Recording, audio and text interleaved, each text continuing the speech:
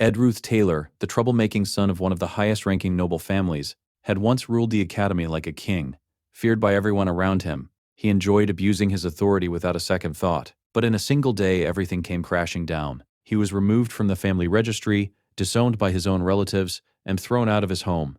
It felt as though fate itself was mocking him. His life as he knew it was over. Back at the academy, the students couldn't stop whispering.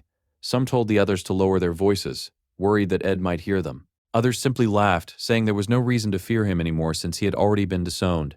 Many believed he wouldn't even return next semester, while others claimed this outcome was inevitable after he cheated on the academy's entrance exam. The only problem was that the Ed everyone hated wasn't actually him. The real Ed was an ordinary guy who had somehow been transported into his favorite game, the failed swordsman of Sylvania. He had expected to become the powerful protagonist, a talented noble, or at least an important side character. Instead, he was reincarnated as the game's most insignificant villain, Ruth Taylor, a third-rate antagonist who gets kicked out of the dormitory almost as soon as the story begins. Out of every character in the game, he had somehow become the absolute worst choice. He couldn't understand why this had happened. In his previous life, he had lived quietly, never chasing power or causing trouble. So why had he ended up trapped inside the body of someone destined for failure? As the surrounding students continued mocking him, Ed could only stand there in silence. Later, after checking his status, he realized just how hopeless his situation truly was. His attributes were unbelievably terrible. He had only 3 stamina, 4 intellect, 7 talent, 7 willpower, and 6 luck. He was attending the most prestigious magic academy on the continent, with only 4 points in intelligence.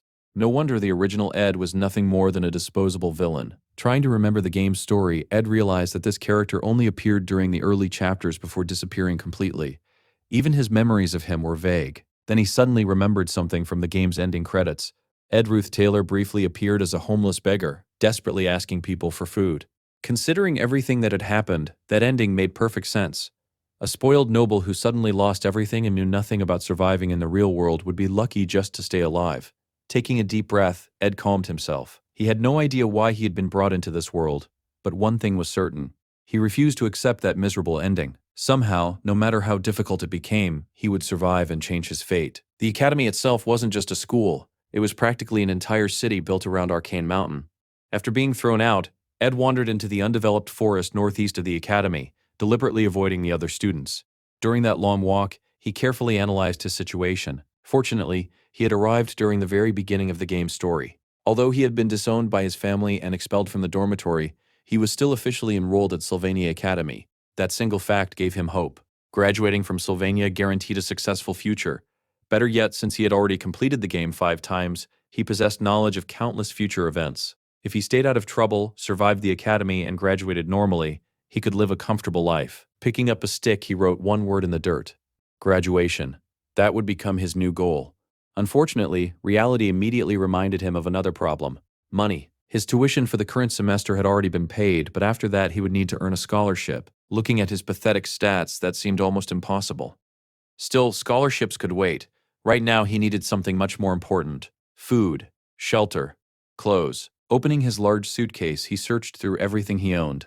Inside were expensive noble clothes, a ceremonial dagger with no practical use, and an ornamental cup that served as little more than decoration. At least he had something to wear. Food and shelter, however, were another story. Thanks to the original Ed's horrible reputation, finding work around the academy would be nearly impossible. Returning to the dormitory wasn't an option either, since he had already been expelled. Left with no other choice, Ed decided to survive inside the forest. Fortunately, a nearby stream could provide fresh water. There were still 10 days before classes officially began. Until then, he would prepare himself.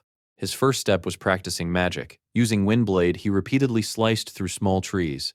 The spell still worked, but it was incredibly weak. After cutting down only 15 tree stumps, he was already completely exhausted. As hunger began taking over, he suddenly remembered something his grandfather once told him. During times of starvation, people supposedly survived by eating tree bark.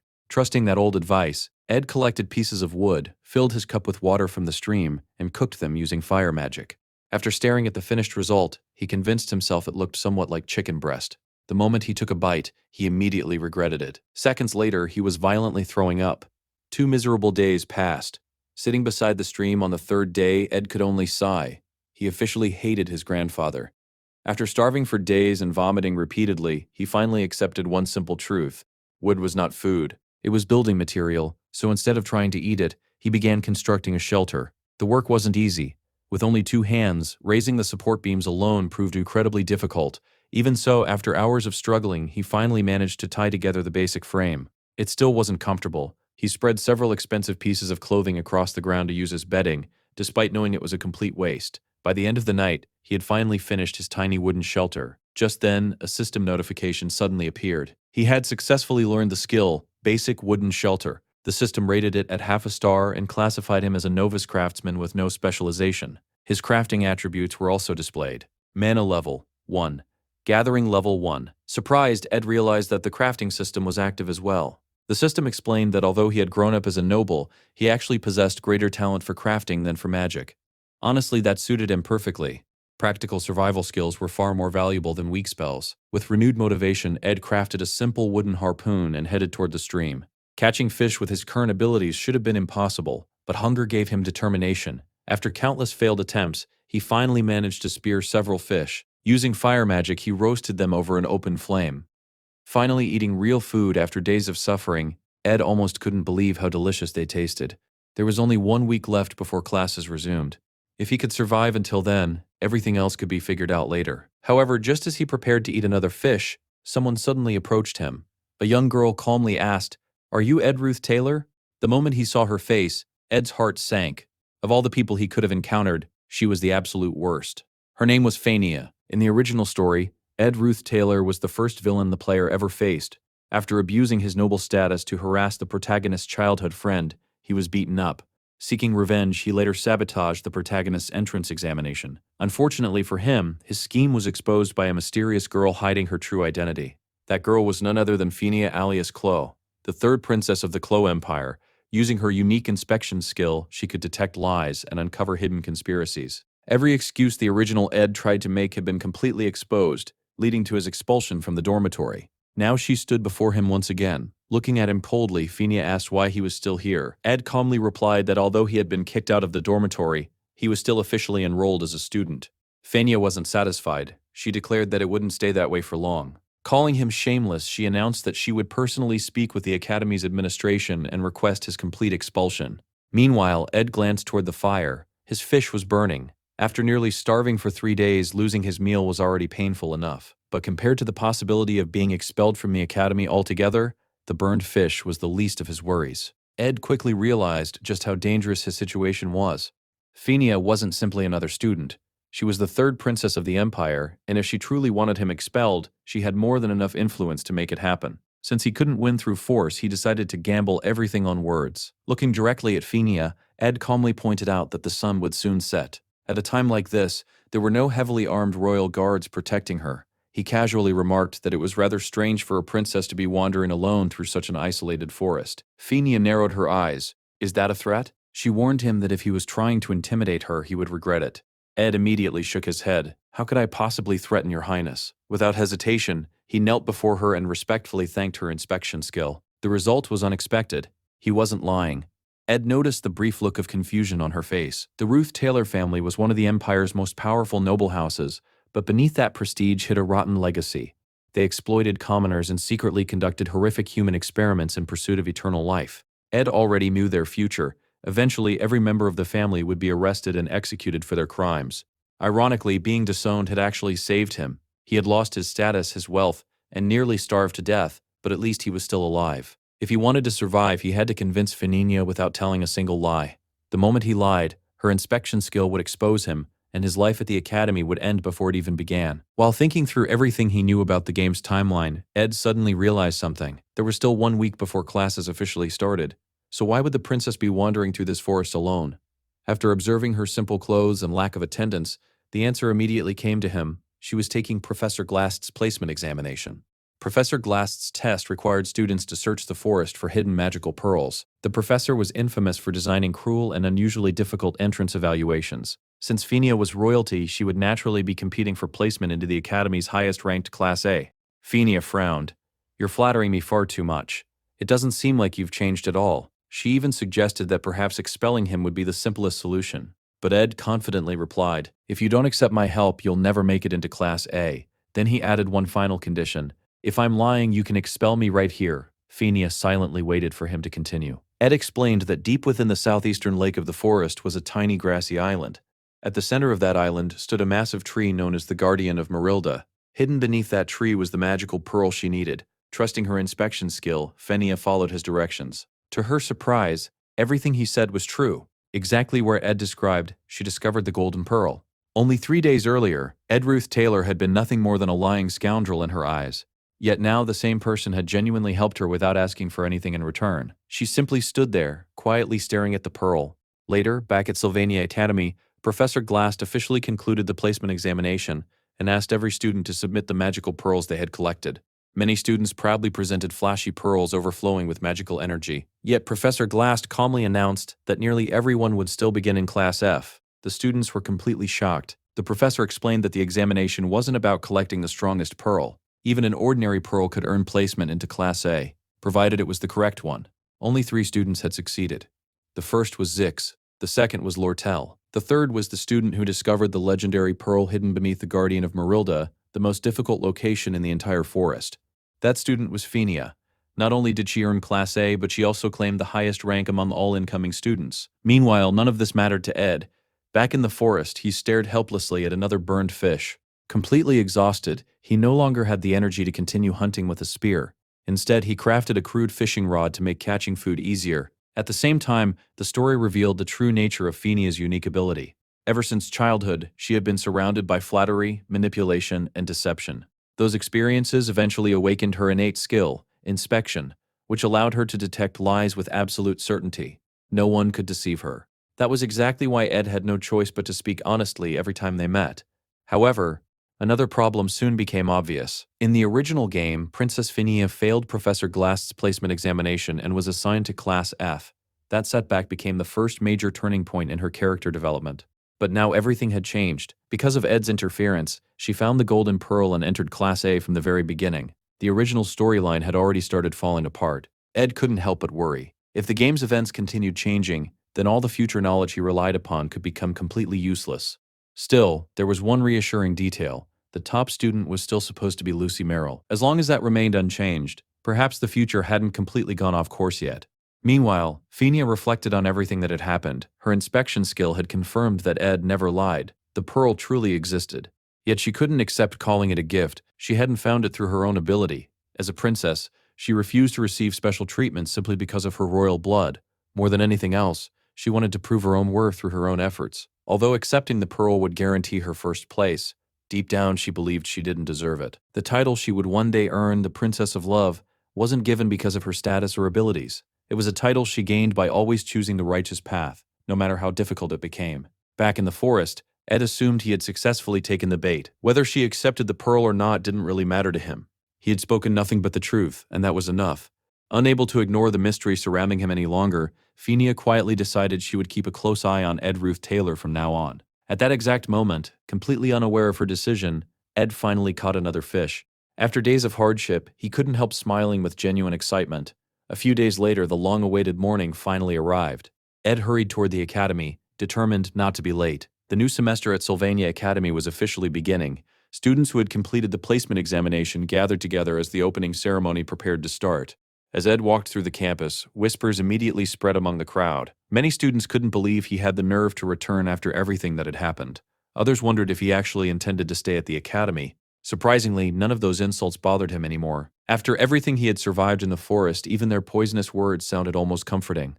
Simply being back at the academy felt like a reward. He quietly sat down and enjoyed the academy's delicious food with perfect table manners. His goal had never changed. He didn't want power. He didn't want fame. He simply wanted to graduate and live a peaceful life. Some students continued mocking him for his disgrace during the entrance examination.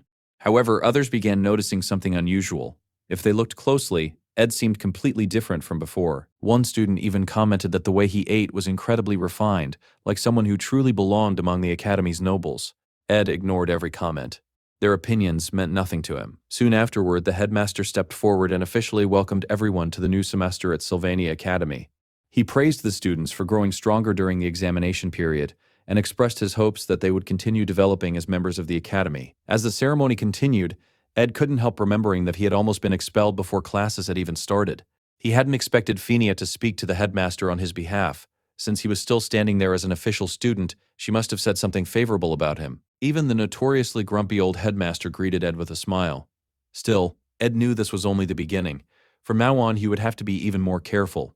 If the story drifted too far from the original game's plot, every advantage he possessed could disappear. Fortunately, his time surviving alone in the forest hadn't been wasted. Besides improving his survival skills, he had also unlocked practical combat abilities, including proficiency with the bow, a skill that might prove invaluable in the challenges that awaited him. Besides his newly acquired survival skills, Ed had also received proper magical training as a student of Sylvania Academy. Combining magic with physical combat, he realized there was no better weapon for him than a bow. As his abilities steadily improved, he became increasingly skilled at crafting high-quality arrows, and even learned how to infuse them with magical and spiritual formulas, making each shot far more powerful than an ordinary arrow. One day, while walking through the forest, Ed noticed someone sitting peacefully beneath the guardian of Marilda tree. It was Janica Failover. She was the Academy's top second-year student and a genius spirit mage. The moment she spotted him, she smiled brightly. "So you're the funny guy Marilda told me about." Before Ed could even react, she had already appeared right in front of him with incredible speed. "You must be Ed Ruth Taylor." She introduced herself politely. "I'm Janica Failover. I'm also a second-year student, but you can just call me Janica." Ed was surprised that she already knew his name, so Janica explained the reason. The forest belonged to Marilda, a high-ranking spirit with whom she had formed a contract. Since Marilda watched over the entire forest, she always knew whenever someone entered her territory. Hearing that, Ed immediately felt guilty. After all, he had been living there for days. During that time, he had cut down several trees and hunted quite a few rabbits just to survive. Janica noticed his uneasy expression and laughed softly. She assured him that Marilda wasn't angry at all. Hunting animals for food and cutting down trees when necessary were simply part of nature's cycle. Even the Great Spirit understood that creatures had to survive. Embarrassed, Ed quietly relaxed. A moment later, Janica extended her hand. A tiny ball of light floated above her palm. "This is one of my contracted spirits," she said happily. "Would you like to touch it?" Ed froze. He immediately realized the problem. He couldn't see spirits at all. Trying to hide his embarrassment, he remained silent. Janica tilted her head. "You can't see it?" Ed admitted the truth before quickly turning away.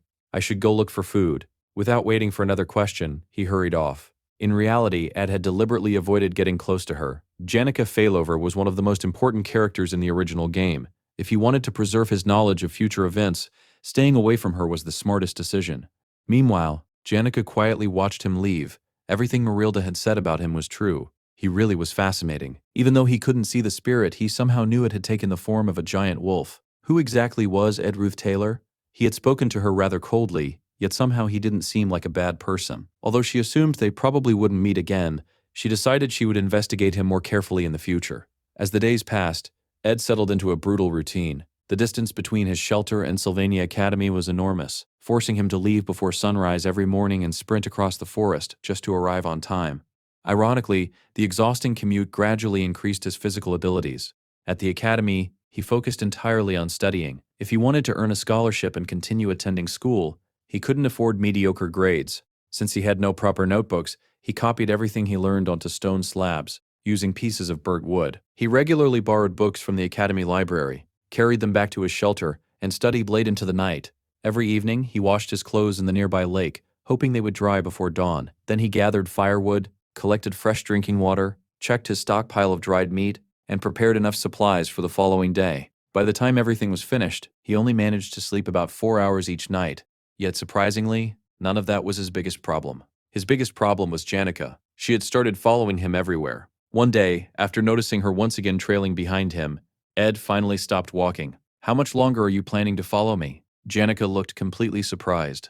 "So you knew the whole time?" Ed sighed. "It would be stranger if I hadn't noticed." He then reminded her exactly who he was. "I'm Ed Ruth Taylor. People say I'm the worst kind of person imaginable." Even after hearing that, Janica simply continued walking beside him. "That's only what other people think," she replied with a gentle smile. "I haven't decided for myself what kind of person you are." Hearing those words, Ed suddenly remembered something important. Janica had always been this kind of character. On the surface, she appeared innocent, cheerful, and slightly absent-minded, but beneath that gentle smile hid an incredibly dark heart. More importantly, she was the final boss of the first act of the original game. She was also the only person who continued smiling at him despite knowing he belonged to the infamous Ruth Taylor family. Ed wanted nothing to do with someone that important. Unfortunately, fate seemed determined to keep bringing them together. Finally giving up, he decided to ask her for one favor. "My life is a complete mess," he admitted honestly. "I've been disowned by my family, and I'm barely managing to survive." Then he awkwardly asked, "Could you lend me some money? I'll definitely pay you back." Janika's smile became awkward. Although she received a scholarship every year as the top student, it wasn't because she lived comfortably. She came from an extremely poor family. Without that scholarship, she wouldn't even be able to remain at the academy.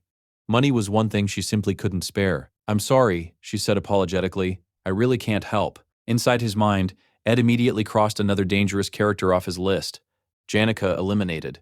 3 days later, Ed reflected on everything that had happened. He honestly felt guilty for trying to use her like that. Still, he couldn't risk becoming involved with important characters whose actions shaped the game's story. The less contact he had with them, the safer his future would be. At least, that was what he believed. Returning to his shelter that evening, Ed suddenly froze. Someone was already inside. His heart nearly stopped. Compared to Janica, this person was even more important. Sleeping peacefully inside his tiny shelter was Lucy Merrill. She was the greatest genius in the entire academy and, without question, the strongest character in the original game. After a few moments, Lucy slowly opened her eyes and let out a sleepy yawn. Ed stared at her in complete disbelief. Why was she sleeping inside his shelter? Of all places in the entire mountain, why here? Before he could even ask, Lucy lazily complained that he was being too noisy. Completely confused, Ed asked what he had done. Lucy casually pointed behind him. "It isn't you. It's the enormous wolf standing behind you." Ed turned around but saw absolutely nothing. The giant spirit was apparently trying to communicate with him. Since he couldn't see spirits, Lucy kindly translated its message. It says that one day, no matter what happens, you must save Janica. Ed was completely stunned. Even if the spirit was speaking directly to him, he couldn't hear or see a single thing. Before he could ask any more questions, he suddenly remembered something else. Why was Lucy sleeping alone in the middle of the forest? Lucy simply yawned again, ignored his confusion completely, curled up comfortably, and went right back to sleep. "That's my shelter." After calming down, he finally realized the truth. Lucy was incredibly small and agile. She could leap enormous distances, climb almost anywhere, and treated rooftops, towers, and cliffs as perfect places for afternoon naps. His hidden campsite happened to be quiet, peaceful, and almost impossible for other students to find. Without realizing it, he had built the perfect sleeping spot for Lucy. In other words, this was entirely his own fault. The following day, Ed decided he had to solve the problem before it affected the original storyline. Lucy was so powerful that she casually cast advanced magic while sleeping. If she kept visiting his shelter, the future could change beyond recognition. His first solution was setting a rank D trap. It failed. The next time Lucy appeared, she calmly asked if she could eat some of his dried meat. Ed immediately refused. Lucy ate it anyway. At that point, Ed realized they weren't communicating on the same wavelength at all. No matter what he tried, Lucy continued returning to his shelter again and again. Running out of options, Ed finally remembered the only thing that consistently worked on her. The next time she appeared, he calmly said, "The castle maids have been looking for you." The moment those words left his mouth, Lucy's expression changed. The moment Ed mentioned the dormitory maids, Lucy's sleepy expression vanished. She immediately panicked, claiming she had just remembered something incredibly important. Before Ed could say another word, she shot into the sky like a rocket and disappeared. Ed let out a sigh of relief. He knew he could never defeat Lucy through strength alone. However, there was one tiny detail hidden deep within the game's lore that almost every player ignored. Lucy absolutely hated the dormitory maids. The women who cared for her like loving mothers constantly chased after her to make sure she ate properly and followed a normal schedule. Escaping from them had become part of her daily routine. Satisfied that he had finally solved the problem, Ed returned to his usual work, believing the incident wouldn't have any lasting consequences. Unfortunately, he couldn't have been more wrong. Soon afterward, the Academy announced its next major event, the Joint Combat Training. The training took place inside a massive arena surrounded by spectators. Although it looked like a real tournament, its purpose was simply to allow students to gain combat experience while avoiding serious injuries. To keep everyone safe, only practice weapons were allowed. Mages were restricted to basic elemental spells, while alchemy students were forbidden from using dangerous potions or advanced techniques. The tournament brackets were decided entirely at random. As Ed studied the list of participants, he immediately realized why this event was so important. Every major character in the story would participate: Princess Phinia, the Golden Daughter, Lortel, the Rising Spear Ziggs, the Spirit Mage Janica, the Lazy Genius Lucy, the Ambitious Clavius. Almost every important figure in the game's story would appear here. Still, there was one person Ed cared about more than anyone else: Taylor McLaw, the failed swordsman. Having completed every possible route in the game, from the tragic endings to the true ending, Ed had watched Taylor struggle countless times. Not a single one of his journeys had ever been easy. Without realizing it, Ed had grown attached to him. This time, he genuinely wanted Taylor to succeed. As he waited for the matches to begin, Janica appeared beside him once again. Even after he had shamelessly asked her for money, she continued following him around. "The tournament brackets have been posted," she said cheerfully. Ed shrugged. "I'm not interested." "You aren't curious about your opponent?" Her question caught him off guard. His opponent. Ed suddenly remembered something important. In the original story, Ruth Taylor had already been expelled by this point. He shouldn't even be participating. His expression changed as he looked at the bracket. Damn, his opponent was Fenia. Before his own match, however, Taylor's battle was scheduled first. Ed watched silently as Taylor stepped into the arena and politely declared that he would give it his best. No matter who Taylor faced, Ed intended to watch every second of the fight. Then something unexpected happened. Lucy never appeared. The officials repeatedly called her name, but there was no response. Ed immediately guessed where she was. Walking over to a nearby storage crate, he opened the lid. Sure enough, Lucy was sleeping inside. Without hesitation, Ed grabbed her shoulders and shook her awake. "It's your match." Lucy rubbed her eyes and complained that she was hungry. "Do you have any dried meat? You can eat after the fight." A few moments later, the announcer introduced the competitors, the Academy's strongest first-year student, Lucy Merrill, versus Taylor McLaw, a young man who had never held a sword before entering the Academy. According to the original story, this duel was supposed to become the turning point of Taylor's life. During the battle, Lucy would become careless and accidentally cast a forbidden mid-level spell. As punishment, she would be disqualified. Taylor would earn his first official victory, finally gaining confidence in himself and beginning his journey as a true swordsman. Ed knew this scene by heart. But the battle unfolded differently. The judge gave the signal to begin. Taylor charged forward with brass knuckles instead of a sword. Lucy casually fired a spell. Taylor was blasted backward before he could even get close. The audience stared in disbelief. The fight looked completely one-sided. Still, Taylor refused to stay down. Despite everyone's pity, he slowly stood back up. His entire body trembled, yet he refused to surrender. Ed couldn't help smiling. That was the Taylor he knew. No matter how many times he fell, he always stood back up. Taylor rushed forward once more. This time, even Lucy looked surprised by his speed. Ed waited for the familiar lightning spell. Instead, a sphere of wind suddenly surrounded Lucy. Taylor's attack was completely blocked. Moments later, another powerful gust erupted into a miniature tornado, sending him flying across the arena. He slammed headfirst into a stone pillar before collapsing onto the ground. The referee immediately declared the match over. Lucy Merrill was the winner. Ed froze. This wasn't supposed to happen. The spell Lucy had just used wasn't ordinary wind magic. It was wind's protection, a defensive ability granted only through a contract with a high-ranking wind spirit. In the original timeline, Lucy and Marilda had never formed such a close bond. But because Lucy kept visiting Ed's shelter inside Marilda's forest, their relationship had grown much stronger than it ever should have. Ed's own actions had accidentally changed the future. As Lucy cheerfully asked whether she could finally have some dried meat, Ed ignored her completely and sprinted away. His next opponent was supposed to be Fenia. She even called out to him, but Ed ran straight past her without stopping. Watching him disappear, Fenia stood there in complete confusion. Meanwhile, Ed finally caught up with Taylor. The young swordsman looked completely devastated. His confidence had been shattered. Ed immediately tried to encourage him. "You fought well. Your opponent was simply too strong. Don't let this defeat break you." Deep inside, Ed understood the terrifying truth. If Taylor failed to recover from this loss, his entire future could collapse. The original protagonist's path had already started changing. At the same time, the story revealed the true origin of Princess Fenia's famous ability, inspection. Contrary to popular belief, it wasn't a divine blessing. Growing up within the imperial family meant living among endless conspiracies, betrayal, and deception. To survive that ruthless environment, Fenia unconsciously sharpened her instincts until they evolved into an extraordinary ability, capable of detecting lies. She trusted that power more than anyone else.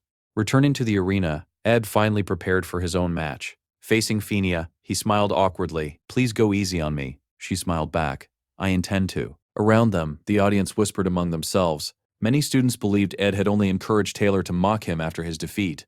Others called him cruel and disturbing. Even Fenia briefly wondered if that was true. After all, the old Ruth Taylor had abused his status, manipulated weaker students.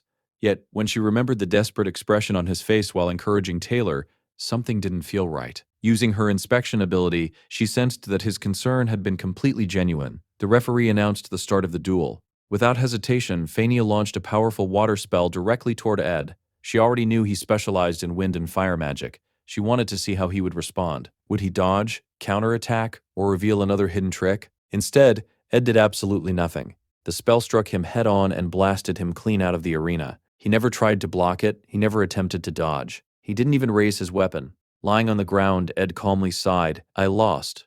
Phineas stared at him in disbelief. What are you doing? You didn't even try. The audience erupted with laughter. Some mocked him for being defeated in a single attack. Others loudly cheered for Phineas' effortless victory. Ignoring everyone's reactions, Ed simply smiled politely. Thank you. It was a valuable learning experience. Phineas became even more confused. Nothing about this man made sense. Ever since stepping onto the battlefield, he hadn't looked her in the eyes even once. It was as if the duel itself meant absolutely nothing to him. The referee officially declared Phineas the winner. Before anyone could stop him, Ed stood up and immediately ran out of the arena. There were far more important things to worry about than winning a meaningless match. Right now, changing the future back onto its original path mattered far more than his own pride. Ed knew he had to be extremely careful when dealing with Princess Phineas. She was one of the central characters of the game's story, and any unnecessary interaction with her could cause the timeline to drift even further from its original course. Right now, his biggest priority wasn't the princess. It was Taylor. After everything that had happened during the tournament, Ed had to find him as quickly as possible. As he hurried through the academy's corridors, someone suddenly called out from behind. It was Phineas. She had actually chased after him. Surprised, Ed asked why she was walking around without her royal escort. Phineas ignored the question completely. Instead, she looked him straight in the eyes. Who are you, really? Ed blinked in confusion. What do you mean? Phineas stepped closer. She couldn't understand his behavior during their duel. He had calmly admitted defeat, thanked her for the fight, and claimed he had learned something from it, despite making absolutely no effort to win. Looking back, she realized he had only wanted to leave the arena as quickly as possible. Unable to hold back any longer, all the frustration she had been suppressing suddenly burst out. She complained about everything that had been weighing on her mind. The greedy merchant Lortel was constantly trying to expand her influence over the academy. Professor Glast made every class more exhausting than it needed to be. Even the palace servants never stopped lecturing her about proper royal etiquette and how a princess should behave. Her head was already overflowing with responsibilities, and now there was one more mystery she couldn't solve. Ruth Taylor. She demanded to know who he truly was. For the first time, Ed realized she wasn't acting out of anger alone. She was simply exhausted. Seeing her on the verge of breaking down, he gently placed his hands on her shoulders. Take a deep breath.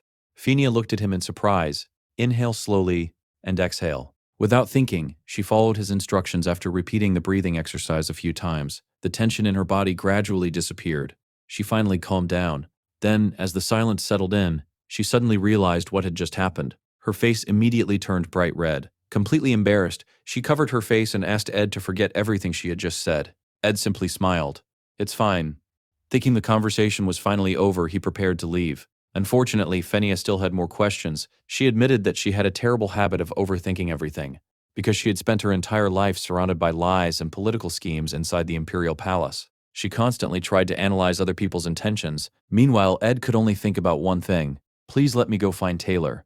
Ignoring his impatience, Phineas continued speaking. She presented her own theory. According to her, Ed had willingly cut ties with his family because he already knew about the darkness hidden within the Ruth Taylor household. She even believed he had deliberately provoked Taylor so that his own family would disown him. Ed carefully considered her words. Ironically, she wasn't entirely wrong. The Ruth Taylor family truly was hiding horrifying secrets. However, this wasn't the right time to reveal any of them. Keeping his expression calm, Ed simply answered, I don't know what you're talking about. Inside his mind, he knew it was still far too early to involve himself in the Empire's political conspiracies. Phineas frowned. That doesn't make sense. She couldn't understand his actions. Why had he encouraged Taylor during the match? Why had he cheered him on so passionately? Had he actually started sympathizing with him? Ed knew he couldn't answer honestly, so he forced himself to lie. I was only making fun of him. He shrugged casually. Everyone already hates me. If I pretend to support Taylor, maybe people will start thinking I'm not so bad. The moment he finished speaking, Phineas stared directly into his eyes. No. She shook her head. That's a lie. Her inspection ability had already exposed him. She demanded that he repeat those words while looking directly at her. Ed stubbornly insisted he was telling the truth. But the more he lied, the more frustrated Phineas became. She couldn't understand why he kept hiding his real intentions. Ed hated doing this. He knew lying to someone who could detect lies was pointless. Still, he believed it was the only way to preserve the original storyline. Finally, Phineas let out a long sigh. I can't do anything. She admitted she had no proof to support her suspicions. Then she quietly stepped aside. I'll let you go. She had noticed him glancing toward the hallway throughout their entire conversation and understood that something important was waiting for him. Ed thanked her politely and started walking away. As he left, he couldn't help reflecting on everything that had just happened. That was the first time he had seen such a vulnerable side of Princess Phinia. As one of the story's central characters, she carried an overwhelming number of responsibilities. Politics, noble expectations, academy life, and countless hidden conspiracies all rested on her shoulders. Ed couldn't help wondering if her emotional outburst had happened because of his interference. Had he already changed the story that much? Just before disappearing around the corner, he stopped and turned back toward her.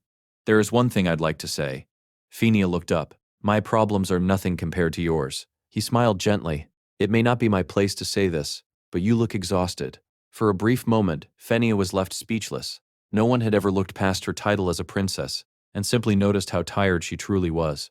Standing alone in the corridor, she quietly watched Ed disappear, unable to stop thinking about the mysterious man who continued to defy everything she believed she knew. After all, Phinia wasn't just another student. She was a princess, burdened with the responsibilities of the imperial family. Even so, Ed believed that while she was at Sylvania Academy, she deserved at least a little peace. For her entire life, Phinia had devoted herself to seeing through other people's lies. Ironically, this was the first time someone had seen through hers. Ed immediately realized he had already wasted too much time. Taylor was still his top priority. Without another word, he sprinted through the academy corridors, calling out Taylor's name. Before he could find him, however, someone blocked his path. It was Eliatrice. She was the main heroine of the game and Taylor's childhood friend. Stepping in front of Ed, she raised her hand to stop him. "Don't come any closer." Her voice was firm. "Ed Ruth Taylor, you've bullied Taylor long enough. Leave him alone." Behind her, Taylor slowly approached. He looked at Ed with caution. "So, you're still attending the academy?" The moment Ed saw him, he noticed something important. Taylor's fighting spirit had returned. While Ed had been occupied with Phinia after the tournament, Eliatrice had immediately rushed to comfort Taylor, just as she always did in the original story. She encouraged him, reminded him of his strengths, and assured him that one defeat didn't define him. Now standing before Ed once again, Taylor looked far more composed. "Did you want to say something?" Taylor asked. Ed smiled inwardly. As long as Eliatrice remained by Taylor's side, he could fall 100 times and still find the strength to stand up again. Looking directly at him, Ed simply said, "Your swordsmanship is impressive." Taylor frowned. "Is this another joke?" Ed slowly shook his head. "No, I'm serious."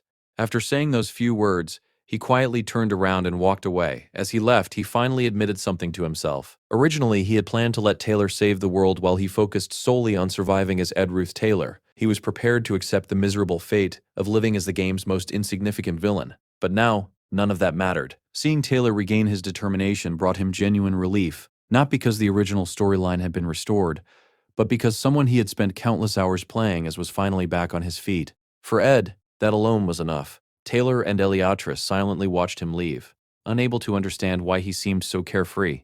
Ed couldn't blame them. From their perspective, his actions made absolutely no sense. As he continued walking, a tremendous explosion echoed across the academy. A towering pillar of flames shot into the sky. Ed immediately recognized the scene. It had finally begun. This was one of the most unforgettable moments in the entire game.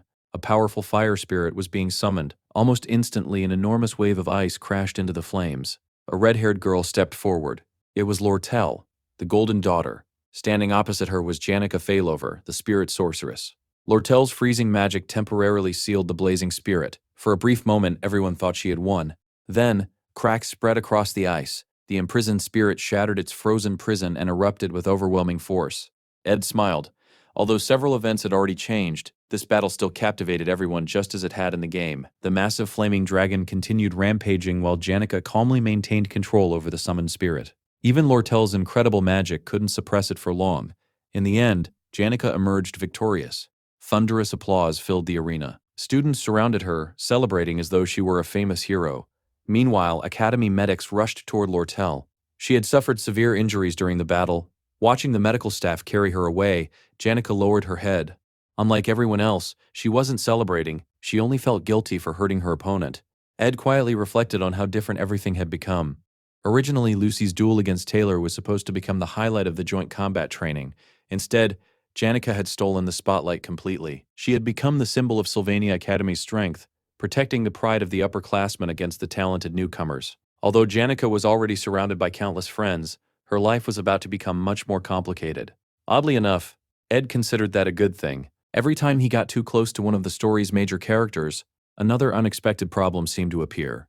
2 weeks passed peacefully, During that time, Ed deliberately avoided all of the main characters and focused entirely on surviving. He improved his shelter, crafted a fishing net, and no longer had to worry about finding food. His hard work also paid off in the form of improved stats. His stamina increased to 6. His intellect rose to 5. His willpower reached 8. His luck remained at 6. Looking at his stronger physique, Ed felt satisfied. Still, he knew it was far too early to relax. One morning while training near his shelter, he suddenly heard a familiar voice. Janica had appeared once again. The moment she noticed him without a shirt, her face instantly turned bright red. "Do you always walk around like this?" Ed sighed. "You're the one who keeps coming here." Then he asked the question that had been bothering him for weeks. "What exactly is so interesting about this forest?" Janica smiled innocently. "It feels like a secret fortress." She looked around the shelter with sparkling eyes. "Every time I come here, it's like discovering another adventure." Then her expression became more serious. "I actually wanted to ask your advice. Out of everyone at the academy, why would she ask him?" Janica explained that he had left the arena before the joint combat training ended. Because of that, he hadn't seen everything that happened afterward. She quietly admitted that during her battle with Lortel, she had seriously injured her opponent. Ed remembered the fight. Lortel had violated the rules first by using an intermediate-level spell. Objectively speaking, Janica wasn't entirely responsible, but none of that mattered to her. She couldn't stop blaming herself. "I've tried to forget it," she confessed, "but I can't.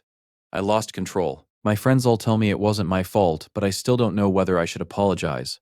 Ed thought for a moment before answering honestly.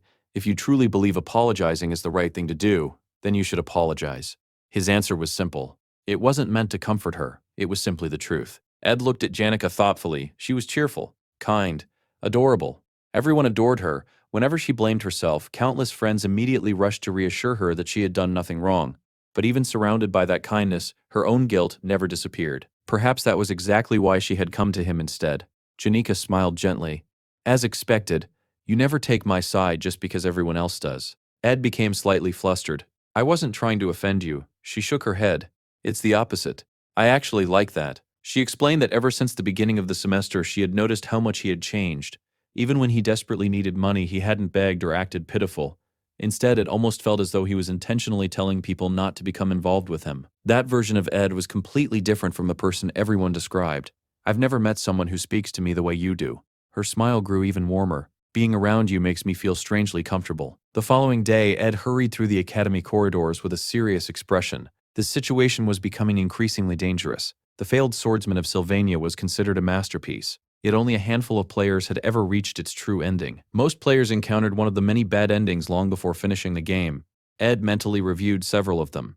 In one route, the player rescued a girl during a kobold ambush. Later, during the class ranking examination, that decision exposed one of Lortel's hidden secrets. As a result, assassins were sent to kidnap and kill the player. That was bad ending number 3. In another route, Taylor died during a monster combat training exercise after being assassinated. If the player abandoned his childhood friend Eliatris and chose to support Lortel instead, bad ending number 7 was triggered. Eliatris fell from a cliff because Taylor wasn't there to save her. There was yet another route involving Janica's summoned fire spirit, Tarkin. If the player protected Lortel during that incident, he was burned alive by the spirit's flames. That route also led directly to another tragic bad ending. Remembering all those failed scenarios, Ed couldn't help feeling uneasy. The story had already begun changing, and if those changes continued, he had no idea which ending awaited him anymore. Ed knew he couldn't afford to waste another second. Just as he was about to run off, someone suddenly stepped in front of him.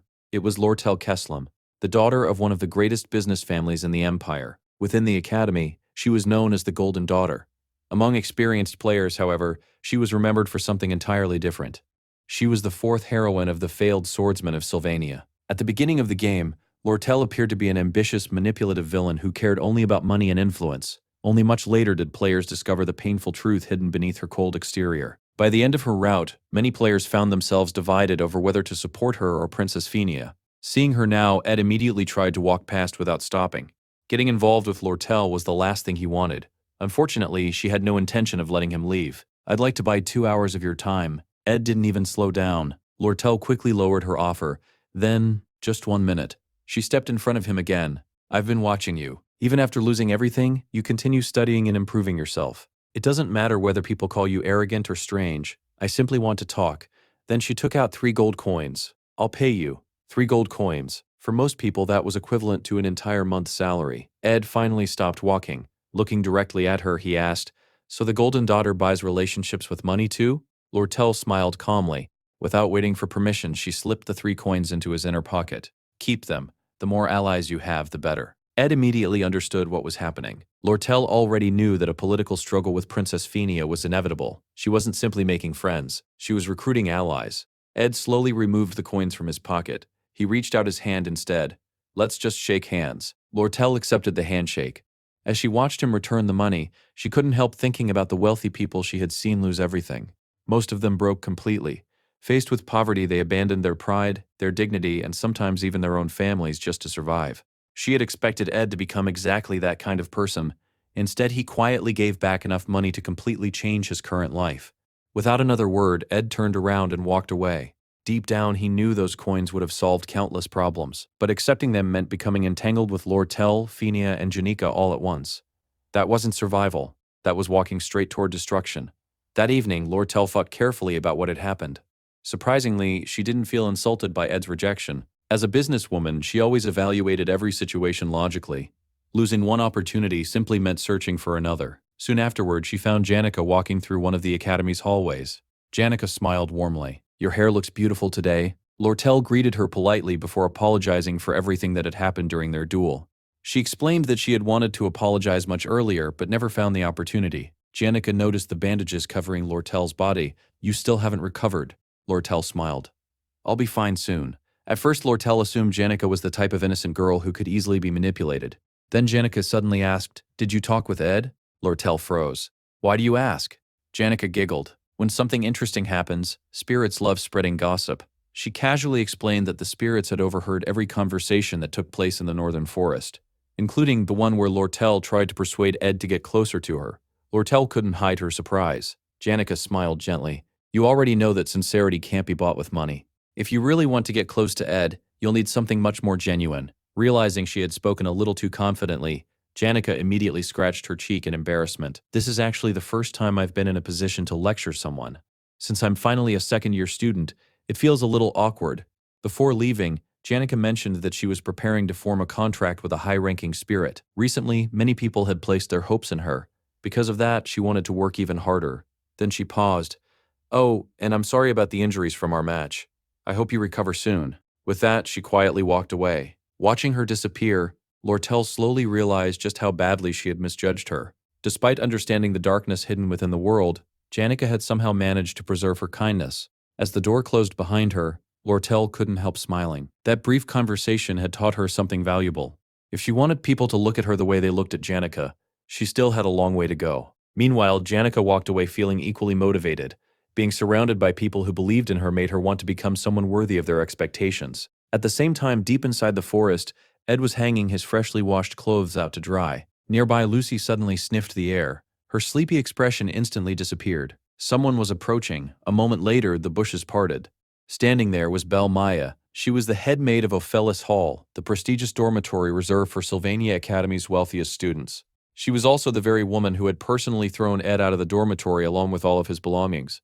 Ed instinctively tried to explain himself. Before he could finish, Belle Maya smiled softly. I already know everything. She admitted that Janika talked about him constantly. However, she had never imagined he was living under such miserable conditions. Even so, she was genuinely happy that he had continued moving forward instead of giving up. Ed looked around his tiny shelter. He honestly couldn't understand what part of his current situation qualified as improving. Belle Maya's calm voice somehow carried incredible authority. It felt powerful enough that even someone unable to hear could understand every word she said. The story then explained why. The maids of Ophelis Hall were considered an elite group. They handled every aspect of the students' daily lives, from cleaning and laundry to preparing meals worthy of the empire's highest-ranking nobles. The basket Belle Maya carried was undoubtedly filled with ingredients that ordinary people would never even have the chance to taste. Ed realized this was exactly the kind of information that never appeared anywhere in the game. As he observed her, another thought crossed his mind. Unlike the Academy's major characters, Belle Maya wasn't directly involved in the main storyline. Perhaps interacting with her wouldn't cause the timeline to change. Belle Maya noticed how formal he was acting and smiled again. You don't need to be so polite. We're outside the dormitory now. You can speak normally. Ed respectfully shook his head. I can't. You work harder than almost anyone else. Then his eyes drifted toward the basket she was carrying. Unable to hide his curiosity, he asked, What exactly do you have in there? For the first time since arriving in this world, Ed began thinking that perhaps there was someone outside the game's main cast with whom he could become genuine friends without risking the future. As the days passed, Ed's survival skills continued improving at an incredible pace. The system constantly rewarded his hard work. After gathering various fruits, mushrooms, and medicinal herbs throughout the forest, he unlocked new crafting knowledge related to cooking and survival. He built a proper meat drying rack to preserve food for longer periods and upgraded his fishing equipment with a much larger net, making hunting far more efficient. While heating water with his fire magic to prepare a cup of herbal tea, another system notification appeared. Both fire magic and windblade had reached level 10. Although he only knew 2 basic spells, he had used them so frequently for everyday tasks that they had reached an exceptionally high level. Simple activities like cooking meals, boiling water, and preparing firewood had steadily increased both his survival skills and his magic proficiency. By the time he finished preparing everything, the sun hadn't even set. Looking around his campsite, Ed couldn't help smiling. Without realizing it, he had become far more capable than when he first arrived. For the first time since entering this world, he was actually enjoying himself. Suddenly, a strange shadow appeared overhead. Before he could react, something crashed directly into his campsite. The impact sent him flying across the clearing. Ed immediately panicked. His carefully built camp, his precious shelter, it had been completely destroyed. When the dust finally settled, he looked toward the crater. Lying in the middle of the wreckage was Lucy, still wearing her pajamas. She slowly sat up, rubbing her head. "I almost died." Ed stared at her in disbelief. "What could possibly have almost killed you?" Lucy answered with a completely straight face. "Bel Maya." Ed blinked. "What?" Lucy explained that she had skipped class again, just like always. Unfortunately, Bel Maya had been in an unusually bad mood that day. Instead of her usual gentle lecture, she had chased Lucy with a clenched fist. The attack happened so quickly that Lucy instinctively teleported away, landing directly on top of Ed's campsite. According to Lucy, the punch looked far more painful than the landing itself. Ed could only sigh. So it really was Miss Bel Maya. Looking closer, he noticed a tree branch tangled in Lucy's hair. Then he glanced around at the remains of his camp. "So you destroyed my entire house." Lucy quietly rubbed the bump on her head. For once, she actually looked hurt. Ed found that strange. Normally, she was always protected by powerful defensive magic. Lucy explained that she had completely exhausted her mana during the emergency teleport. Realizing she had no magical energy left, Ed slowly raised his hand. "This is for my ruined camp." He flicked it again and again. Lucy quietly accepted every hit without resisting. After calming down, Ed looked at the destroyed shelter and reached an important conclusion. A flimsy campsite made from branches simply wasn't enough anymore. Next time, he would build a real house, one made from proper lumber. A sturdy home capable of surviving disasters like this. To prepare, Ed visited the academy library. His schedule had become incredibly busy, so he made full use of every opportunity to learn new skills. This time, he borrowed books about architecture, construction materials, and woodworking techniques. As he studied, he carefully planned how to smooth wooden beams and design a roof sturdy enough to withstand harsh weather. Completely absorbed in his work, he lost track of time. Eventually, someone approached his table. "The library is closing." Ed looked up in surprise. Standing before him was a young girl. She smiled warmly. "You really work hard." Embarrassed, Ed quickly apologized for staying so late. The girl simply shook her head. "It's fine. Watching you study motivates me to work harder too." She politely introduced herself. "My name is Elka Islan. I'm a first-year student in the College of Magic." Ed noticed she was waiting expectantly for him to introduce himself as well. "I'm Ed Ruth Taylor." The moment she heard his name, her eyes widened. Ed sighed inwardly. He had already become accustomed to people's shocked reactions. After all, the original Ed's reputation had been absolutely terrible. To his surprise, however, Elka smiled. "You're nothing like the rumors." She explained that over the past several days she had repeatedly seen him reading one technical book after another. He had already finished 6 specialized books in a row. Everyone claimed he was arrogant, lazy, and aimless. Yet the person sitting before her was hardworking, sincere, and constantly trying to improve himself. "I don't think those rumors are very trustworthy anymore." She smiled brightly. "Honestly, I'm rooting for you."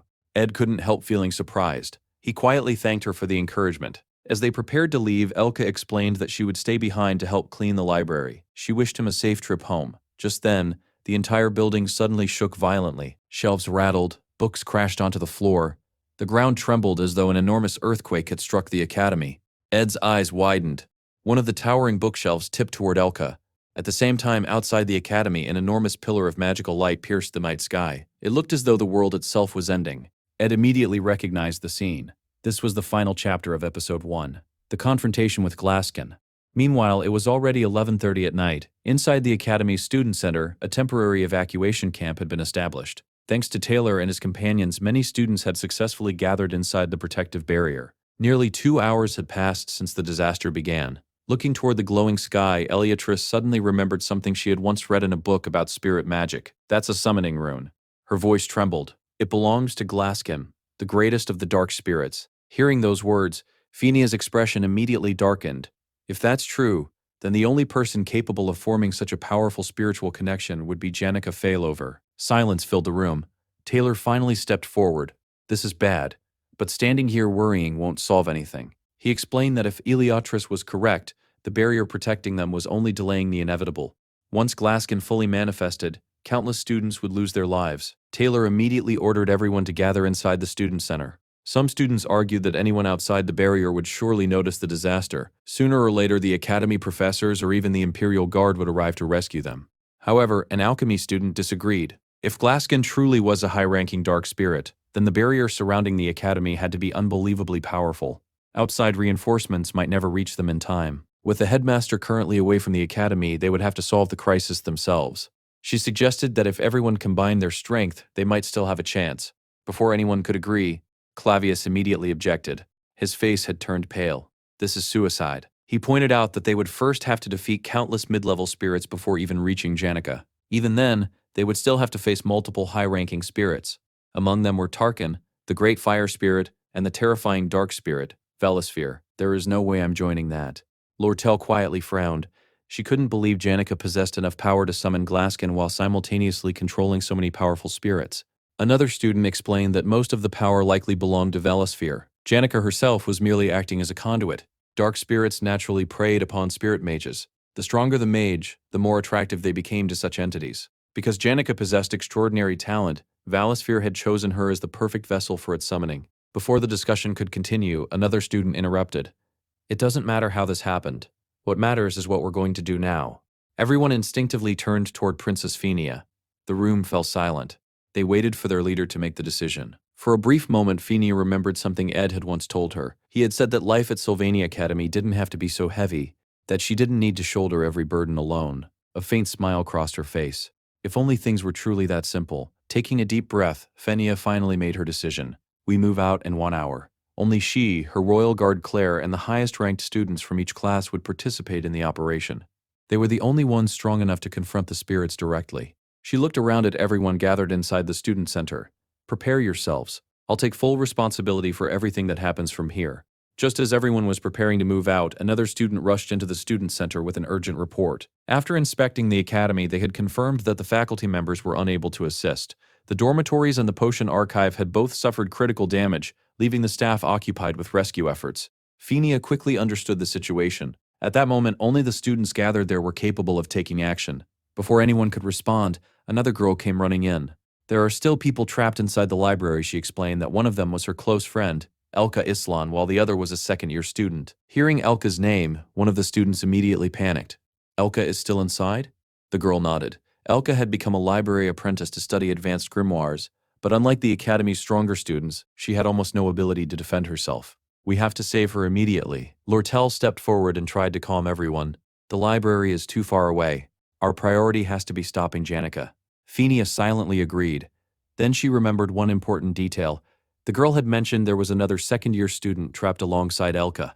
Fenia took a deep breath. We'll have to trust that student. He'll protect her until we arrive.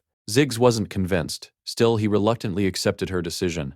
Fenia turned back toward the girl. Are you absolutely certain someone else is with Elka? The girl hesitated. Seeing her reaction, Ziggs narrowed his eyes. What are you hiding? After gathering her courage, she finally answered. The other student is Ruth Taylor. The atmosphere instantly changed. Several students began whispering among themselves. Even Ziggs' expression darkened. The girl hurriedly explained that Ed had simply been studying late in the library. She admitted she had felt uncomfortable around him because of his terrible reputation, so she had left before the disaster began, unintentionally leaving Elka behind. Although Elka ignored the academy's rumors, everyone else knew exactly what kind of person Ruth Taylor was supposed to be. The room filled with murmurs. That loser, he's the one trapped in there, as shameless as always. Ziggs clenched his fists in anger. Before he could move, however, Fenia stopped him. For a brief moment, she remembered everything that had happened since meeting Ed. Then she calmly spoke. Perhaps it's time we put a little faith in him. Nobody responded. No one there truly trusted Ed. Without saying another word, Zig suddenly disappeared. Using incredible speed, he charged toward the library. The hostile spirits blocking his path were sliced apart one after another. As he ran, he made a silent promise. If Ed had harmed Elka, he would never forgive him. The story then shifted to Zig's past. Calling his life a journey from rags to riches wasn't enough to describe the miracle he had experienced. Long before entering Sylvania Academy, Ziggs had lived on the Empire's northern plains. Those lands were beyond the Empire's control. There were no laws, no protection. Every single day ended with one simple question: would you still be alive tomorrow? Born into a nomadic tribe, Ziggs was abandoned when he came of age. Without realizing it, his own family had left him behind. To survive, he learned how to hunt long before he ever learned how to read. Before earning money, he survived by scavenging supplies from corpses abandoned along the roadside. One day, while dragging the body of a dead traveler through town, a young girl suddenly stopped him. "What is your name?" "Jay." The girl quietly smiled. "You look just like a wolf walking on two legs." Those simple words changed everything. For the first time, Ziggs realized what his life had become. He wasn't simply surviving. He was nothing more than a lonely wolf cub abandoned by his own pack. Unable to hold back his emotions, he burst into tears. That same girl, Elka, together with her father, she welcomed him into their home without asking for anything in return. For the first time in his life, Ziggs experienced genuine kindness. The lonely wolf gradually became a man. Now, to protect the person who had once saved him, he was willing to become a beast once again. Slashing through every spirit that stood in his way, Ziggs sprinted toward the library. Along the way, he remembered every rumor he had heard about Ruth Taylor. People claimed he was a bully, a liar, someone who insulted princesses and constantly tormented weaker students. By the time he reached the library, his anger had reached its limit. Inside, he found Ed sitting against a wall, covered in injuries. "Where's Elka?" Ed looked up calmly. "Third floor, the reading room." Without another word, Ziggs shoved Ed aside and rushed upstairs. Throwing open the door, he froze. Elka was sleeping peacefully. Someone had carefully covered her with a jacket. Relief washed over him. Then he noticed something strange. Several bookshelves had been deliberately repositioned around her, forming a protective barrier. The curtains had been tightly closed to keep wandering spirits from entering the room. Beside her lay a handwritten note. It calmly instructed Elka not to panic after waking up. If the danger had already passed, she should leave immediately. If she encountered any spirits, she should run without looking back. Only then did Ziggs notice the bloodstains covering the jacket wrapped around her. His heart sank. The blood wasn't Elka's. Looking around the room, every clue pointed toward the same conclusion. Someone had protected her without worrying about their own safety. That person was Ruth Taylor. Ziggs slowly lowered his head. Why would someone with such a terrible reputation risk his own life to save another student?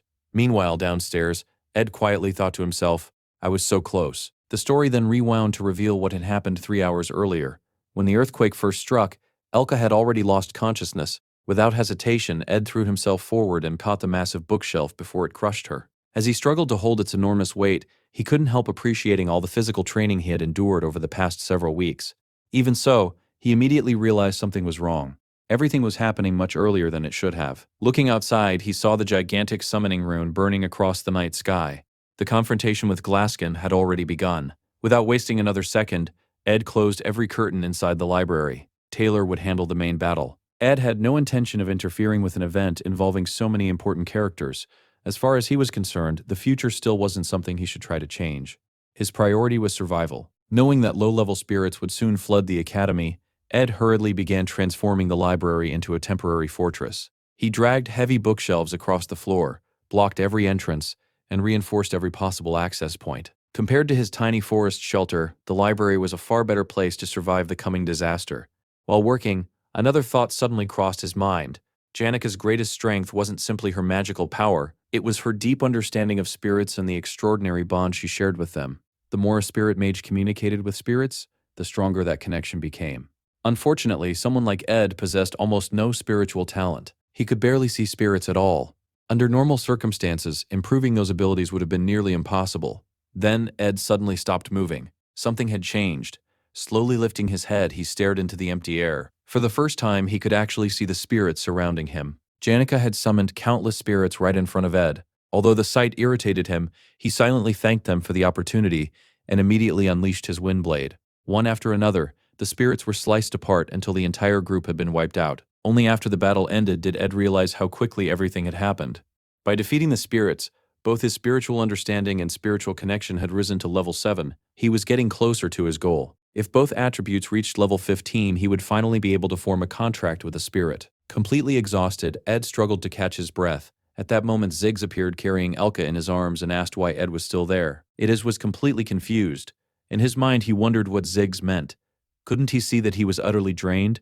Even so, Ed simply answered that he had been training. Ziggs didn't believe that explanation for a second. He thought only a fool would accept such an excuse, but instead of questioning him, he nodded. At that moment, he felt he finally understood what kind of person Ed really was. Ziggs respectfully bowed his head. "Senior Ed, I owe you a great debt. One day I'll repay this favor." Hearing those words, Ed suddenly remembered something obvious. Elka was the love of Ziggs' life. She meant everything to him. How had he forgotten such an important detail? Ziggs was also Taylor's closest friend in the original story, a character whose role was vital to the main plot. After analyzing the situation, Ed realized Ziggs had probably rushed over from the student center. Now that he knew Elka was safe, he needed to return immediately. Ed also understood that he wasn't supposed to be involved in this part of the story. Without wasting another second, he told Ziggs to go help Taylor. Ziggs looked surprised. "You mean Taylor McClaw? Why are you speaking so highly of him? You two barely even know each other." Ed explained that Taylor was the only one capable of injuring Tarkin because he would soon learn the elemental slash.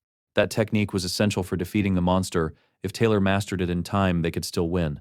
Ziggs thanked him for the advice, but Ed cut him off before he could continue. "There isn't time. Just go." Once Ziggs left, Ed collapsed onto the ground again, completely drained.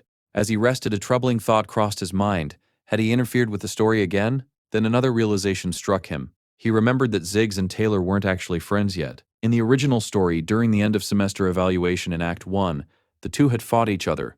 Taylor had been completely overwhelmed, but during that battle he awakened the elemental slash and used it to break through Ziggs' magic. That determination earned Ziggs' respect, and the two became close friends. The problem was that event should have happened an entire month ago. Because of all the changes Ed had caused, that duel never happened. As a result, Ziggs and Taylor were still strangers. Without their friendship, Taylor had never learned the elemental slash. Without the elemental slash, nobody could injure Tarkin. Ed finally understood the terrifying truth. Without realizing it, he had completely shattered the original storyline. Later, back at the temporary headquarters, Ziggs finally arrived and apologized for being late, saying he was ready to fight. "Forget it. Even if you had been here from the beginning, we still would have failed." Their first assault had ended in complete defeat. One of the knights admitted they desperately needed reinforcements because nobody could even get past Tarkin. Everyone looked toward Phinia, placing the burden of leadership on her shoulders. She quietly reflected that they were fortunate everyone had survived, even though Claire had been left behind and Clavius had suffered serious injuries. Despite everything, Phinia calmly declared that they still had to find a way to remove Tarkin from their path. Suddenly, someone interrupted. "We don't have time for that."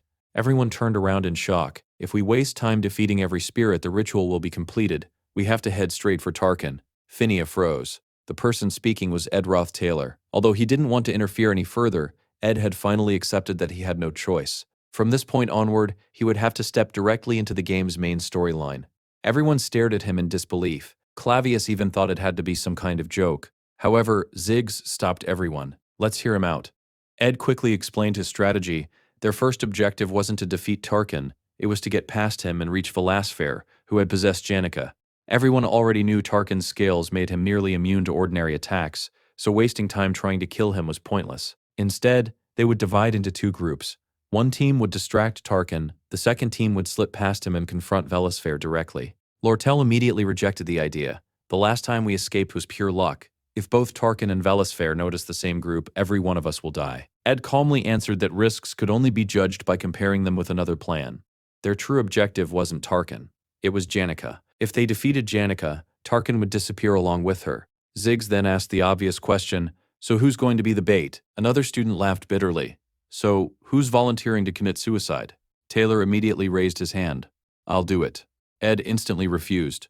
"No, you're part of the combat team." Taylor argued that he was fast enough to survive, but Ed shook his head. "You're completely misunderstanding the situation." He explained that the two teams didn't need equal numbers. A smaller bait team would be enough. He, Clavius, and Lortel would distract Tarkin. Clavius immediately protested, "I don't want to die." Lortel also politely declined the assignment. The entire group began arguing. Ed sighed. There was no longer time for debate. Finally, Phinia stepped forward. "I don't fully understand your plan, but I believe you're telling the truth." As the third princess of Cloel, she officially divided the teams. Taylor, Ziggs, Alvira, and Aelia would infiltrate the training grounds and stop Janica. Ed, Clavius, and Lortel would serve as the bait team and keep Tarkin occupied. Before everyone departed, Phinia gave them one final order: don't die. With that, the operation began. Inside the corridor leading to the nail hall, Lortel asked Ed how he planned to distract a gigantic fire dragon. Ed simply replied that she only needed to follow his instructions. If everything goes according to plan, we'll win. The three of them rushed directly toward Tarkin. Ed reassured Clavius not to panic. Although Clavius was famous for being cowardly and lacking confidence, he was actually the strongest first-year student in the combat department when it came to close-range fighting. Ed knew exactly how capable he really was. Clavius, however, couldn't understand why Ed sounded so confident. As they approached, Tarkin immediately sensed their presence. Behind the massive creature lay the training grounds where Janica was performing the ritual. Remembering Phinia's encouragement, Clavius tried to gather his courage. He clenched his fists and prepared himself. Then he witnessed Tarkin's overwhelming power firsthand. His confidence instantly disappeared. The battle's starting, but how are we supposed to distract something like that? When he turned around to ask Ed, he suddenly froze. Both Ed and Lortel were gone. Even Tarkin looked momentarily confused. The next second, the giant dragon charged straight toward Clavius. Terrified, he screamed and ran for his life while shouting that he'd been tricked. He cursed everyone, declared he hated the entire world, and sprinted through the hallway with Tarkin chasing right behind him. Meanwhile, Lortel stood safely outside the corridor, letting out a quiet sigh. Earlier, while Clavius had been psyching himself up, Ed had secretly instructed Lortel to leave. The real plan had always been to lure both Clavius and Tarkin deep into the hallway. The plan worked perfectly. Lortel looked at Ed and asked whether Clavius had truly been chosen as the sacrifice. Ed calmly shook his head. It isn't a sacrifice. He's the strongest student in his class. He'll survive. Then he reminded her that there was something far more important she needed to do. Standing outside the training grounds, Lortel closed her eyes and began gathering an enormous amount of magical energy. Ed explained that Lortel's role was simple but crucial. She had to create an opening for the other group. He told her not to believe the rumors surrounding him. He knew everyone doubted him, but he was certain she was the perfect person for this job. Without hesitation, Lortel gathered her mana and unleashed several massive ice crystals. They slammed into the wall with tremendous force, blasting open a huge passage. The path is open. Hurry, she shouted. As she watched the others rush through the opening, she couldn't help but think how ridiculous the situation was. During what was supposed to be a joint training exercise, she was demolishing entire walls with intermediate-level magic. That was exactly why Ed had entrusted this task to her. For a brief moment, Lortel smiled. Ruth Taylor truly was someone who inspired others. Now that the escape route had been secured, only one task remained. She looked toward Clavius, who was still running for his life while loudly cursing both Ed and Lortel. Ignoring his complaints, Lortel remembered every instruction Ed had given her and quietly prepared her next spell. Just then, Tarkin caught up to Clavius. Meanwhile, Ed calmly analyzed the situation. Tarkin remained at that location for one reason. He was the guardian of the training grounds and would never willingly abandon his post. If he couldn't be lured away, then he simply had to be trapped. Thanks to his nearly indestructible scales, direct attacks were useless. Lortel reminded Ed that she had already fought Tarkin once during training. No matter what anyone tried, nobody had managed to leave even a scratch on the monster. Instead of arguing, Ed simply revealed a special item. This will deal with the scales. At the same time, he sprinted through another corridor. Lortel wasn't wrong. Nobody could truly overcome Tarkin's scales through brute force alone. Right then, Lortel slammed both hands onto the ground. An enormous wall of solid ice erupted from the floor, completely blocking Tarkin's path. The monster roared before smashing through the frozen barrier with overwhelming strength. Just as Tarkin burst through, Ed kicked open a nearby door and disappeared inside. He knew exactly where he was going. He had memorized the Academy's map long ago and had taken this route countless times in the game. Behind a hidden entrance, Lucy was exactly where he expected. She was peacefully sleeping. Ed sighed in disbelief. How could someone be taking a nap in the middle of such complete chaos? Then he remembered Lucy had lost her usual shelter after it was destroyed. With nowhere else to rest, she had climbed onto the rooftop, her favorite place to sleep. To be more precise, she had remained asleep because, in the original story, she had been completely removed from this chapter. Janica's unstable condition had angered Belmaya, forcing Lucy to run away and hide. The developers had probably excluded her simply because she was too powerful. Suddenly, Lucy's nose twitched. "I smell dried meat." Ed immediately pulled out an entire bag of jerky, stuffed it into her mouth, and told her she could have all of it. Then he carried her onto the balcony. Looking into the distance, he took a deep breath. This should work. Without another thought, Ed threw Lucy through the air like a character from Angry Birds. At the exact moment Tarkin was about to kill both Clavius and Lortel, Lucy screamed in outrage. "Ed, you're the worst!" The next instant, her magic activated. Divine punishment. An overwhelming storm of lightning erupted from her body, creating a gigantic explosion that engulfed everything nearby. The blast was so devastating that Lortel immediately erected a protective barrier around herself and Clavius. Even Ed was nearly blown away by the shockwave.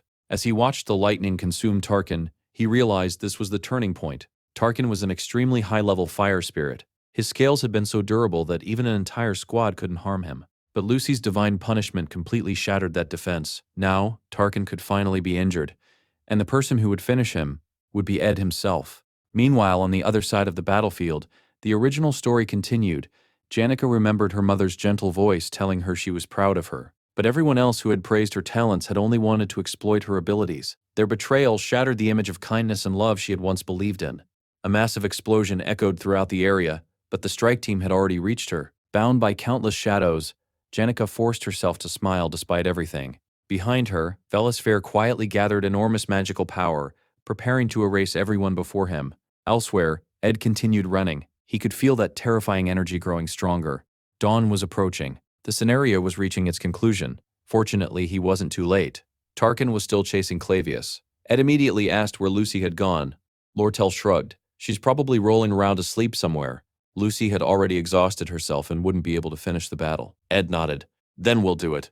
Lortel admitted she had already spent most of her mana opening the passage for the others. Ed didn't hesitate. We only need one clean strike to his neck. He knew her ice magic lacked the precision needed for such an attack, so he would handle it himself. Lortel suggested letting Clavius finish the monster with his sword instead. However, they both knew he wouldn't make it in time. Ed stepped forward. I'll take responsibility. I'm betting my life on the support you can give me. Lortel smiled faintly. That's easy to say. In reality, this is nothing but a gamble. Ed calmly shook his head. No, this isn't a gamble. It's an investment. Those words immediately caught Lortel's attention. Investments were her specialty. Smiling warmly, she admitted that she liked Ed far more than the princess. After all, he had risked his own life for her. Now, she would do the same. Gathering every remaining ounce of mana, Lortel created countless floating ice crystals. A new spell slowly took shape. Ed inhaled deeply. Here I go. Nearby, Clavius was barely standing. His entire body was covered with cuts and bruises from running nonstop, yet he continued watching the battle unfold. Without hesitation, Ed charged directly toward Tarkin. The giant fire spirit immediately prepared its flames to incinerate him. Ed ignored the danger. He only needed to get a little closer. Suddenly, Clavius shouted. A gigantic demonic hand descended from the sky. Ed recognized it instantly. Glaskin's right hand. This was the exact moment when Taylor was supposed to save everyone. The timing couldn't have been worse. Ed still had to finish Tarkin first. Just as Tarkin reached out to burn him alive, a gigantic ice crystal slammed into the monster. Lortel had timed her attack perfectly. Ed never doubted her. He knew she wouldn't make a mistake at the most critical moment. Tarkin tried to recover. It was already too late. Ed closed the remaining distance in an instant. He had cast the spell thousands of times throughout the game. There was no chance he would miss now. Windblade activated. With one flawless slash, Tarkin's head was severed from its body. The system immediately acknowledged the victory. Tarkin had been defeated. Ed's spiritual understanding and spiritual connection increased dramatically. At last he had reached the requirements to form a contract with the spirit. Looking into the distance, Ed saw Taylor making his own move. Taylor shot through the sky like a falling meteor. A brilliant flash illuminated the battlefield. Glaskin's right hand exploded into countless fragments. As Taylor slowly descended, his hair had turned completely white. Watching him, Ed couldn't help but smile. That really was the protagonist. For some reason, he felt as though they shared a strange connection. With both enemies defeated, the massive dome of dark magic surrounding the battlefield finally shattered. As dawn arrived, peace returned to the academy. Later, everyone rested beneath a large tree. Lucy, of course, was sleeping peacefully again. Lortel looked up at the bright morning sky. I've met many people willing to risk their lives, but most of them were cowards. Ed looked at her with complete indifference. So what? Lortel blinked in surprise. So what? We just survived a life-and-death battle together, Senior. Your little heart is seriously lacking emotion. She then formally introduced herself. My name is Lortel Ketchelm. Ed accepted her handshake. As their hands met, he noticed 3 gold coins hidden in her palm. Lortel smiled mischievously. I finally caught you off guard. I still owe you a favor. See you next time, Senior. She walked away, leaving Ed completely confused. He honestly didn't want to become any more involved with someone like her. Soon afterward, another familiar face approached. Taylor activated his swordsmanship before bowing respectfully. You saved my life. Thank you. Before Ed could answer, Clavius shouted from the background, Why is everyone thanking him? I almost died because of that guy. The entire group immediately told Clavius to be quiet. He could only stand there crying while everyone ignored him. Phinia then stepped forward. Ed Ruth Taylor, you've done a great deal for everyone today. I can personally recommend you to the student council. Ed politely declined. There won't be any need. He knew the real heroes were Lucy, who had broken Tarkin's defenses, and Taylor, who had destroyed Glaskin's right hand. They deserved the recognition, not him. One of the alchemists laughed. You're being far too modest. Everyone knows how much you've done. Just then, Ziggs reminded everyone to show proper respect toward Elvira, since she was their senior. As Ed quietly watched the group interacting, a warm feeling filled his heart. Until now, he had deliberately kept his distance from all of them because he didn't want to interfere with the original story. But seeing everyone together, he couldn't help smiling. He had watched every one of them struggle, grow stronger, and overcome impossible challenges. Taylor would become the greatest hero. Aelia would continue growing alongside him. Phinia would establish herself as a true ruler. Ziggs would finally find his place among people. Clavius would slowly gain the confidence he had always lacked. Elvira would learn that life wasn't only about having fun. And Lortel, who had spent her entire life chasing wealth, would eventually discover that her own life was worth more than all the gold in the world. Every one of them had a role to play. Every one of them had a future waiting ahead. Ed knew that better than anyone, and that was exactly why he had always tried to stay away from them. Later, Ed returned to the ruined training area. After clearing away the rubble, he forced open the entrance and made his way toward the old arena. Hidden inside was a small cabinet. Ed stopped in front of it. There was still one thing missing. One person he had to find. Someone whose future would become essential. As he slowly opened the cabinet door, he found Janica curled up inside. Looking at her, Ed remembered that Janica's role in the story had always been to remain behind the scenes after this incident. His mind drifted back to a conversation he once had with Lortel. Curious about how someone as talented as Janica had fallen so far, he had asked for her opinion. Lortel had told him about something she witnessed one night. Around midnight, she had entered Janica's dormitory room. Everything inside reflected Janica's sincere personality. Her large desk was completely buried beneath countless gifts. There wasn't even enough room to open a single book. Every wall was covered with dozens of handwritten sticky notes from people thanking her. The obvious solution was simple. She could have stored the presents somewhere else and removed the notes from the walls, but she never did. Janica had become obsessed with repaying every act of kindness she received. Whenever someone showed her gratitude, she felt obligated to return it with even greater sincerity. Day after day, she pushed herself harder and harder, believing she had to live up to everyone's expectations. Ed knew that was exactly what destroyed her. Valus Fair hadn't created her weakness. He had simply taken advantage of it. Janica's emotional collapse had been inevitable. The only strange part was the timing. Everything had happened an entire month earlier than it should have. In the original story, Taylor was supposed to defeat the enemy and become the hero of the event. Instead, he lost. Because of that, Janica unexpectedly became the center of attention, earning admiration and countless new friends. Taylor's defeat had happened because Lucy formed a contract with the high-level wind spirit, Marilda. Lucy only managed to make that contract because she frequently visited the northern forest. Ironically, the peaceful napping spot Ed had unknowingly created for her was what allowed that encounter to happen.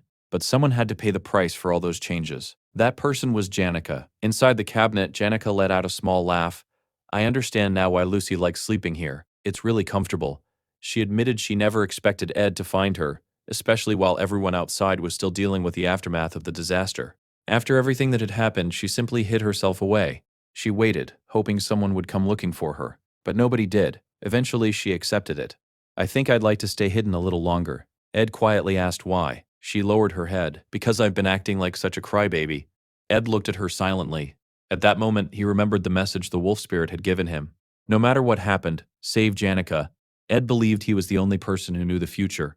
Perhaps the spirit knew it as well. While everyone else blamed Janica or expected something from her, Ed had deliberately kept his distance. The truth was, Janica had always been someone worthy of trust. Yet her story still ended in tragedy. She desperately tried to form a contract with a high-ranking spirit, but because she rushed the summoning ritual, a dark spirit took advantage of the opening. The academy was destroyed. Her future collapsed. Every single night she stayed awake studying magic. She always smiled at her teachers. She smiled at her friends. She smiled at anyone who showed her kindness. To everyone around her, she looked like the perfect student. No one realized how much she was suffering alone. Perhaps that was why her failure felt so heartbreaking. She had tried harder than anyone else. Ed gently smiled. There really isn't anyone who worked harder than you. Those simple words finally broke the wall surrounding her heart. Tears streamed down Janica's face. For the first time, someone acknowledged her efforts instead of her failures. Ed quietly reflected on the strange contrast of the story. On the grand stage stood the heroes, proudly receiving everyone's praise. Behind the curtain, everything was silent. The first act's villain quietly left the stage just as the true protagonist stepped into the spotlight. Ed had watched this chapter countless times while playing the game, yet only now did he truly understand how beautiful it really was. As he looked around, something changed. Before, he had never been able to see them. Now, dozens of spirits surrounded Janica. At that very moment, Ed finally understood how this story would eventually end. His spiritual understanding and spiritual connection both reached level 10. The system immediately displayed a new notification. Every spirit present had become interested in him. Among them, the high-level wind spirit Marilda showed an especially strong interest. 10 days later, Janica stood before the Academy's disciplinary committee. She admitted every mistake she had made and calmly accepted whatever punishment awaited her. During the first meeting, the Academy attempted to expel her. However, both students and teachers stood up in her defense. They refused to abandon her. At the second hearing, Phinia personally testified that Janica had been completely possessed by Valisfair. Because of that, she could not be held responsible for attempted regicide. Lortel also spoke during the proceedings. Representing the Alte Merchant Association, she announced that the organization would cover every expense required to repair the academy. They asked for nothing in return. Well, almost nothing. The agreement included one small condition. The academy would reduce customs fees on educational supplies and future trade deals. After all the discussions, Janica still received several punishments. She lost every privilege given to the academy's top students. Her awards and honors were revoked. She also lost the right to stay in the dormitory during the following semester. However, 20 days later, the harshest punishment of all was officially canceled. Her expulsion was revoked. The entire academy celebrated. Everyone felt as though justice had finally prevailed. To welcome Janica back, her friends prepared a beautiful afternoon tea. Before she arrived, one of them reminded everyone not to mention the Glaskin incident. They didn't want Janica to relive those painful memories. When everything was ready, they welcomed her with warm smiles. The atmosphere quickly became cheerful. Then, out of nowhere, Janica asked an unexpected question.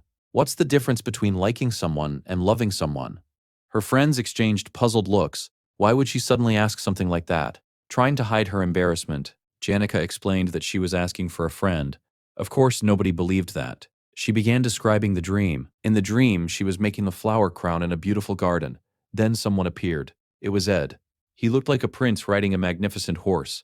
She gently placed the flower crown on his head and told him she had made it just for him. Afterward, the two happily ran through the endless field of flowers together.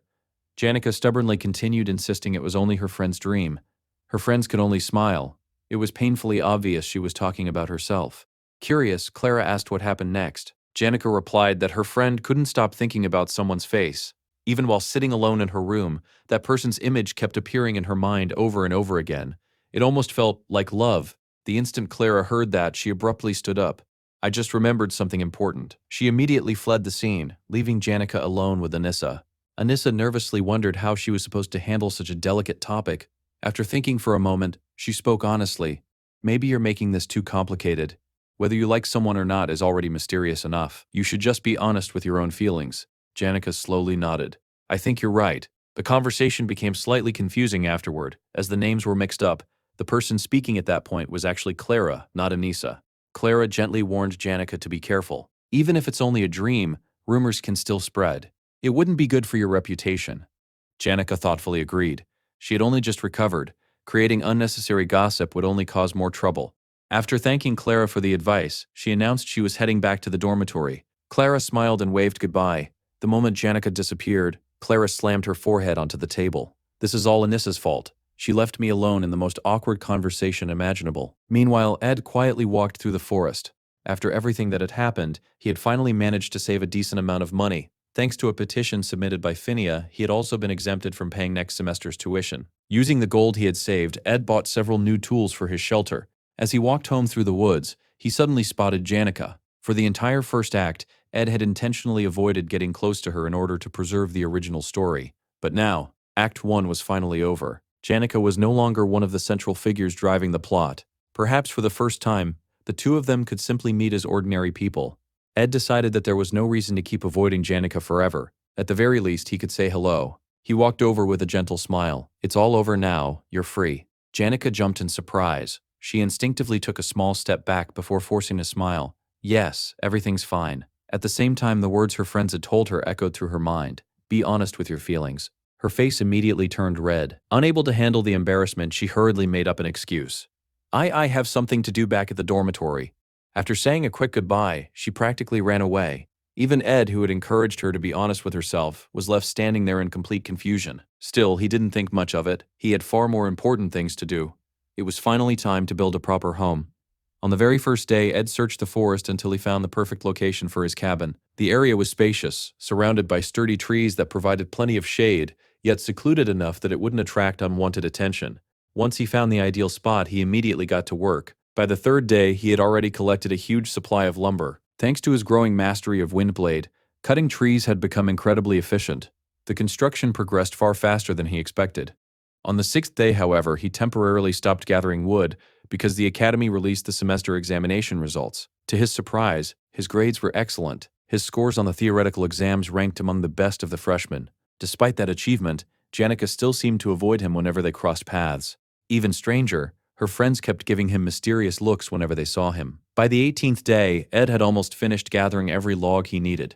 At one point, he even wondered if anyone in the entire game world had ever trained Windblade to the level he had reached. On the 20th day, the academy officially entered its vacation period. With no more classes to worry about, Ed devoted all of his time to building the cabin. Then another unexpected incident occurred. While checking one of the traps he had set to catch food, he discovered Lucy sleeping peacefully inside it. Ed let out a helpless sigh. Maybe using dried meat as bait wasn't such a good idea after all. Lucy simply loved it too much. On the 27th day, the head maid Belle Maya visited him carrying herbs and freshly gathered mushrooms. After handing them over, she casually asked how things were going with Janica. When Ed honestly replied that Janica probably hated him, Belle Maya could only stare at him in complete confusion. 3 days later, disaster struck. The central support pillar of his cabin collapsed.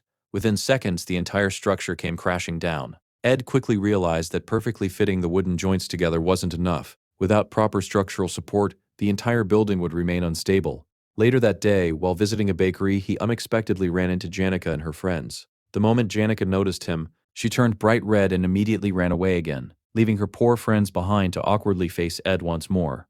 On the 37th day, Ziggs arrived to help with construction. As they worked together hammering the roof into place, Ziggs casually commented that Taylor really seemed like a good person. Ed immediately replied that he wasn't. Deep down, however, he smiled. If Taylor and Ziggs became close friends just as they had in the original story, then perhaps the timeline was finally correcting itself. Ziggs pointed toward one side of the roof. "Should we hammer this part too?" Ed shook his head. "No, that's where the chimney will go." Day after day, more pieces fell into place. Finally, on the 45th day, Ed set down his knife. He quietly stepped inside his newly completed cabin. Sitting on the wooden floor, he looked around. There were no decorations, no furniture, nothing luxurious. But there were solid walls, a sturdy roof, a proper door. Even insects could no longer wander inside. For the first time since arriving in this world, Ed truly felt at home. The system displayed a notification. Construction complete. Log cabin successfully built. A faint smile appeared on Ed's face. He finally had a place he could call home. Outside, hidden behind the trees, Janica nervously gathered her courage. Meanwhile, Ed lay comfortably inside the cabin, mentally planning the next improvements. The walls, floor, and fireplace were already complete. Next, he wanted to build a fence, create a firewood storage area, and make a few finishing touches. Suddenly, something landed on the roof. It was Lucy. Naturally, she had climbed up there and fallen asleep. A moment later, another voice called out, "Ed." Janica stood outside, looking incredibly nervous. Surprised, Ed opened the door. "How did you find this place?" Janica remembered a recent conversation with Belle Maya. The head maid had mentioned visiting young Master Ed's camp in the forest. "The cabin?" Janica had asked. Belle Maya looked surprised. "You've seen it?" "I noticed it from a distance while walking through the forest." Belle Maya smiled. "Ed built it all by himself. Honestly, it's much sturdier and prettier than I expected. I never imagined he had talent for construction." Then she invited Janica to visit the cabin herself. Janica curiously asked whether Belle Maya was also interested in things like that. Belle Maya laughed. "Of course. I'm human too. When someone builds such a beautiful cabin with their own hands, anyone would naturally become curious." That conversation gave Janica an excuse. Now, standing outside the cabin with flushed cheeks, she awkwardly explained herself. "I was just passing by to visit Marilda, and since I happened to see your cabin, I thought I'd stop and take a closer look. It's only natural to be curious." Ed nodded without suspicion. "I suppose that's true." Janica looked around before smiling. "It looks wonderful." Ed thanked her. "I only finished building it today. Weren't the spirits talking about it?" Janica hesitated before answering. They mentioned it a little. They said you've become really muscular. They talked about your broad back, strong arms, and rough hands from building the cabin. The moment she repeated those words, she became so embarrassed that her face turned completely red. She quickly tried changing the subject. I only heard the basics. Pretending not to notice her embarrassment, Ed invited her inside. It isn't much yet. You might be disappointed. Janica shook her head immediately. No, I'd love to see it. Inside the cabin, she looked around in amazement. You built all of this by yourself? That evening, the two sat quietly beside the campfire. Janica slowly sipped her tea before speaking.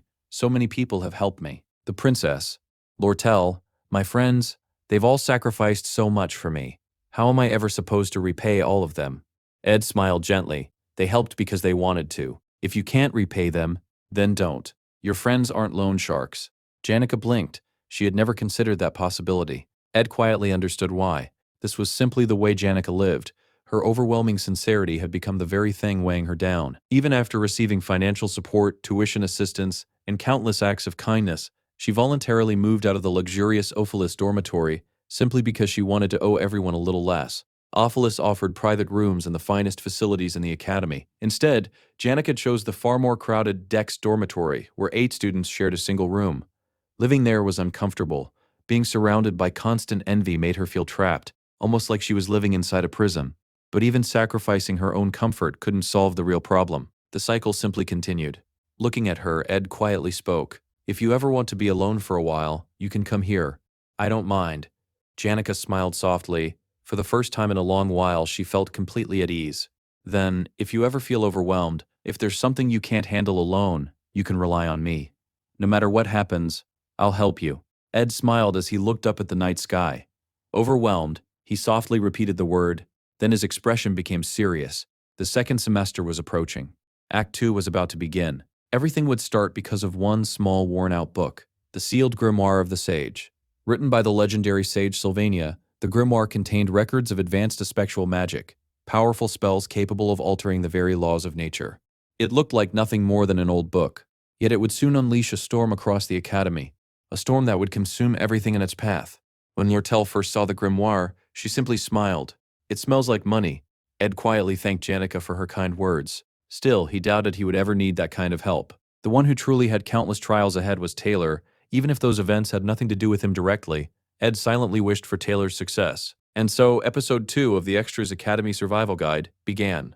Its title was The Occupation of Ophelis Dormitory. The Ophelis Dormitory was reserved for the Academy's honor students. Its residents lived almost like nobles.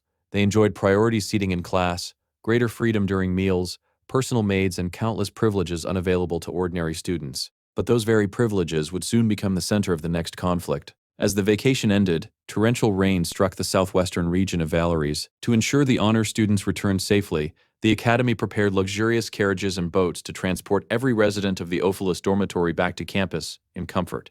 Meanwhile, the students from the Dex dormitory were forced to return on foot through the raging storm. Even under such terrible conditions, they still had to reach the dormitory before the deadline or lose valuable points. Furious over the blatant unfairness, the Dex students gathered in front of Ophelis dormitory and began a full-scale protest that looked ready to ignite a war. At the same time, Lortel calmly sealed a letter and gazed out the window at the pouring rain. Everything was unfolding exactly as she had predicted. Ed understood that moments like these were where merchants truly demonstrated their worth.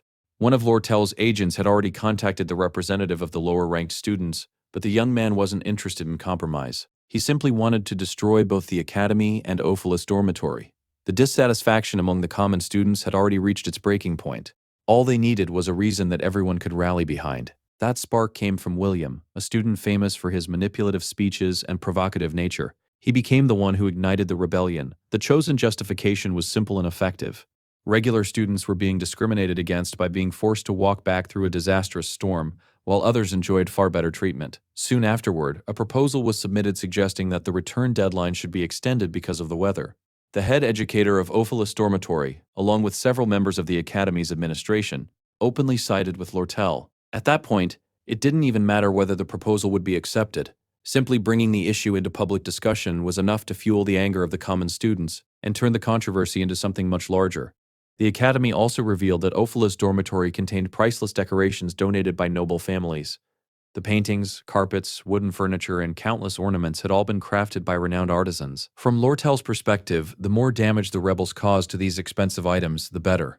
Every broken masterpiece would become another devastating blow to the Academy's already fragile finances, which had yet to recover from the disastrous Glaskin incident. Meanwhile, negotiations regarding the sealed grimoire were still ongoing, allowing the Elte Commercial Association to strengthen its bargaining position. Standing by the window, Lortel quietly wondered when the rain would finally stop. Not a single ray of sunlight pierced the dark clouds overhead. Looking at the gloomy sky, she realized it reminded her of the slums where she had grown up.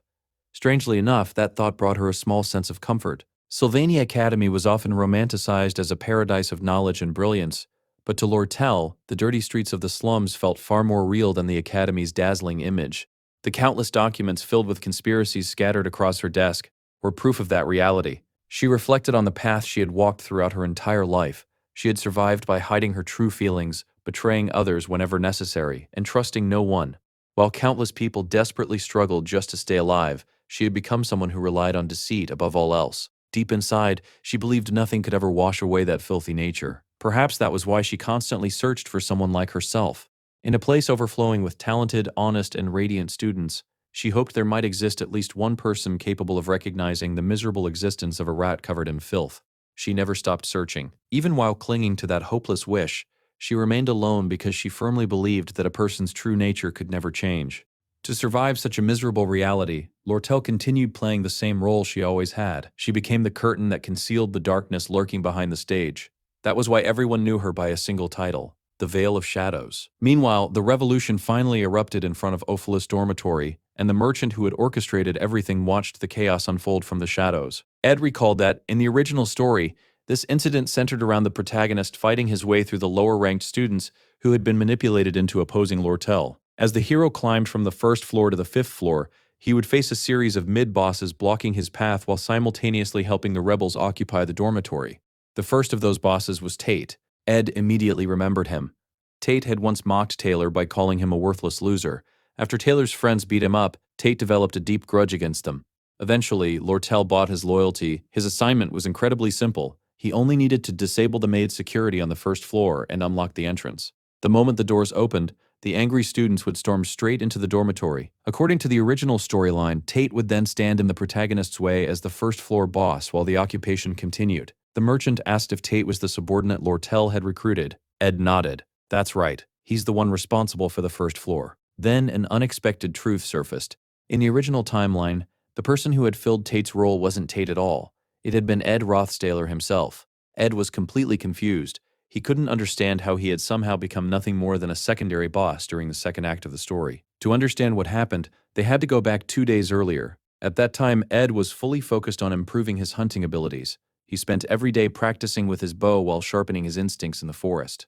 Even he admitted that the original Ed's body simply wasn't built for combat, but he continued using the bow on every hunt in the hope of eventually acquiring at least one worthwhile combat skill. More surprisingly, his isolated life in the forest was attracting more visitors with each passing day. Sometimes it felt like living alone in the woods made him even more popular than staying in the dormitory. Ed mentally listed his 3 most frequent visitors. Visitor number 1 was the Academy's genius mage, Lucy. She appeared whenever she pleased and usually ended up sleeping on the roof of his cabin. Every tiny improvement fascinated her. One day, she noticed he had finally installed a proper door and excitedly asked if he planned to build a chimney next. After Ed chased her away, she simply pointed at the window without any glass and innocently asked whether it was supposed to be a skylight. Ed couldn't help thinking that Lucy was unbelievably clueless, but also strangely entertaining. After all, he wasn't building an artistic cabin. He was just poor. Visitor number 2 was Janica. Unlike everyone else, Ed genuinely welcomed her visits. She always brought him something useful, helped with household chores, and even communicated with the surrounding spirits. To Ed, she was easily his favorite guest. Curious one day, he asked why she always went so far out of her way to help him. Janica immediately looked away, her face turning bright red as she became completely flustered. Ed simply stared at her in confusion. Huh, what's wrong with her? Trying to change the subject, Janica asked how often Lucy visited him. Ed casually replied that Lucy showed up from time to time and could sometimes be a little dangerous. That was all there was to Visitor B. The reason Ed had been thinking about all of this was because Visitor C had finally arrived. It was none other than the Golden Daughter herself, Lortel. Ed immediately realized why she had come. As the mastermind known as the Veil of Shadows during the second act, she was gathering allies to launch the occupation of Ophelis Dormitory. However, Ed had already made up his mind. This time, he refused to get involved. No matter what offer Lortel made, he intended to reject it. At least that was his plan if events continued following the original storyline. Then Lortel informed him of something completely unexpected. Tate, the person originally assigned to carry out the operation, had suddenly fallen ill for reasons no one could explain. Ed immediately asked what had happened and why Tate had suddenly collapsed. Lortel explained that, in the original story, Tate was supposed to fight Taylor. Although Taylor beat him up, his injuries were never serious enough to keep him out of action. However, events had changed. This time Tate had gone too far with his insults. He claimed that Taylor was even worse than that useless insect named Ed Rothstaler. The moment those words left his mouth, Ziggs punched him so hard that he blacked out on the spot. Afterward, Ziggs even scolded him for daring to speak about Ed that way. Lortel admitted she wasn't sure whether Ziggs had become furious because Tate insulted Taylor or because he insulted Ed. Either way, no one had ever seen Ziggs lose his temper like that before. Ed could only sigh. Human emotions really weren't something you could ever predict. Lortel then explained the task she wanted him to perform. It wasn't difficult. All he had to do was obtain headmaid Aelis's key, unlock the entrance to Ophelis dormitory, and allow the lower-ranked students to enter. Many people were capable of completing such a simple job, but there was one problem. No matter how much money she offered, they might betray her afterward and report everything to the Academy's investigators. If someone exposed her as the mastermind behind the entire incident, everything she had built would collapse. She couldn't trust anyone. Ed quickly realized why she had chosen him instead. His reputation had already been destroyed. Since he had been expelled from the dormitory, people would naturally assume he wanted revenge against the Academy. Lortel calmly pointed out exactly that. Ed honestly admitted that revenge wasn't something he cared about anymore. Then Lortel casually offered him 20 gold coins. Deal. Ed accepted without the slightest hesitation. In his mind, he wasn't doing anything wrong.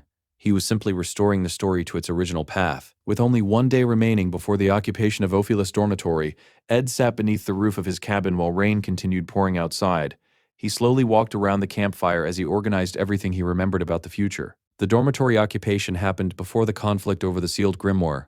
Lortel's scheme to cripple the Academy financially would succeed exactly as planned. According to the original story, she would later establish an organization known as the Market, an influential commercial group that rivaled Princess Phinea's student council. From that point onward, the Academy's narrative split into two opposing factions. One represented ideals and justice. The other represented realism, commerce, and profit. As for Ed, he had absolutely no intention of choosing sides based on principles. He would simply wait, watch who emerged victorious, and join the winning faction. Of course, he had to survive long enough to make that decision. Just then, Janica arrived at his cabin.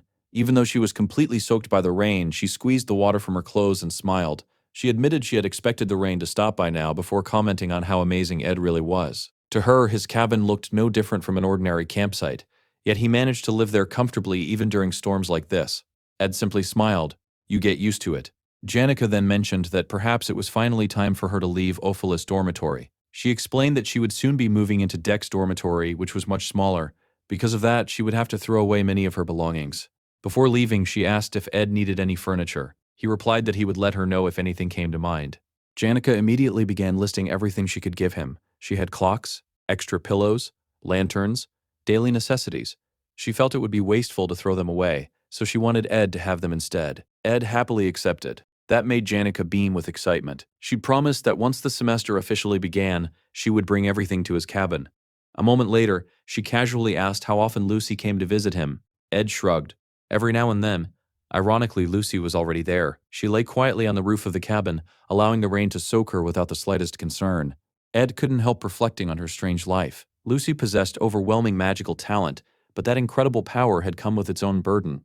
She had spent years hiding from the destiny everyone expected her to fulfill, using laziness as an excuse to avoid reality. No matter how absent-minded she appeared, moments like rainy days always seemed to make her quietly reflect on her life. Ed had grown so accustomed to the sight that he barely paid attention anymore.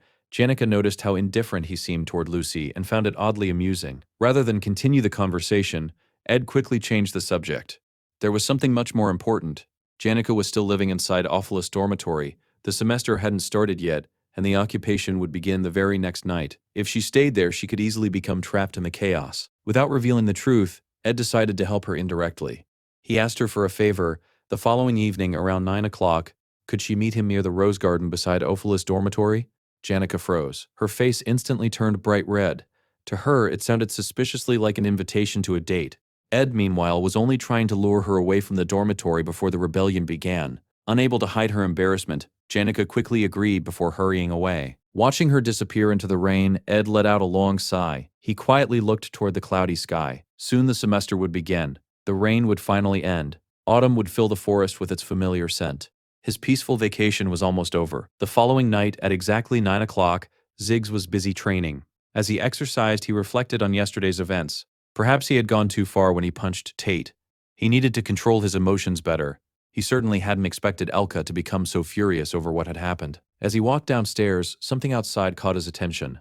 Through the window, he spotted Ed sprinting toward Ophelis' dormitory. Meanwhile, Ed slipped inside the building and immediately met one of the maids secretly working for Lortel. He asked where everyone else was. The maid explained that every other servant had been gathered inside the meeting room. The head maid had arranged a lengthy meeting as an excuse to keep them occupied and far away from the entrance. She then handed Ed a bucket filled with a strange liquid before informing him that everything had already been prepared.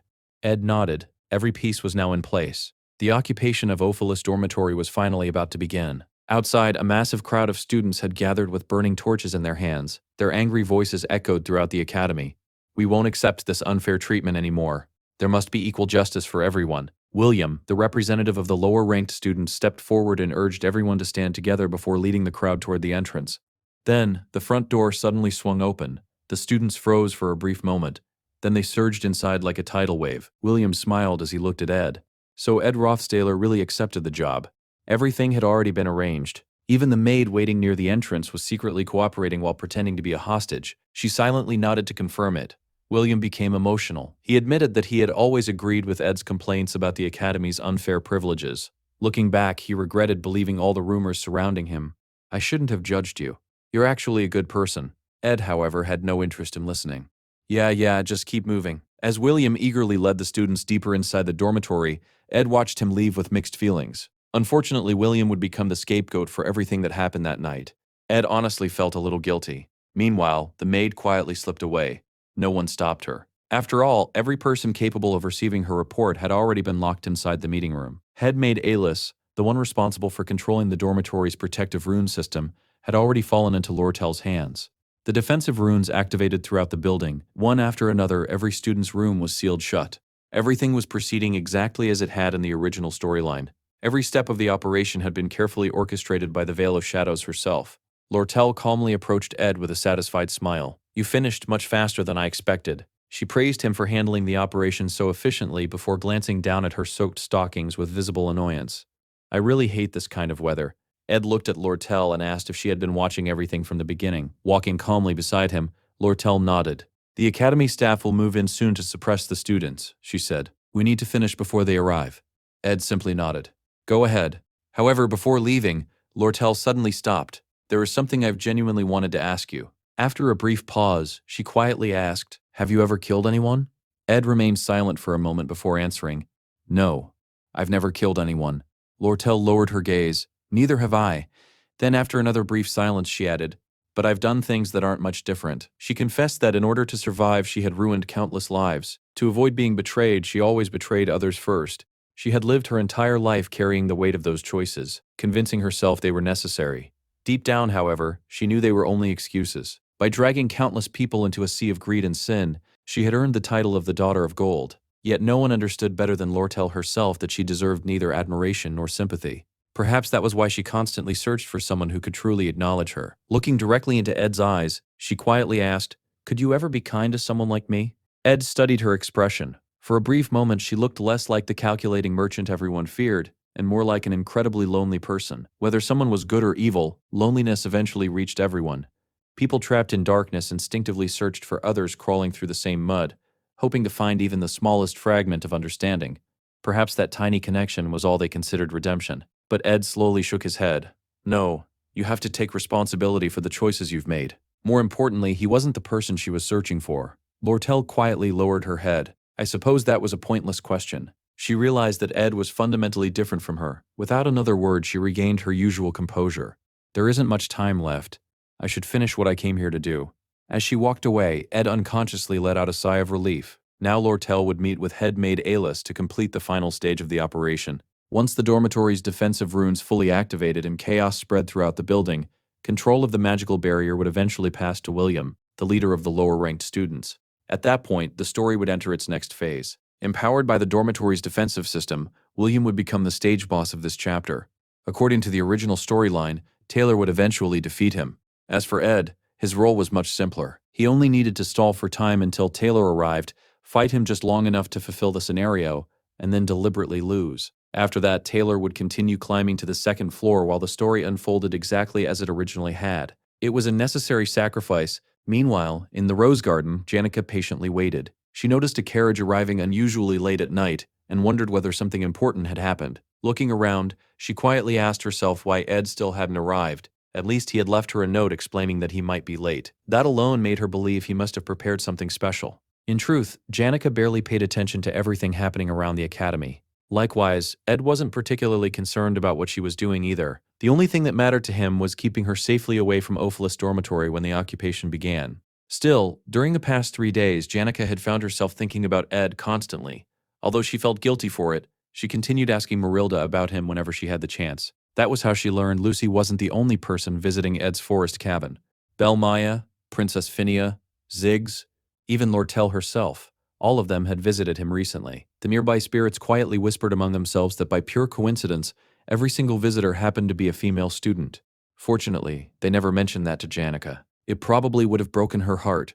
Completely unaware of those conversations, Janica continued waiting. She even worried about whether she looked presentable enough when Ed finally arrived. Eventually, she decided to return to the dormitory for just a moment. She told herself she only wanted to freshen up a little. In reality, she wanted to grab a prettier hair accessory. Without realizing it, she walked straight back toward Ophelis dormitory. At almost the same time, Taylor and his companions arrived. Their goal was simple. They intended to stop the situation before it spiraled completely out of control. Among the group was Elvira, the academy's top alchemy student. The moment she arrived, she became anxious about the herbs stored inside her room. "Do you have any idea how valuable those herbs are?" The others advised her to leave everything to the academy staff.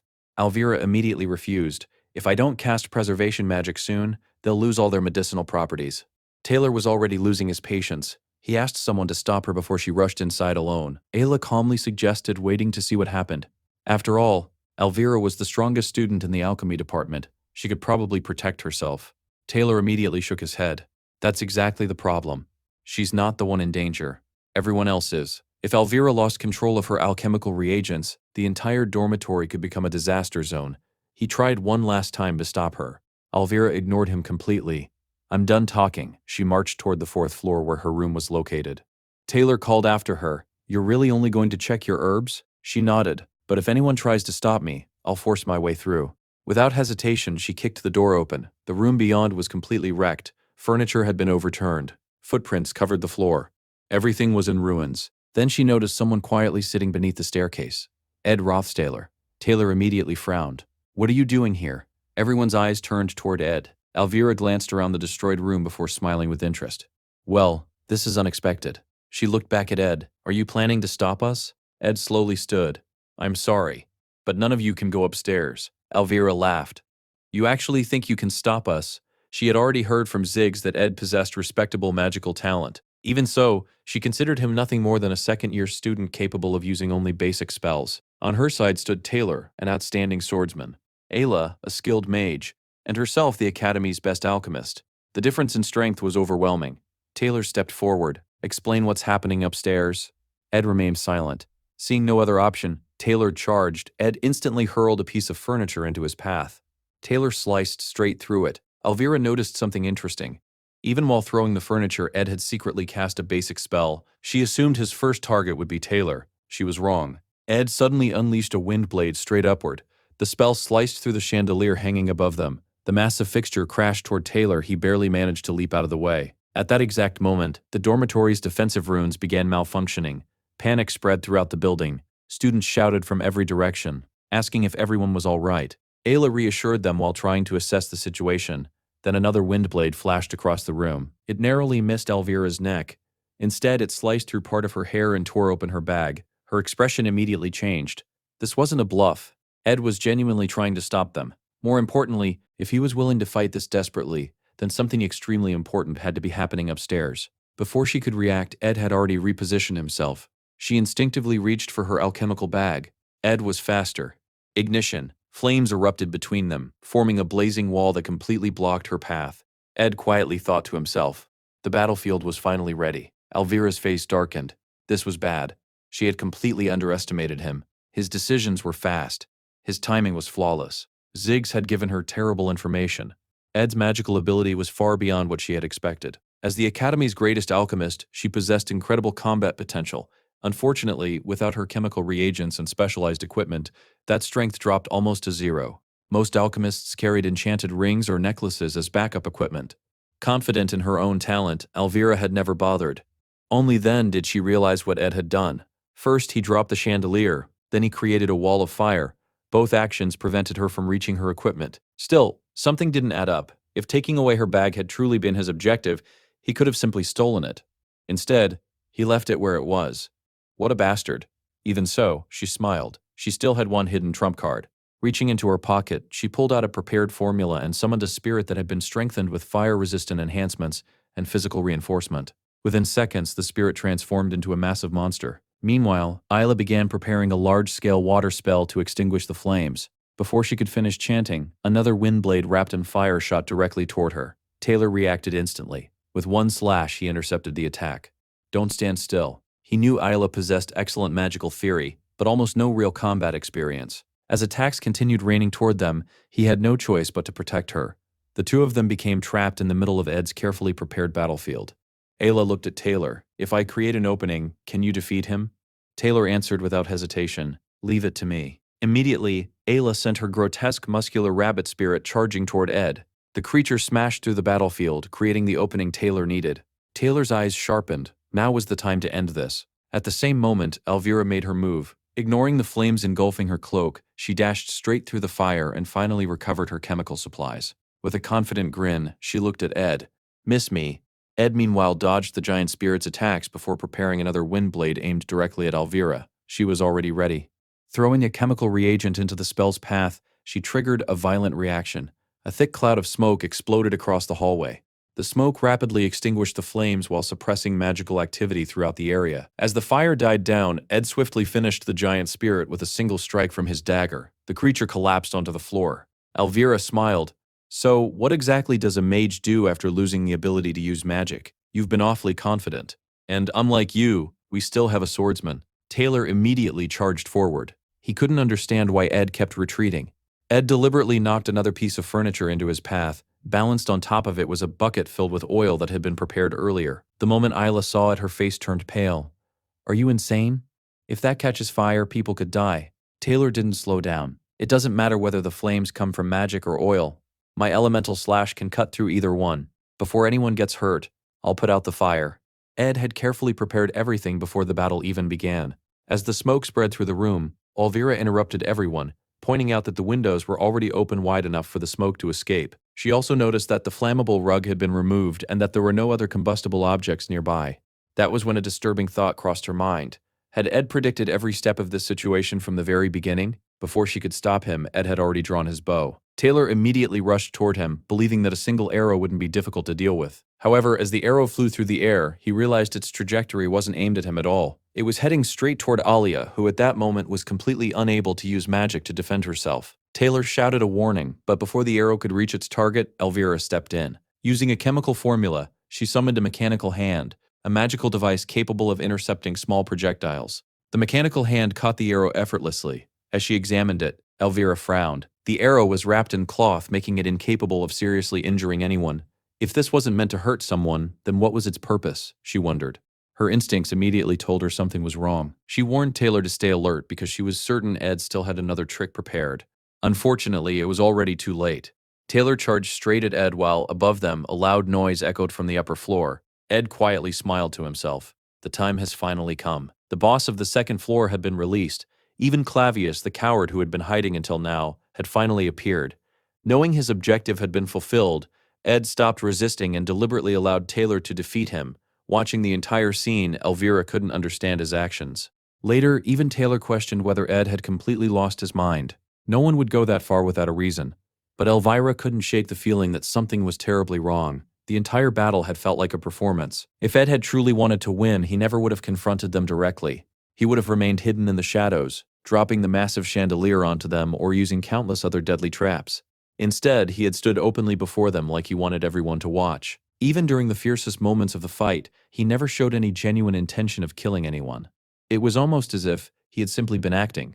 Ed looked at Taylor and calmly asked, "Are you done?" Then he sat down, completely exhausted. "If the fight's over," he said, "you can stop yelling at me." Taylor stared at him in confusion. He couldn't understand how someone who had fought so intensely only moments ago could suddenly surrender without hesitation. At that same moment, loud noises began echoing from the second floor. Elvira finally voiced the conclusion she had reached. Ed lost on purpose. Alia looked at her in confusion. "What do you mean?" Taylor also began putting the pieces together. "Are you saying he was holding back against us?" Elvira nodded confidently. "I'm not leaving this place until I get an answer. I know he restrained himself during the entire fight." Silence filled the room as everyone stared at one another. Then, suddenly, the door opened. Janica stepped inside. Just moments earlier, she had been walking alone, nervously wondering whether she should change her hair accessory before meeting Ed. She worried someone might laugh at her for caring so much over such innocent feelings. Still, imagining a happy future with him was one of the few comforts she allowed herself. Unfortunately, reality proved far crueler than imagination. The boy she had been looking forward to meeting was lying on the floor, covered in blood after being attacked by a group of suspicious people. Her expression immediately changed. "What did you do to Ed?" she demanded. Deep down, Janica had already felt something was strange. Perhaps Ed had simply been caught off guard, but she knew him far too well. During the Glaskin hunt, she had witnessed how practical and resourceful he was. No matter how impossible the situation became, Ed always found a solution. Maybe, just this once, he had failed. She remembered offering to help him, but Ed had refused. Instead, he had specifically told her to stay away from the dormitory that night so she wouldn't become involved or get hurt. While she had been worrying about her appearance, he had been risking his life. Looking around at everyone, she asked again, "What are you doing to him?" Taylor quickly answered, "I'm actually glad you came. Some students seized control of the dormitory, but Ed stopped them from advancing." Alia immediately corrected him. "That's not entirely true." Then she looked directly at Janica. "You're our enemy now." Janica's expression didn't change in the slightest. "I don't care." The moment those words left her mouth, an overwhelming amount of magical energy exploded from her body. An incredibly oppressive aura filled the entire room. Ed immediately tried to stop her. "It's okay," Janica replied calmly. Then she began summoning spirits. Countless spirits. "It'll only take a minute," she assured him. Alia watched in disbelief. Janica had summoned intermediate spirits of all 4 elemental attributes. She had practically created an entire magical army. Realizing how hopeless the situation had become, Alia warned Taylor, "You won't get past her. Leave while you still can." Even Elvira admitted the truth. If we were already struggling against one aristocrat, imagine fighting the Academy's strongest second-year magic student. She looked at Taylor. "Face reality. Thankfully, we still have time to run." Taylor sighed. "You're right." Ed's strange behavior had already convinced him that something about the takeover of Awfulest Dormitory wasn't normal. The students upstairs were still in grave danger. Even so, Taylor wasn't the type to give up simply because the situation looked impossible. He asked Elvira if her herbs could help somehow. Before she could even answer, disaster struck. One of Janica's attacks came crashing toward him. Taylor froze. Ed's eyes widened in panic. Without hesitation, he grabbed Taylor by the collar.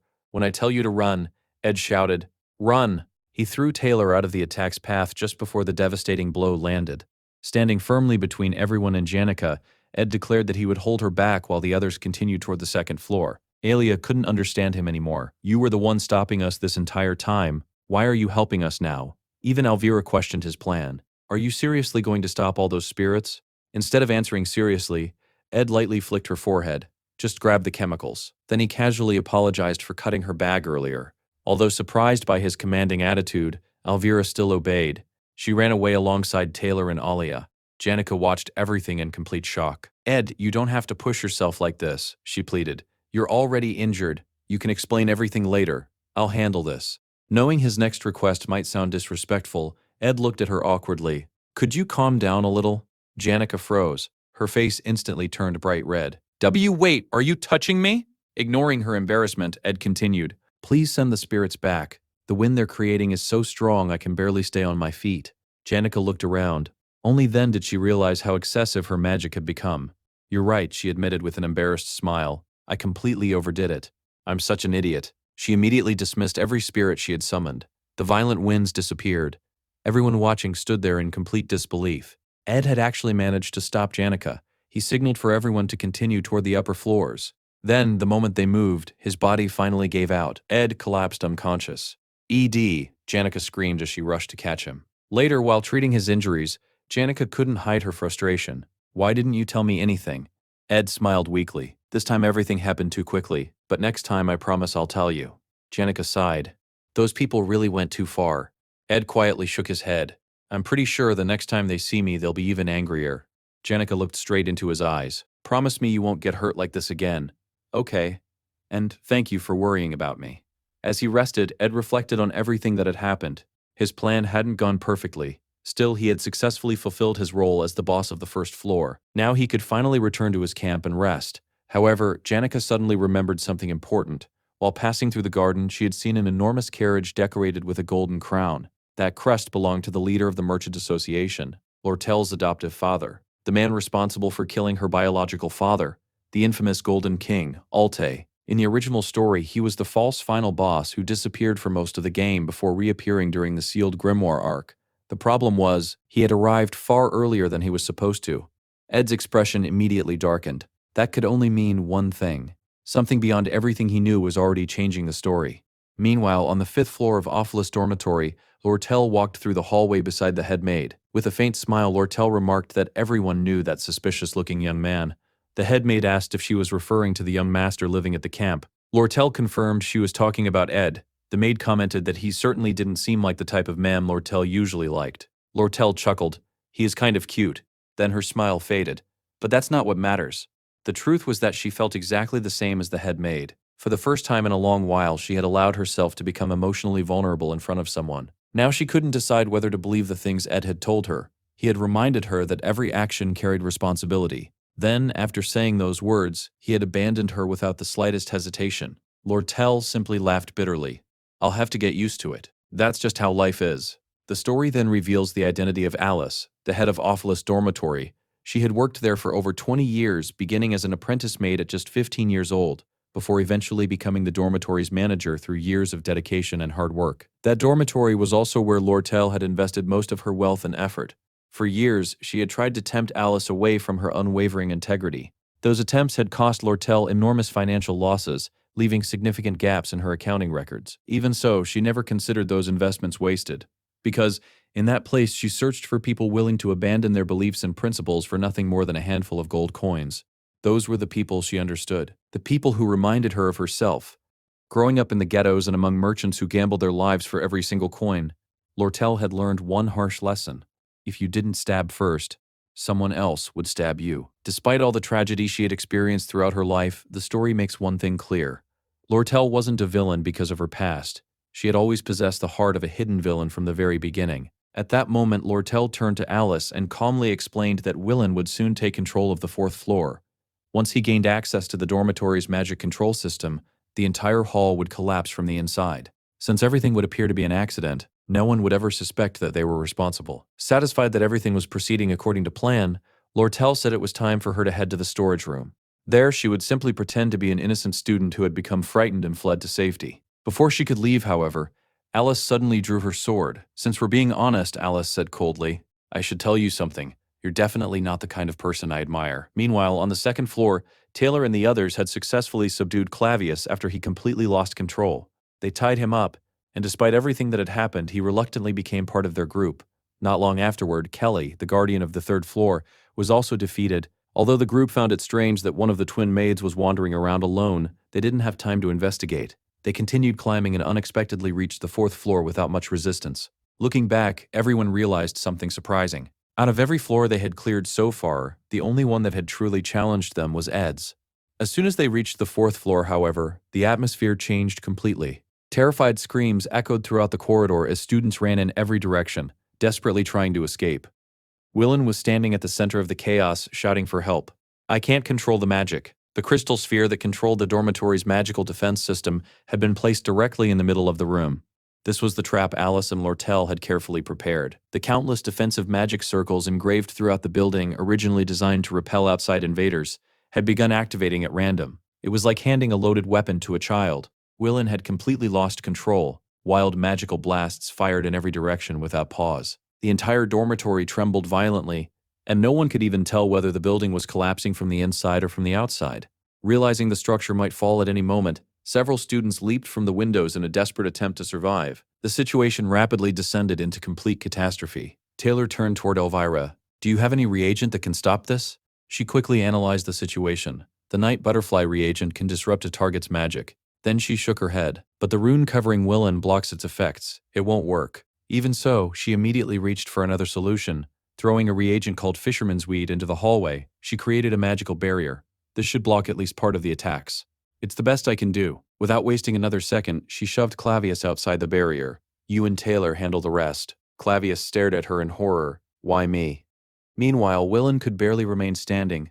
Chaotic streams of destructive magic ricocheted throughout the corridor, destroying everything they touched. Tears streamed down his face as he completely lost control of himself. Then, a massive explosion shook the entire dormitory. Every window shattered one after another. Outside, Ed and Janica watched the destruction unfold. Janica looked at Ed with concern. "Why are we still here? If you keep pushing yourself like this, your wounds are going to reopen." Ed calmly replied that he was fine. "Most of that blood isn't even mine." Even so, his thoughts were focused elsewhere. Something wasn't right. Everything had unfolded far too perfectly. Not far away stood an elegant carriage. Inside sat one of the most influential men in the Empire, the Golden King, Alte. Normally, someone of his status would travel with more than a dozen escort carriages. This time, however, he had arrived almost alone. That alone was suspicious. Alte was Lortel's adoptive father, and according to the original story, the false final boss who would eventually die after being stabbed by Lortel during the sealed grimoire arc. He wasn't supposed to be at the academy yet. More importantly, why had he remained here for so long? Ed suddenly wondered if Alte had been waiting for the dormitory to collapse. Then another detail caught his attention. Standing beside Alte was Shani, the maid responsible for managing meals on the third floor. Shani was one of the orphans Alice had raised personally. Alice herself had originally been purchased by Lortel, and Shani had eventually risen to become the chief maid of the third floor. Seeing Shani accompanying Alte, Lortel's sworn enemy, made no sense at all. Ed found it almost impossible to believe Shani had betrayed Alice's trust. The two of them had been purchased together and had spent years supporting one another. Then an even more horrifying possibility entered his mind. What if Alice herself had been working with Alte all along? If that were true, then this could become the future where Lortel died. Ed knew just how important Lortel would become later in the story. During Act 3, she would become deeply involved in the political conflict against Fenia. She would also become the protagonist's greatest ally in the battle against the Rothschild family. By Act 4, Ed had already struggled enough to replace Tota as an intermediate boss. If Lortel disappeared now, the entire future would change. Realizing the seriousness of the situation, Ed turned toward Janica. "I need a favor. It's something I can't do alone." "I didn't want to involve you." Janica immediately interrupted him. "That's fine. Just tell me what you need." The story then explains the truth behind Lortel's relationship with Alte. Although the world believed she was the obedient adopted daughter of the honorable president of the Alte Trading Corporation, the reality was completely different. For years, Lortel had secretly planned to overthrow him. She knew Alte had murdered her biological parents. Seeking revenge, she had slowly manipulated the corporation's directors and influential merchants, carefully preparing the perfect trap. The negotiations involving the sealed grimoire were merely bait to lure Alte to Sylvania Academy. Once he arrived, the growing crisis within his own company would prevent him from responding before it was too late. Unfortunately, several unexpected events had exposed the truth. Now Ed possessed an official document capable of proving Lortel's betrayal. However, he also understood how this world worked. Loyalty could always be purchased. Lortel might offer someone a mountain of gold, but another person only had to offer slightly more to buy that same person's betrayal. Meanwhile, Alice slowly felt her vision fading. The recent accident had also nearly robbed her of her hearing. She knew this would be her final year serving as the head maid. As the only person who knew the complete truth, the decision she made now would determine everyone's future. Attached to Alte's letter was a document listing every institution secretly controlled by Lortel, along with the enormous flow of money she had been moving behind the scenes. After carefully considering everything, Alice trusted her own judgment. She pointed her sword toward Lortel. "Don't move." She informed her that Lord Alte was already on his way to the dormitory. Watching Lortel's expression carefully, Alice couldn't hide her disappointment. "I thought you were more mature than this." She believed Lortel's true objective had always been revenge against her adoptive father. Although Lortel denied it, Alice simply sighed. "I'm sorry, but in my eyes, you and Alte aren't that different. You both want the same thing." Before either of them could say another word, a tremendous explosion shook the hallway. Taylor's group burst into the room while carrying the unconscious Willen. Immediately, they assumed Alice was responsible for everything. Elvira pointed at her. "She's holding someone hostage." "Everyone be careful." Alice froze in surprise. Meanwhile, Lortel instantly recognized the opportunity. Pretending to be another victim, she threw herself toward Ed's group. She intended to use the confusion to frame Alice. However, someone suddenly looked at her face. "Why do you look like that?" Lortel desperately tried to maintain the perfect expression of fear. Unable to keep the act going any longer, she abruptly turned around and fled. She knew Alti was already approaching. She also knew he trusted no one, not even his own subordinates. That was exactly why he had personally come. Her plan was almost complete. Once everything unfolded, Alte would be blamed for enormous financial crimes as well as the destruction of the dormitory. Fortunately, he hadn't forced his way inside yet. Now all Lortel needed to do was contact the authorities. She secretly prepared a carrier pigeon. "If I can send this, everything will be over." As she hurried through the corridors, exhaustion began overwhelming her. She repeatedly reassured herself that everything would be fine. Even so, a painful thought entered her heart. No one in this world truly understood her. She had always expected betrayal, but knowing it would happen didn't make it hurt any less. Tears slowly rolled down her cheeks. Still, she kept running. She had to reach her room before Alte did. As long as she could send that pigeon, her entire plan could still succeed. Meanwhile, Alte finally arrived at the dormitory's main entrance. Standing directly in his path was a single student. Alte looked at him with annoyance. "Who are you? It's dangerous here. Move aside." The student calmly refused. Because the building is at risk of collapsing, no one is allowed inside until the academy staff arrive.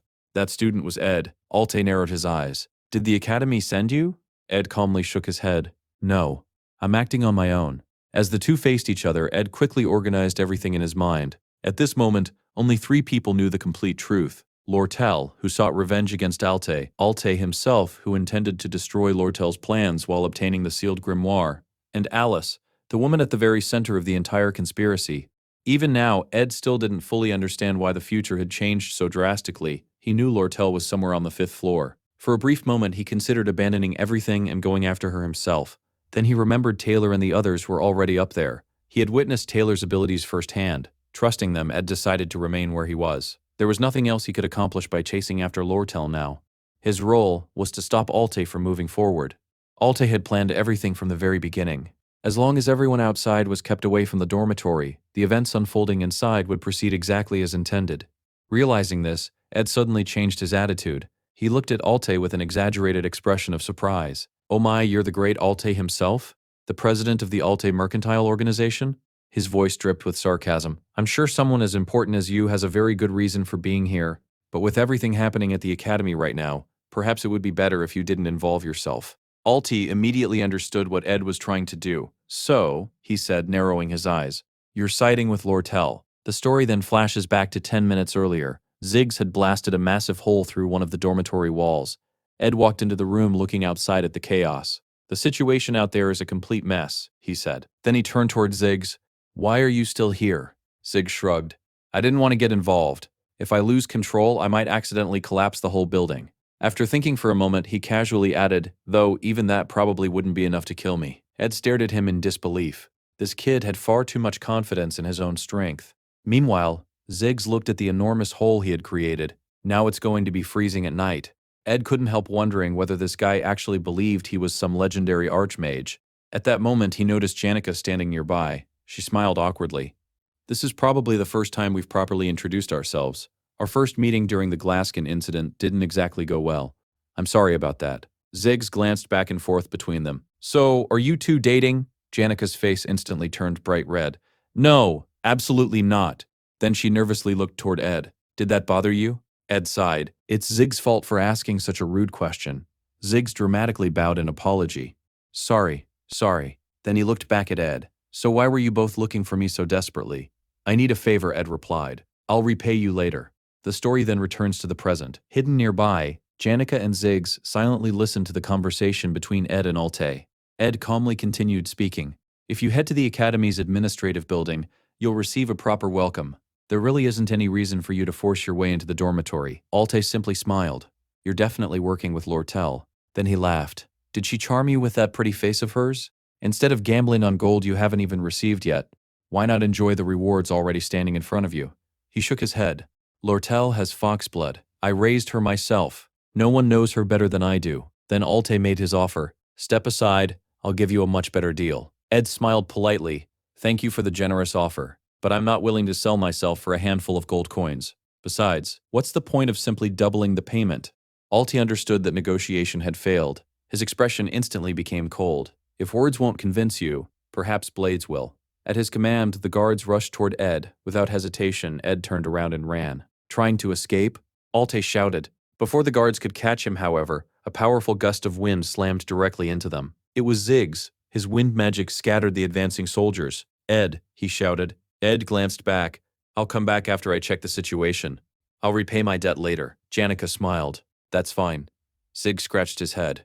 Honestly, I'm the one who owes him. Watching the two students fight together, Alte couldn't help but acknowledge their strength.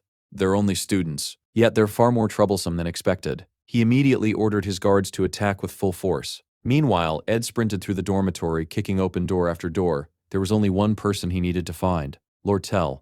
When he finally found her, he stopped immediately. Why are you still here? Couldn't you use the back entrance? Or can you no longer run? Without waiting for an answer, he grabbed her hand. Run. As fast as you can. The story then explained something about Lortel's view of the world. To her, every act of kindness always had a hidden motive. The receptionist of the Sharo Trade Guild always treated her warmly because he hoped she would accidentally reveal valuable business information. Caden from the marketing department was always excited to see her because she regularly warned him about important market changes. Even Tenny, the Academy's beloved bird, stayed close to her because she constantly fed him the finest food. In Lortel's eyes, no kindness was ever free. Everything came with a price. As the two of them ran through the corridors together, Ed spoke without slowing down. There's no time to explain everything. I just need one answer. Did Alice betray you? Lortel remained silent. Guilt consumed her heart. She believed everything happening now was the result of one foolish mistake. Her thoughts drifted toward Janica Failover. Unlike herself, Janica had been raised surrounded by love, kindness, and sincerity. Naturally, she returned those feelings to the world without hesitation. Lortel was different. The day she had first approached Ed with her proposal, she had seen genuine warmth in his eyes. For the first time in her life, someone seemed to care about her without greed, without manipulation, and without expecting anything in return. That single moment made her believe perhaps she could experience a relationship like that too. Because of that hope, she trusted too much. She revealed her plans to Alice. She never realized that her hopes were already being crushed. For her entire life, she had believed trusting no one was the only correct way to survive. Yet after meeting Ed, she forgot who she really was. Someone raised in darkness. Someone stained by greed and betrayal. She should never have dreamed of living a happy romantic life. Originally, Lortel had hired 5 people to seize control of Awfulest Dormitory. The head maid Alice, the twin maids Senny and Kelly, Waylon, the representative of the lower-ranking students, and finally, the fallen noble, Ed. Now everything had fallen apart. Alice, Senny, and Kelly had sided with Alte. Waylon also appeared ready to abandon her. Soon, Ed would probably do the same. Ain't able to keep running, Lortel suddenly stopped. I'm sorry, she whispered. I can't guarantee the 20 gold coins I promised you anymore. My entire plan has fallen apart. Even as she spoke, she couldn't understand why she was saying those words. It was as though she had completely lost control of herself. Ed immediately lost his patience. Who asked? Without another word, he grabbed her wrist and pulled her forward. This isn't the time to argue. If Alti catches you now, you die. We'll deal with everything else later. Right now, we escape. Lortel froze. Everything she believed about trust suddenly began to crumble. She had always lived by one rule. Every act of kindness had a hidden motive. If you couldn't see that motive, you should never trust anyone. That was supposed to be an absolute truth. Yet, for the first time in her life, she chose to trust someone anyway. Looking at Ed, she finally revealed the truth. My father, he's manipulating the market. She explained that after the great monster hunt in the eastern mountains, armor prices had fallen dramatically. Alte secretly purchased enormous quantities of armor and monopolized the market. Then he began trading those supplies internally, artificially increasing their value. It was a classic manipulation scheme. To execute it successfully, however, he required an enormous amount of cash in a very short period. That was why he became interested in the sealed grimoire. He believed selling it would provide the funds necessary to complete the operation. That was also why Lortel had been sent to Sylvania Academy. Her mission had always been to steal the grimoire. Ed quietly nodded. That's enough. I already understand. The story then explains how the scheme worked. Several merchants secretly purchased huge amounts of a cheap product. Instead of selling it immediately, they repeatedly traded those goods among themselves, creating the illusion that demand was rapidly increasing. As prices climbed higher and higher, ordinary merchants believed supplies were becoming scarce. Panicked, everyone rushed to buy before prices increased even further. Then, at the perfect moment, the conspirators sold everything at outrageously inflated prices, earning enormous profits. However, the entire scheme depended on trust. If even one merchant sold their stock too early without informing the others, the market would immediately collapse. Prices would crash.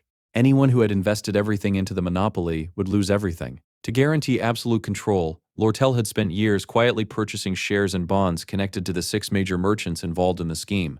Only when Alte left Sharo headquarters could those ownership rights legally be transferred. After hearing the entire explanation, Ed finally understood the true purpose behind the dormitory incident. The occupation of the dormitory was meant to create a financial crisis inside the academy. That would force the academy to purchase the sealed grimoire, and Alte would have no choice but to leave headquarters to obtain the necessary funds. While he was away, you planned to sell all the stored armor. Lortel stared at him in complete disbelief. How did you figure that out so quickly? Ed ignored the question. We only have one option now. We have to send a letter to headquarters. Tell them to sell every piece of armor immediately. Lortel nodded. I have a carrier pigeon in my room. It's my direct line to the people inside headquarters. But my father probably expects that. He may already know exactly who the infiltrators are. Ed thought for a moment before making a decision. Listen carefully. From now on, you stay hidden. If I were Alte, I would have already surrounded both the academy and the island. If you try to escape now, they'll notice immediately. He quickly outlined a new plan. She needed to contact the knights stationed in the quarters and ask them to send an empty carriage toward the Arcane Mountains. It would create the illusion that she had escaped in that direction. Lortel looked at him. Then where am I supposed to hide? I have a cabin in the forest, Ed answered. You can stay there for 3 days until everything settles down. I'll send the carrier pigeon myself. I'll write something simple. Sell immediately. Your trusted people will understand the rest. Lortel quietly agreed. Just then, Ed suddenly stopped. His eyes narrowed. Someone was waiting outside the back entrance. Without hesitation, he grabbed Lortel's shoulder. Someone's guarding the exit. I'll deal with them. You stay inside. Don't move until I tell you the path is clear. Watching him calmly organize everything in just a few moments, Lortel couldn't help but feel amazed. Ed handled every problem with remarkable speed and precision. It was almost as though he was thinking several moves ahead for both of them. Ed snapped Lortel out of her thoughts and told her to stay focused. She nodded. I understand. Before stepping inside, however, she hesitated. Why are you helping me so much? Only then did he realize he had never actually explained himself. There isn't any special reason, he answered awkwardly. Just do exactly what I told you. Without waiting for another question, he closed the back door behind her and walked away. Left alone, Lortel slowly sat on the floor. A loud rumbling echoed through the dormitory. She couldn't tell whether the sounds were coming from the battle on the upper floor or somewhere much closer, perhaps even the entrance hall itself. Her heart pounded uncontrollably. Outside, someone suddenly spoke. I wasn't expecting you to come out of that door. It was Shawnee. Ed sighed. For the final obstacle, you're pretty disappointing. Without another word, he prepared for battle. Meanwhile, on the top floor of Awfulest Dormitory, the final confrontation was reaching its climax. Every rune engraved throughout the building had been transferred into a single magical cube. Whoever possessed that cube controlled the entire dormitory. The magic swordsman Shink had managed to keep the combat department students at bay, while Alice continuously supported him with powerful spells from the rear. Even with both of them fighting together, however, they still couldn't overcome one person, Taylor McLaurer. After all, he was the story's main protagonist. As the building continued collapsing around them, the final battle on the top floor officially began. Outside, Ed and Shawnee faced each other in silence. Neither of them moved. Ed quietly assessed his condition. He had almost exhausted all of his mana. At most, he could cast only 2 or 3 more spells. Without warning, Shawnee lunged forward. Using her swordsmanship, she aimed a lightning-fast thrust directly at Ed's leg, but Ed effortlessly dodged. He already knew her opening move. He knew every one of her attack patterns. Stepping on her blade, he stopped the thrust completely. Without hesitating, Shawnee reached toward the knives strapped to her thigh and threw them toward him. Ed immediately grabbed her arm before she could complete the motion and knocked every knife far into the distance. He knew her speed. He knew her habits. He knew exactly how she fought. Shawnee's eyes widened in shock. Then she activated her special ability. She and her twin sister possessed a unique gift from birth. Once each day, either sister could temporarily borrow the other's ability. At that moment, Shawnee borrowed her sister's telekinetic power. The knife she had already thrown suddenly changed direction and flew straight back toward Ed. Several blades pierced his body. Believing she had won, Shawnee finally relaxed. Then, Ed remained standing, like an immovable wall. Without showing the slightest expression of pain, he calmly pulled one knife from his chest. So even with your sister's ability, this is all you've got. One by one, he removed every blade from his body. Then he stepped on Shawnee's arm and kicked her sword out of reach. It's over, he said calmly. There's no point continuing. Shawnee refused to surrender. Desperately struggling, she shouted, I can't disappoint Miss Alice. Just go away. Alice has already lost. Those words only made Shawnee angrier. What do you know about Miss Alice? Do you have any idea how much she's suffered? Do you know how many battles she's fought? Fueled by desperation, she activated the dormitory's rune system. A violent magical explosion engulfed the area, filling everything with smoke. Inside the thick fog, Ed quietly reflected. He didn't know much about Shawnee herself, but he knew the original Ed very well. Suddenly, the explosion came to an abrupt stop. Taylor burst through the smoke with his transformation fully activated. His target, Alice. Already weakened, Alice could barely react. Another massive explosion erupted on the dormitory's top floor. Outside, Ed pinned Shawnee to the ground, pressing his knee firmly against her back. He looked down at her without emotion. Even if I understood your entire story, it wouldn't change anything. It's not my problem. Unable to move, Shawnee glared at him with hatred. I'll never forgive you, or Lortel. Moments later, she lost consciousness. Rain slowly began falling from the sky. Ed stood silently beneath it. He realized there were countless stories in this world that he would never know. Many side characters carried painful histories that would never be revealed. Thinking about everything Shawnee had done throughout her life, rescuing orphans, helping countless people, and living according to her own unwavering beliefs, Ed couldn't help but respect her. People like her lived lives that truly mattered. But his own goal had never changed. Ever since awakening inside this body, everything he did had been for one purpose alone: survival. Just then, the system appeared before him. Target incapacitated. New skill acquired. Pain resistance. Ed blinked in surprise. He hadn't expected to gain a new skill. Without wasting any more time, he smashed through a nearby window and climbed into the dormitory. Looking around, he noticed the room was incredibly luxurious. Even so, everything inside was arranged with strict practicality. Books and documents covered the desk. This must be Lortel's room. Opening one of the cabinets, he quickly found the carrier pigeon.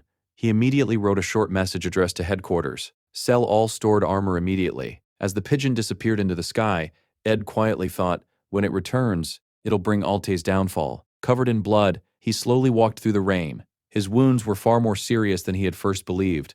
Perhaps they wouldn't heal anytime soon. He reflected on everything that had happened. Without Zig's help, without Janika's support, Lortel would already have been captured by Alte. Her downfall would have been immediate, and Ed himself would likely already be dead. Fortunately, the decoy carriage had already departed. Alte had no choice but to pursue it. Even if he captured the coachman and learned that Lortel had never actually left the dormitory, it was already too late. By now, the carrier pigeon had almost certainly reached headquarters.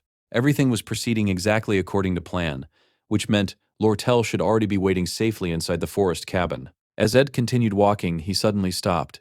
Standing before him was Lortel herself.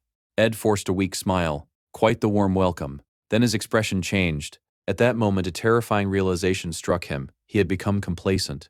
The true mastermind behind everything had never been Alte. It had always been Lortel. Looking back at everything that had happened, every event fit together perfectly. From every possible angle, she had orchestrated every single move. Now they were completely alone in an isolated forest. It was the perfect place to commit the perfect crime. Lortel was the true villain. Ed desperately tried to think of a way to survive, but his body no longer obeyed him. Lortel slowly approached. It really is over, he thought. Then, instead of attacking him, she pulled out a knife and cut a strip from her own clothing. Using the torn fabric, she hurriedly wrapped his wounds, creating a makeshift tourniquet to stop the bleeding. Why are you hurt this badly? She desperately tried to save him. The rain had already stopped. She lit the fireplace inside the cabin. Then she gently helped Ed sit beside the warmth. Stay close to the fire. You need to warm yourself. After resting for a while, Ed quietly asked, Did everything go according to your plan? Lortel smiled playfully. Who exactly do you think I am? She explained that she had convinced one of the knights to deliberately draw everyone's attention toward himself. Ed couldn't understand how she had managed it. He even jokingly wondered whether she had taken the knight's family hostage. Lortel only gave an ambiguous smile. She neither confirmed nor denied it. If everything succeeds, I'll gain complete control of the Alti Merchant Association. Although she admitted she owed Ed an enormous debt, his reaction remained surprisingly dull. None of that interested him. He simply didn't care. Even so, Lortel smiled softly. Thank you. I'll never forget everything you've done for me. Ed answered without hesitation. I just want the 20 gold coins you promised. Nothing else. Lortel laughed. You'll get them. But before that, I want to ask you something. Ed immediately assumed she wanted to talk about Alice. Instead, she shook her head. I'll deal with Alice myself. What I wanted to ask is about Janika. She looked directly at him. You two seem very close. Ed nodded. She's a good person. Lortel agreed. She is. She's a kind upperclassman. Curious, Ed asked why she suddenly brought Janika up. Lortel took a deep breath. Then she quietly said, Janica isn't as gentle as she appears. Meanwhile, back at Ophelus' dormitory, Alti received a report from one of his subordinates. After hearing it, he completely lost interest in the dormitory and immediately left. Elsewhere, Ziggs was still fighting. Ironically, the greatest obstacle he faced wasn't Alte's mercenaries. It was Janica herself. Her overwhelming magic was destroying everything around her. Completely bewildered, Ziggs shouted, "What happened to you? Why are you so angry?" At that moment, a tiny spirit dove landed gently on Janika's shoulder. Without even looking at him, she calmly replied, "Who said I was angry?" The following day, Ed couldn't even attend class. His uniform had been completely destroyed. Ziggs brought him a spare one while explaining everything that had happened after the battle. In the end, Willen accepted full responsibility for the destruction of Ophelus' dormitory. As for Alice, even after being captured, the head maid remained completely silent. After everything that had happened, one of the scenario's key figures had successfully prevented Lortel from leaving the stage. Since Alte still hadn't made a move, all the signs pointed to one conclusion. The plan had worked. With everything unfolding according to schedule, Ed expected good news to arrive soon. Unfortunately, the recent incident had taken a heavy toll on his body. Every movement caused him pain, and even simple physical tasks had become exhausting. Checking his status window, Ed noticed he still had 2 empty crafting skill slots. He had already decided exactly what he wanted to learn. The first was Spiritual Formula Infusion, a skill perfectly suited for spiritual sorcery. The second was Magical Engineering, which would allow him to create both practical tools and powerful combat equipment. Learning Spiritual Formula Infusion required forming a contract with a spirit. Once he successfully created an item infused with spiritual awareness, the skill would unlock automatically. Magical Engineering worked differently. He only needed to successfully assemble and disassemble a magical device of the required level at least once. Since both skill slots were still empty, Ed decided there was no reason to waste any more time. For now, forming a contract with even a minor spirit would be enough. Just then, Janica arrived at his cabin. Ed looked surprised. "Shouldn't you be in class?" Janica smiled sheepishly. "My body still hurts. I wanted to rest for a while out here in the forest." Ed immediately became concerned. "Did you get hurt while helping me?" Before she could answer, Janica looked toward the cabin. "What about Lord Tell?" "She's fine," Ed replied. "She's resting inside." Janica quietly glanced toward the cabin. Meanwhile, Ed reflected on the situation. The Ophelus dormitory incident had finally come to an end. However, there was still unfinished business. For the next 3 days, Lortel needed to remain hidden inside the cabin while preparing for the negotiations involving the purchase of the sealed grimoire. Those 3 days felt incredibly long to her. Living in hiding filled her heart with anxiety. Still, it wasn't entirely unpleasant. Whenever she was around Ed, her heart raced. His kindness, his trust, the sense of safety he gave her to Lortel, those feelings were worth far more than mountains of gold. She never wanted to lose them, especially not to Janica. In Lortel's eyes, Janica had always lived a blessed life. She grew up surrounded by kindness, friends, and family. Lortel wanted that kind of happiness too. At least now, for the first time in her life, she decided she wouldn't give up. She would fight for Ed. After all, winning people's hearts was one of her greatest talents. Spending 3 entire days living together with him was an incredible advantage. For a moment, she even imagined burying the cabin in piles of gold just to impress him. Then she immediately realized how ridiculous that idea was. Besides, she didn't even have that much money. Maybe she could offer to pay his tuition instead. The mere thought of saying those words out loud made her face burn with embarrassment. Unable to contain herself, she repeatedly bumped her forehead against the cabin wall. Lortel had never had a boyfriend before. Perhaps that was why she felt so hopelessly awkward. Suddenly, the cabin door opened. "Move. That's my spot." Lortel blinked in confusion. Standing there was Lucy. Half asleep, Lucy yawned before casually explaining that this cabin was her favorite place to nap. Lortel stared at her. "What are you doing here?" Just then, Ed walked in. Without saying much, he picked Lucy up and carried her to a nearby abandoned cabin. After setting her down, he returned and apologized. "Sorry." Lucy snuck in again. "Now you can rest peacefully." Still confused, Lortel asked, "Does she come here often?" Ed sighed. "Don't think too much about her. She's basically a wild animal that occasionally wanders over to sleep in that corner." Lortel quietly processed those words. Then another thought crossed her mind. "So, I have another rival." Determined, she made a silent promise. "I'll settle this within 3 days." The following morning, on the second day, Lortel woke up excited. She planned to spend some time alone with Ed. Unfortunately, by the time she arrived, Janica was already there. Naturally, Lortel wasn't pleased. To make matters even worse, Lucy was still sleeping peacefully on the floor. All Lortel wanted was a few quiet moments alone with Ed. Meanwhile, Ed was admiring his newest project. Using handmade bricks he had crafted himself, he successfully built a proper brick fireplace inside the cabin. Lortel sniffed the air. The barbecue smells amazing. Did you season it? Ed nodded. Belle gave me some basil and a few other spices yesterday. Lortel smiled. If nothing unexpected happened this morning, then it's safe to assume our plan succeeded. Ed agreed. That's good news. But we still can't lower our guard. Lortel nodded before changing the subject. I still owe you your reward. Would you rather receive gold coins or goods? Ed thought for a moment. Construction materials would help. But do you happen to have any spare magical engineering tools? As they discussed business, Janica quietly watched from nearby. She clearly wasn't happy. A moment later, Ed turned toward her. I need another favor. He explained that he wanted to begin learning spiritual magic. If possible, I'd like to form a contract with at least a minor spirit. Can you help me? Janica's eyes sparkled. Of course. I'll be your teacher. I can even help you form a contract with an intermediate spirit. Proudly, she summoned her contracted spirit, Cherish. She asked the spirit to communicate with Ed. However, Cherish immediately shook its head. It won't work. Ed frowned. I can barely hear something. Cherish floated closer. Your spiritual sensitivity is still too low. Then it continued reading something invisible. According to your weekly report, your daily schedule is far too full. You have way too many tasks.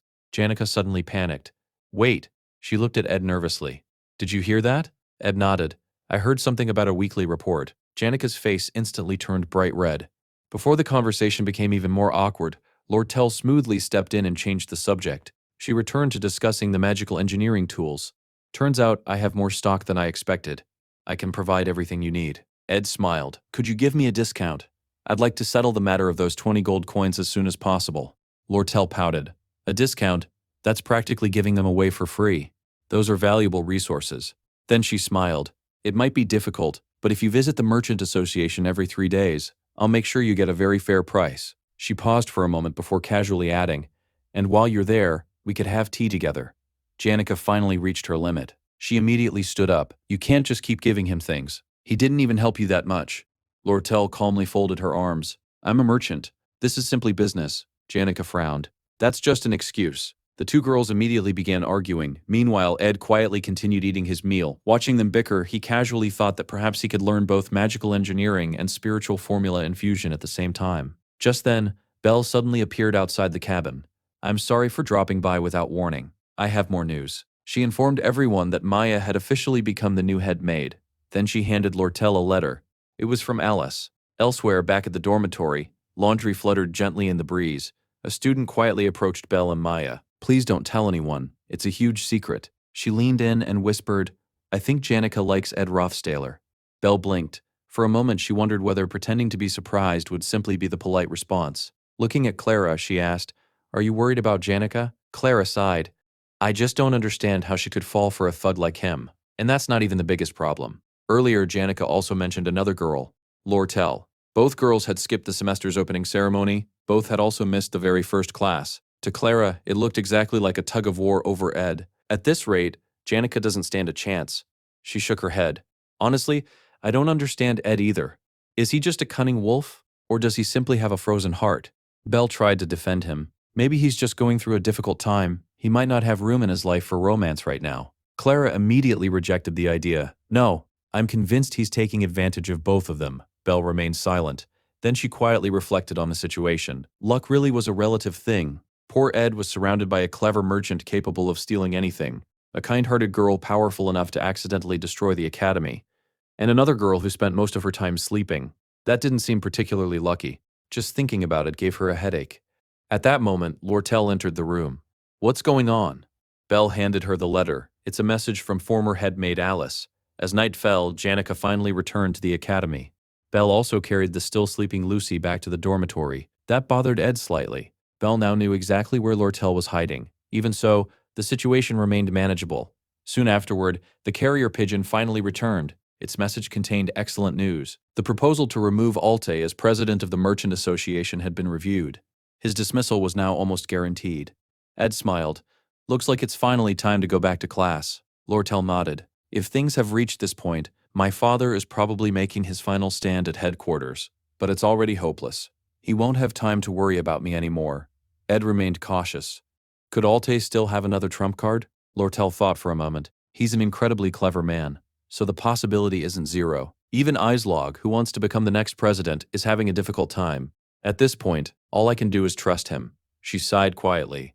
My biggest concern was Alice, but that problem also seems to have resolved itself. Ed looked at her seriously. What if Alice tells everyone that you were the one who orchestrated everything? Lortel calmly smiled. She doesn't have many options. After all, I already paid her in advance. Alice's only goal was to stand beside the eventual winner, whether that turned out to be Lortel or Alte. The letter Belle and Maya had delivered wasn't a threat at all. Instead, it contained a detailed list of every orphanage Alice personally supported, along with their annual maintenance costs and instructions on how to keep them operating. Alice had been carrying an overwhelming workload for years. Her health deteriorated day by day, yet the academy ignored every complaint she made. Eventually, her condition became so severe that she could no longer continue working. Without her, the orphanages she had spent years protecting would lose their support. She had gambled her own life to keep everything together. Unfortunately, almost no one realized how desperate her situation truly was. Only those closest to her understood the burden she had been carrying. After reading the document, Lortel calmly explained that Alice had sided with her because victory seemed inevitable.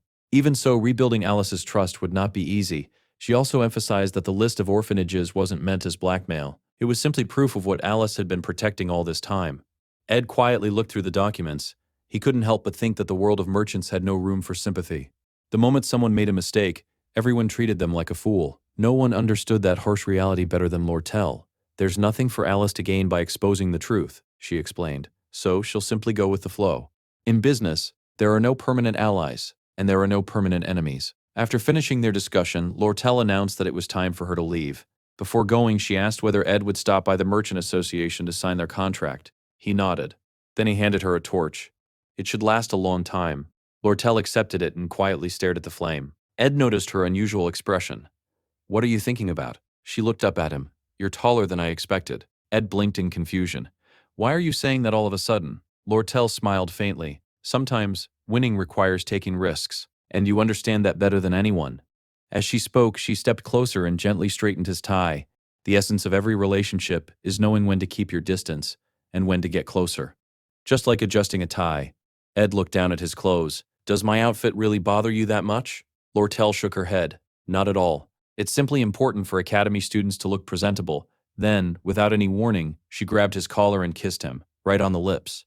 When she finally pulled away, she smiled mischievously. The raspberries we ate were delicious. Just remembering them makes me happy again. Completely caught off guard, Ed immediately tried to create some distance. Control yourself. Lortel pouted. You're so boring. Then she smiled once more. Next time, I'll get a little closer. After all, I also need to practice keeping my distance. With those teasing words, she turned around. Holding the torch Ed had given her, she disappeared into the forest using magic. Ed remained standing in place. His face slowly turned red. He couldn't help sighing. No matter how hard he tried to avoid becoming involved with the story's main characters, life never followed his plans. Instead of quietly staying in the background, he kept getting dragged toward the center of every major event. All he wanted was a peaceful life. His goals were simple: graduate from the academy, improve his stats, take care of the tasks necessary for his survival, and live quietly without getting involved in the world's biggest conflicts. Unfortunately, reality had other ideas. Time passed quickly. Before he even realized it, summer ended. Autumn had arrived. Meanwhile, Janica was spending time with her contracted spirits. One of them suddenly announced, Lortel kissed Ed. The spirit cherish immediately panicked. We have to do something. We can't just stand here. Janica blinked in confusion.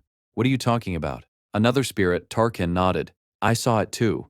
That redhead loves playing with other people's hearts. Janica nervously asked, how did Ed react? Tarkin folded his arms. He built a wall between them. She kissed him, and he responded with absolute indifference. It was so cold that even I felt embarrassed. According to him, there were only two possible explanations. Either the guy is completely impotent, or he simply doesn't see Lortel as a woman.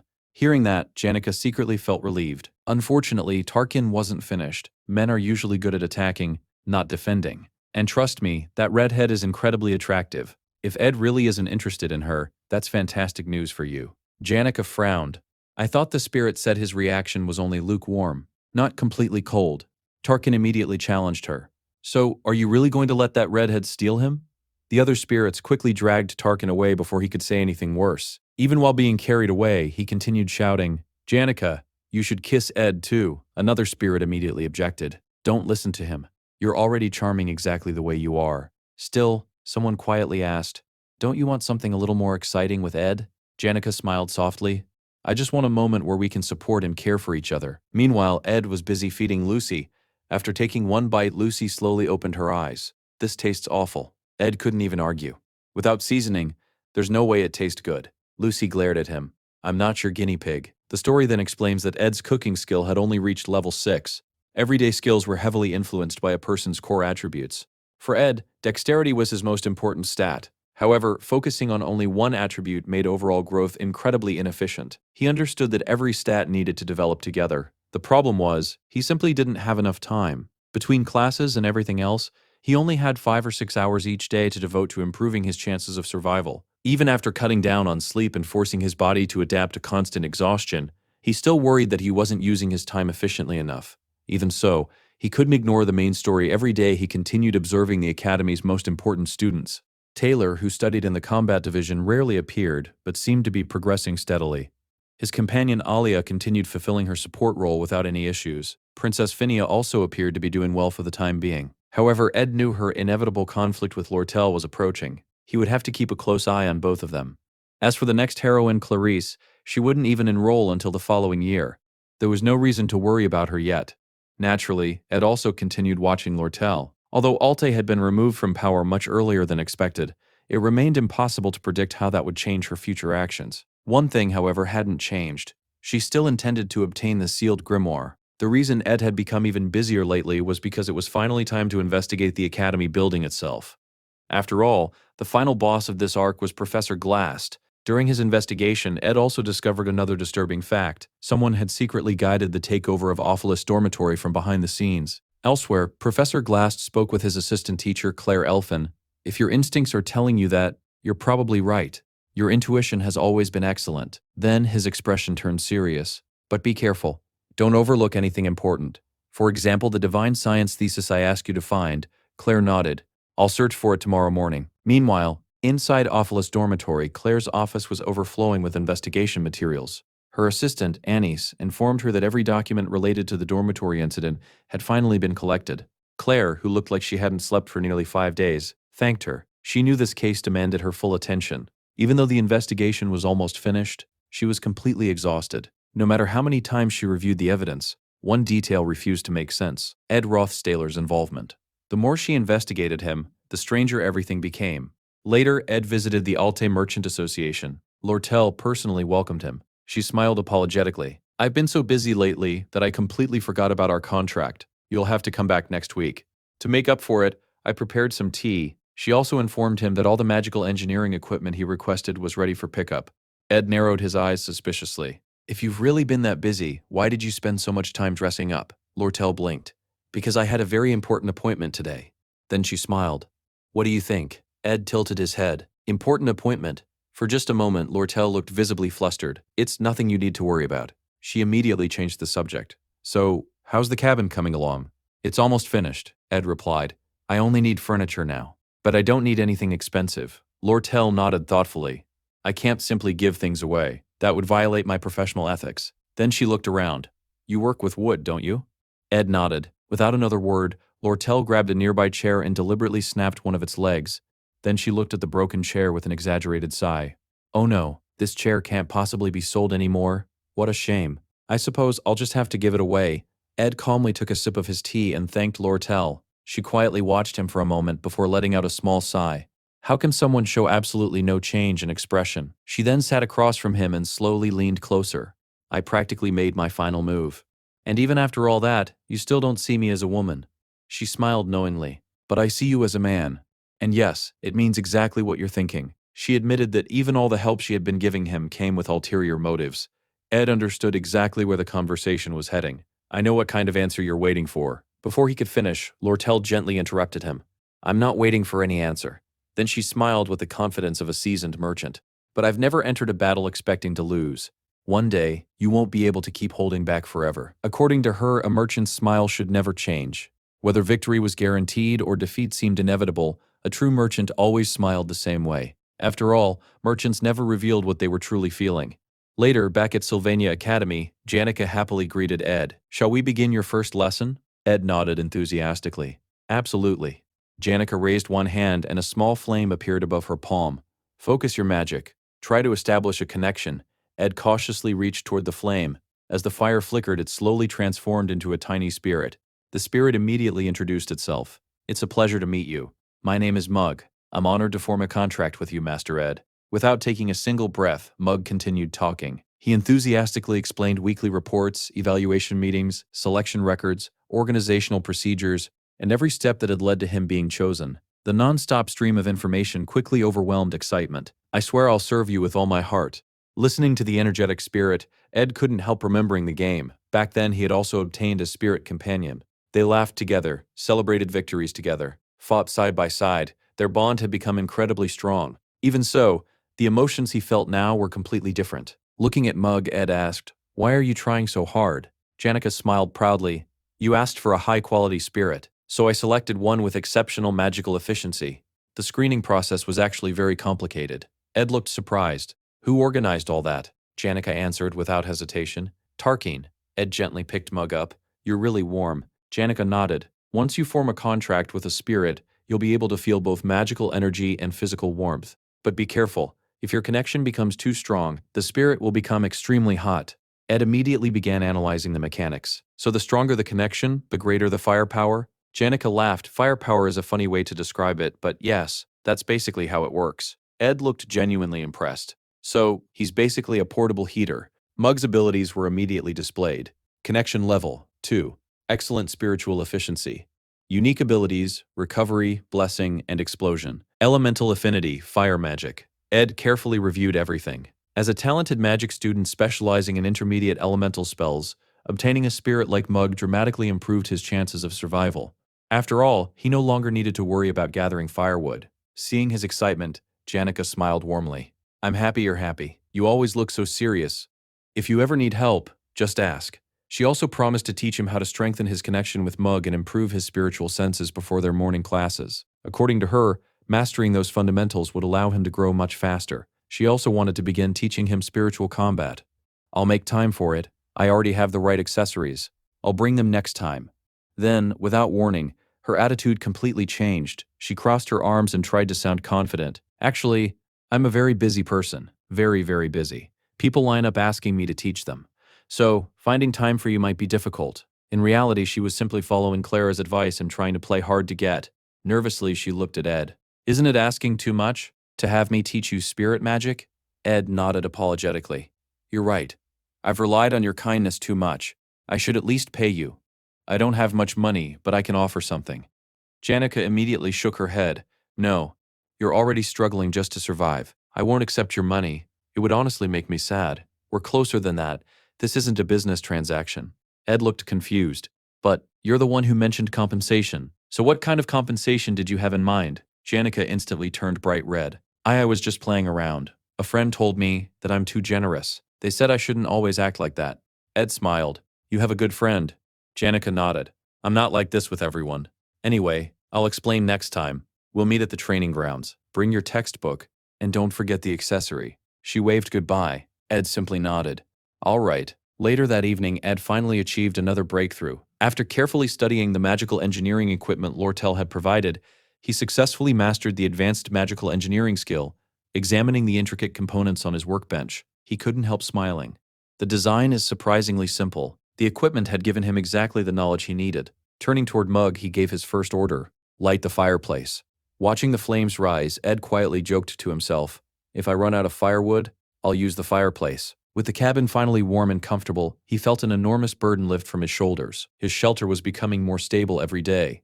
Looking outside, he realized it had already grown very late. He considered checking the hunting traps he had set throughout the forest. After seeing how dark it was, however, he decided to leave them until morning. At that very same time, someone else was wandering through the forest. Claire. Even late at night, she continued investigating the awfulest dormitory incident. She had become convinced there was another mastermind behind everything, and her greatest suspect was Ed Rothstaler. Everyone directly involved in the incident had either been students or dormitory staff. Ed alone had no official connection to Awfulest Dormitory. If Willen was removed from consideration, only one suspicious person remained: Ed. Claire had heard rumors that he frequently visited the forest. Still, she couldn't imagine any reason someone would be wandering there in the middle of the night. Then she witnessed something unbelievable. Quickly hiding behind a tree, she watched silently. Ed emerged from the darkness, carrying the body of a freshly hunted deer. Sitting comfortably on his shoulders was Lucy. Claire's eyes widened. "What? am I looking at? According to everything she knew, even Director Obel, a legendary figure comparable to an archmage, would have needed his full strength to confront Lucy Merrill, yet here she was, peacefully riding on Ed's shoulders. Claire became completely convinced. Her theory had been correct all along. The true mastermind behind the awfulest dormitory incident was Ed Rothstaler, and the mysterious girl accompanying him could only be Lucy. Proud of her deduction, Claire quietly followed them. She observed every detail: a cabin, a campfire, a furnace. Ed casually dropped the deer's body onto the ground before carrying it inside. Lucy wandered into the cabin as though she lived there. Ed sighed. I probably should have done this tomorrow morning, but there's too much to do. I can't afford to waste time. Watching from outside, Claire made up her mind. I have to rescue Lucy. She quietly approached the cabin. Suddenly, Lucy attacked. Startled, Claire immediately stopped. Lucy stared directly at her. Who are you? Claire quickly introduced herself. I'm an assistant professor at the academy. Even as she spoke, one question continued bothering her. How did she get back inside by herself? Lucy silently grabbed a piece of dried meat. Without saying another word, she flew away. Watching the entire scene unfold, Claire became even more convinced that her investigation had uncovered the truth. She immediately returned to her office. Bursting inside, she declared, I figured it out. It was Ed Rothstaler. She looked toward Professor Glass. Do you know the student who was expelled by his own family? Glass didn't even bother looking up. I don't waste time remembering the names of trash. Claire refused to give up. What about Lucy? Ed has completely subdued Lucy Merrill. She can't even use her power properly around him. I've been investigating him this entire time. To Claire, every clue pointed toward the same conclusion. Ed Rothstaler was hiding far more than anyone realized. Professor Glass looked over Claire's report and frowned. This entire story is a mess. Claire immediately defended her investigation. I used a spell to access the memory log from the first floor of Ophalos dormitory. Glass slowly looked up. Did you have permission to do that? Claire awkwardly smiled. No, but I already prepared an apology report in advance. She quickly continued. I saw Ed in those memories. Glass remained expressionless. Did he clearly state that he was the mastermind behind everything? Claire hesitated. No, I only saw him carrying Lucy. Glass shrugged. Lucy could have simply been asleep. Claire paused. She hadn't considered that possibility. Without another word, Glass ordered her to leave the room. Although Claire left, the professor continued reading the report by himself. As he reviewed the events, something began bothering him. Those memories had also recorded Ed's battle. Ed had attempted to stop Taylor and the others, yet they broke through his defenses almost immediately. Taylor was a swordsman born with extraordinary talent. Alvira possessed remarkable talent in alchemy. Against opponents like them, someone as ordinary as Ed shouldn't have been able to delay them for even a moment. Something didn't add up. Meanwhile, deep inside the forest, a tremendous explosion echoed through the trees. The blast came from a new magical weapon Ed had created. It was a ceremonial explosive dagger infused with Mug's explosive fire ability. Watching the weapon detonate, Ed couldn't help feeling proud. He had relied on this dagger ever since he started living alone. Now, seeing its full destructive power, all his hard work finally felt worthwhile. Mug floated excitedly beside him. The spiritual formula bonded with the weapon very easily. The longer an owner uses a piece of equipment, the greater its efficiency becomes. Then Mug became even more excited. We should celebrate. I'll sing a joyful song for you, Master Ed. Before he could begin, Ed casually grabbed him. Mug immediately panicked. I'm sorry, I'll never do it again. I was being disrespectful. Ed sighed. Forget all the formalities. The story then explains how low-ranking spirits function. Spirits that abandoned their physical forms and became low-level spiritual beings could gradually evolve by forming contracts with spiritual mages. That was exactly why minor spirits desperately searched for contractors, especially someone like Janica. Ed looked at Mug thoughtfully. Janica must have promised you something. Otherwise, you wouldn't have agreed so easily. So, tell me the truth. Mug immediately straightened his posture. I have nothing to hide from you, Master Ed. My loyalty isn't based only on obedience. It's also driven by my own selfish ambition. He honestly admitted that contracting with Ed allowed him to receive refined magical energy from Janica. That magical energy dramatically accelerated his own growth. Ed nodded. What else? Mug hesitated. I heard rumors that you're a little strict, so I thought being extra polite might calm you down. Ed couldn't help smiling. I understand. If I were in your position, I'd probably act the same way. Mug lowered his head. The hierarchy among spirits is incredibly cruel. I've gone through terrible experiences. Ed quietly understood. I know that feeling. I also do whatever I have to, just to survive. Even so, Moog gently shook his head. I still can't abandon proper etiquette. It simply makes me feel more comfortable. Life gradually returned to normal. Each day, Ed continued improving himself. He spent hours chopping wood. Although his combat abilities improved slowly, his physical endurance had increased tremendously thanks to his harsh life in the forest. His storage room was now filled with meat, vegetables, spices, and every other supply he needed. He no longer slept outdoors. He no longer went hungry. With enough patience and repetition, he found himself mastering even difficult academy lessons. Rather than relying on talent, he simply forced every lesson into his memory through relentless practice. To Ed, every single day felt like an endless march forward.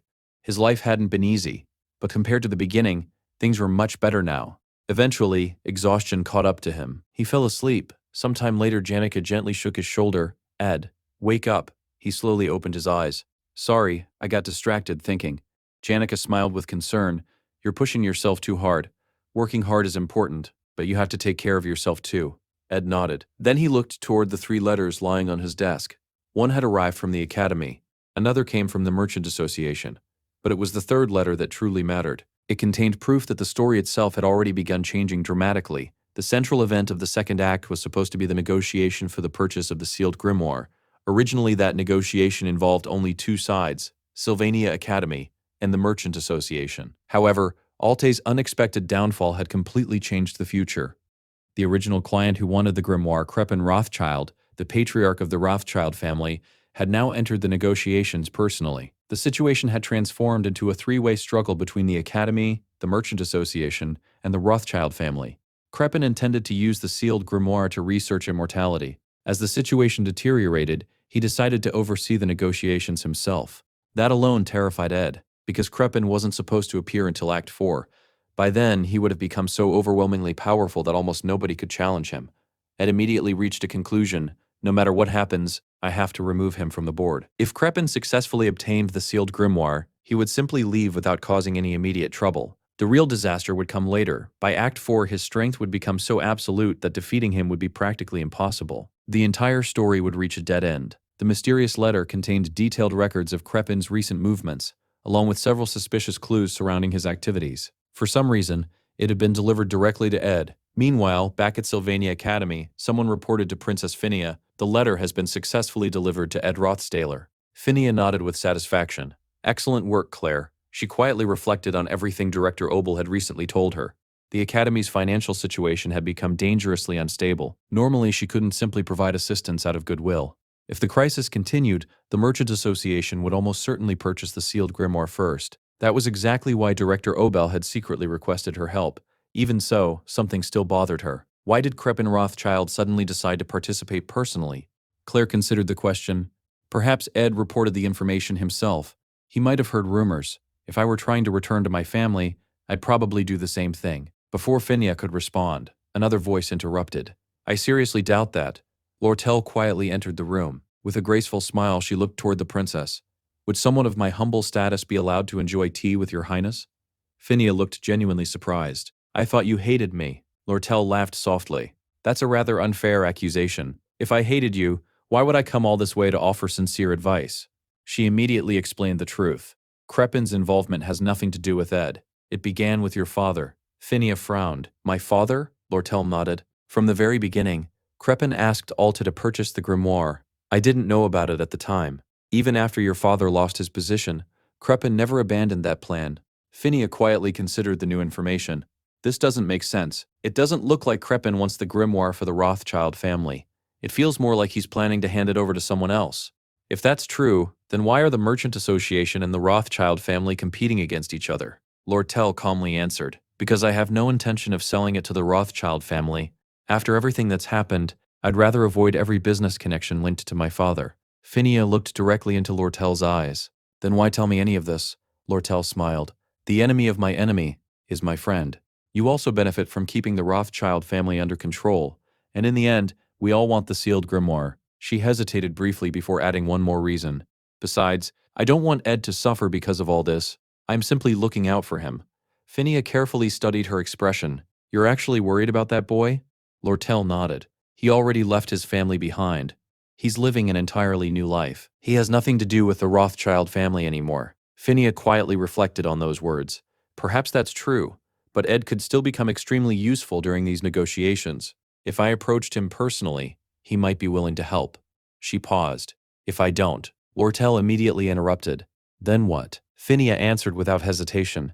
Then I'll have no choice. I'll use him. For the first time, Lortel's expression visibly changed. She laughed quietly.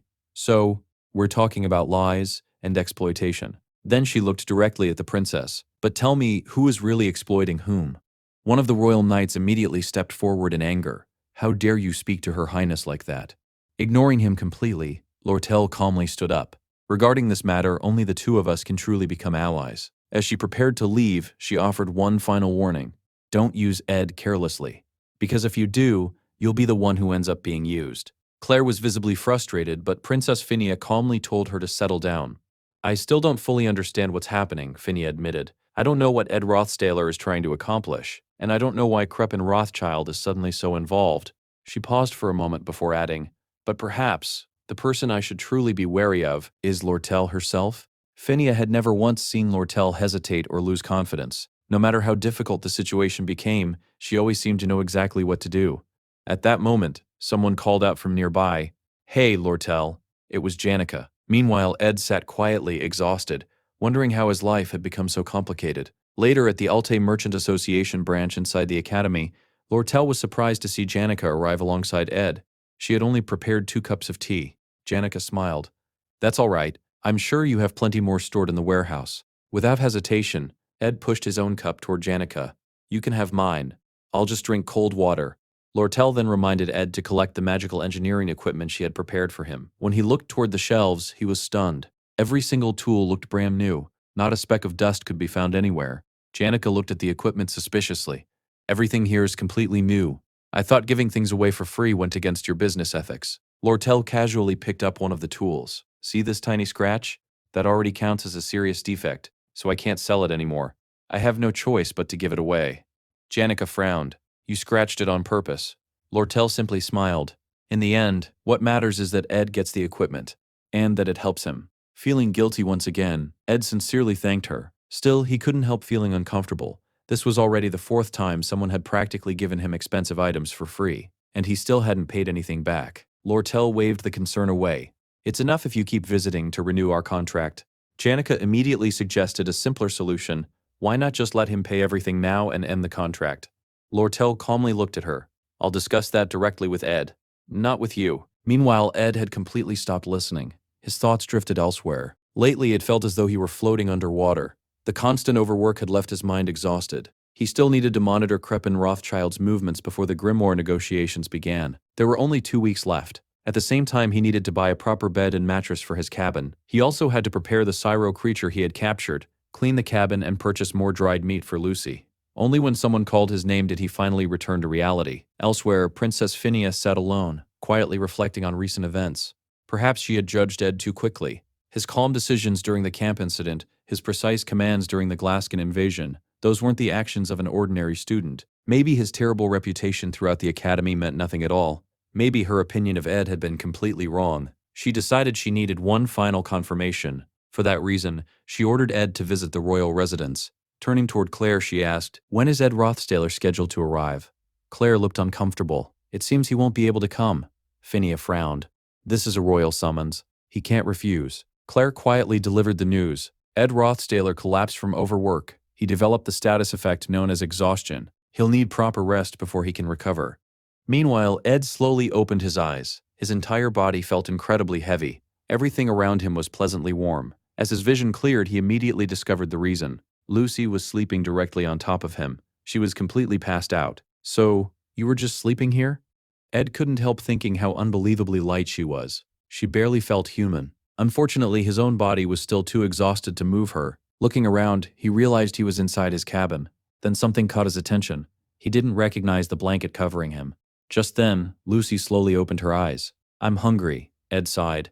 Do you ever do anything besides sleep and eat? Lucy ignored the question. You finally woke up. She placed her hand against his chest and quietly cast a spell. After examining him for a moment, she spoke. Your mana is a mess. You overtrained your spiritual magic. You've been repeating it for months. That's why your body ended up like this. Ed looked surprised. Did you stay here the entire time while I was unconscious? Lucy nodded. It was just boring, so I slept too. She explained that she had watched over him carefully. Although it had been troublesome, the other 2 girls understood that she needed to remain there. Then she looked directly at him. Don't get sick. People die from that. Those simple words reminded Ed of Lucy's own story. Her grandfather had died in bed after a long illness. Quietly, Ed smiled. Thank you for taking care of me. At that moment, someone entered the cabin. So you're finally awake? It was Ziggs. His appearance had changed noticeably.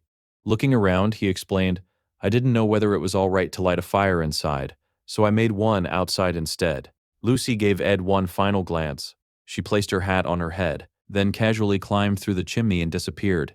Watching her leave, Ziggs looked back at Ed. How many times has this happened already? He scratched his head thoughtfully. I've heard it's normal for some men to have multiple partners. Would this count as polygamy? Ed completely ignored the joke. Why are you here? Ziggs explained that Janika had gone to attend an appointment outside the academy. As for Lortel, she had already returned to work because she couldn't postpone her business any longer. Ed noticed something else. Your hair got longer. Ziggs casually nodded. It's autumn. Then he began helping Ed eat. Looking at the bland food, Ed frowned. Eating this is depressing. Ziggs shrugged. In your condition, you can't handle anything heavier. Honestly, it would have been better if Elka or Clara were taking care of you. But Lortel specifically said women weren't allowed to feed you. While eating, Ed suddenly remembered another rumor. I heard there was an incident involving alchemy students secretly mass-producing mandrakes. Ziggs immediately nodded. Yeah. That was entirely Elvira's fault, but Taylor and Clavius cleaned everything up pretty quickly. Ed silently recognized it. That had been Scene 5 of Act 2. He asked another question. I also heard rumors about a monster entering the academy through the sewers. Ziggs nodded again. Taylor and I handled that too. Ed immediately identified it. Scene 7. That meant only one major event remained. The battle for the sealed grimoire. How long was I unconscious? Ziggs answered casually. Counting today, 10 days. Ed nearly dropped his bowl. He had assumed he'd only slept for a day or two. 10 days had completely disappeared. Everyone at the academy had probably assumed he wouldn't wake up anytime soon. Ziggs continued explaining that Janika was currently busy at the academy, while Lortel had an extremely important negotiation scheduled for the following day. Hearing that, Ed immediately grabbed the bowl and drank the remaining soup in one gulp. There wasn't a second to waste. Looking at Ziggs, he urgently said, I need you to send a message to Lortel. Right now. Ed knew exactly what tomorrow was. Scene 10 of Act 2. The battle for the sealed grimoire. 3 powerful factions would participate. Princess Phinia, Lortel, and the one person who should never have appeared this early, Crepin Rothschild, the future final boss of Act 4. The following day, negotiations finally began. Crepin politely greeted Princess Phinia.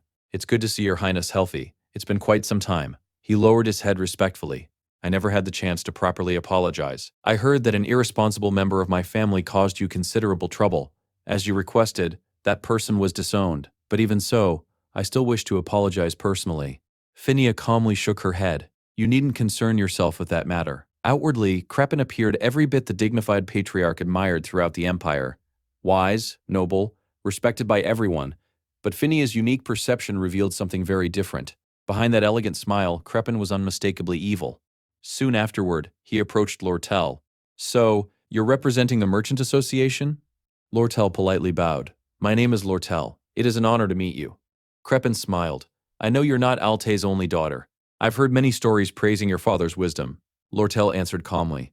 Merchants simply go wherever profits exist. We've always followed the scent of money. Crepin laughed softly. I understand. Then the negotiations officially began. Each faction was instructed to form its own negotiating team. First, everyone would share lunch together. Then they would inspect the sealed grimoire. Finally, the auction would begin. Whoever submitted the highest bid would obtain the grimoire. Phinia quietly reflected on the situation. The sealed grimoire was one of Sylvania Academy's greatest treasures. The Academy desperately wanted to avoid making its sale public. For that reason, Director Obel had arranged a confidential auction. Princess Phinia would serve as the official royal witness. Vice Director Rachel would quietly conduct the bidding on the Academy's behalf. The rules were simple. One sealed bid, no second chances. The highest offer wins. Phinia had already researched the prices of similar magical books. The Book of Order had sold for 8,000 gold coins. The Book of Similarity had sold for 67,700 gold coins. The Magic Travel Journal had sold for 7,000 gold coins. The sealed grimoire's value depended on far more than its magical power. Its academic significance, its rarity, even its status as a luxury collectible. All had to be considered. She knew Lortel had undoubtedly calculated every one of those factors already. The real problem was Crepin. If anyone won this auction, it would almost certainly be him. Vice Director Rachel collected the sealed bids before thanking everyone for their participation. Phinia quietly analyzed the situation. In auctions like this, victory depended on accurately estimating your opponent's financial limit. Lortel's primary goal was profit. Logically, she couldn't afford to bid much beyond 8,000 gold coins. Anything higher would erase her earnings. If Crepin simply bid slightly above Lortel's maximum, the sealed grimoire would become his. Then the bids were revealed. Crepin's offer, 85,500 gold coins. Princess Phinia quietly watched Crepin leave the negotiation hall. She couldn't believe a man like him would willingly visit Sylvania Academy. There was only one reason for his presence: the sealed grimoire. When the auction results were announced, everyone was stunned. Lortel's bid was only 9,400 gold coins. With that surprisingly modest offer, the Merchant Association successfully purchased the sealed grimoire. Phinia couldn't understand it. Why would Lortel willingly abandon such an enormous profit? As Crepin calmly prepared to leave, Phinia continued thinking. Had Lortel intended from the very beginning to prevent the grimoire from falling into the hands of someone as dangerous as Crepin? Almost immediately, she rejected that idea. Lortel was not someone driven by justice. Even if Crepin was infinitely more sinister, she would never sacrifice profit simply because it was morally right. No, there had to be another reason. A hidden motive. Perhaps someone had asked her to do it. Someone who already knew the true nature of the Rothschild patriarch. Her thoughts immediately drifted toward Ed. She remembered Lortel's earlier words. Ed had completely severed his ties with his family. Despite being abandoned, cast out into the wilderness, and forced to survive alone, he had endured everything through sheer determination. Even after escaping his family's influence, he still found himself confronting the darkness of his own bloodline. Ed Ruth Taylor. Phinia quietly trembled. Only now did she begin realizing what she had done to him. Guilt filled her heart. Yet, at the same time, perhaps their misunderstanding had unexpectedly become a blessing. Meanwhile, Lortel held the official certificate transferring ownership of the sealed grimoire.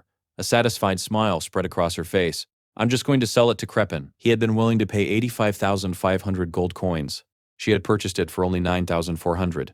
That meant a profit of 76,100 gold coins. That had been her real objective all along. She never wanted the grimoire itself. She only wanted the ownership certificate. With that single document in her possession, she could now negotiate directly with Crepin. She could demand almost anything she wanted in exchange. Earlier, Ed had already written to her saying he didn't care whether she resold the grimoire or not. Lortel laughed softly. How could you possibly say something like that to a merchant? Then she smiled to herself. Giving Ed such favorable terms for only 900 coins, what an incredible bargain. With this certificate, I can ask for absolutely anything. If Phinia had seen Lortel's expression at that moment, she probably would have been disgusted. Back at the forest camp, Ziggs excitedly reported the results. In the end, Lortel won. You should have seen the look on her face when she read your letter. Ed quietly reflected on the situation. Lortel had gambled on her ability to charm him. Crepin had probably relied on confidential information. Thinking about what was going to happen next, Ed almost felt sorry for both of them. Suddenly, hurried footsteps echoed through the forest. Someone came running toward the cabin. Ed. It was Janica. She arrived completely out of breath. Ziggs looked surprised. Why are you here already? It's not even lunchtime. Janica had walked all the way from the academy to the camp. I finished my morning classes. I can always do the rest of my work tonight. Ed smiled apologetically. Sorry for making you worry. Ziggs laughed. Looks like you caused everyone a lot of trouble. Janica immediately shook her head. It wasn't any trouble at all. Ziggs couldn't resist teasing her. When you ran back to the academy crying, everyone thought you'd gotten your heart broken. Janica's face instantly turned red. Shut up. She immediately summoned one of her spirits, ordering it to drag Ziggs away. Moments later, Mug suddenly appeared. The little spirit rushed straight toward Ed. I'm so sorry. I had no idea you'd been working this hard.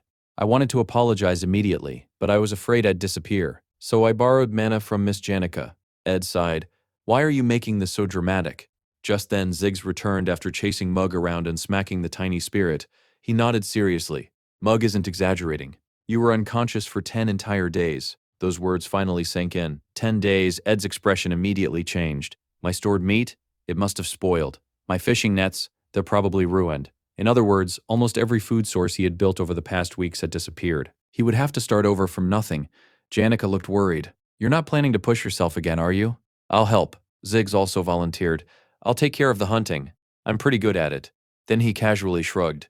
When you've got work to do, the best approach is to deal with things one step at a time. Everything somehow works out. Those simple words struck Ed deeply. Not that long ago, he had been sleeping beneath a crude wooden shelter. He owned nothing. He had no money, no proper food, no one beside him. Night after night, insects bit him while he struggled to survive alone. Since then, he had overcome problem after problem, without even realizing it. He had survived. Looking at Ziggs, Ed quietly smiled. He was right. Somehow, everything always worked out. Meanwhile, Janica was speaking with Marilda, the wind spirit. Marilda quietly observed Ed from afar. He's completely exhausted. But this is your chance. Lortel is busy with negotiations. She can't visit him often. You need to take advantage of that. Marilda admitted Lortel was incredibly clever. If you want to beat her, you'll have to learn from her. Winning a man's heart requires the cunning of a fox. She carefully examined Janica. First, you need to dress better. Right now you look like a country housewife. Then she immediately corrected herself. Actually, that might not be such a bad thing. Men often like women who appear calm, women who can quietly take care of everyday life. She suggested rolling up her sleeves, tying back her hair and presenting herself as dependable rather than flashy. Then she asked, "You're visiting Ed today, right? Go, make some progress." Janica blinked. Progress. Marilda sighed dramatically. When you visited his camp before, what exactly were you planning to do? How were you going to get closer to him? Janica honestly answered, I wasn't really planning anything. Marilda slowly turned toward the sky. Then she let out an incredibly dramatic howl of despair. The other spirits stared at her. What kind of howl was that? Marilda buried her face in her hands. That's hopeless. You've spent all this time beside him, and you still haven't thought of a strategy. Ed keeps growing, but you're standing still.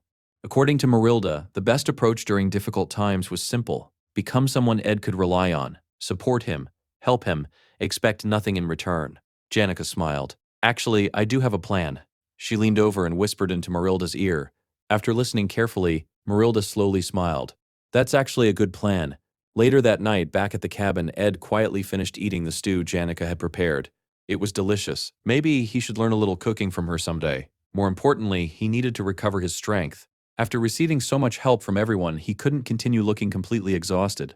Deciding to rest properly for once, Ed prepared to sleep early. Just then, he noticed Janica still standing nearby. She smiled gently. You still look really tired. Ed looked surprised. You haven't gone home yet. Something about her expression seemed unusually playful. What are you planning? Janica simply giggled. I'm not planning anything. She quietly sat beside him. What you're going through isn't only difficult physically. Exhaustion affects the heart too. I know you've been working harder than anyone. When I went through difficult times, many people comforted me. But the person who helped me most was you. You simply stayed beside me. She smiled softly. You've gone through so much too. You've done well. Ed awkwardly looked away. I don't really need to hear that. Janica gently shook her head. Yes, you do. You've worked so hard. It's okay to admit you struggled. Didn't you go through painful times too? Ed quietly fell backwards onto his pillow. After a long silence, he finally sighed. Yeah, I really did. Hearing those honest words, Janica slowly rested her head against him. Neither of them said another word. The next morning, Ed woke up to discover that Janica had fallen asleep beside him. He couldn't help smiling. For the first time in quite a while, he felt completely recovered. Opening his status window, he checked his newest skill, magical engineering. Its proficiency had only reached 2 points. He hadn't made much progress during the last 10 days. Being unconscious had left him with no opportunity to train. Still, he understood just how valuable advanced crafting skills truly were. Unlike ordinary abilities, magical engineering greatly improved his core attributes while offering incredible versatility. The biggest obstacle wasn't training, it was recipes. Most advanced magical engineering blueprints were obtained only through major story events. Since Ed wanted to avoid interfering with the main scenario whenever possible, acquiring them naturally would be difficult. Fortunately, Taylor didn't seem interested in magical engineering at all, probably because recipes alone weren't enough. Most advanced equipment required materials that wouldn't even appear until much later in the original story. Ed, however, had one enormous advantage: someone capable of searching for rare materials anywhere in the world. At that exact moment, Lortel appeared outside the cabin. She smiled with obvious relief. I'm glad you're feeling better. Even so, she looked terrible herself. Dark circles surrounded her eyes. Her hair had become dry. Her skin looked rough. The constant workload had left her suffering from chronic fatigue. Sitting beside Ed, she quietly sighed. He looked at her. If you're this busy, why come all the way here? Lortel smiled tiredly. I needed a little rest. And I wanted to talk about the company. The Alte Merchant Association no longer exists. I'm renaming it. From now on, it'll be called the Trade Exchange Company. I'm restructuring everything. She then explained everything the new company needed. Employee management, inventory organization, product distribution. In short, she needed someone to help oversee the entire operation, a co-executive.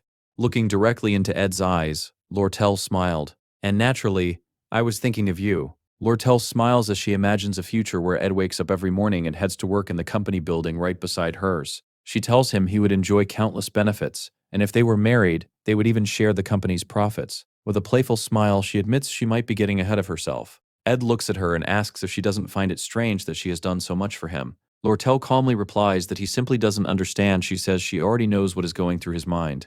He is probably wondering why she keeps helping him and believes she has some hidden motive. More than anything, he likely wants to keep their relationship strictly professional until the very end. Ed silently admits that she is absolutely right. However, Lortel explains that the reason he thinks that way is because he has never lived her life. She has spent years in a world where hundreds of gold coins change hands every day, and where betrayal is always lurking around the corner. In that world, wealth means nothing if there is no one you can truly trust. The most valuable person is someone who will never betray you, someone who stays by your side even after every last coin disappears. Ed realizes that, for some people, such a person is family. For others, it is a lover, and for a lucky few, it is a lifelong friend. But Lortel has watched countless wealthy merchants rise to greatness only to lose everything. The fear that the same fate could one day befall her never leaves her heart. She quietly asks Ed if he can't be that person for her. Ed immediately replies, telling her to at least say something like that without trying to hide a laugh. Lortel finally gives up the act and laughs, admitting that her little performance failed. She says she almost managed to fool him. Even so, she reminds him that she is only human, and pretending forever is difficult. She asks whether for even a moment he felt the urge to protect her. Usually whenever she makes that vulnerable expression, people's hearts soften instantly. Although she admits it is unfortunate that it didn't work on him, she quietly adds that not everything she said was a lie. An awkward silence settles between them. Eventually, Ed breaks the silence. He explains that although he intends to graduate from Sylvania Academy, he has no plans to leave until he secures a stable future for himself. Lortel answers that she is willing to wait until he graduates, but Ed knows reality is far more complicated than that. As Lortel holds the special pass in her hands, she smiles and says she is simply happy to see him again after such a long time. Meanwhile, Ed cannot shake the feeling that he has done something terrible. Just imagining what may happen in the future fills him with guilt toward her. Lortel is having similar thoughts. She realizes how dangerous that conversation truly was. Her original plan had been to make Ed feel as though he now belonged to her, but the moment she saw his sincere expression, everything fell apart. Had she hesitated for even one more second, she would have exposed her true feelings completely. She even brought the remaining payment from the magical engineering products she had purchased. Feeling too embarrassed to face Ed again, she decides to simply leave the money at his cabin. Unfortunately, the moment she reaches the cabin, Janica walks outside carrying a pillow. Janica cheerfully asks whether Ed went down to the river because she is about to prepare a snack for him. The two girls stop in front of each other. Lortel asks why Janica is coming out of Ed's cabin. Without missing a beat, Janica fires back by asking why Lortel is coming from the river. That brief exchange marks the beginning of yet another disaster, especially for the unfortunate Ed. Sometime later, Ed is walking through the forest with Mug. Mug lectures him seriously, telling him to drink plenty of water and eat properly. If Ed collapses again, he may not survive the next time.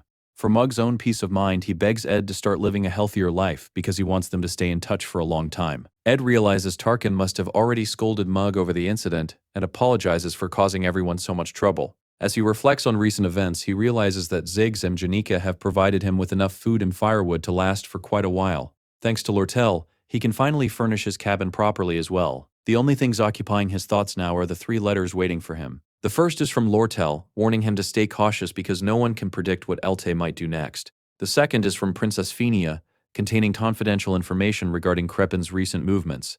The third comes directly from the Academy. Its sender is Professor Glast. Glast had requested a meeting with Ed immediately after the conference, but at the time, Ed was unconscious from severe exhaustion. The moment Ed reads the letter, an unpleasant memory resurfaces. Professor Glast is the final boss of Act 2. That means the final chapter of the second act has already begun. Ed remembers Glast's ideals clearly. The professor always believed that only a select few individuals blessed with extraordinary talent possessed the power to change the world. To revive the great sage Sylvania, Glast began researching aspect magic, a forbidden branch of magic capable of distorting the very laws of reality. However, completing his research required one crucial artifact, the sage's sealed grimoire. When the Academy refused to support him, desperation drove Glast into madness. He stole the sealed grimoire and attempted to implant Sylvania's spirit into Aaliyah, whose natural affinity for aspect magic made her the perfect vessel. It was the tragic story of a brilliant man who had completely lost his sanity. Naturally, the protagonist, Taylor, stepped in to save Aaliyah. He overcame every trap inside the secret laboratory and the spiritual library before ultimately destroying Glast's plan. After everything collapsed around him, Professor Glast stood atop the magic tower and made one final announcement before falling to his death.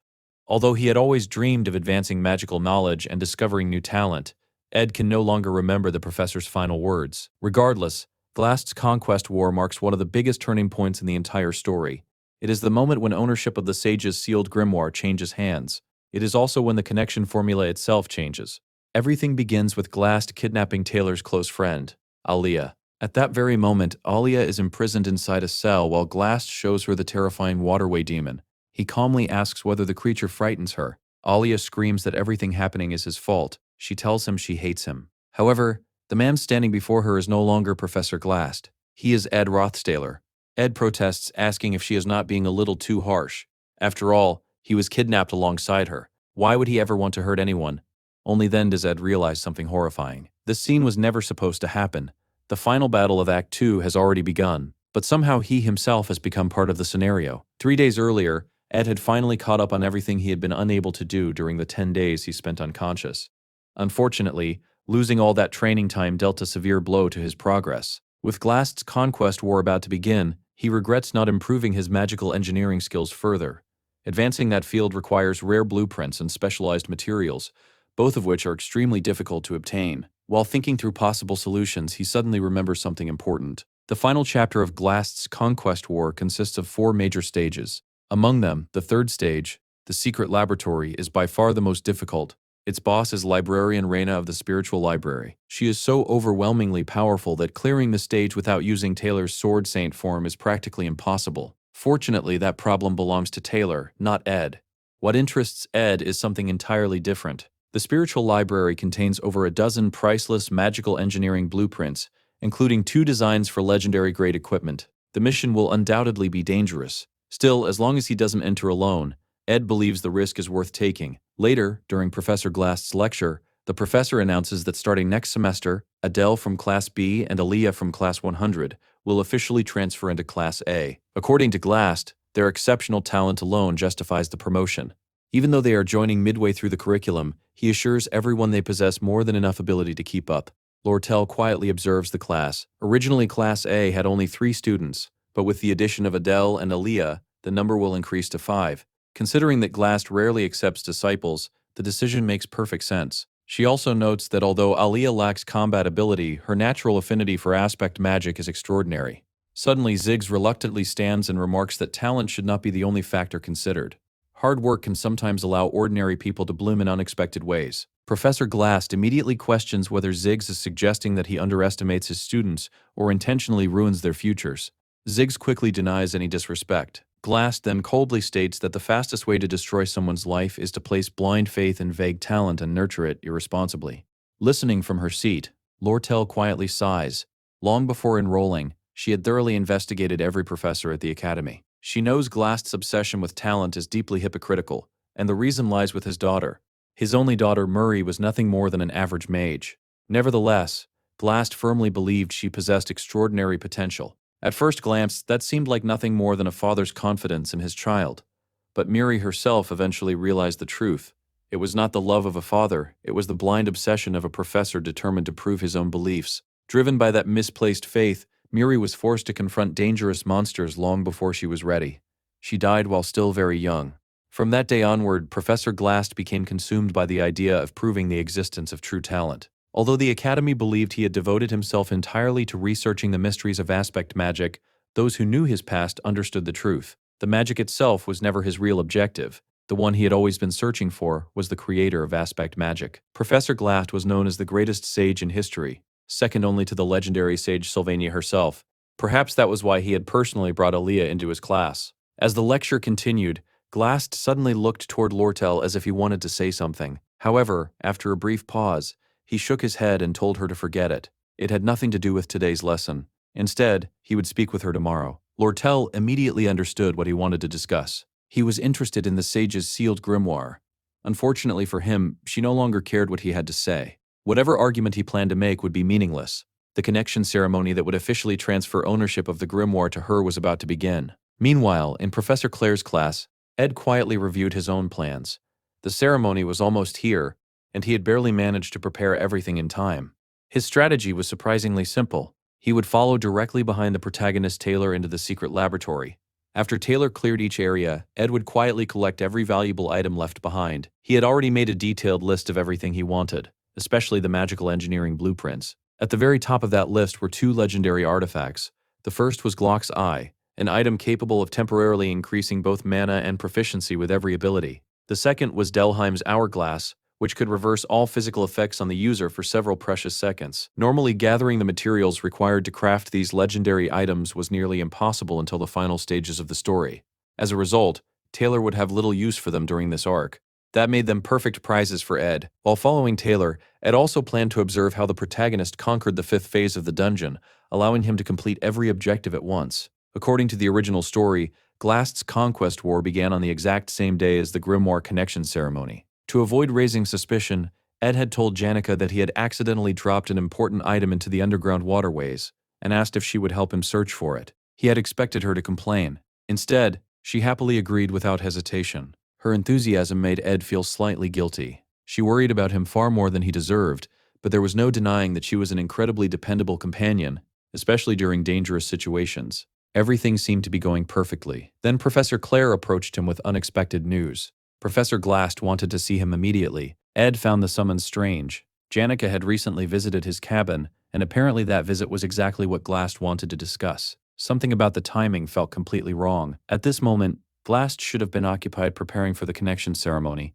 Even so, Ed decided to go. The last time Glast had invited him to meet, Ed had been unconscious in a coma and never had the chance to respond. Since the professor was calling him again, it was probably something important. Later, after arriving at Glast's office, Ed was surprised to find Alia already waiting there. The moment she saw him, fear filled her eyes. Nearly 10 months had passed since the incident where Ed had once attempted to attack her. Even after all that time, her fear remained completely understandable. Still, one question lingered in Ed's mind. Why was she here? At first, he assumed this was the beginning of Alia's kidnapping. Then another thought struck him. If Alia was meant to be captured, why had Glast summoned him as well? Immediately, Ed began searching through the papers scattered across the office. To his surprise, none of the documents had anything to do with the grimoire. Instead, he searched for evidence that the future had somehow changed, that something had slipped beyond his knowledge. Then he found it, a file labeled with his own name, Ed Rothstaler. Instantly, everything became clear. Professor Claire must have reported what she had witnessed inside Ed's cabin. Glast had probably connected that report with everything that had happened during the Ophalis dormitory incident. But what exactly was the professor planning? Before Ed could think any further, his instincts suddenly screamed at him. He immediately drew his dagger. The office door slowly opened. Standing there was Professor Glast himself. Alia rushed toward him in panic, desperately shouting that Ed had gone insane. Without even looking at her, Glast calmly cast spectral magic. Time prison. The spell instantly froze Alia in place, trapping her within suspended time. Glast then turned his attention toward Ed and launched an attack. Ed reacted instantly. His dagger intercepted the strike while Mug activated at the same moment, creating a massive explosion that shook the office. Rather than becoming angry, Glast smiled with admiration. He praised Ed's quick judgment, saying that he had analyzed the entire situation with remarkable clarity. Simply by reading the documents, Ed had already figured out his intentions. Ed calmly asked why he also needed to be captured. After all, Glast only required Alia because of her affinity for aspect magic. Ed even offered to remain silent. He promised not to reveal anything to anyone. Glast gently shook his head.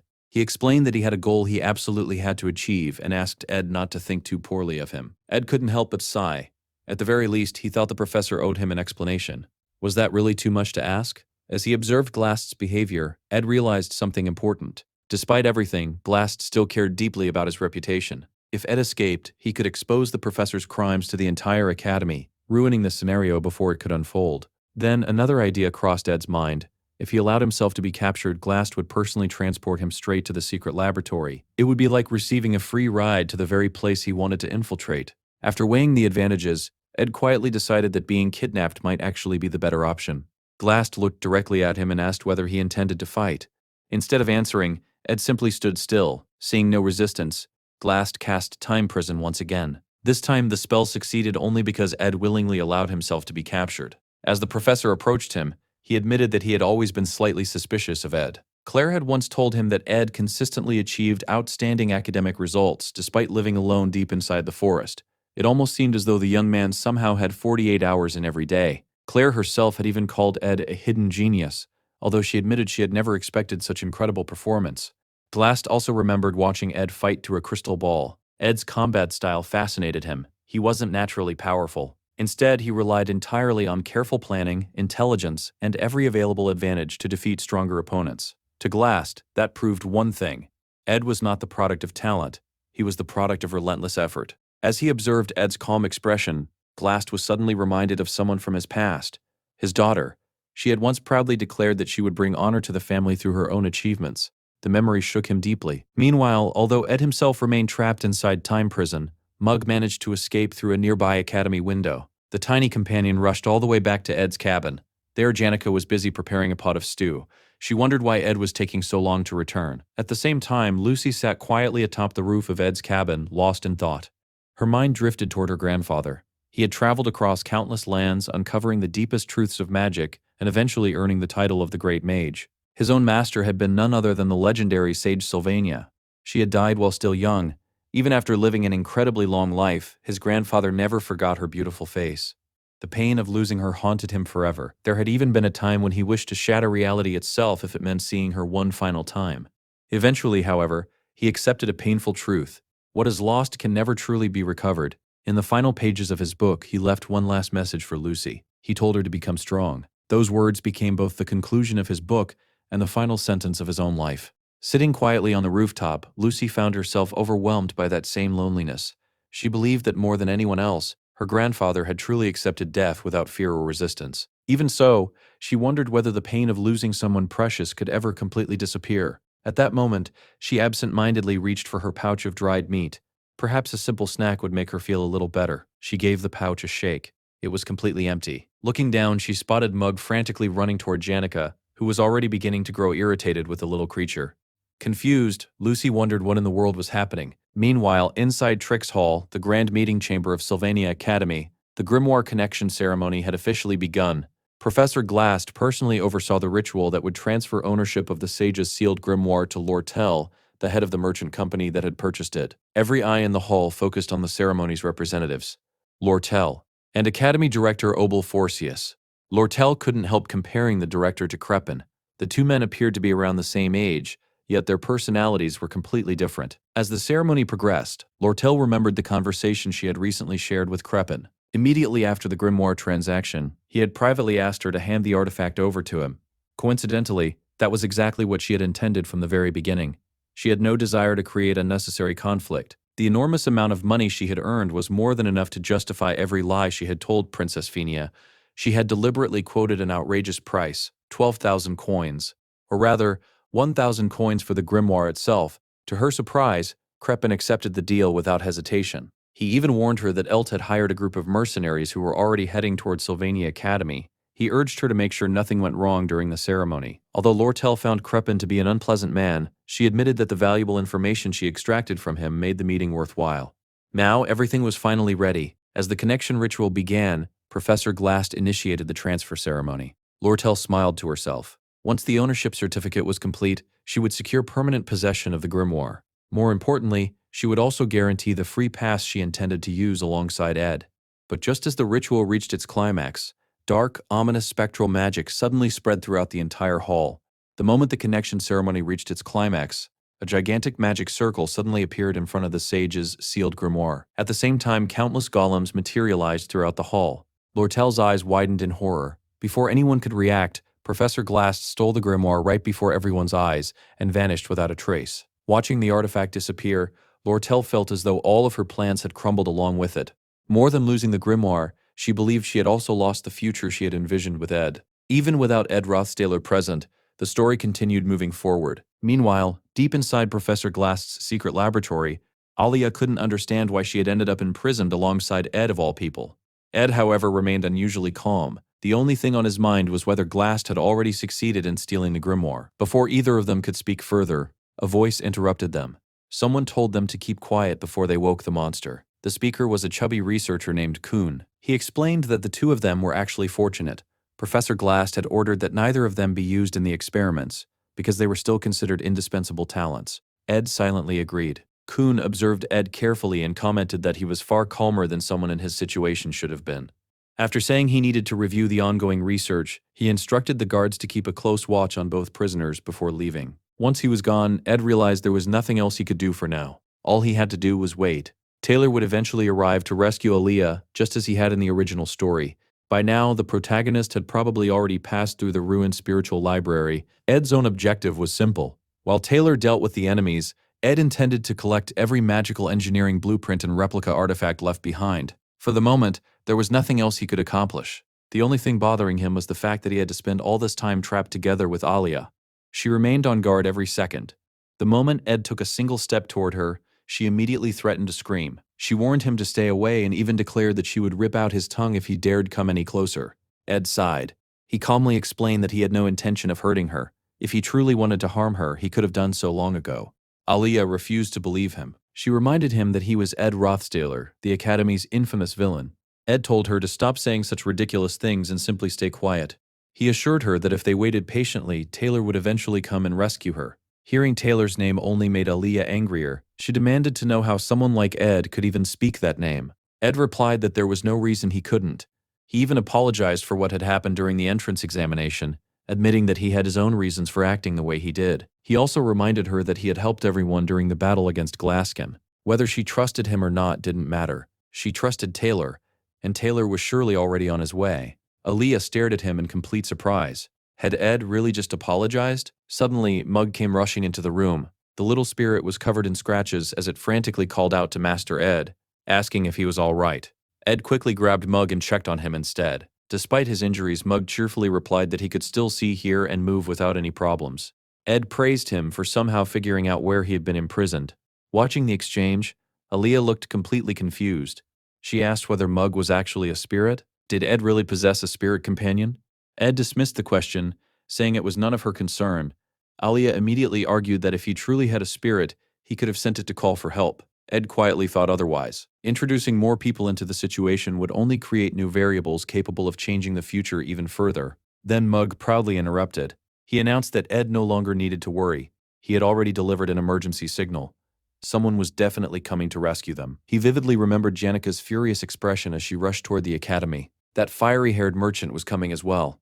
Even the tiny witch wearing the pointed hat was on her way. According to Mug, an entire army was marching to save Ed. The moment Ed heard those words, his expression completely changed. Furious, he grabbed Mug and threw him against the cage.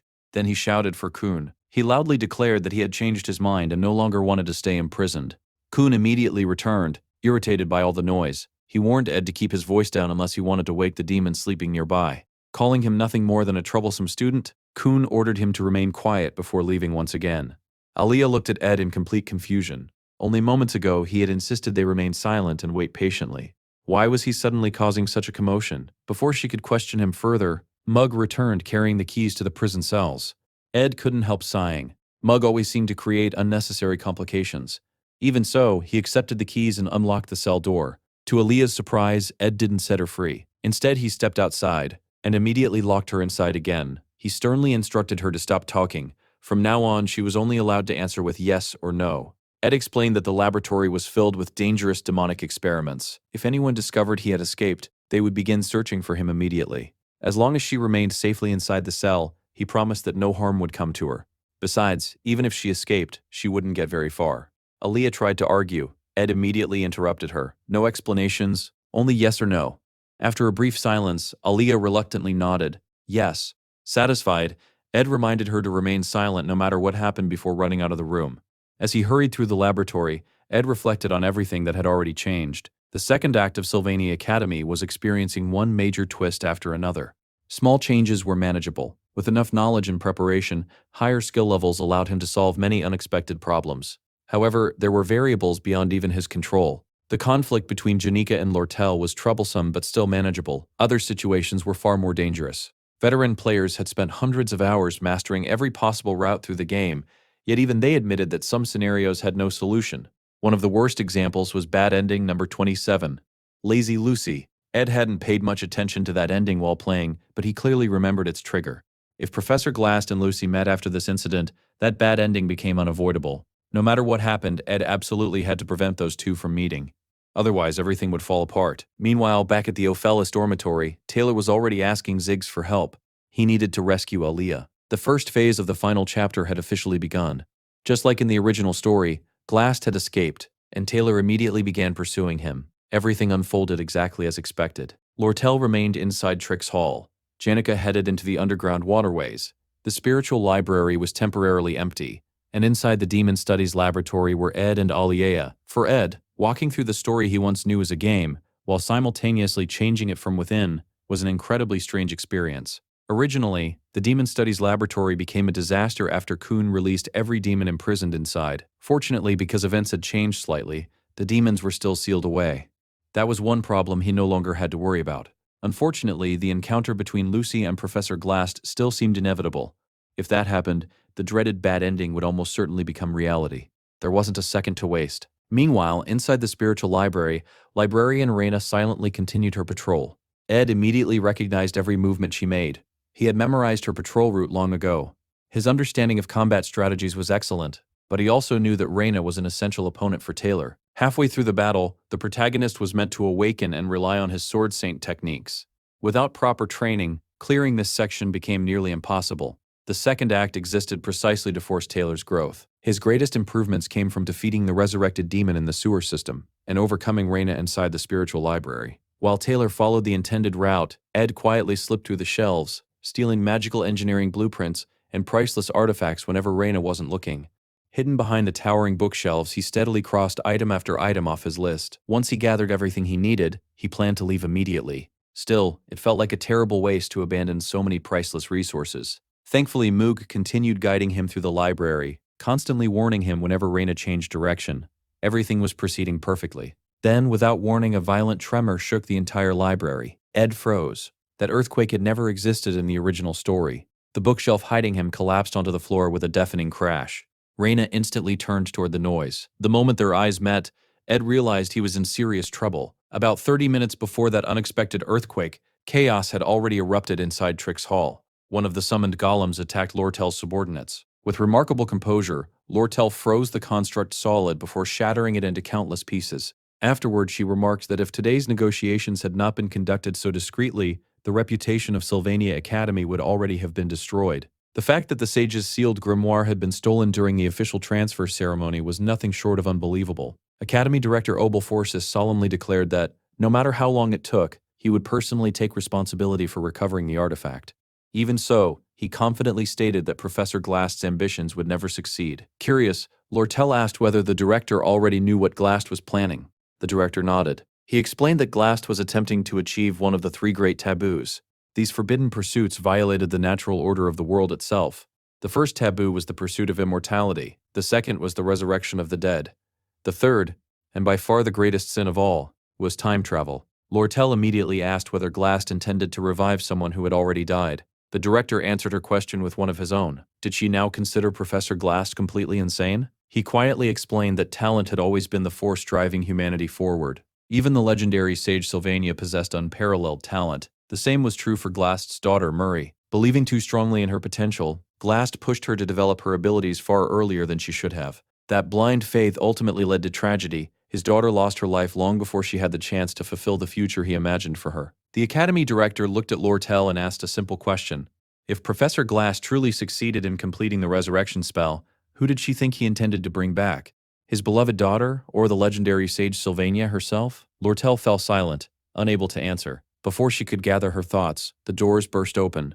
A staff member rushed inside and urgently reported that Professor Glast had been spotted fleeing through the underground sewers. Right behind him was the student Taylor, desperately chasing after him. The messenger continued his report. Not only had Glast stolen the sage's sealed grimoire, but he had also kidnapped two students, the first-year student Aliea and the second-year student Ed Rothstaler. The moment Lortel heard Ed's name, her expression changed completely. Ed had really been kidnapped. At that same moment, she heard a deafening roar echo through the academy. Her first instinct was to leave the recovery of the grimoire to the academy director. After all, he was considered the greatest magician of the era. But something inside her refused to remain still. It might have sounded irrational, yet she instinctively knew that the sound had come from the direction of the sewers. Looking toward the source of the commotion, she saw Tarkin charging forward while breathing fire in every direction. Riding on his back was Janica. Her face was filled with panic as she desperately searched for Ed. Without another thought, Lortel made her decision. The director was moving far too cautiously. If she wanted the grimoire back, and if she wanted to save Ed, she would have to do it herself. Immediately, she ordered part of her merchant company's personnel to remain behind while the rest accompanied her into the sewers. She was ready to enter the battlefield herself. Around the same time, another remarkable individual entered the unfolding crisis: Dorothy. Even within the prestigious alchemist society, Dorothy was respected as one of the greatest combat alchemists. As a third-year student and the head of the alchemy department, her combat ability was so overwhelming that even members of her own club struggled to keep up with her. Ironically, despite her incredible potential, Dorothy had never truly displayed her full talent during the first act of the story. Professor Glast alone had recognized that hidden potential. He had personally guided and mentored her for years. However, there had always been another motive behind his actions. Dorothy faithfully followed every one of Glast's instructions, until one day, she finally declared that enough was enough. As she continued through the underground passages, she suddenly encountered Tarkin and the furious Janica. Janica immediately demanded to know where Ed had been taken. Before Dorothy could even answer, she suddenly collapsed to the ground, foam gathering around her mouth. Janica blinked in confusion. She looked toward Tarkin and repeated the directions he had supposedly given her. Second left, then right, then left again. The more she repeated them, the more obvious it became that she had completely lost her way. She even began wondering whether Dorothy had collapsed because of something she had done. Despite her confusion, Janica couldn't simply abandon her. She carefully moved Dorothy to safety before continuing her search. It was at that exact moment that Lortel arrived. After observing the scene for only a few seconds, she reached a frightening conclusion. Excluding Lucy, Janica was undoubtedly one of the strongest students in the entire academy. If Ed's life were truly in danger, Janica would have no hesitation destroying the entire sewer system just to reach him. As Lortel imagined that possibility, another thought suddenly entered her mind. She pictured Janica rescuing Ed. She imagined Ed waking up in Janica's arms. She imagined the two of them growing closer, falling in love, eventually getting married. The mere image drove her nearly insane. Lortel had always considered herself a calm and rational woman, but when it came to Ed, she realized she might even commit a crime. Immediately, she approached Janica with a convincing smile. She calmly lied. Ed had already been rescued. He had suffered serious injuries and was now resting safely at the camp. According to her story, he had specifically asked for Janica. Inside her mind, however, Lortel admitted the truth. She absolutely intended to rescue Ed, but before that, she needed to get Janica out of the way. Janica narrowed her eyes suspiciously. She had rushed straight to the sewer entrance as fast as she could. No one could possibly have carried Ed past her without being noticed because she had been the first person to arrive. Lortel simply pretended she had no idea what Janica was talking about. Realizing there was no time to argue, Janica changed the subject. She asked whether Lortel had already organized a proper search party. For the first time, Lortel stopped thinking about herself. Janica was right. Ed truly was in danger. Janica explained that she had even asked Lucy for help. Lucy had merely yawned and casually replied that she was going for a walk. As a result, Janica had been searching entirely on her own. Lortel nodded. This was no longer the time for personal rivalry. She ordered her employees to remain where they were. Then she proposed a plan. Janica would search the eastern side of the sewer network.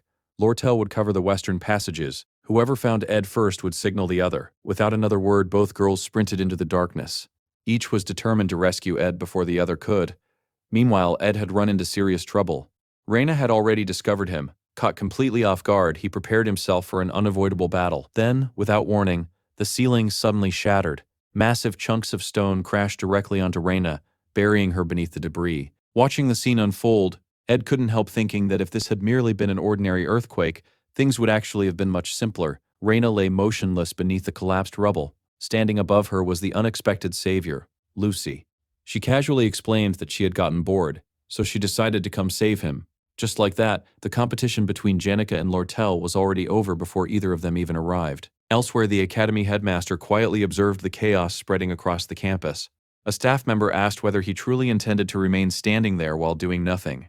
The headmaster calmly replied that the situation was certainly dangerous, but it also presented an invaluable opportunity. Flowers bloom only after old leaves have fallen. The staff member worried that such overwhelming pressure might break the students instead of helping them grow. The headmaster smiled. He had complete faith in this generation. In all of the academy's long history, he believed these students were unlike any that had come before. Every class contained remarkable individuals whose potential shone like countless stars scattered across the night sky. It almost felt as though fate itself was preparing them for the trials yet to come. Talent alone would never be enough.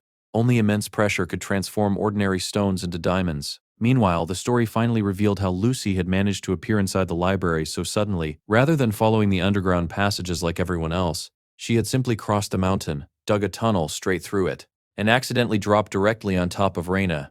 Ed stared at the scene in silent disappointment. Only Lucy could solve a complicated situation in such an absurd way. Completely ignoring the unconscious librarian, Lucy looked at Ed and asked a far more important question. Did he still have any jerky? Ed couldn't believe what he was hearing. Did she honestly expect him to carry dried meat while imprisoned inside a secret laboratory? Hearing that there was none left, Lucy immediately announced that she wanted to go back. She also needed somewhere comfortable to take a nap.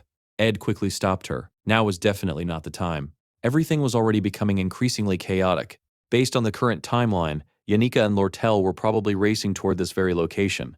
As long as Taylor defeated the remaining bosses while skipping Raina, the overall scenario should still remain intact. For now, everything was barely under control. The real problem wasn't Raina. It was Lucy. If she encountered Professor Glast, bad ending number 27 would begin. Determined to prevent that outcome, Ed looked directly at Lucy. He nervously asked her to stay with him for a while. Someone had once told him that the greatest gift in the world was having someone willing to remain silently by your side.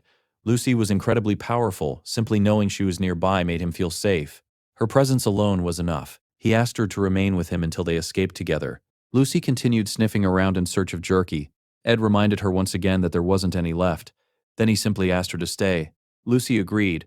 She added that if he wanted to leave, she could easily carry him out. Ed smiled awkwardly. There were still a few things he needed to do before escaping. Lucy accepted his answer. In return, she asked for one small favor. Without waiting for permission, she climbed onto Ed's back, curled up comfortably, and immediately fell asleep.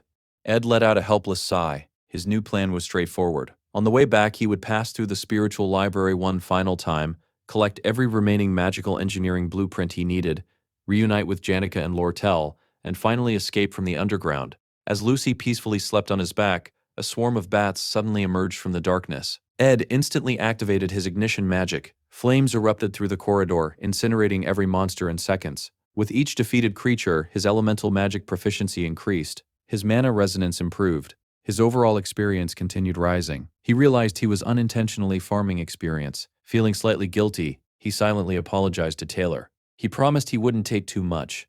At the same time, Lortel discovered something unusual inside the sewers. She sensed an extremely sophisticated concealment spell. Its magical resonance was unlike anything she had ever encountered. Only Professor Glast had ever recognized her unique talent for detecting such distortions. Unlike Janica, whose specialty lay in communicating with spirits, Lortel excelled at tracing magical signatures. Within moments, she discovered the hidden path. As she continued running, an unexpected realization struck her. For the first time in her life, she genuinely wanted to help someone without expecting anything in return. It was a feeling money could never purchase. A relationship built entirely on sincerity. Her heart grew strangely warm. Somehow, the feeling seemed familiar, as though she had experienced it once before. She could almost hear the sound of her own heartbeat echoing inside her chest. Then, the wall beside her exploded. Covered from head to toe in magical equipment, Ed casually stepped through the dust. Looking completely exhausted, he greeted her as though nothing unusual had happened. "I was looking for you." He let out a sigh before casually explaining that he had been kidnapped. Then, without giving Lortel any time to process the situation, he pointed toward the enormous pile of magical artifacts stacked behind him. With complete seriousness, he asked only one thing. Could she help him carry all of it? Lortel stared at the mountain of magical artifacts in front of her. Every single item was worth an unimaginable fortune. The collection in Ed's possession represented wealth that most people could never hope to obtain in an entire lifetime. Yet instead of asking about the treasures, she looked at him with genuine concern. "Weren't you in serious danger?" Ed answered as casually as ever. "I was. I just managed to escape somehow." Only then did Lortel notice Lucy standing beside him. Her expression immediately darkened. Everything was becoming far more dangerous than she had expected. In her mind, she couldn't help comparing herself to Janica. She had always thought Janica was too timid to take real risks.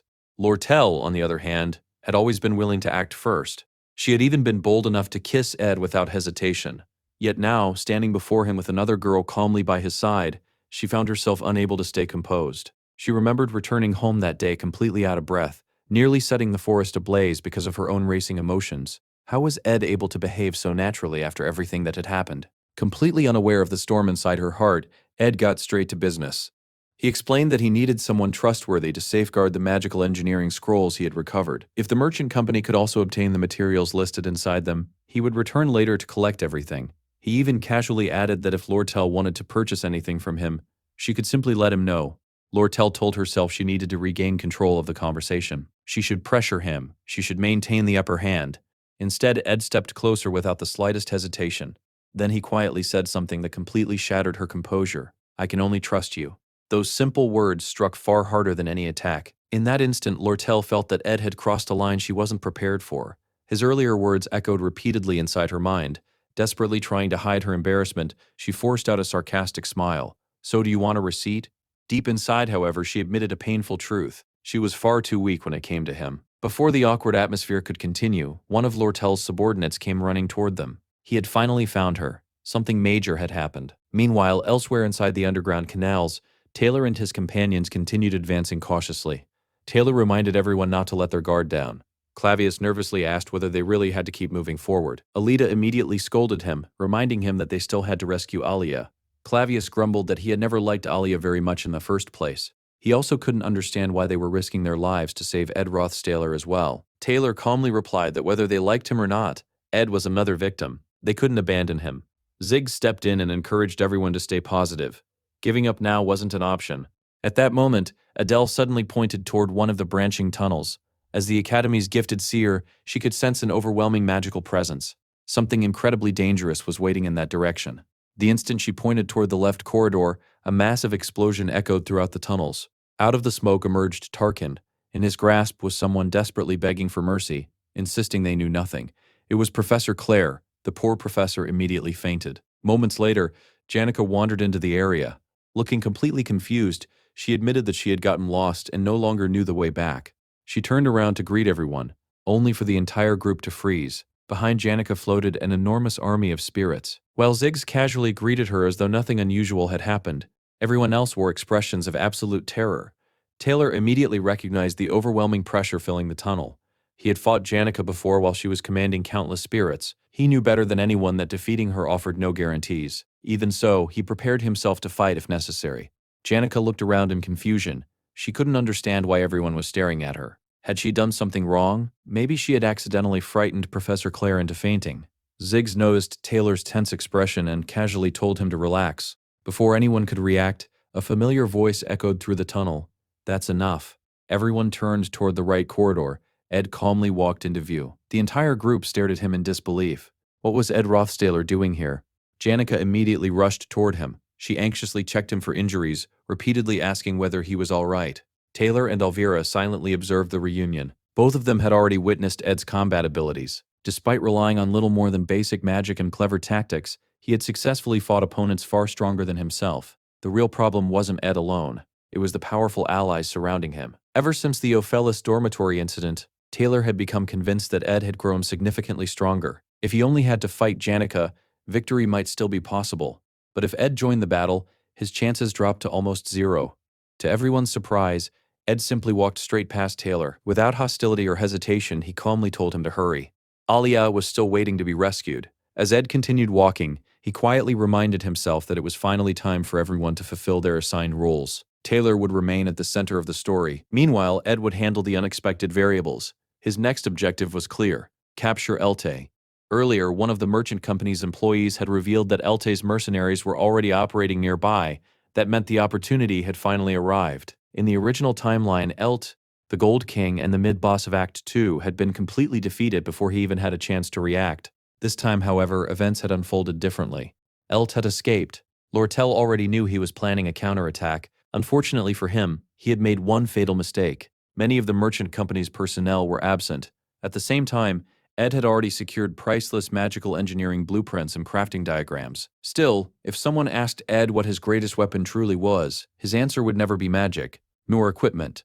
It was his knowledge of the future. The current story was already moving toward the second confrontation with Professor Glast. Nothing about that destiny had changed. If Elte was destined to serve as the mid-boss of Act 2, then he had to be defeated before the act came to an end. Ed quietly concluded that he was finally ready. Turning toward Ziggs, he explained that continuing along this path would eventually lead them to a safe route. Afterward, all they needed to do was rescue Alia and hear the full story directly from her. Then Ed looked at Taylor. He knew that in the end, only the protagonist could resolve the scenario. Taylor still needed to master every one of his unique abilities. Only by overcoming this ordeal could he become strong enough for the battles waiting beyond it. Far more terrifying enemies would soon appear. This chapter still held countless unresolved problems. Soon afterward, Glast's summoned demons would cover the skies with dark magic. Even harsher trials awaited everyone in the future. After saying all that, Ed paused. Then he simply wished Taylor good luck. On second thought, he realized someone like Taylor probably didn't need encouragement. Leaving the rescue mission behind, Ed departed with his own group. As they moved through the tunnels, Lortel explained their next objective. The merchant company needed proof that Elt had deliberately manipulated the collapse in jewelry sales that ultimately caused his downfall. Ed immediately suggested reporting the invading mercenaries to the Academy's administration before doing anything else. Before anyone could agree, Janica stopped him. She quietly asked him to wait. Pressed for time, Ed insisted they had to keep moving. There wasn't another second to lose. Janica refused to back down. She softly reminded him that he had only just escaped captivity. He had already collapsed from exhaustion only a few days earlier and spent 10 days unconscious. Now he was preparing to throw himself into danger once again. She didn't know every detail. She only knew that he had been kidnapped, imprisoned, and barely escaped alive. She couldn't bear to watch him get hurt again. Ed silently admitted she was right. Strictly speaking, the merchant company's problems weren't his responsibility. But experience had taught him that ignoring dangerous variables always came back to haunt him later. If they hoped to capture Elta, they would need either Lortel or Janica. To his surprise, Lortel agreed with Janica. She admitted that involving Ed directly had been arrogant on her part. He deserved to rest somewhere safe. Ed appreciated their concern. He genuinely did.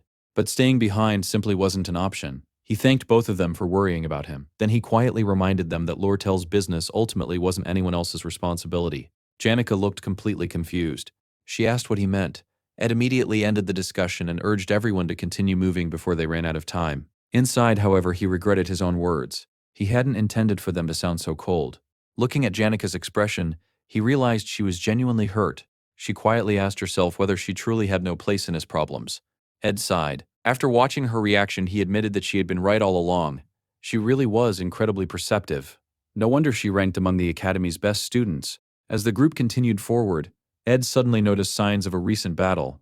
The area looked completely devastated. At first, he jokingly wondered what terrible thing Taylor had done to whichever unfortunate upperclassman had been here.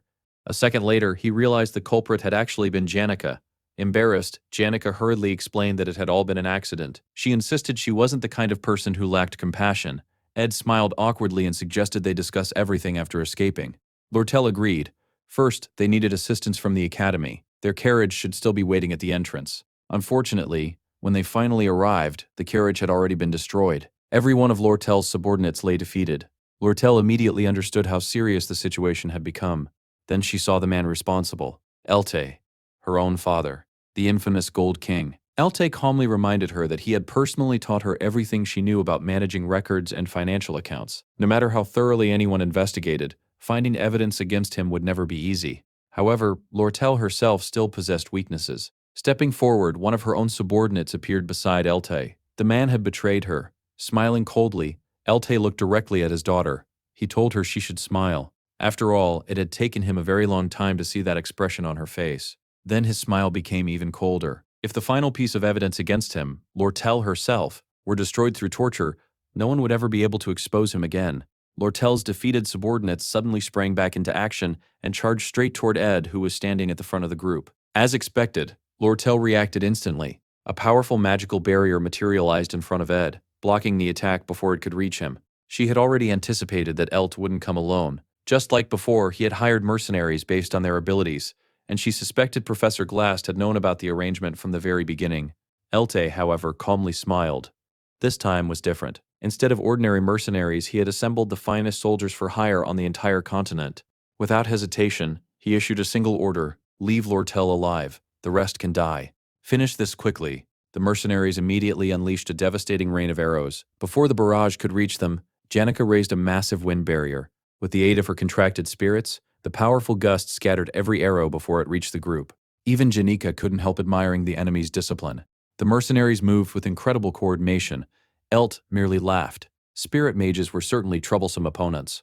But this battle was different. Slowly, he revealed a legendary magical engineering artifact, the Belarus Suppressor. It was an incredibly rare single-use device capable of nullifying every form of magic within the surrounding area for 10 full minutes. The moment Ed saw it, his expression became serious. Although it could only be activated once, its price was astronomical. Its performance even surpassed the night butterfly flower potion that Elvira had once used to restrict magic. The Belarus Suppressor wasn't perfect. It required time to activate, and its preparation was easy to notice. Even so, once activated, it became an incredibly dangerous weapon. To make matters worse, Elte possessed the numerical advantage. Every soldier under his command was a trained mage. Lortel immediately understood the danger. If the suppressor activated successfully, everything would be over. Ed looked directly at Elte. He asked him whether he had truly considered the consequences. How did he intend to take responsibility for everything he had done? Elte answered without hesitation. Anything was preferable to losing his own life. Hearing those words, Ed couldn't help reflecting on the strange twists of fate. A third-rate villain who should have disappeared near the beginning of the story had somehow survived long enough to create an enormous butterfly effect. Ironically, the same could be said about Ed himself. If Elte continued living beyond his intended role as the mid-boss of Act 2, the entire future would begin changing in unpredictable ways. In the original story, the Gold King eventually met his end after Lortel struck him from behind before leaving the scene. Elte had murdered Lortel's biological parents. He had climbed to power through betrayal, manipulation, and murder. He was undeniably a villain. Yet Ed understood one thing. Elte held no hatred in his heart.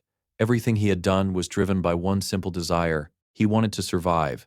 Just like Ed. Even so, Ed had no intention of backing down. Perhaps it was selfish, but this was his story now. He refused to let someone else decide how it ended.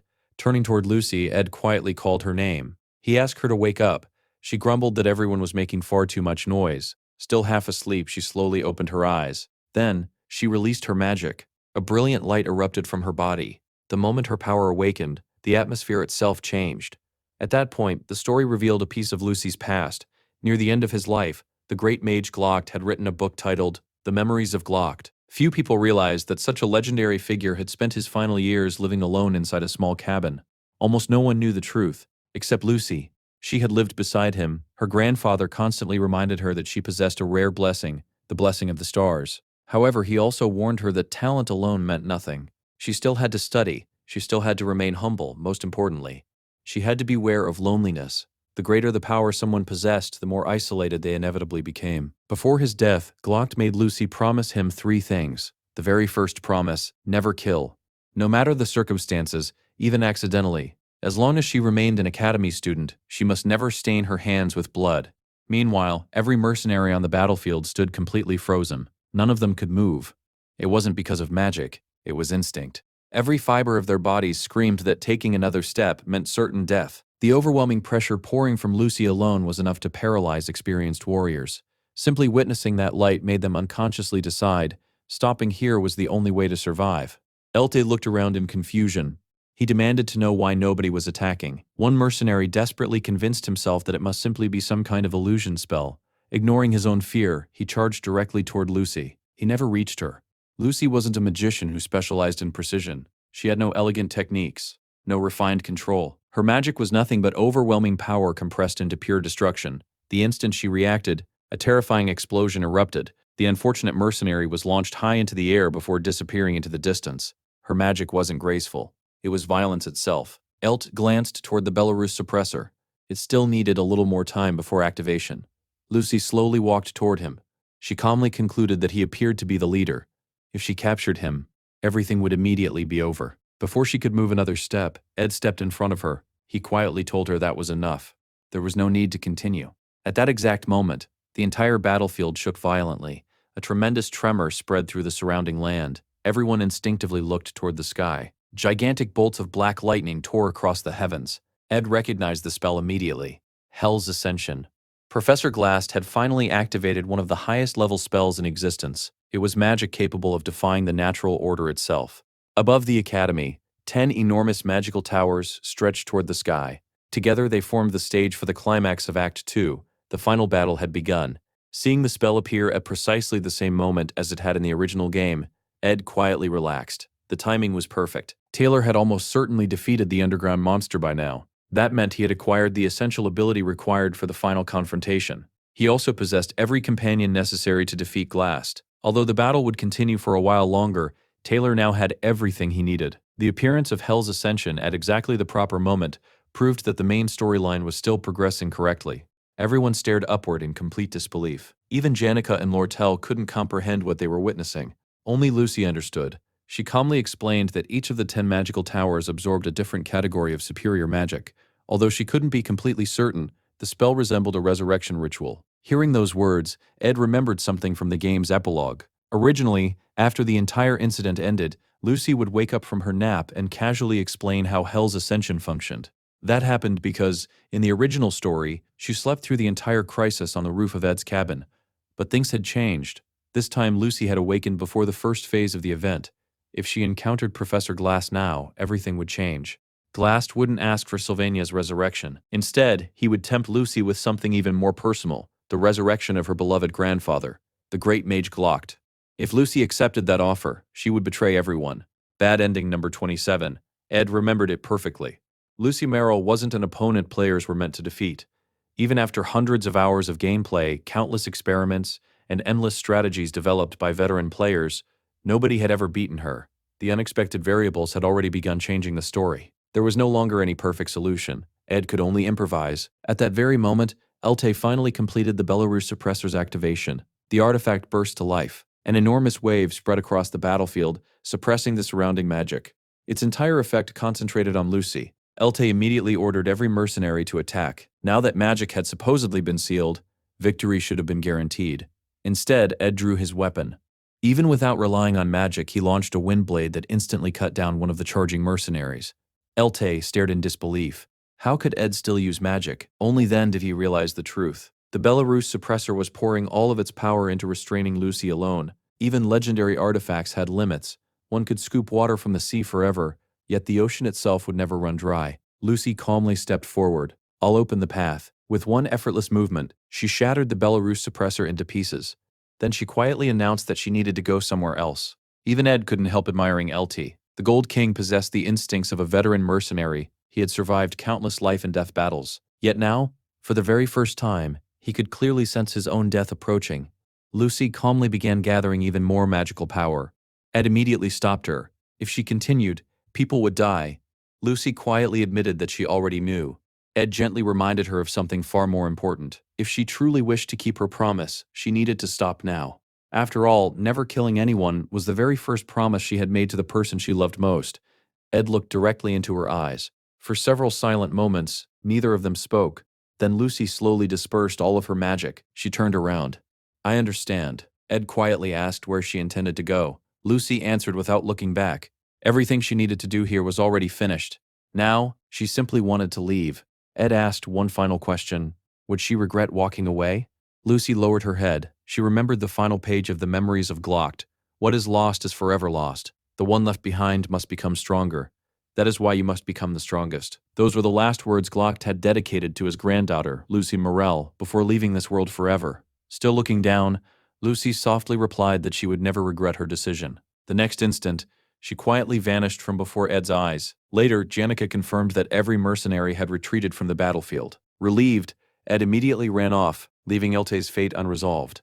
From this point onward, dealing with Elt and the remaining mercenaries would become Lortel's responsibility. Even though his body was on the verge of collapsing from exhaustion, Ed forced himself to keep running.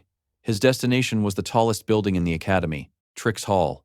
It was the place where everything had begun. This was where Professor Glass had stolen the sage's sealed grimoire, and where Taylor had first begun chasing him. Although the academy staff were busy treating the wounded, Ed never imagined he would find himself returning to this place again. Without realizing it, he had come full circle. The secret laboratory, Trix Hall, the stolen grimoire, every scattered piece of the story had finally fallen into place. This was where his journey had truly begun. And perhaps it was also where everything would finally end. As Ed opened the doors to the rooftop, he found exactly who he had expected, Lucy.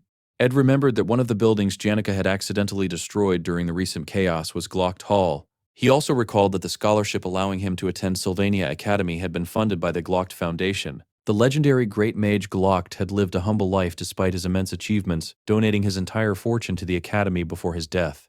Sitting beside Lucy, Ed realized that his grandfather's legacy was scattered throughout every corner of the academy. That was why he had known she would eventually come here. From the top of Trix Hall, the entire academy stretched out beneath them. To Lucy, this place was the greatest relic her grandfather had left behind. After a long silence, Lucy asked the same question she always seemed to ask. "Do you have any dried meat?" Ed sighed. He reminded her that he had already told her several times that he didn't have any. Then he asked why she had come here. Lucy quietly answered that she was thinking about the old days. Looking over the edge of the tower, Ed remarked that falling from such a height would certainly be fatal. Lucy barely reacted. Instead, she softly admitted that there had once been something that made her cry endlessly. Back then, the pain had been unbearable. But eventually, the sadness faded. Ed asked her why. Lucy smiled faintly. The answer was simple. Time had passed. A very long time had passed. She had finally realized that reopening old wounds accomplished nothing. Even if someone somehow succeeded in reviving another person with sacred magic, that person would still leave again someday. From the very beginning, Glock had accepted his own death. Lucy quietly admitted that if someone actually succeeded in resurrecting him, her grandfather would probably be furious. To bring back the great mage Glock against his will would be nothing short of blasphemy. Deep down, she had always known that. Trying to resurrect the dead was nothing more than a selfish wish. Ed gently asked whether she truly felt all right now. He knew he wasn't really qualified to ask such a question. He had never experienced the same kind of loss she had. Even so, he couldn't stop himself from asking. At first, Lucy had desperately wanted to revive Glock, but she had abandoned that wish. Ed feared that if she changed her mind once more, something terrible would happen. Lucy quietly looked at him. She started to ask something. Ed interrupted her halfway, mistakenly assuming she was about to ask for dried meat again. Instead, Lucy shyly asked if she could rest her head on his shoulder. She slowly leaned against him. Then, almost immediately, she drifted off to sleep. Ed couldn't help smiling. Sometimes he wondered how he had ended up in situations like this. In the end, it simply felt like destiny. Looking toward the distant magical towers, Ed reflected on Professor Glast. It would be difficult to find another scholar who devoted himself to researching sacred magic with such passion. Even the study of resurrection magic would disappear with Glast's death. The dead remain dead. What has been lost cannot truly be recovered. Everyone experiences loss differently. But eventually, loss comes for everyone. That is precisely why people must learn to accept it and cherish what remains while they still can. With silent tears running down her face, Lucy had finally reached that same conclusion. For a long while, the two of them simply remained there together, without speaking, watching the enormous pillars of magical energy stretching across the night sky. The stars above them were breathtaking. Unfortunately, their brief moment of peace did not last. Far below, a gigantic golem suddenly rose into the sky, protecting the sacrificial ritual at its core. The final battle had begun. Taylor and his companions had finally reached Professor Glast. Standing before them was the ancient magical weapon Glast had created. At its center, trapped inside as the power source, was Alia herself. This magical golem represented Glast's final trump card. The climax of the second act of The Failed Swordsman of Sylvania had finally arrived. Everything now depended on rescuing Alia from the heart of the colossal construct. One of the golem's devastating attacks erupted in a massive explosion. Zig stepped forward and single-handedly blocked the overwhelming force, creating a narrow opening. Taylor seized the opportunity immediately. Using the golem's enormous arm as a pathway, he sprinted toward Glast at full speed. Watching Taylor charge toward him, Glast quietly reflected that his eyesight had become much worse. Without his glasses, everything appeared blurred. Before he could react further, Taylor's attack struck him across the shoulder. As he staggered backward, Glast's thoughts drifted toward the life he had spent as a professor. Day after day, he buried himself beneath endless books written by ancient sages. He researched sacred energy, reviewed academics' curriculum. Outside his office window, the seasons continued changing. When winter snow covered the academy, eager first-year students would visit him, asking to learn intermediate magic. Whenever heavy rain fell, the academy's youngest professor would appear to apologize for yet another accident. On windy mornings, even the former academy director would stop by for tea before beginning work. Years passed. Eventually, Glast himself became director. Yet nothing around him truly changed. He remained trapped inside the same office. Surrounded by papers, surrounded by memories, deep inside he wished those painful memories would simply disappear. That was why he stole the sage's sealed grimoire, suddenly snapping back to reality. Glast unleashed a powerful counterattack. Taylor was hurled backward, his sword shattered into pieces. Using a small-scale time reversal spell, Glast instantly healed the wound in his shoulder. Even so, no amount of sacred magic could erase the memories tormenting him. As the magical golem prepared another devastating attack, Clavius looked up in terror and asked what that monstrous thing even was. Glast calmly responded by casting an even stronger spell, multiple time reversal. Time itself began to freeze. Ziggs was blasted away. Then even he became trapped inside suspended time. Taylor barely remained standing despite fighting with a broken sword. Glast's blurred vision continued worsening. He could barely distinguish the battlefield before him. All he truly saw were the countless things he had lost throughout his life. He knew he was nearing his limit. Yet Taylor stood once again. Glast begged them to stop, to surrender, to stop resisting. Instead, a brilliant surge of magical energy suddenly erupted from inside the golem's core. Its entire body shattered into countless fragments. Even Glast couldn't understand what had happened. Taylor had awakened. Wielding the divine sword of death, he had activated his transformation. Desperate, Glast immediately reversed time once again. The shattered golem rebuilt itself. The battlefield itself began returning to its previous state. He was willing to sacrifice everything, even the lives of everyone around him. Resistance, he declared, was meaningless. Before he could finish his spell, an enormous spear of ice pierced through the battlefield. Ziggs had recovered. His attack struck Glast directly, opening another opportunity. Taylor wasn't fighting alone. Ziggs had created another opening. Under relentless pressure, Glast realized that every decision he had ever made had led him to this single moment. The magical golem finally exploded completely. When the smoke cleared, Taylor emerged from within, divine sword in hand, Aliyah safely in his arms. The battle was over. Professor Glast quietly admitted defeat. His body tumbled from the summit of the towering magical structure. His vision remained blurred. His thoughts remained fixed on his daughter until the very end. Just before striking the ground, he activated one final sacred spell, a time reversal teleportation enchantment. His body disappeared before impact. It was the final emergency measure he possessed. Although he had escaped immediate death, he was gravely wounded. Bleeding heavily, his survival seemed almost impossible. According to the original story, nothing significant happened after this point. Professor Glast's fate was already sealed. He was destined to die from his injuries. There were no alternate outcomes, no hidden route, no second chance. But this time, something changed. Ed appeared before him. Seeing the young man, Glast quietly remarked that it was already past curfew. Ed ignored the comment. There was still one thing he wanted to confirm before everything ended. An hour earlier, Lortel had already received reports that Janica had driven away the mercenaries, and that Elta had been captured by the merchant company. Every major threat had been neutralized. As long as Ed was safe, everything would be fine. Following those reports, Lortel finally found him. To her surprise, Lucy was standing beside him, gently holding onto the edge of his sleeve. The unexpected sight immediately put Lortel on alert. Soon afterward, Claire and Dorothy also arrived, both looking utterly exhausted. Ed wondered why the two women looked as though they had been crying. Before anyone could answer, Claire and Dorothy noticed something that left them completely speechless. Standing calmly beside Janica was Tarkin, the very creature that had defeated both of them earlier. Janica immediately turned toward Ed. She wanted to confirm something. Had he really said that the magical tower was being powered by a sacred weapon? Although the situation had now become deeply connected to Ed, Janica explained that her original reason for investigating had nothing to do with him. She only wanted to protect the northern forest where the spirits lived. A few days earlier, Tarkin had sensed the exact same mysterious magical energy deep within that forest. It was unmistakably spectral magic. There was no doubt that Professor Glast was responsible. But one question remained unanswered. There were no magical towers anywhere inside the northern forest. So, what exactly had Glast been doing there? Ed quietly reflected that, since no major accidents had occurred after the battle, perhaps there was nothing more he needed to do. Then Dorothy collapsed once again. Watching her fall reminded him that, although Elte had been defeated, the consequences of everything that had happened were still impossible to predict. The future had already changed too many times. That was why Ed wanted to confirm one final thing. And that was why he now stood before Professor Glast, whose life was slowly slipping away. Janica looked at the wounded professor and asked what he was doing there. With a faint smile, Glast gazed up at the moon. "I'm just looking at the moon," he replied. "It's strangely funny. No one else found anything amusing." Everyone silently looked at the dying professor. Glast himself understood how pitiful his situation had become.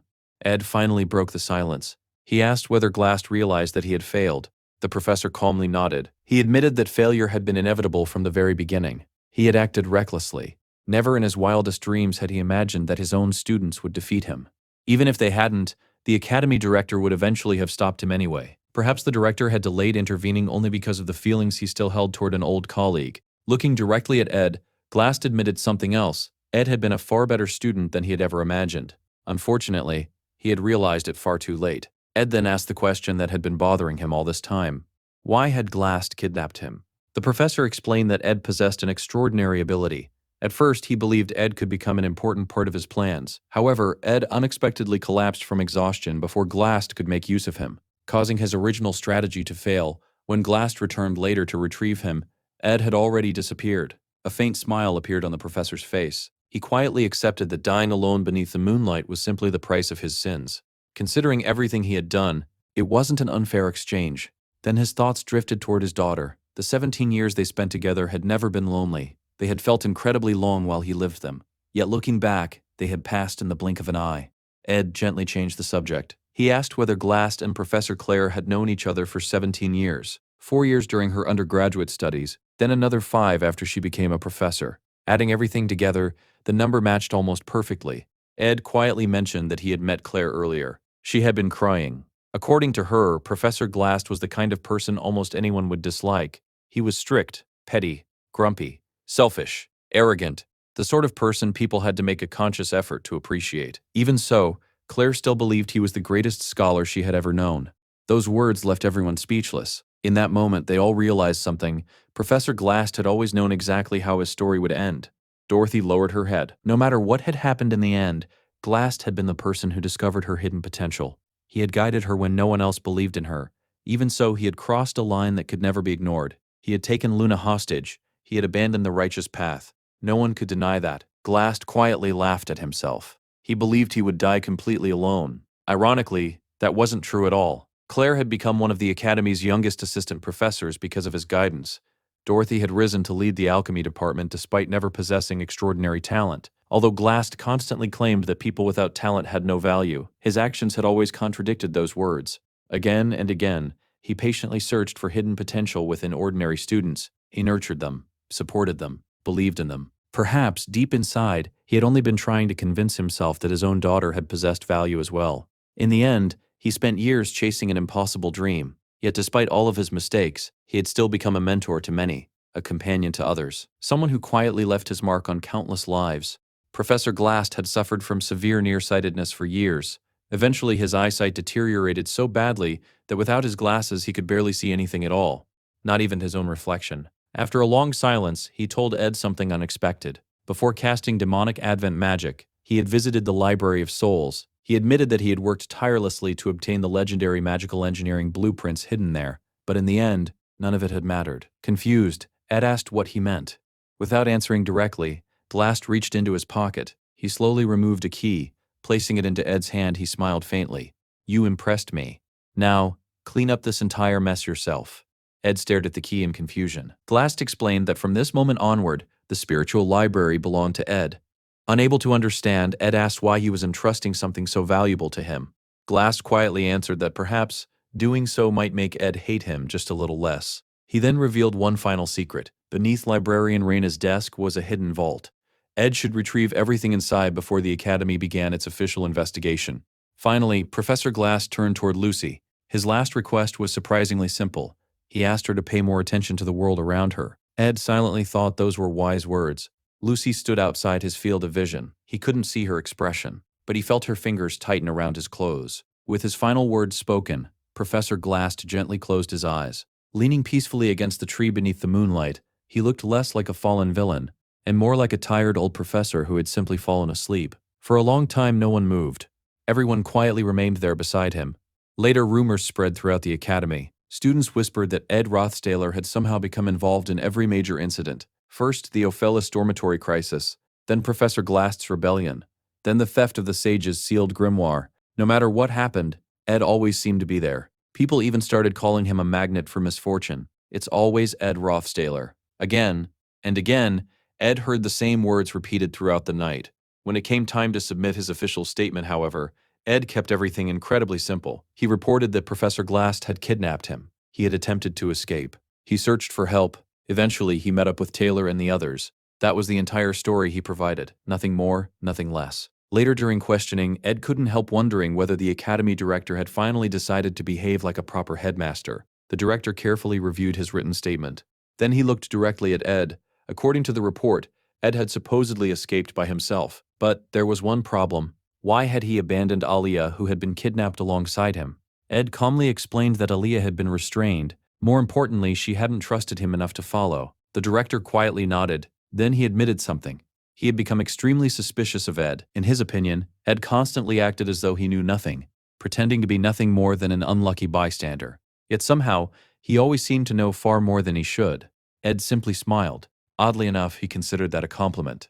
The director chuckled. He remarked that Ed possessed an exceptionally cunning personality. Even so, both during the Ophelis dormitory incident and during Glast's rebellion, Ed had ultimately been another victim of the Academy's own failures. Listening to the director, Ed wondered whether the man had actually read his statement carefully, or whether he was simply judging everything based on Ed's outstanding academic record. The director finally concluded the meeting. He acknowledged how hard Ed had worked. Considering everything he had accomplished, he deserved to be rewarded. After leaving the headmaster's office, Ed found Janica waiting outside. The moment she saw him, she smiled. "So you're finally done?" Ed immediately asked whether she was all right. He had been genuinely worried about her after everything that had happened. Janica smiled reassuringly. She told him not to worry.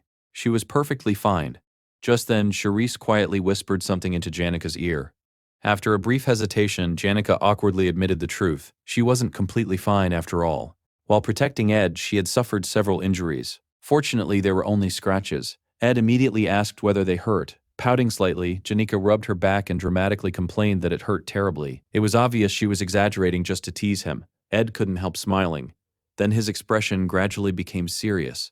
After everything that had happened, he had finally realized something important. No matter what obstacle appeared before him, Janica had always been there to help him overcome it. Now, he finally felt comfortable saying those words aloud. Watching her get injured because of him, and witnessing Professor Glass's tragic end, had made him understand that there was no point regretting things only after they were over. Looking directly at Janica, Ed quietly confessed that he hated being a burden to her. She always ended up getting hurt because she tried to protect him. For that, he sincerely apologized. Again and again. Janica immediately shook her head. She insisted that Ed was mistaken. She hadn't really been hurt at all. After teasing him for a moment, she apologized for making him worry. Ed smiled, but something else suddenly caught his attention. He asked if Janica's dormitory was Dex Hall. When she nodded, he quietly mentioned that he might be moving there next semester as well. Janica's eyes widened. She asked if he was really planning to transfer into Dex Hall. Ed smiled awkwardly and admitted that she probably wouldn't know how to react to hearing that. As they talked, Ed reflected on everything that had happened. So much had taken place, yet it all seemed to have passed in the blink of an eye. The second act had unfolded almost exactly as it was supposed to. According to the academy headmaster, Ed had finally earned the right to put that difficult chapter of his life behind him. From now on, he could return to living as an ordinary academy student. As proof of that trust, the headmaster approved Ed's return to the academy dormitories. Walking back toward his cabin, Ed quietly looked around the campsite. Part of him wanted to reinforce the cabin, build a proper fence, and start growing crops nearby. But another part of him wondered whether any of that was worth the effort. Perhaps his life at the camp was finally coming to an end. Just then, something suddenly fell from the roof. Lucy landed in front of him with a terrified expression. Moments earlier, Lucy had been dreaming. She found herself back in the northern Lamelon mountain range, reliving memories from her childhood. She couldn't understand why she was dreaming about those days again. Since it was only a dream, she decided to search for her grandfather. Sure enough, he was there, sitting peacefully in his usual chair. Relieved, Lucy walked toward him. But the moment she stepped into the room, everything changed. Her grandfather slowly turned around. Instead of the kind old man she remembered, a rotting corpse stared back at her. Its hollow voice asked a single question. "Why didn't you save me?" Lucy immediately realized she was trapped inside a nightmare. Calmly, she forced herself awake. One of the maids immediately approached her bedside and cheerfully informed her that it was time to prepare for school. Lucy ignored her completely. Without saying a word, she activated advanced spatial magic and instantly escaped into the forest. She arrived just as Ed was returning to his cabin. The moment she saw him, an inexplicable sense of relief washed over her. Looking up at the sky, she quietly wondered if it was going to rain. Then she overheard Ed saying that his life at the camp might soon be over. The words struck her like lightning. She lost her balance, slipped from the roof, and crashed to the ground. For the first time, Lucy looked genuinely panicked. Watching her reaction, Ed suddenly remembered something one of his old professors had once taught him. When dealing with someone who behaved like a cat, the best strategy was to pretend they didn't exist. According to that professor, the more attention someone gave a cat, the less attached it became. Ignoring it, however, often made it grow much closer. He even joked that earning a cat's affection was harder than getting a girlfriend. The professor in question was Flubbin. His lectures were among the academy's most popular. Ed had struggled badly in his classes at first. Determined to improve, he devoted himself to studying until eventually almost no one could outperform him. After one lecture, Professor Flubbin called Ed into his office. He asked whether Ed knew about the Academy's scholarship work program. Ed replied that it was the system where students received tuition assistance in exchange for helping with various academic duties. Flubbin smiled. That opportunity, he explained, suited Ed perfectly. Curious, Ed asked what kind of work he would be assigned. The professor explained that there would be many different responsibilities. However, his primary task would be assisting Professor Claire. Since Professor Glass's disappearance, Claire had inherited nearly all of his administrative work and had become completely overwhelmed. Although Ains was an exceptionally capable student, even she couldn't handle everything by herself. By the end of the semester, Ed would likely help evaluate academic reports, During winter break, he might even organize conference schedules and assist with assigning new students to their classes. Hearing that new students would soon arrive, Ed immediately remembered someone else. That person would probably be arriving too. Meanwhile, Lortel quietly examined the sage's sealed grimoire. She couldn't help admiring Ed's incredible magical intuition. At the same time, she wondered whether she should really sell the grimoire to Crepin as originally planned. Ed had insisted so strongly that she purchase it. Perhaps he actually wanted to prevent Crepin from obtaining it. Even so, Lortel had bought the grimoire with the intention of reselling it. Too much money was involved for her to ignore the opportunity. She needed to make the smartest business decision possible. Then she suddenly remembered the free pass Ed had jokingly given her. Her face immediately turned bright red. Smiling to herself, she decided that this would be her final transaction. After this, she would stop. Lortel also wondered who would replace Professor Glast as the Academy's instructor. At least she no longer had to worry about Ed living alone at the camp forever. By the end of the semester, everyone would become busier. Janica and Ed would have far less time to meet. As for Lucy, Lortel believed her daily life probably wouldn't change very much. Even so, an uneasy feeling refused to leave her heart. She couldn't explain why. Something simply felt wrong. Back at the cabin, Lucy quietly pointed out that their supply of firewood was almost gone. There wouldn't be enough to survive the coming winter. Ed looked at the nearly empty pile and agreed. She was absolutely right. Lucy then asked why he hadn't gone hunting recently. Ed stared at her in surprise. For once, she had actually said something genuinely practical. He realized he had neglected the camp because his thoughts had been occupied by the possibility of moving into Dex Hall. If that happened, he would naturally spend less time with Lucy. Perhaps creating some distance between them would make everything more stable. Just then, Janika came running toward the cabin full of energy. Ed smiled and asked whether she had already finished class. Janika happily explained that Professor Marie's afternoon lecture had been cancelled. Since she suddenly had free time, she decided to visit the camp. Smiling warmly, she admitted that once winter vacation arrived, Ed probably wouldn't be living there anymore. Because of that, she wanted to spend as much time with him as she could, while she still had the chance. She confessed that she would genuinely miss the simple life at the camp. She loved coming there. Although it made her sad that those days were ending, she understood that Ed also needed to think about his own future. If moving into Dex Hall was what he truly wanted, she promised to help him however she could. While Janika continued talking, Ed quietly reached into his pocket. He touched the key Professor Glast had entrusted to him. Soon it would be time to unlock the hidden vault. Before he could dwell on that thought any longer, Janika handed him an envelope. Ed immediately recognized it. It was the registration form for Dex Hall. Janika nodded. If he waited until the deadline, he might lose the opportunity altogether. She suggested he keep the application until he made his final decision. Ed sincerely thanked her. Smiling happily, Janika admitted that she had already completed her own registration.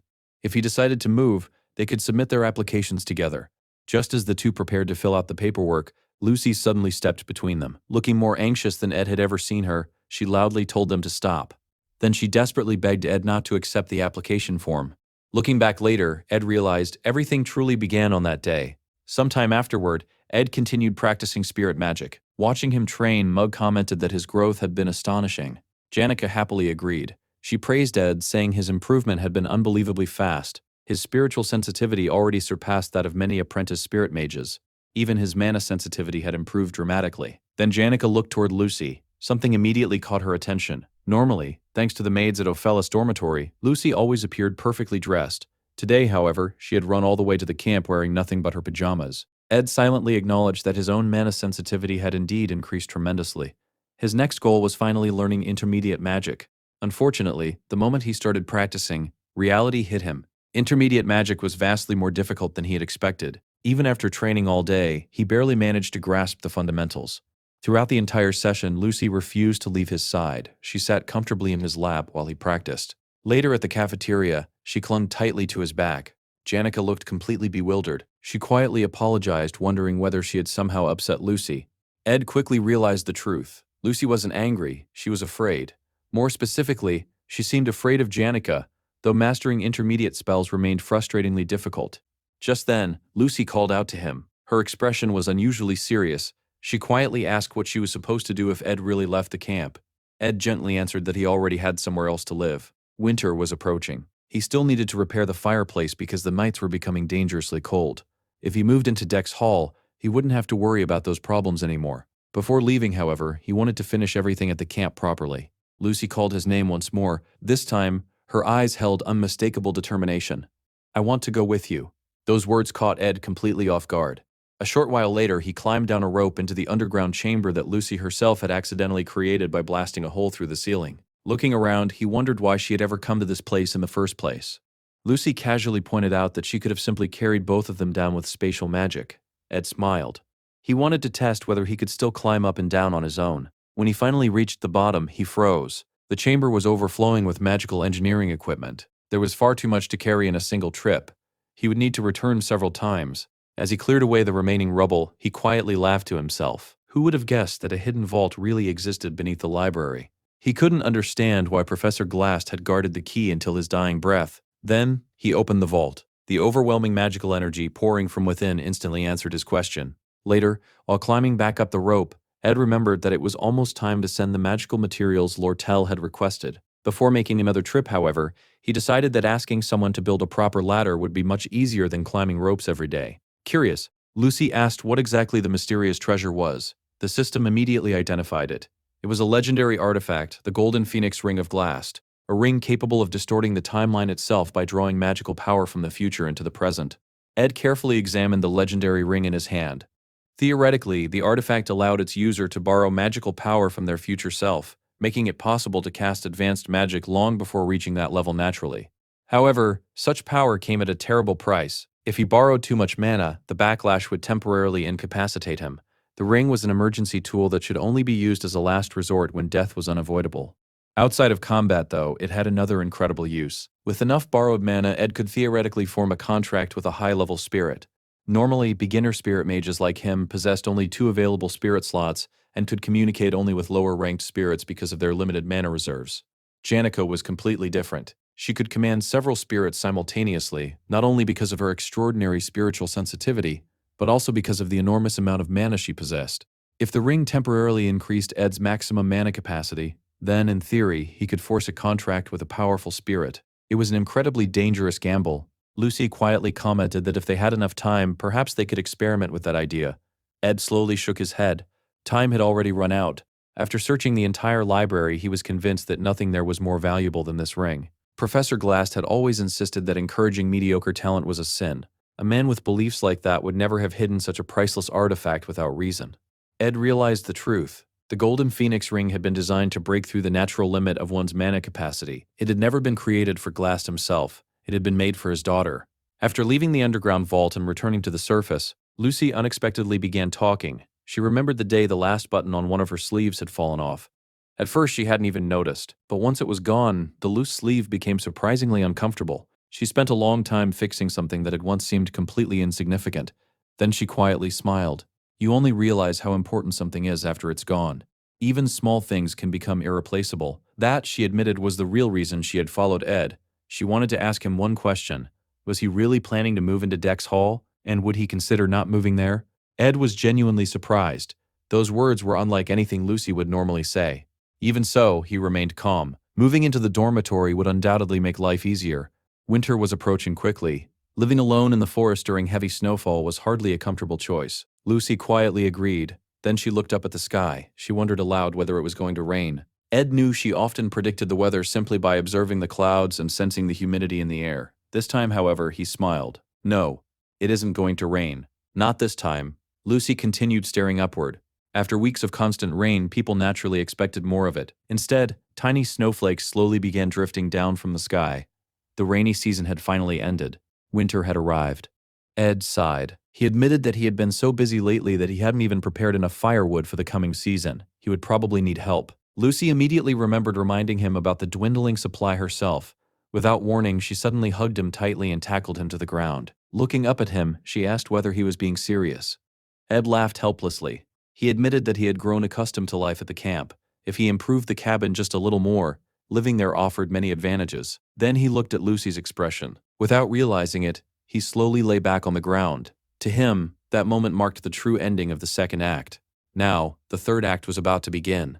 Closing his eyes, countless thoughts flooded his mind. The upcoming battle between Princess Phenia and Lortel for the position of student council, the arrival of powerful new first-year students, dangerous enemies who would soon enter the academy, and finally, the person destined to stand at the center of Act 3, the final boss, Lucy Merrill. Ironically, at that exact moment, Lucy herself was lying on top of him. Ed couldn't help smiling. Nothing about this journey had ever been easy.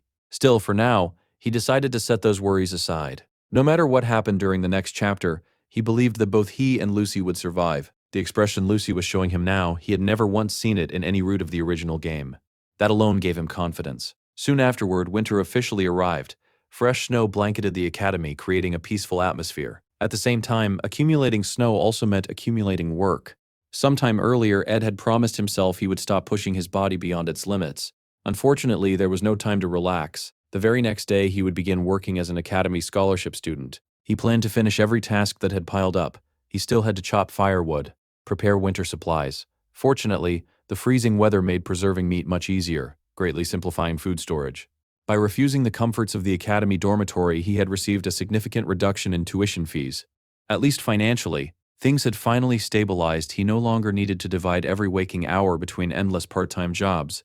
That didn't mean he could spend his days sleeping. Ironically, the one currently sleeping in his bed was Lucy. Ed had eventually stopped making her sleep outside. Even though she possessed powerful protective magic, forcing someone to stay outdoors during winter simply didn't feel right. He quietly reminded himself of something important. There would always be time to rest later. The time to take risks was now. Slowly, he picked up the golden phoenix ring.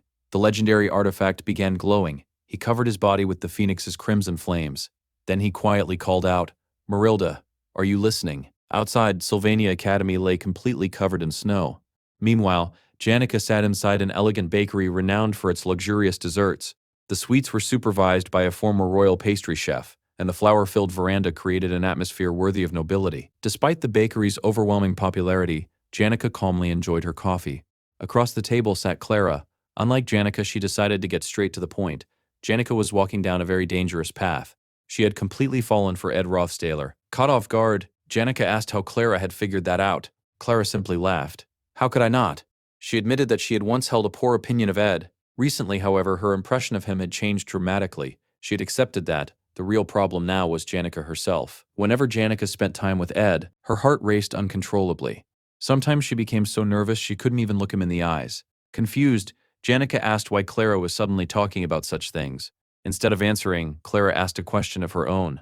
"What do you feel when you're with him?" After thinking for a moment, Janica smiled. She admitted that she didn't feel nervous around Ed, she simply felt comfortable. Clara immediately sighed. That's exactly the problem. According to her, Janica was heading straight toward one of the worst possible romantic endings, the infamous friend zone. Calling Janica hopelessly naive, Clara explained that relationships couldn't be built through one-sided devotion alone. Janica also needed to think about what she wanted. Simply chasing after someone forever while expecting love to appear on its own wasn't romance. It was practically stalking. Even the nearby spirits seemed to agree with Clara's argument. Embarrassed, Clara quickly changed the subject. Winter vacation had finally begun. She would soon return home. Even so, before leaving, she offered Janica one last piece of advice. Instead of trying to act seductive, she should awaken Ed's protective instincts instead. Watching the conversation unfold, Annis quietly reflected that Clara herself didn't seem particularly experienced when it came to romance. Although some of her advice made sense, the biggest reason everyone's opinion of Ed had changed was Clara herself. Janica constantly praised Ed whenever she spoke with friends, professors, and academy staff. As a result, almost everyone had begun trusting him. Annis, however, viewed things differently. She thought about Professor Clare. Despite being scolded by librarians who were technically still students, Clare never displayed the commanding presence expected of a professor. Sometimes Annis genuinely wondered how someone like Clare had managed to earn that position. The veteran professors, however, always gave the same answer. Claire possessed an extraordinary talent. She had incredible luck with people.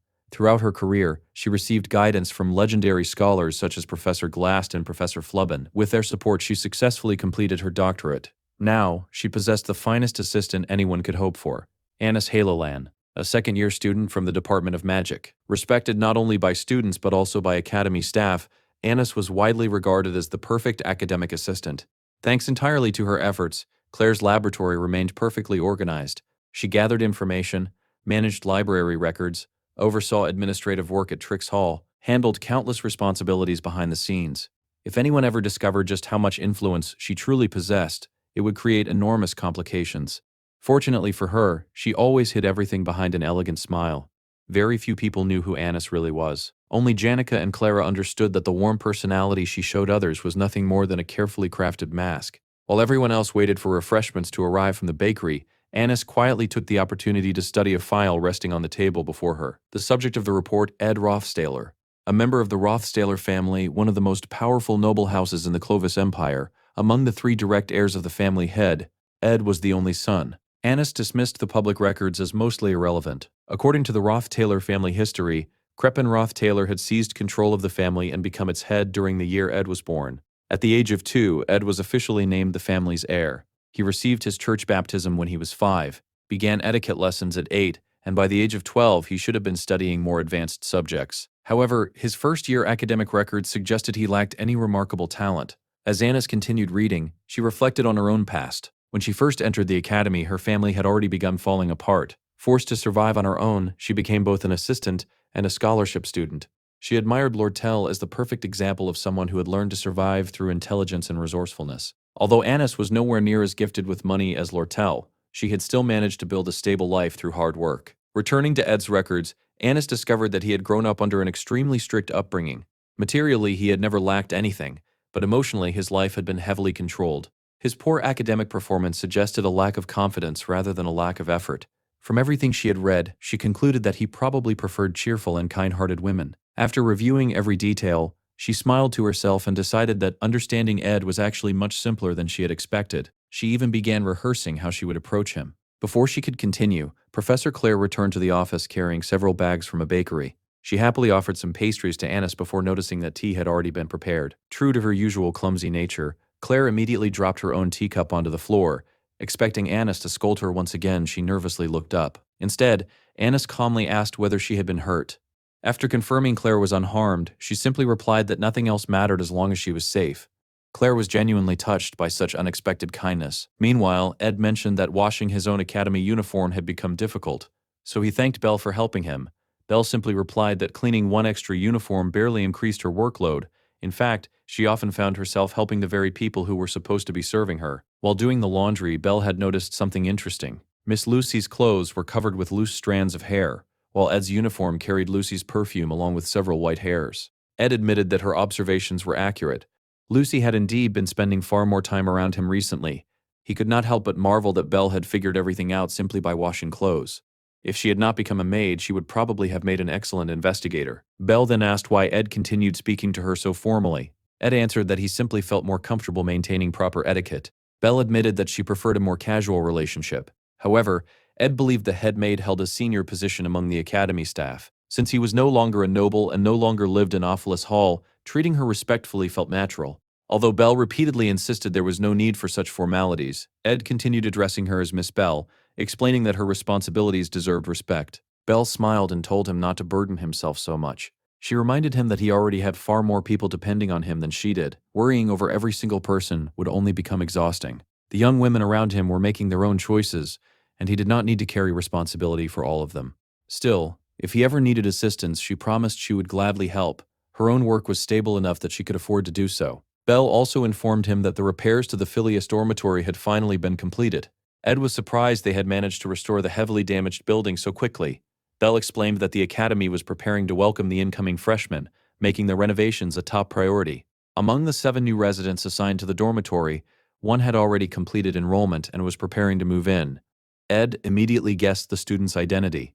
Tanya Ruth Taylor? Belle nodded with surprise, realizing he already knew. Hearing that his younger sister would soon arrive, Ed sighed to himself. The upcoming holiday was about to become far more complicated than he had anticipated. Back at the camp, Zig informed Ed that he would be returning to his homeland during the vacation. Ed asked whether Elka would be traveling with him, and Zig confirmed that she would.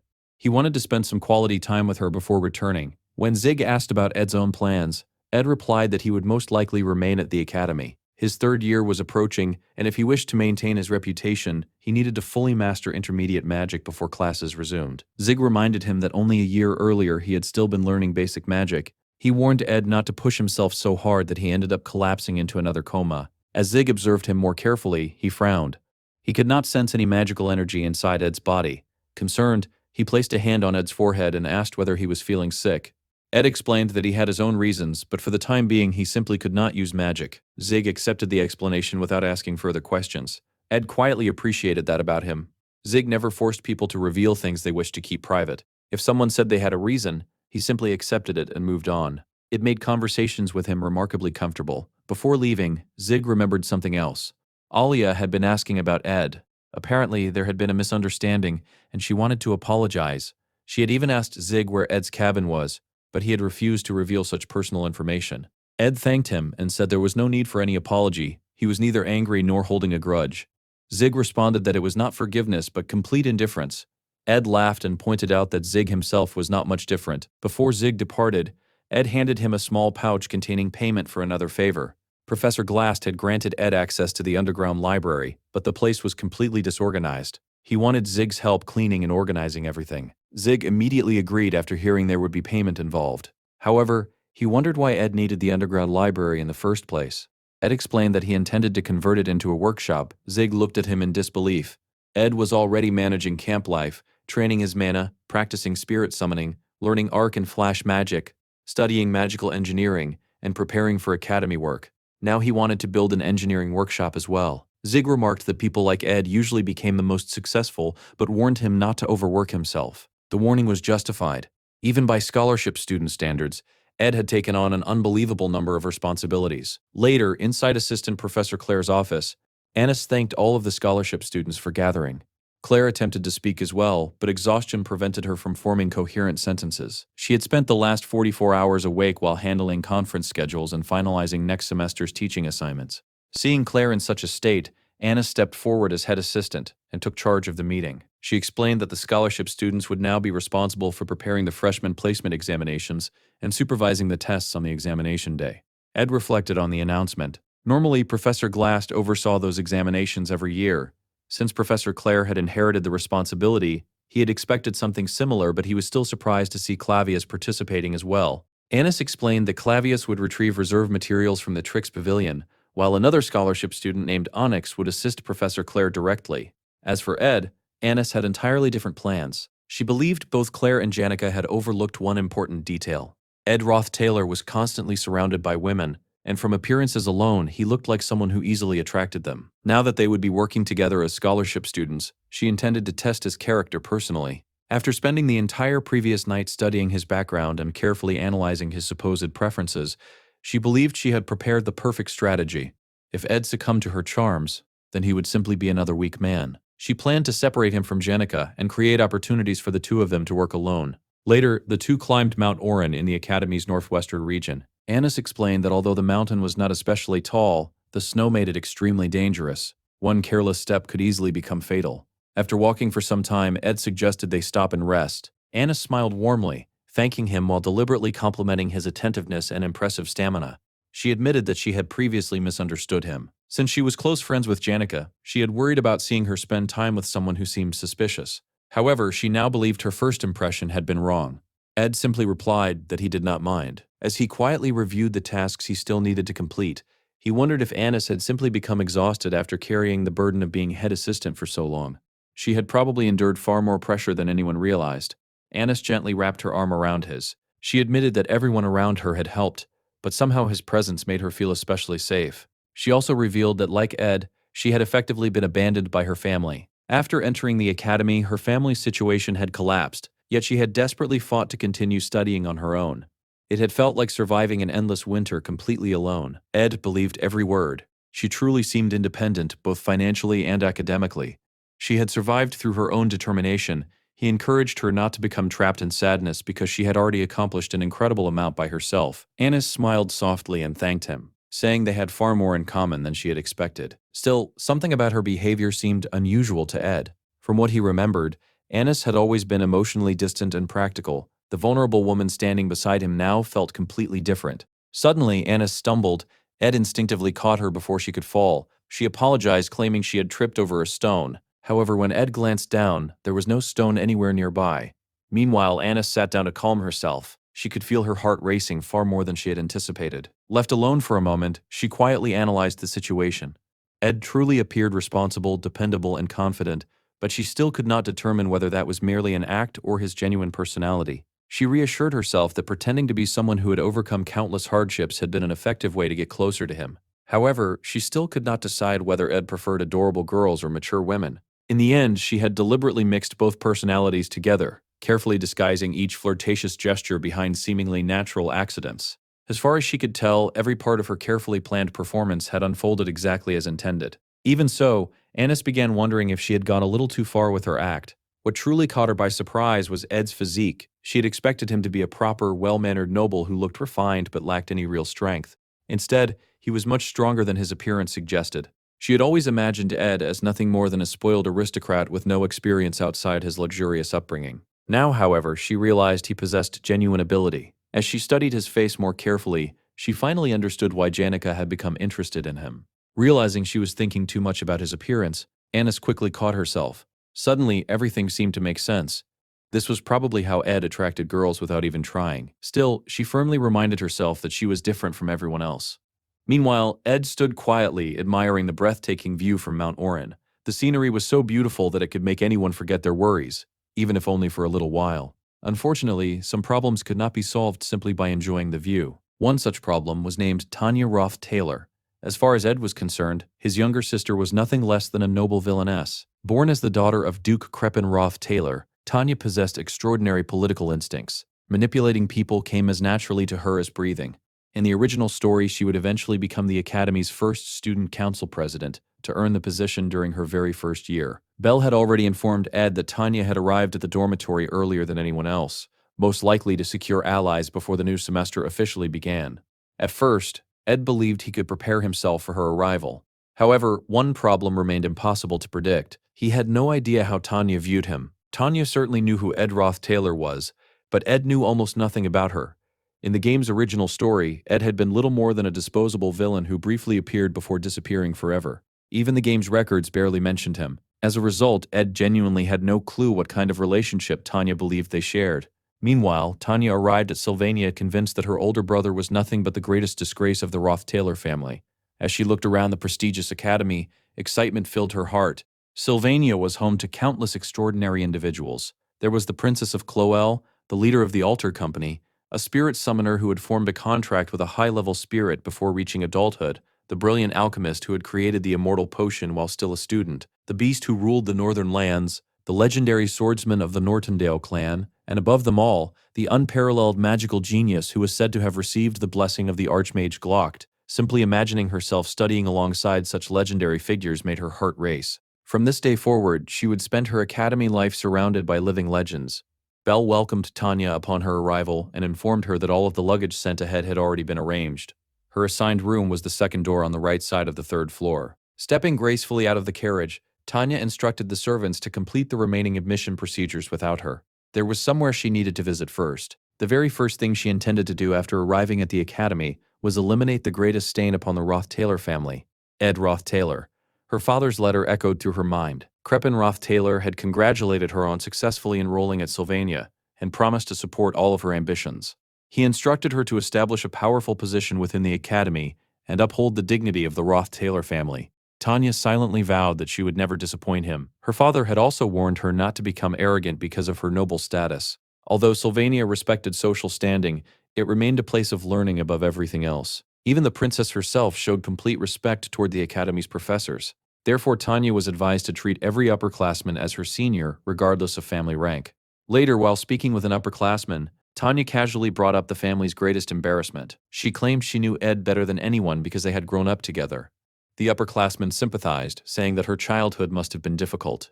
Tanya immediately agreed, insisting that no one else's childhood could compare to hers. She continued speaking without hesitation. According to her, Ed was unbearably arrogant despite possessing neither elegance nor talent.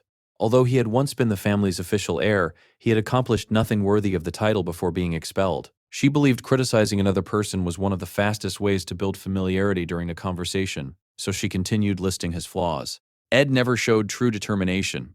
He always abandoned things halfway through. His pride prevented him from admitting his own shortcomings. He barely understood mana sensitivity, yet behaved as though he were already a master magician. Watching him enter Sylvania had been embarrassing enough, and seeing him expelled from the family had filled her with relief. She confidently remarked that someone of the upperclassmen's experience should already understand exactly what she meant. Only then did Tanya realize something strange. The conversation felt unusually one-sided. Looking around, she discovered she had practically been talking to herself. Her father's advice suddenly resurfaced in her mind. Whenever negotiating or speaking with someone, always respect the other person and never underestimate them. The person standing before her was none other than Lortel, Remembering that her father had recently met Lortel while discussing the purchase of the sealed grimoire of the sage, Tanya quickly realized who she was dealing with. Lortel calmly asked whether Tanya intended to keep talking to herself. An overwhelming pressure instantly settled over Tanya. Trying to remain composed, she awkwardly replied that it had been nothing important. However, she could not shake the feeling that Lortel seemed strangely displeased. Lortel simply smiled and asked why Tanya assumed she was angry. In fact, she admitted she found the entire conversation extremely interesting. Elsewhere, Ed had nearly completed everything on his long list of tasks. He still needed to construct a proper storage building for his materials, expand his cabin, gain 3 additional levels in magical engineering, and master several advanced bow techniques. For now, he focused on reading intermediate magic manuals covering focused explosion and primordial wind. He had borrowed the books from Professor Glast's underground library the previous night, and having unrestricted access without worrying about return deadlines made studying much more convenient. Looking back on the day, Ed concluded that his first official day as an Academy scholarship student had gone surprisingly well. Compared to him, Annis appeared to have far more responsibilities. As evening fell, Ed instinctively tried to light the campfire with magic. Only then did he remember that he still could not use mana. Unable to practice, he decided to concentrate on theory instead. When he entered his cabin, he found someone sleeping peacefully in his bed. Lucy. Ed sighed to himself. At first, Lucy had always appeared in the most unexpected places imaginable. By now, however, he had grown completely accustomed to her strange habits. Without saying much, he pulled away the blanket and calmly asked her to light the fire. Lifting her effortlessly from the bed, Ed was once again reminded of how unbelievably light she was. Lucy obediently cast a spell. The next instant, a massive burst of flames erupted. Ed immediately told her that was more than enough. Satisfied, Lucy prepared to crawl back into bed but quickly changed her mind, deciding she wanted to stay outside with him instead. She soon began dozing off again while sitting beside him. After sniffing the air, Lucy quietly commented that Ed smelled unusually strong today. Ed immediately realized she was probably smelling Annis's perfume after spending nearly the entire day beside her. Lucy then asked whether he had a fever or whether something hurt. Ed smiled awkwardly and asked if it was really that obvious. She seriously warned him not to get sick because people who became seriously ill could die. Then she quietly offered to examine his mana. After casting a spell, Lucy remained silent for several moments before opening her eyes. Ed's mana reserves were completely empty. She immediately concluded that he had done something incredibly reckless. Ed reassured her that he could manage. Lucy simply nodded before quietly saying that once winter ended, she might become much stronger. When that happened, she might ask him for an unusual favor. She wanted him to pat her head. Later that evening, the two sat peacefully beside the fire. Ed continued studying while absent-mindedly stroking Lucy's head. Lucy looked completely content. Their peaceful moment ended when someone approached the cabin. It has been a while. The visitor was Lortel. Ed assumed she had come regarding the request he had previously made and remarked that he could have visited the Merchant Association himself instead. Lortel shook her head. She had not come only because of that request. There were several important matters she wished to discuss, along with a few questions she intended to ask. As she spoke, her eyes remained fixed directly on Lucy. Meanwhile, elsewhere on the academy grounds, Tanya was attempting to recruit allies against her brother. She approached Elka and promised generous rewards if she helped expose and punish Ed. Tanya even offered several valuable books from the Ruth Taylor estate. Elka's eyes immediately sparkled with excitement. Before she could answer, Zig stood up. He asked whether Tanya truly was Tanya Ruth Taylor. She nervously confirmed her identity. As Tanya examined him, she immediately noticed his well-trained physique and the immense amount of mana flowing through his body. She silently concluded that someone like Zig would make an outstanding ally. Instead, Zig smiled brightly. "So you're Senior Ed's younger sister." After Tanya nodded once more, Zig enthusiastically handed her a magical artifact. He explained that it generated mana and was required for the mandatory freshman mana sensitivity classes. He then continued giving her several additional supplies while asking Elka whether she had collected the materials from the elementology course. Elka replied that she had, although she had nearly thrown them away by accident. By the time Zig finished helping, Tanya's arms were completely full of equipment. Confused, she finally asked whether he had even heard everything she had said about Ed. Zig admitted that he had. However, he casually remarked that siblings rarely got along, so misunderstandings between brothers and sisters were nothing unusual. Knowing Ed's personality, he believed there was probably far more to the story than Tanya realized. Elka then called Zig over, reminding him that it was time to leave. Before departing, Zig politely introduced himself as a second-year student who happened to be close friends with Ed. He smiled warmly and said he looked forward to getting along with Tanya as well. Finally, he added that anyone fortunate enough to have a relative like Ed had truly been blessed with remarkable luck. After Zig and Elka hurried away, Tanya remained buried beneath the mountain of supplies they had handed her. Unable to keep her balance, she collapsed onto the ground and stared blankly into the sky, wondering what had just happened. Later, back in Professor Claire's office, Claire was on the verge of collapsing from exhaustion. After working tirelessly for nearly 2 full days without sleep, she could barely keep herself awake. Annis reassured her that once the freshman placement examinations were finished, she could finally rest during the academy break. Claire smiled weakly and asked if this was simply what being young looked like.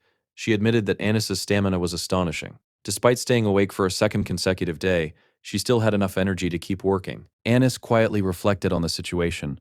Relying on outside scholarship students like the third-year Onyx or the first-year Clavius had proven far more difficult than expected. Neither of them had completed their assignments properly, forcing her to review and correct everything herself. Ruth Taylor, however, had been completely different. Every document he submitted was perfectly organized, with not a single mistake. His ability to solve practical problems stood out immediately. Among nobles, such competence was extremely rare since most had never needed to handle real work themselves. She honestly had not expected that from someone who appeared to have lived the sheltered life of a spoiled aristocrat. Noticing Annis deep in thought, Claire casually walked over and asked whether she had been spending a lot of time with Ed. She commented that the two of them actually seemed rather similar. Then Claire lowered her voice. She told Annis not to mention what she was about to say to Ed. When Ophelis Hall had been attacked, Claire had investigated him personally. To her complete surprise, she discovered that Ed had built an enormous survival camp deep in the forest. His camp was even larger than her own laboratory. It contained handmade tools, a fully equipped workbench, a campfire, storage racks, drying stations, and even smoking facilities for preserving food. Everything had been built with his own hands. Looking at the camp alone made it obvious how desperately he had struggled to survive. Even while living under such harsh conditions, Ed had still managed to earn some of the highest grades in the academy. Professor Glast himself had openly acknowledged the amount of effort Ed had invested. Claire also mentioned that Ed had successfully formed a spirit contract. She admitted she had no idea how he managed to overcome such an enormous hurdle, but she was convinced he must have worked incredibly hard to accomplish it. Listening quietly, Annis finally found an explanation for Ed's unexpectedly refined practical skills. He clearly had not lived the comfortable life of an ordinary noble. Claire smiled and remarked that she and Ed actually had a lot in common. Although surprised, Annis thanked her for what she took as a compliment. The more she learned about Ed, the more her opinion changed. She had initially relied on rumors and other people's judgments, believing Janica might eventually regret getting close to him. However, after spending time beside him herself, she could no longer find anything to criticize. Ed was simply a decent, responsible young man. He was handsome without being arrogant, highly respected by the professors, much kinder than she had imagined, physically stronger than expected, and remarkably dependable. Lost in her thoughts, Annis failed to notice Claire studying her expression. Claire suddenly stood up, opened the office window, and commented that the room had become rather warm. A gust of wind immediately swept through the office, scattering papers everywhere. Claire hurried after the flying documents while asking whether Annis was feeling all right. She reminded her not to push herself too hard after working so much. Annis barely heard her. Inside her mind, panic was beginning to spread. This was bad. Very bad. Then she suddenly remembered something Claire had mentioned earlier. Ed had formed a contract with a spirit. If Janica had been involved in helping him establish that contract, then his contracted spirit was probably intelligent and trustworthy enough to report everything back to her. That realization made Annis even more nervous. Seeing her strange reaction, Claire suggested they celebrate finishing their work with a small snack together. Instead of answering, Annis hurriedly fled the office. Elsewhere, beneath the great tree of Marilda, the values of the Failover family could be seen in Janica herself. Their family motto was harmony and coexistence. Janica's gentle heart, genuine kindness, and constant concern for others had earned her countless sincere friendships. Loneliness had never truly been part of her life. That peaceful image, however, was beginning to crack. Mug informed her that Ed and Annis had recently been growing much closer. At the same time, Tanya was already making her way toward Janica, intending to introduce herself. Lortel had personally told Tanya that Janica was kind, compassionate, and always willing to have an honest conversation. Unfortunately for Tanya, today was not the day she would meet that gentle version of Janica. At that moment, Janica was genuinely angry. Meanwhile, Lortel visited Ed's camp once again. She reported that most of the materials he had requested had already been obtained. However, legendary-grade materials remained extremely difficult to acquire, especially during winter. Despite managing numerous business affairs, she had still gone out of her way to help him. Ed thanked her but pointed out that she should have been resting instead of making the long journey to his cabin. Lortel calmly replied that resting was exactly why she had come. As the quiet winter night settled over the academy, Ed looked up at the moon. Once it had been perfectly round, illuminating the entire sky. Now only a thin fragment remained. Time passed unbelievably fast. Winter covered the world in silence, making everything feel as though nature itself had entered hibernation. Yet every person experienced that silence differently. For Ed, winter represented another trial of survival.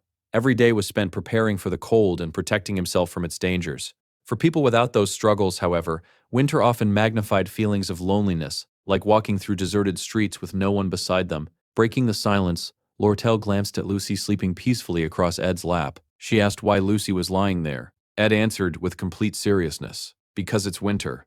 Lortel stared at him for a moment before asking whether that was really supposed to be an explanation. Ed noticed she seemed slightly irritated. Lortel crossed her arms and insisted she had only come to discuss the requested materials. Otherwise, she would never have made the trip. Ed smiled and asked whether she truly had no other reason for visiting. Lortel immediately replied that she obviously did. Then she asked whether he was pretending not to understand. She summoned a magical hologram showing the sealed grimoire of the sage. Ed immediately understood. He asked whether she had truly submitted the bid in the end. Lortel nodded. The hologram transformed into a letter as she explained that everything had turned out to be quite interesting. She reminded Ed of something he himself had once promised. If she succeeded in obtaining the grimoire, he had said he would do anything she asked. As a merchant, she explained, it was only natural to recover the value of every investment. Curious, Ed asked what kind of favor she intended to request. Lortel shook her head. She had no intention of asking for something so burdensome that he would struggle to fulfill it. She wanted only one thing. She wanted Ed to remain by her side. Hearing those words, Ed silently reflected on the future. The story was entering its third act. Soon, the political struggle between Princess Phinia and Lortel would truly begin. Lortel had already recognized the approaching conflict and was quietly preparing for the coming battle of influence and strategy. Princess Phinia Elias Cloel, known as the Princess of Benevolence, was destined to become Lortel's greatest rival. According to the original story, Phinia would eventually become student council president, using that authority to strengthen her influence throughout the academy. Later, during the fourth act, she would become the central figure responsible for uncovering the dark secrets hidden within the Ruth Taylor family. Lortel quietly stated that the day would eventually come when everyone at the academy would have to choose a side. When that moment arrived, she wanted Ed standing beside her. Ed thought she did not yet realize one important fact. In the end, the person who would truly determine the outcome of the conflict was neither Phinia nor Lortel. It was the real protagonist of the story. Ed honestly admitted that even if he supported her, he doubted it would make much difference politically. Lortel calmly agreed. Although Ed's reputation within the academy had improved significantly, his influence alone would not dramatically change the balance of power. Ed laughed and remarked that she had said that rather bluntly. Lortel simply asked what was wrong with being honest. To her, his value was never about politics. It was something entirely different. Ed accepted the request without much hesitation, saying it was hardly difficult to promise something like that. Satisfied, Lortel burned the letter. Watching the flames consume the paper, Ed once again realized how mysterious she truly was. She constantly shifted between different expressions and personalities, making it impossible to predict what she was really thinking. Then, for just a brief moment, Lortel smiled with pure happiness. It was a gentle expression Ed had never seen before. The following morning, Ed woke early despite the academy being on vacation. There were no classes, and for the first time in quite a while, he also had no scholarship duties to perform. He had intended to enjoy a peaceful morning and sleep late. Unfortunately, habit woke him before sunrise. He asked Lucy to light the campfire, and while she obediently did so, he found himself thinking about everything Lortel had told him the previous night. One thought refused to leave his mind. Lortel had mentioned that Tanya had been walking around the academy introducing herself to everyone. She wondered whether Tanya truly viewed Ed as an enemy or whether it was simply an exaggerated case of sibling rivalry. She had even found Tanya's determination rather adorable and predicted that she would soon come looking for him as well. Ed suspected she was right. Tanya was the biological younger sister of the body he now inhabited. Unfortunately, he knew almost nothing about the relationship they had once shared. Until he understood more, there was little he could do. Before long, Tanya finally arrived at his cabin. She looked unusually nervous. After hesitating for several moments, she quietly greeted him, saying it had been a long time since they had last seen each other. She awkwardly explained that she had even brought him a gift after so many years apart. Watching her carefully, Ed noticed that although she appeared tense, uncomfortable, and even somewhat frightened, one thing was immediately clear. She did not seem angry at him. At that moment, Ed finally understood why Tanya was acting so cautiously. The Ed who had lived in the Ruth Taylor mansion must have treated her terribly. Realizing that, Ed felt guilty for having misunderstood her behavior. As he stood up, Tanya instinctively flinched. A painful memory resurfaced in her mind. Years ago, the former Ed had thrown a plate of food onto the floor before mocking her for being able to eat alongside filthy servants without feeling disgusted. He had even stepped on a maid's head while Tanya, trembling with fear, desperately begged him to stop. The old Ed had only looked at her coldly. He questioned why she cared about people who were nothing more than tools, and claimed that anyone who pitied servants could never become a true noble. Those memories were impossible for Tanya to forget. Yet the person standing before her now behaved completely differently. Ed thanked her sincerely for the gift, saying he would put it to good use next semester. He also reminded her that technically they were no longer siblings in any official sense. Since he had been disowned, she had no obligation to visit him or bring him anything. That made her kindness even more meaningful. He politely asked her to stay where she was and avoid sitting too close to the fire. Although he was running low on medicinal herbs, he still intended to prepare tea for his guest without cutting corners. When Tanya noticed Lucy nearby, she became slightly nervous. Ed calmly reassured her before calling Lucy over and asking her to give Tanya a little personal space. A short while later, he returned carrying 2 cups of freshly brewed tea. While handing one to Tanya, Ed mentioned that he had heard she had been exploring the academy and meeting many new people. Tanya nodded. She admitted that she had heard quite a lot about him. Surprised, Ed wondered who could possibly have been talking about him. He did not know many people at the academy besides Zig and Janica. The moment Janica's name came up, Tanya visibly stiffened. Ed smiled and remarked that, of everyone he knew, Janica was undoubtedly the kindest person. Tanya forced a smile. Yes, she's very kind. Then she awkwardly added that Janica was also incredibly strong. She had summoned a massive fire spirit and nearly thrown it at Tanya's servants as though they were toys. Ed blinked in disbelief. She really did that, realizing what she had just admitted. Tanya immediately panicked. No, that's not what happened. She was very kind. She simply encouraged me to focus on my studies. Her desperate attempt to cover up the truth only confirmed Ed's suspicions. Something about this entire situation felt strange. The Tanya he remembered from the original story had never been this timid. Meanwhile, Tanya found herself increasingly confused. Every person she met who knew Ed seemed to admire him. Ed quietly looked at his younger sister before speaking honestly. He explained that he was trying his best to become a better person and asked her not to judge him solely by who he used to be. He admitted that being disowned had been the punishment for the countless mistakes he had made in the past. There were things he could never undo. Even so, he sincerely apologized. He also mentioned hearing about her ambition to become student council president. Although he doubted he would be able to help much, he genuinely supported her dream and wished her success. Deep down, Ed already knew how the story was supposed to unfold. Tanya would never become student council president. She existed in the original narrative only to emphasize Princess Phinea's rise. Even so, Tanya held a special place in Ed's heart. She was the very first member of his new family's bloodline he had met since arriving in this world. Looking into her uncertain expression, however, Ed realized he had absolutely no idea how to repair the broken relationship between them. Later, after returning to Awfulus Hall, Tanya's legs still felt weak. She was convinced she knew exactly what kind of monster her older brother had once been. Yet everything she experienced today contradicted those memories. When she had spoken badly about Ed earlier, Janika had reacted with genuine fury. For a brief moment, Tanya had honestly believed she might be burned alive by Janika's summoned fire spirit. The anger in Janika's eyes had been completely real. She trusted Ed without the slightest hesitation. Tanya could not understand it. Sylvania Academy was filled with extraordinary individuals. Among them was Lucy Morel, the greatest magical genius of the age. Surely, in a place overflowing with such talented people, Ed's true nature would eventually be exposed no matter how carefully he hid it. As she walked through the luxurious dormitory, Tanya suddenly realized that Lucy's room was located directly beside her own. That made perfect sense. Only the Academy's finest students lived in Ophelis Hall. She concluded that Ed had probably become acquainted with Lucy through sheer luck. Just then, Lucy stepped out. She quietly asked whether Tanya was Ed's younger sister. Before Tanya could answer properly, Lucy casually said that if she ever needed anything, she only had to ask. With that, Lucy returned to her room as though nothing unusual had happened. Tanya stood frozen. Only the Academy's highest-ranking students were allowed to have golden nameplates displayed outside their rooms. She had just spoken face-to-face with Lucy Morel herself, the legendary prodigy, the greatest mage of her generation. Completely overwhelmed, Tanya admitted to herself that she no longer understood anything anymore. Elsewhere, inside the Academy's rose garden, Annis approached Belle with an unexpected request. She asked Belle to introduce her to a suitable man, preferably someone tall, handsome, successful, and dependable. Since Belle worked around so many influential people, Annis assumed she would know someone fitting that description. Belle smiled knowingly. She pointed out that Annis was not the kind of woman who pursued relationships casually. Then she teasingly asked whether Annis had ever even experienced romance before. Embarrassed, Annis immediately became flustered. Belle quickly apologized, assuring her she had not meant any offense. She simply knew how busy Annis always was. Her life revolved around work, much like Ed's now that he was entering his third year. Thinking about it more carefully, Belle realized the two of them actually had a surprising amount in common. Then Belle suddenly paused. She looked directly at Annis.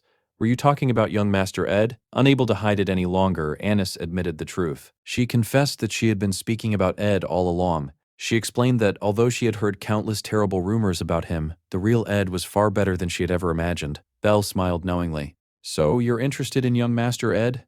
After a brief silence, Annis nodded. She admitted that she had genuinely become attracted to him as a man. However, instead of celebrating those feelings, she viewed them almost as good news. If even she had found herself attracted to Ed, then Janica must have chosen someone truly worthwhile. She only needed to stop seeing him that way herself. Eventually, those feelings would disappear. If Ed had truly been a terrible person, at least she would have realized it before things became complicated. Besides, he was hardly the only man in the world. Belle then asked whether Janica had noticed Annis's growing feelings. Annis sighed. Meeting someone like Ed felt almost like discovering hidden treasure. She admitted the comparison sounded disrespectful, but what she truly wanted was to find love herself and finally bring this emotional struggle to an end. The previous day, she had happened to pass through the professor's wing and seen Janica there. The two of them had not even exchanged greetings. Janica had looked deeply saddened. Next week, Annis and Ed would be supervising the placement examination together. The thought alone filled her with guilt. She felt as though she were betraying her own friend. Belle gently comforted her. Perhaps the situation was not as terrible as she imagined. It might even lead to something positive. She explained that Janica had always been kind, honest, and sincere with everyone around her. Both Annis and Claire had spent years trying to protect someone so gentle. However, Belle believed Janica's greatest weakness was that she always tried to be perfect. Sometimes, showing flaws made a person feel even more genuine. Imperfections often awakened the desire in others to protect them. Hearing those words, Annis remembered Claire's earlier comment that Ed naturally attracted women. Perhaps appealing to that protective instinct was exactly what she needed. For the first time all day, her thoughts became much clearer. Belle's encouragement eased the guilt that had been weighing on her heart. By the end of the conversation, Annis could only laugh at herself. Then she suddenly realized something. Whenever Janica became confused or emotionally overwhelmed, there was always one place she chose to visit. Sure enough, as evening approached, Janica arrived at Ed's camp. At that very moment, Ed was gathering materials for the storage shed he planned to build. He wanted to expand the camp and create much more space before winter ended. When he looked up, he immediately noticed Janica standing quietly before him. One glance was enough to tell that something was wrong. Without asking questions, Ed prepared a warm cup of tea for her. Looking at the falling snow, he quietly remarked that winter seemed determined to linger a little longer. Snow had already begun piling up around the camp. He gently told Janica that if something was troubling her, she was welcome to talk about it. Janica lowered her eyes and apologized. She admitted there were things she simply could not bring herself to discuss. Ed nodded understandingly. If she did not want to speak, then she did not have to. Seeing her shiver in the cold, he quietly wrapped a warm blanket around her shoulders. As they sat together beside the fire, Ed found himself thinking that he often forgot Janica was carrying burdens of her own. Despite always smiling for others, there were moments when she resembled a frightened little animal backed into a corner. It was impossible not to worry about her. Outside, winter continued its slow march. Yet somewhere beyond the endless snowfall, spring was gradually drawing closer. For a while, neither of them spoke. They simply remained together in the warmth of the fire. Elsewhere, Tanya reflected upon her childhood. The Ruth Taylor estate had once been peaceful while the family head remained occupied with affairs of the kingdom. Everything changed after the death of the eldest daughter and rightful heir, Arwen Ruth Taylor. Following her death, Ed inherited the position of heir. From that day onward, the mansion became a place ruled by fear. Tanya remembered Ed as someone whose true personality emerged only after gaining authority. He behaved as though everyone belonged to him simply because he had inherited a fraction of the family's power. One memory remained especially vivid. Ed had suddenly flipped over a table before demanding to know why Tanya kept staring at him. Then he coldly declared that he would kill her. Terrified, Tanya had picked up a dagger. She bitterly remarked that Arwen was already dead, and perhaps that had been exactly what he wanted. Instead of reacting with fear, Ed had grabbed her wrist and thrust the dagger back toward himself. "If you're going to kill me, then do it," he had said. "The heir's position will become yours. So what are you waiting for?" Unable to move, Tanya had collapsed to the floor. Moments like that had become almost routine. More than anything, she remembered those cold, emotionless eyes. Although Ed had never physically struck her, his presence alone had dominated everyone in the mansion. Every family member had lived beneath his shadow. Only after he was finally disowned had Tanya truly felt free. Now she had only one goal left. She would prove her own worth. Winning the student council presidency represented the greatest opportunity of her life. The upcoming class placement examination would also play an important role. Finally, the day of the examination arrived. As preparations began, Anna silently begged Ed not to come any closer. His pleasant scent and calm, charming presence were making it far too difficult for her to stay composed. Meanwhile, Claire gathered everyone together and announced that all necessary instructions had already been explained. Now, all that remained was to head upstairs and prepare for the examination itself. The freshman placement examination was finally about to begin. As Ed looked over the preparations, he noticed several major differences from the previous year's exam. Last time, the test had been held in the northern forest under Professor Glass's supervision. This year, however, Professor Claire was in charge, and she had redesigned the entire examination. Instead of searching for hidden magic orbs, the freshmen would now collect magic stones scattered across Mount Orin. Unlike the previous test, the stones were not deliberately concealed, nor were there any differences in their point values. The objective sounded simple: find a magic stone and place it on the exchange altar. Anyone who accomplished that would qualify for Class A. At first glance, the examination appeared much easier than the previous years, but just as one would expect from Professor Claire, the real challenge lay elsewhere. To even reach the altar, every student had to fight through countless magical beasts and wild animals. Only those capable of surviving the journey would earn a place in Class A. The examination was brutally difficult. In fact, according to the original story, not a single freshman that year would successfully enter Class A. Ed knew this outcome was intentional. It was an essential part of the story's scenario. The complete failure of the freshman class would trigger an important event later in the narrative, meaning history had to unfold exactly as originally written. Because of that, Ed chose not to question the absurd difficulty of the exam. Fortunately, despite looking like a deadly survival test, no freshmen were actually in danger. The monsters roaming Mount Orin were merely illusionary beasts created by magical engineering devices known as illusion discs. The scholarship students' responsibility was to install the discs throughout the mountain and ensure everyone's safety. Among all of them, one device was particularly important: the purple illusion disc. Ed knew that this single disc was the real reason nobody managed to reach Class A in the original story. As preparations continued, he admired everyone's hard work. Unfortunately, Annis was clearly struggling to carry the heavy purple disc by herself. Naturally, Ed stepped forward and offered to help. The unexpected gesture startled Annis so badly that she instinctively stepped backward. She lost her balance and nearly fell. Ed quickly caught her before she hit the ground. However, the sudden movement caused her bag to slip from her shoulder. The purple disc rolled across the floor and began tumbling down the stairs. Clavius reacted instantly. He caught it before it could smash against the ground and warned everyone to be more careful. If that disc broke, the consequences would be disastrous. Ed breathed a sigh of relief. Just as expected from the Academy's strongest combat student, Clavius had saved the day. Or so he thought. The next instant, the purple disc suddenly crumbled apart inside Clavius's hands.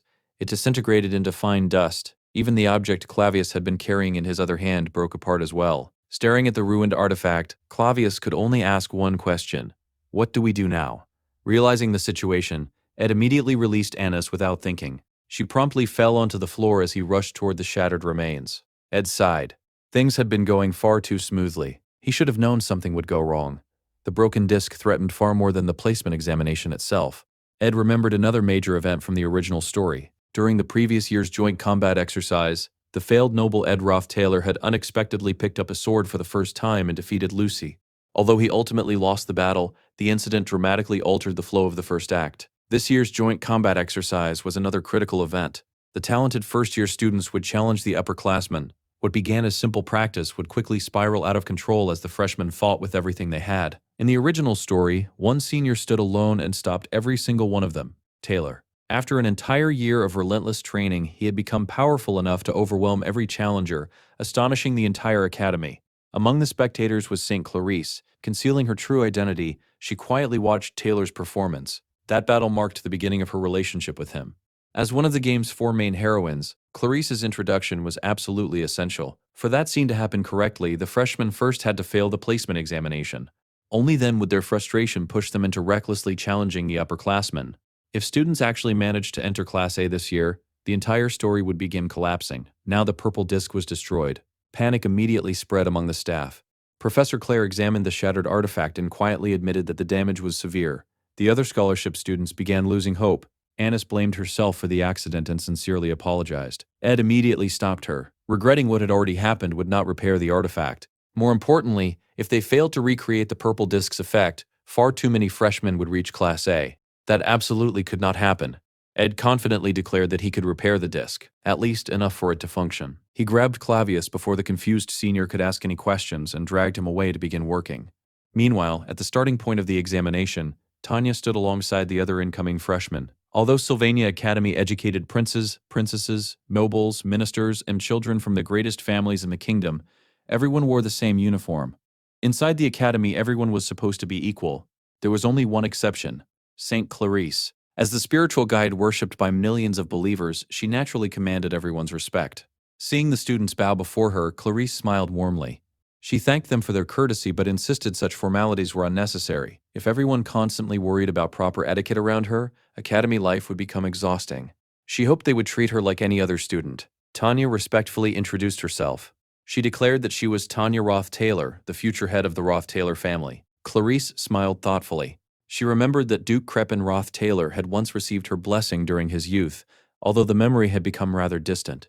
Tanya considered those words an incredible honor. She proudly stated that she also hoped to receive the saint's blessing after coming of age. Clarice happily replied that she would be waiting for that day. Tanya silently celebrated. Simply meeting the saint could greatly benefit her future political career. Before the conversation could continue, fireworks exploded across the sky. The placement examination had officially begun. Immediately, every freshman sprinted toward the mountain. Everyone wanted to earn a place in Class A. The rewards were extraordinary: complete tuition exemption, residence in prestigious Ophelis Hall, unlimited access to every academy welfare facility, and the honor of belonging to Sylvania's most elite class. It was every student's dream. As the crowd surged uphill, Tanya quickly picked up one of the scattered magic stones. Looking around, she noticed countless identical stones covering the mountain. Simply collecting one clearly was not enough. There had to be another mechanism determining who truly deserved Class A. Just then she heard someone shout nearby. Following the voice, she discovered a barefoot girl happily standing in the snow. Concerned, Tanya asked whether she had slipped or injured herself. The girl cheerfully shook her head. She simply wanted to know what it felt like to walk barefoot through fresh snow. Confused, Tanya wondered why anyone would suddenly decide to do something like that during an important examination. The girl smiled brightly. The snow felt much softer than she had expected. Tanya stared at her in complete confusion.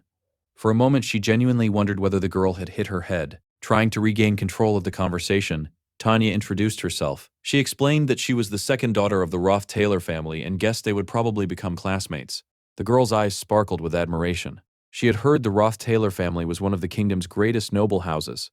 Tanya forced an awkward smile. She admitted that not every member of her family deserved such praise. No matter how prestigious the family became, there always seemed to be someone who turned into complete trash.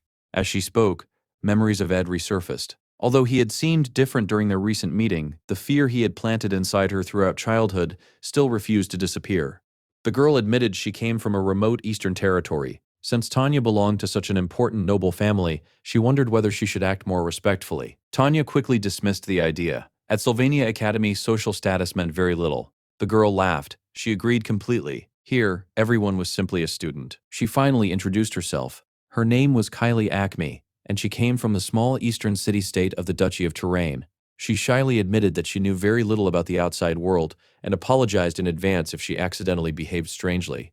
Tanya smiled. Since they were classmates now, there was no need for excessive politeness. Besides, they needed to continue the examination. Kylie simply shrugged. She admitted she did not care very much about her grades. Joining Class A would only place unnecessary attention on her, and she preferred avoiding the spotlight altogether. Tanya found that answer completely unexpected. Without warning, Kylie suddenly grabbed Tanya's hand. She excitedly suggested they work together. That way they could become friends. Before Tanya could respond, Kylie began running across the mountain while pulling her along. Laughing happily, she admitted it was the first time she had ever made a friend her own age. Tanya quickly warned her not to behave so casually with everyone. If she had grabbed the hand of a princess or even the saint like that, she could have landed herself in serious trouble. Still smiling, the two girls continued toward the examination grounds together. 30 minutes after the examination began, one freshman believed victory was already within reach. He had almost reached the summit. Then disaster struck. A gigantic beast suddenly appeared. It was Clavius. Without hesitation, he punched the overconfident student square in the head, sending him flying. Watching from nearby, Clavius admitted the method looked dirty, cowardly, and hardly worthy of an upperclassman. Ed simply replied that it was acceptable under the circumstances. When asked whether Clavius alone would defend the summit, Ed calmly revealed the full plan. A massive explosion echoed across the mountain. Clavius would guard the southern route. Annis would block the northern approach. Their job was to stop every freshman from reaching the exchange altar. Determined to make up for the accident with the purple disc, Annis promised to give everything she had. Meanwhile, Onyx, the Academy's master of flight magic, took responsibility for aerial surveillance and rescue operations. He reminded Professor Claire that changing the examination so drastically would require an official report afterward. Claire nodded sleepily. As long as she did not fall asleep halfway through writing it, while Claire began drafting the report, Onyx reviewed everyone's assignments one last time. He would oversee rescue operations. Clavius would secure the south. Annis would defend the north. Then he turned toward Ed. "What about you?" Ed calmly answered that he would remain beside the exchange altar itself. Professor Claire frowned. She could barely sense any mana coming from him. Concerned, she asked whether he was truly all right. Ed simply smiled. He already had a plan. While chaos unfolded across Mount Orin and Onyx continuously rescued students from dangerous situations, Ed examined the damaged purple illusion disc. He had managed to repair part of its internal structure, but countless cracks remained. Completely restoring it was impossible. To make matters worse, his own mana reserves had not fully recovered. Fortunately, the examination's magic stones contained enormous amounts of magical energy. Like everything else at Sylvania Academy, they were exceptionally valuable. Ed placed one of the stones onto the exchange altar. Using the altar's magical properties, he slowly began restoring his depleted mana. A familiar spirit named Mug suddenly appeared and greeted him. Because his mana remained unstable, Ed could barely understand what Mug was saying. Even so, he smiled. It was good to see the spirit again. Confident that Clavius, Annis, and Onyx could hold the freshmen back for a while longer, Ed focused entirely on his own mission. He possessed enough magic stones to gradually restore his strength. His objective was simple. No one would be allowed to pass the altar. With that resolve, Ed summoned his spirits. He was finally ready. Meanwhile, across the mountain, the freshmen found themselves completely overwhelmed by the impossible examination. Tanya soon encountered one of the illusionary guardians blocking the path. To her surprise, the enemy was none other than Clavius. Without showing any hostility, Clavius simply told her to hurry up and finish the battle.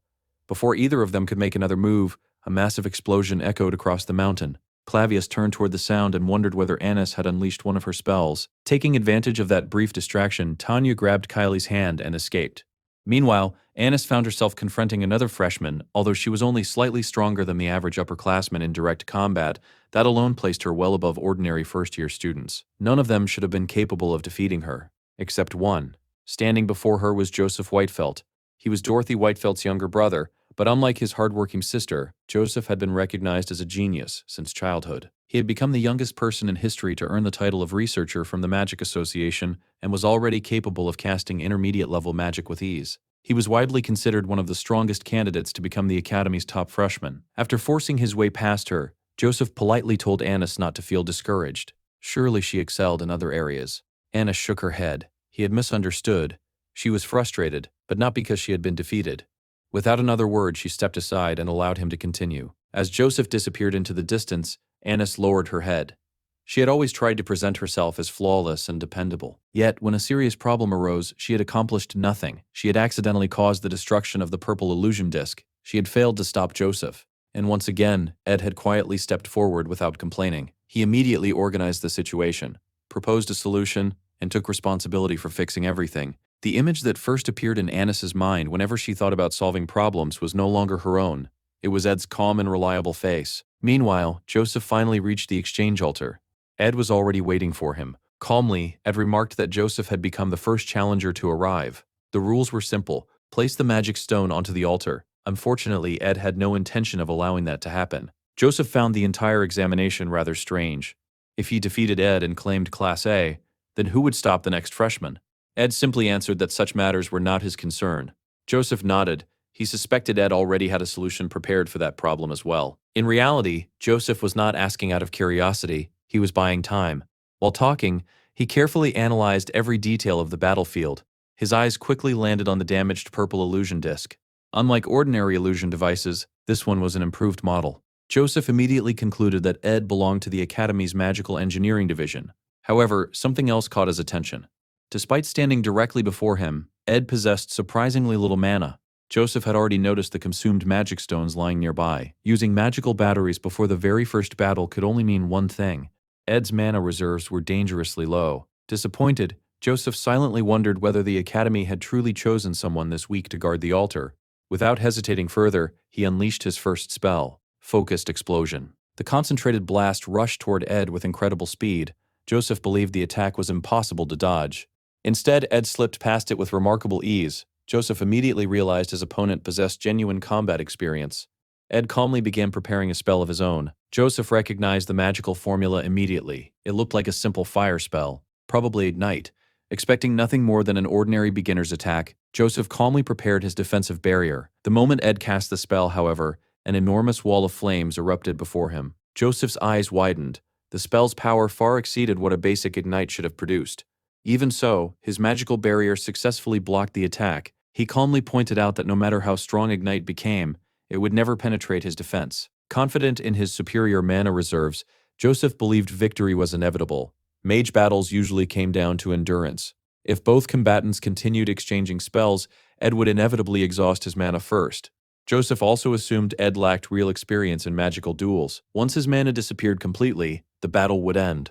Before Joseph could continue his calculations, Ed suddenly rushed straight through the flames.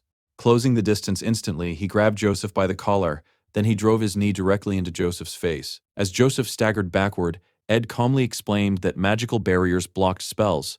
They did not stop physical attacks. He then asked Joseph whether he honestly believed every mage only fought other mages. Shocked, Joseph struggled to regain his footing. He could not understand how Ed had crossed the burning flames unharmed. Still refusing to panic, Joseph immediately switched to intermediate-level ice magic. Meanwhile, Ed continued casting nothing but ignite. Joseph frowned. Was he seriously planning to rely on the same spell repeatedly? He assumed Ed intended to create steam and obscure the battlefield. Confident in his versatility, Joseph immediately countered with combustion magic. An instant later, the entire battlefield disappeared beneath raging flames. What Joseph did not know was that Ed currently possessed the blessing of flame. For a short period, fire itself could not harm him. Protected by the blessing, Ed charged straight through the inferno without slowing down. Even so, Joseph managed to reinforce his own body with physical enhancement magic. As the two exchanged blows, Joseph could not hide his growing confusion. His spellcasting speed remained superior, yet Ed completely overwhelmed him in close combat. Then Ed deliberately embedded his dagger into Joseph's magical barrier. Quietly, he called out to Mug. The spirit immediately obeyed. A massive explosion erupted. Joseph was blasted high into the air before tumbling violently down the mountainside. Bruised and battered, he forced himself back onto his feet. He realized something important. Ed had not surpassed him through ordinary magic.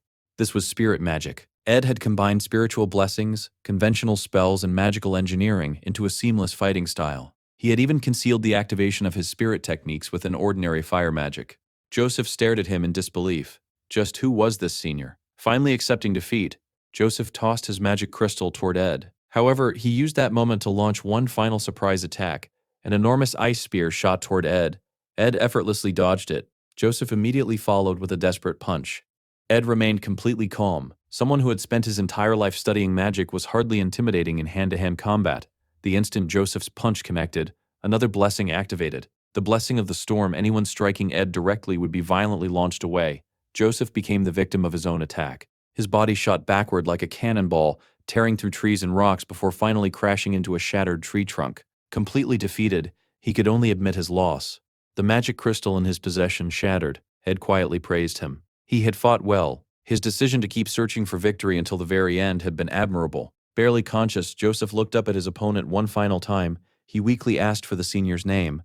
Ed introduced himself. Ed Ruth Taylor. At that exact moment, Onyx arrived to retrieve the defeated freshman. Elsewhere, Zig was traveling in a carriage with Elka. Curious, Elka asked why Zig had chosen to specialize in magic.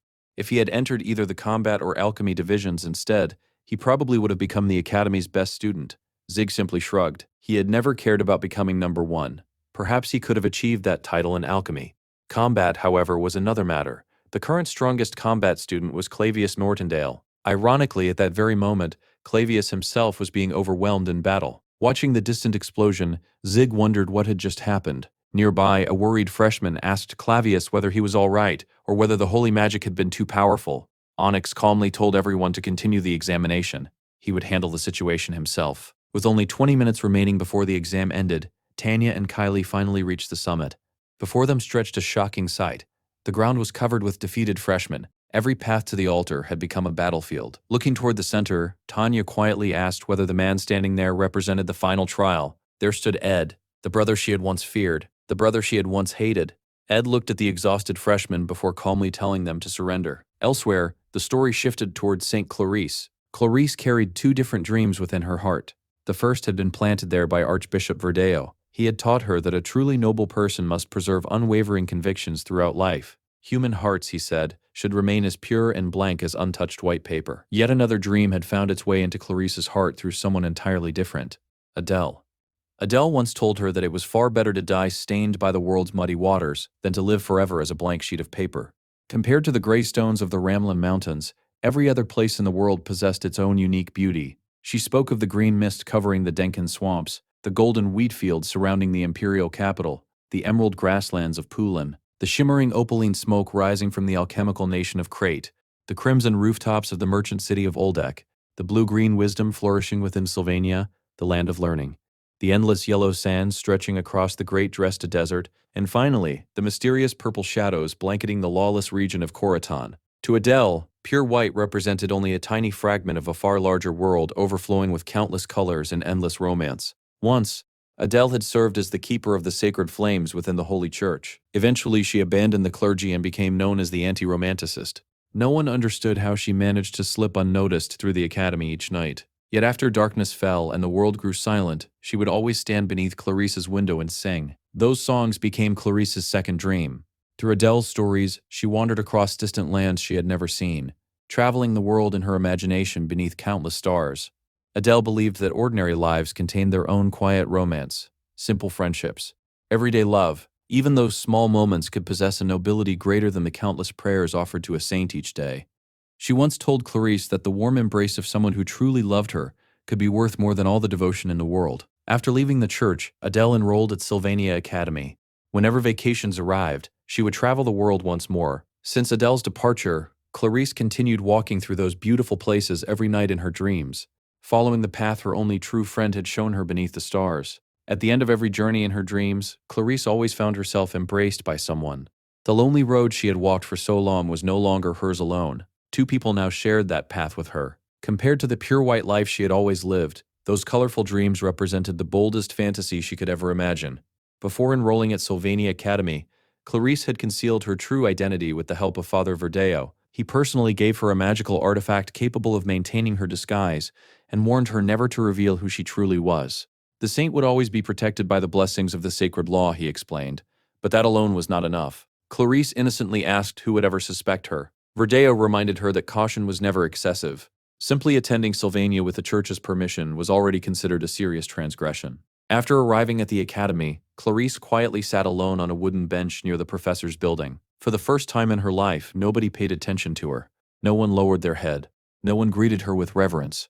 No one treated her as someone special. At Sylvania, she was simply another student, an equal. Who could possibly imagine that the ordinary girl sitting on that bench was the saint worshipped by millions? Almost no one.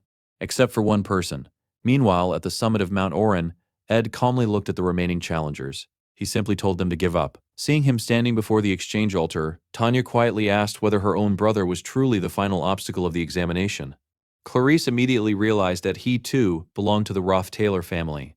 Ed sighed. He asked the two girls whether they could simply turn around and head back down the mountain. If they insisted on continuing, however, he would stop them. With those words, he summoned Marilda. The moment the high-level spirit appeared, the atmosphere changed completely. Tanya froze. Even students who devoted their entire lives to spirit summoning could rarely control such overwhelming power. Experienced spirit masters capable of commanding 6 intermediate spirits were already considered veterans. Yet Ed had summoned a genuine high-level spirit. Clarice immediately raised her hands. She calmly admitted defeat. This was no longer a battle they could realistically win. She advised Tanya to be reasonable. Tanya knew she was right. But another memory surfaced. Years ago, she had surrendered before Ed without putting up a fight. If she gave up again today, nothing would have changed. Straightening her posture, she shook her head. She refused to surrender. She explained that noble status and prestige always came with responsibility.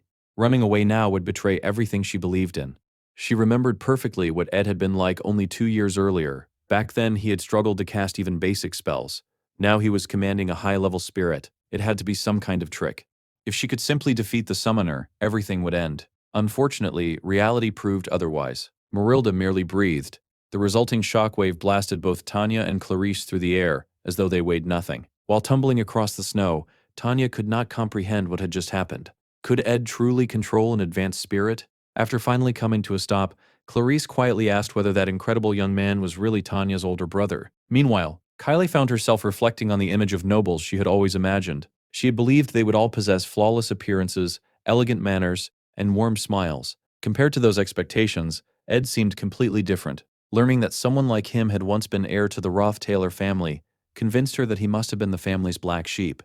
Clarice, despite knowing very little about the outside world, could still sense something obvious. Tanya carried deep resentment toward her older brother. Determined to help, Kylie stood up. She told Tanya to continue with their original plan. She would act as bait. Her own body was different, she claimed. She could survive. Tanya immediately objected. Doing so would only get Kylie hurt. Even so, Kylie stepped forward without hesitation. She asked Ed whether he was really such a terrible person. Then she smiled. Tanya was the very first friend she had made at Sylvania. That alone made the risk worthwhile. Normally, Tanya would have dismissed such reckless optimism. However, while watching Kylie run forward, she noticed something strange. A veteran illusion charged toward Marilda and was instantly struck down by a mysterious flash of light. Tanya wondered whether Kylie possessed some hidden power. More surprising than that was Kylie's courage. The timid girl who had been laughing moments earlier was now charging directly toward a high-level spirit without fear. For a brief moment, Tanya wondered whether Kylie had always been this brave. Then she reached a different conclusion. She was simply reckless. Even while trembling with fear, Kylie continued running toward Ed and Marilda. At first, Marilda paid little attention to her. Then she sensed it. Sacred power.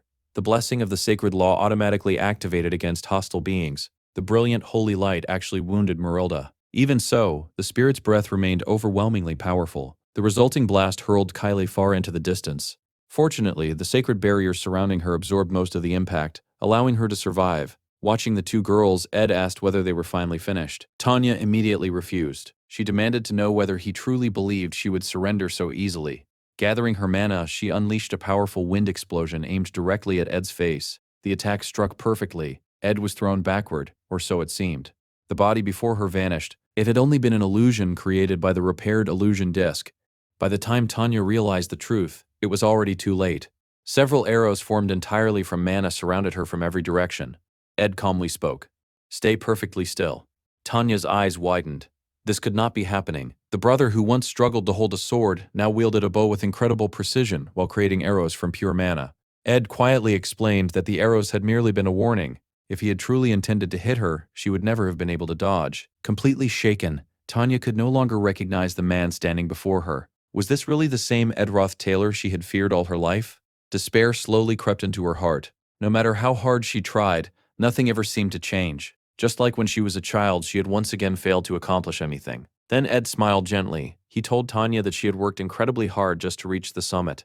Unfortunately, he had responsibilities of his own. He could not treat her differently simply because they were family. Doing so would only insult her efforts and make her even angrier. With the battle over, Ed dismissed Marilda. Looking at his younger sister, he sincerely praised her courage. He admitted that he himself might have run away if he had faced such an overwhelming illusion. Even knowing she stood no chance, Tanya had continued fighting until the very end. That determination genuinely impressed him.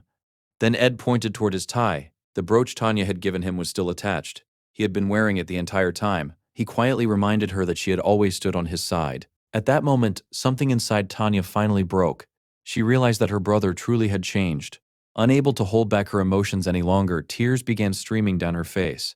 Ed stared at her in complete confusion. Had he said something wrong? Before he could ask, Kylie hurried over and stood protectively in front of Tanya. She warned Ed not to come any closer. If he hurt Tanya again, she promised something terrible would happen to him. Before the situation could become even more awkward, Professor Claire's voice echoed across the mountain. She announced that the examination had officially ended. Then she immediately called for Ed's help, explaining that Clavius had collapsed unconscious. The exam was already over. At that exact moment, she noticed something alarming. Her voice was beginning to change. The transformation magic disguising her appearance was fading. Panicking, she realized she had somehow lost the magical artifact Father Verdeo had entrusted to her. If she failed to recover it, her true identity would be exposed. Claire approached, wondering what all the commotion was about. Clarice's heart nearly stopped. She believed everything was over. Then, at the perfect moment, Mug quietly picked up the fallen artifact. The spirit carried it over to Ed. Without asking any questions, Ed immediately handed the magical item back to Clarice. He simply told her to be more careful next time and avoid losing something so important. Still stunned, Clarice silently accepted the artifact. She had no idea how Ed had recognized its importance, but he had saved her secret without hesitation. Claire finally reached them and looked over Ed's battered appearance. Concerned, she asked whether he was all right. Ed smiled as though nothing had happened. It was nothing. I'm fine. With that, the freshman placement examination finally came to an end. Once again, Ruth Taylor had quietly guided the story back onto its intended path. Almost everything unfolded exactly as it should have. Only one tiny deviation remained, a seemingly insignificant change, yet that single distortion would trigger consequences no one had anticipated. From somewhere in the distance, a pair of brilliant ruby-red eyes silently watched Ed. The owner of those eyes had already begun taking an interest in him. Clarice quietly reflected on her brief encounter with Ed. For just a moment, he had spoken to her with unusual respect, almost as though he somehow knew she was the saint in disguise. Professor Claire, meanwhile, examined Ed and sighed. He had completely exhausted himself during the examination. She decided that he should rest while the remaining cleanup was handled by the other scholarship students. Turning to Onyx, she asked whether he could help carry the unconscious Clavius. Onyx looked toward the sky for a moment, before nodding. He agreed, though he admitted he could have sworn he had seen a human figure high above them. After another glance, he dismissed it as nothing more than his imagination. Meanwhile, Ed lay beside the exchange altar trying to recover his strength. Marilda floated beside him, whispering endlessly into his ear. She remarked that some forms of beauty existed beyond time, culture, or personal values. The sky itself was the perfect example.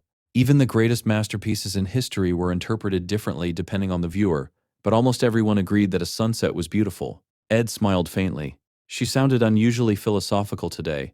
Marilda replied that humans simply could not understand such things. Their lives were far too short to appreciate every passing moment. Listening to the tiny high-level spirit speak without pause, Ed quietly recalled Janika's earlier warning. She had been right. Marilda talked far too much. Ignoring his thoughts, Marilda continued. She observed that Ed always behaved with incredible precision and responsibility, yet he constantly neglected his own well-being. He worked until complete exhaustion and always ended up injured. Ed asked what that had to do with anything. Marilda answered without hesitation. He needed to fall in love. Calling him an idiot, she explained that he needed someone cheerful and kind, someone whose presence made him want to smile, someone strong enough to support him whenever he leaned too heavily upon himself. According to Marilda, Ed desperately lacked someone he could truly rely on. She turned toward Mug and asked whether he agreed. Mug immediately nodded. He completely agreed with her.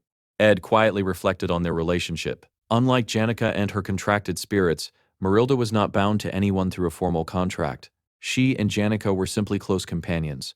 Even so, Mug clearly treated Marilda with respect from a lower-ranking spirit facing a high-level one. Mug encouraged Ed to seriously consider Marilda's advice. Marilda repeated the word consider with obvious amusement. Mug quickly corrected himself. No, Ed should not merely consider it, he should actually do it. Deciding he had heard enough, Ed changed the subject. He asked whether Marilda had noticed that Janica seemed unusually depressed lately. Marilda tilted her head. Why was he so worried? Ed answered that it was simply obvious. Marilda smiled softly. If Janica herself did not wish to speak about it, then Marilda had no intention of revealing her secrets to someone else. She was not the type to gossip. Still, she advised Ed not to worry too much. Every person eventually experienced their own winter. Those difficult seasons were necessary for growth. The world was not a fairy tale. Janica simply needed to endure the winter until spring finally arrived. After speaking for so long, Marilda sighed. She joked that talking nonstop consumed an incredible amount of Ed's mana. Ed pointed out that maintaining her current tiny form also drained plenty of mana. Marilda proudly replied that this form was both fashionable and highly efficient. Curious, Ed asked whether she possessed other forms as well. She immediately teased him by asking whether he would prefer her to appear as a graceful young woman instead. Ed quickly refused. He had only been curious because her miniature form differed so much from her full-sized appearance. Satisfied with his reaction, Marilda climbed onto Ed's head as though scaling a tower. Then she asked a surprisingly serious question. Did Ed truly believe he alone was supplying enough mana to maintain a high-level spirit? Someone like Marilda would never rely upon only a single contractor. Leaving him with that mysterious statement, she quietly disappeared. Ed thought carefully about her words. His own mana reserves were nowhere near sufficient to sustain a high-level spirit for so long. If the energy was not coming entirely from him, then there was only one possible answer. Another person shared Marilda's contract. That person was Lucy. Looking upward, Ed found Lucy sitting quietly atop the nearby tower. He casually remarked that it did not seem like a very comfortable place to sleep. Lucy calmly replied that she had not climbed the tower to sleep. The cabin was much better for that. Ed then asked why she had come. Lucy simply answered that cabins felt too empty sometimes. She had wanted to take a walk. Looking at the exchange altar, Ed quietly reflected on the future. According to the original story, this place marked the conclusion of the third act. From this point onward, St. Clarice would begin doubting everything she had once believed. After discovering the darkness hidden within the Holy Church, she would slowly question the religious order itself. The apostles of Telos would decide she had become a threat. Their destination would be Arcane Island. Completely unaware of the truth, countless influential figures would answer the Archbishop's orders. Princess Phinia's Imperial Guard, the mercenary forces belonging to Lortel's Guild, the Templar Knights of the Holy City, high-ranking Academy officials, the hunters from the protagonist's generation, even Director Obel, all of them would eventually raise their swords against a single young woman, Lucy Morel. Following only the final wish of her late master, Lucy would fight alone to protect Arcane Island. The entire world would label her a monster. She never protested, she never defended herself.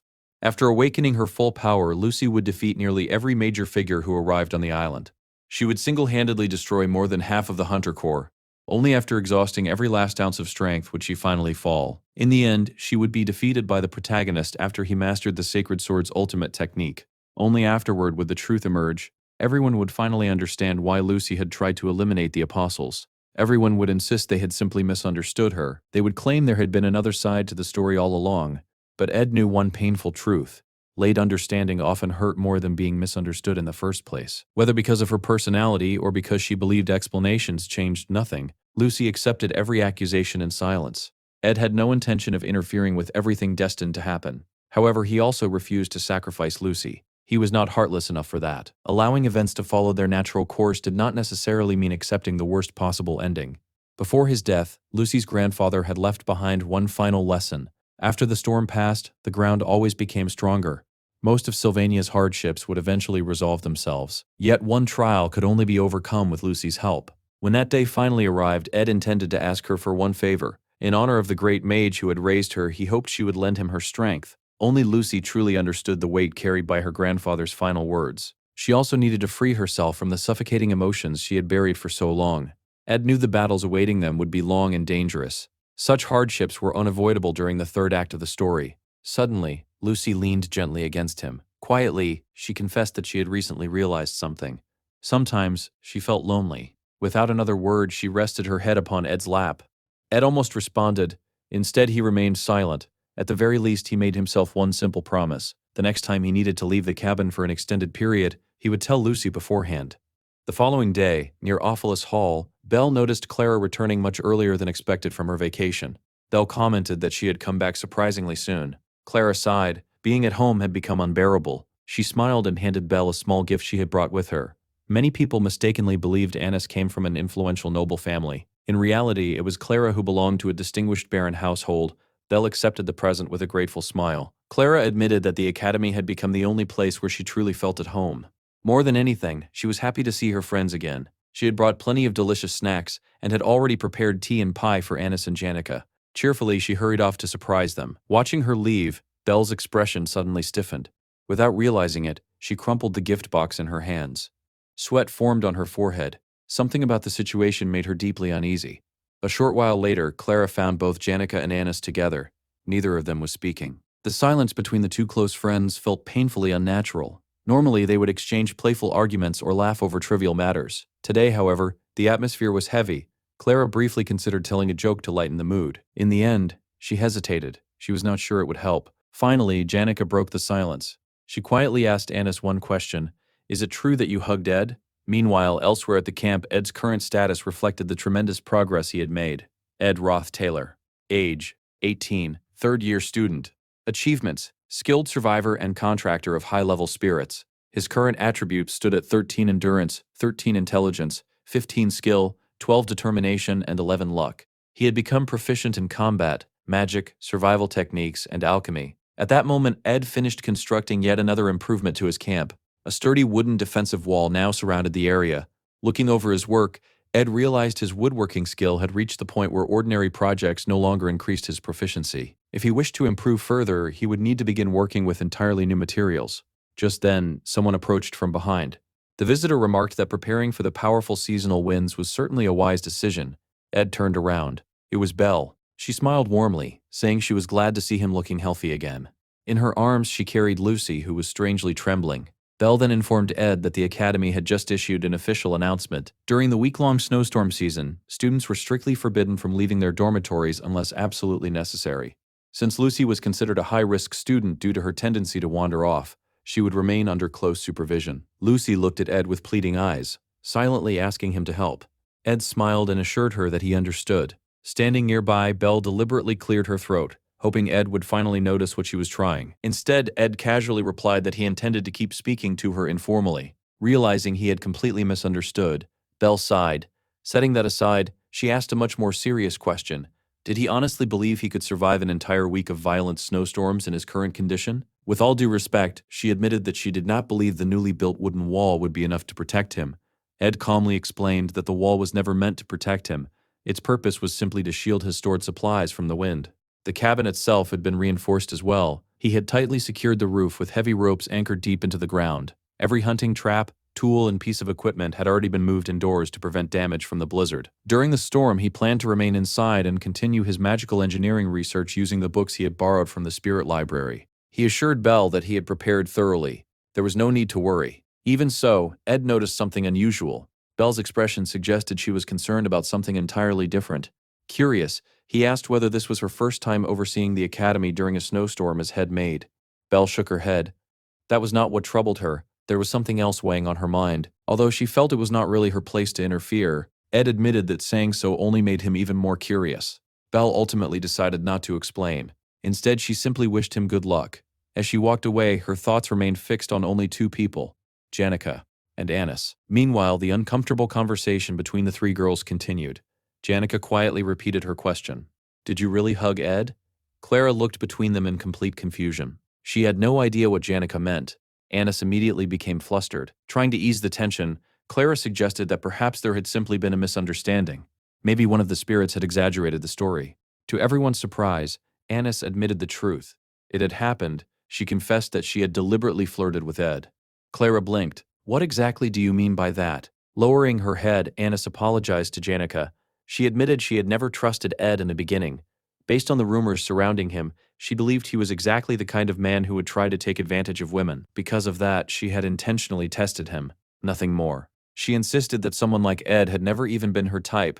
From the very beginning, she had viewed him as nothing more than an arrogant troublemaker who constantly complained. Then she looked at Janica. She honestly asked what Janica had ever seen in someone like him. Janica quietly replied that Annis was being unfair. She barely knew the real Ed. Standing between them, Clara had absolutely no idea how to stop the conversation from becoming even more awkward. Annis apologized once again. She explained that she had only wanted to test Ed. Janica immediately asked why. Nobody had ever asked her to do such a thing. Those events had troubled Janica so deeply that she had barely been able to sleep. To her, Annis was one of the most important friends she had. Feeling betrayed by someone so close left her completely lost. She no longer knew what she should think. Perhaps she was simply overreacting. Perhaps she was not.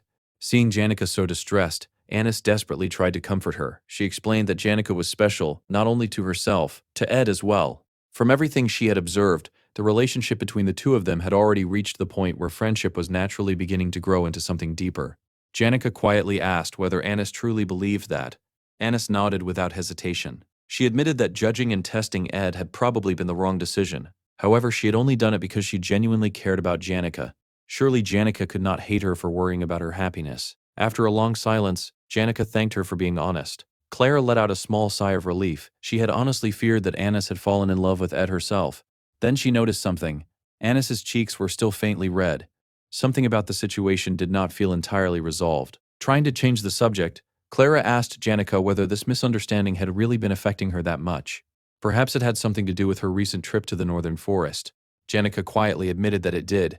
Unable to continue the conversation any longer, she suddenly stood up. She announced that she was going for a walk before quickly leaving the room. Clara called after her, reminding her not to stay out too long.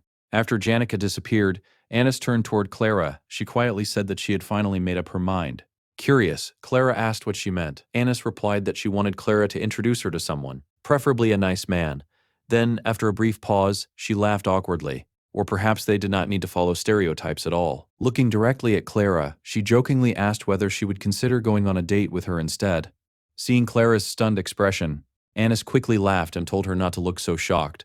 Then her smile gradually faded. She admitted she felt terrible for lying to Janika. Still, she believed that physical distance often helped people move on. Once the scholarship students completed their duties, everyone would naturally drift apart. Or so she hoped. Unfortunately for Annis, fate had entirely different plans. A little later, Professor Claire gathered everyone together. She announced that the scholarship program would continue. Clavius and Onyx had both performed exceptionally well, and removing them from the laboratory would be a complete waste. Ed had done even better. Claire openly declared that Ed had essentially reached the level of a student assistant. Because of his outstanding work, he would receive additional scholarship responsibilities. She also believed the laboratory suited someone as hardworking as Ed far better than the other research facilities. The atmosphere there was much more comfortable. Hearing those words, Annis nearly froze. Her plan to quietly distance herself from Ed had completely collapsed. Meanwhile, Ed continued improving himself. His magic proficiency had finally reached the proficient level. He now possessed contracts with Moog and Marilda while still having 2 empty spirit contract slots available. Later, Janika visited his camp once again. Looking over his current abilities, she remarked that he really needed to contract an intermediate-level spirit next. Ed noticed something immediately. Unlike the last time she had visited, Janika looked much more cheerful. She seemed to have regained her usual energy. Confused, Janika asked what he meant. Ed smiled and replied that he had already forgotten. Watching her laugh again, Ed quietly reflected that he always felt unusually comfortable around Janika. Unlike every other major character, she had already drifted far away from the original storyline. She was living entirely according to her own choices. Janika commented that although she knew Ed had somehow contracted Marilda, she still found the situation difficult to understand. His body simply was not prepared to support a high-level spirit.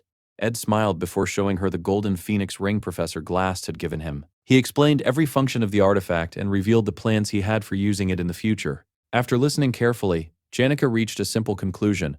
As long as Ed remained unable to use his own mana properly, forming a contract with an intermediate spirit would be impossible. Ed nodded. Once the new semester began, his mana would eventually recover. Even so, Janika congratulated him. Among spirit summoners, successfully contracting a high-level spirit first was considered the equivalent of being born a second time. She then asked whether he truly intended to spend the entire snowstorm hidden inside the spirit library. His dedication honestly amazed her. Ed smiled. Compared to him, she remained the academy's top student. She was hardly any less hardworking. The conversation soon shifted toward the future. Ed remembered that immediately after the snowstorm ended, the student council presidential election would begin. Since Janika ranked first academically, everyone would naturally pay close attention to her. Janika sighed. People kept telling her the same thing. However, she had no desire to take sides. She wanted to remain completely neutral throughout the election. Ed quietly remembered that the original story had unfolded exactly that way. Although Janika possessed incredible influence as the Academy's top student, her personality prevented her from openly supporting any particular candidate. Suddenly, Janika remembered something. She asked whether Tanya was also running for student council president. Ed nodded. His younger sister was far more ambitious than she first appeared. Janika then asked whether he and Tanya were close. Ed smiled bitterly. After being disowned, it was difficult to answer such a question proudly. Even so, they were still family. Whether he liked it or not, Tanya would remain part of his life forever. He admitted that he genuinely wanted to build a better relationship with her. It was not some overwhelming brotherly affection. He simply cared about her. Hearing that, Janika smiled softly. Maybe everything between the two siblings was nothing more than an ordinary family quarrel. Then she gently tugged on Ed's sleeve. She wanted to know what kind of things Tanya liked. Perhaps she could prepare a small gift, or maybe cook something Tanya would enjoy. Ed looked at her suspiciously. He immediately asked what exactly had happened between her and Tanya. Janika instantly denied everything.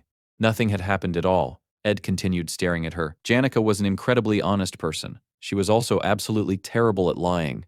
It did not even take 3 seconds before her guilty expression revealed everything.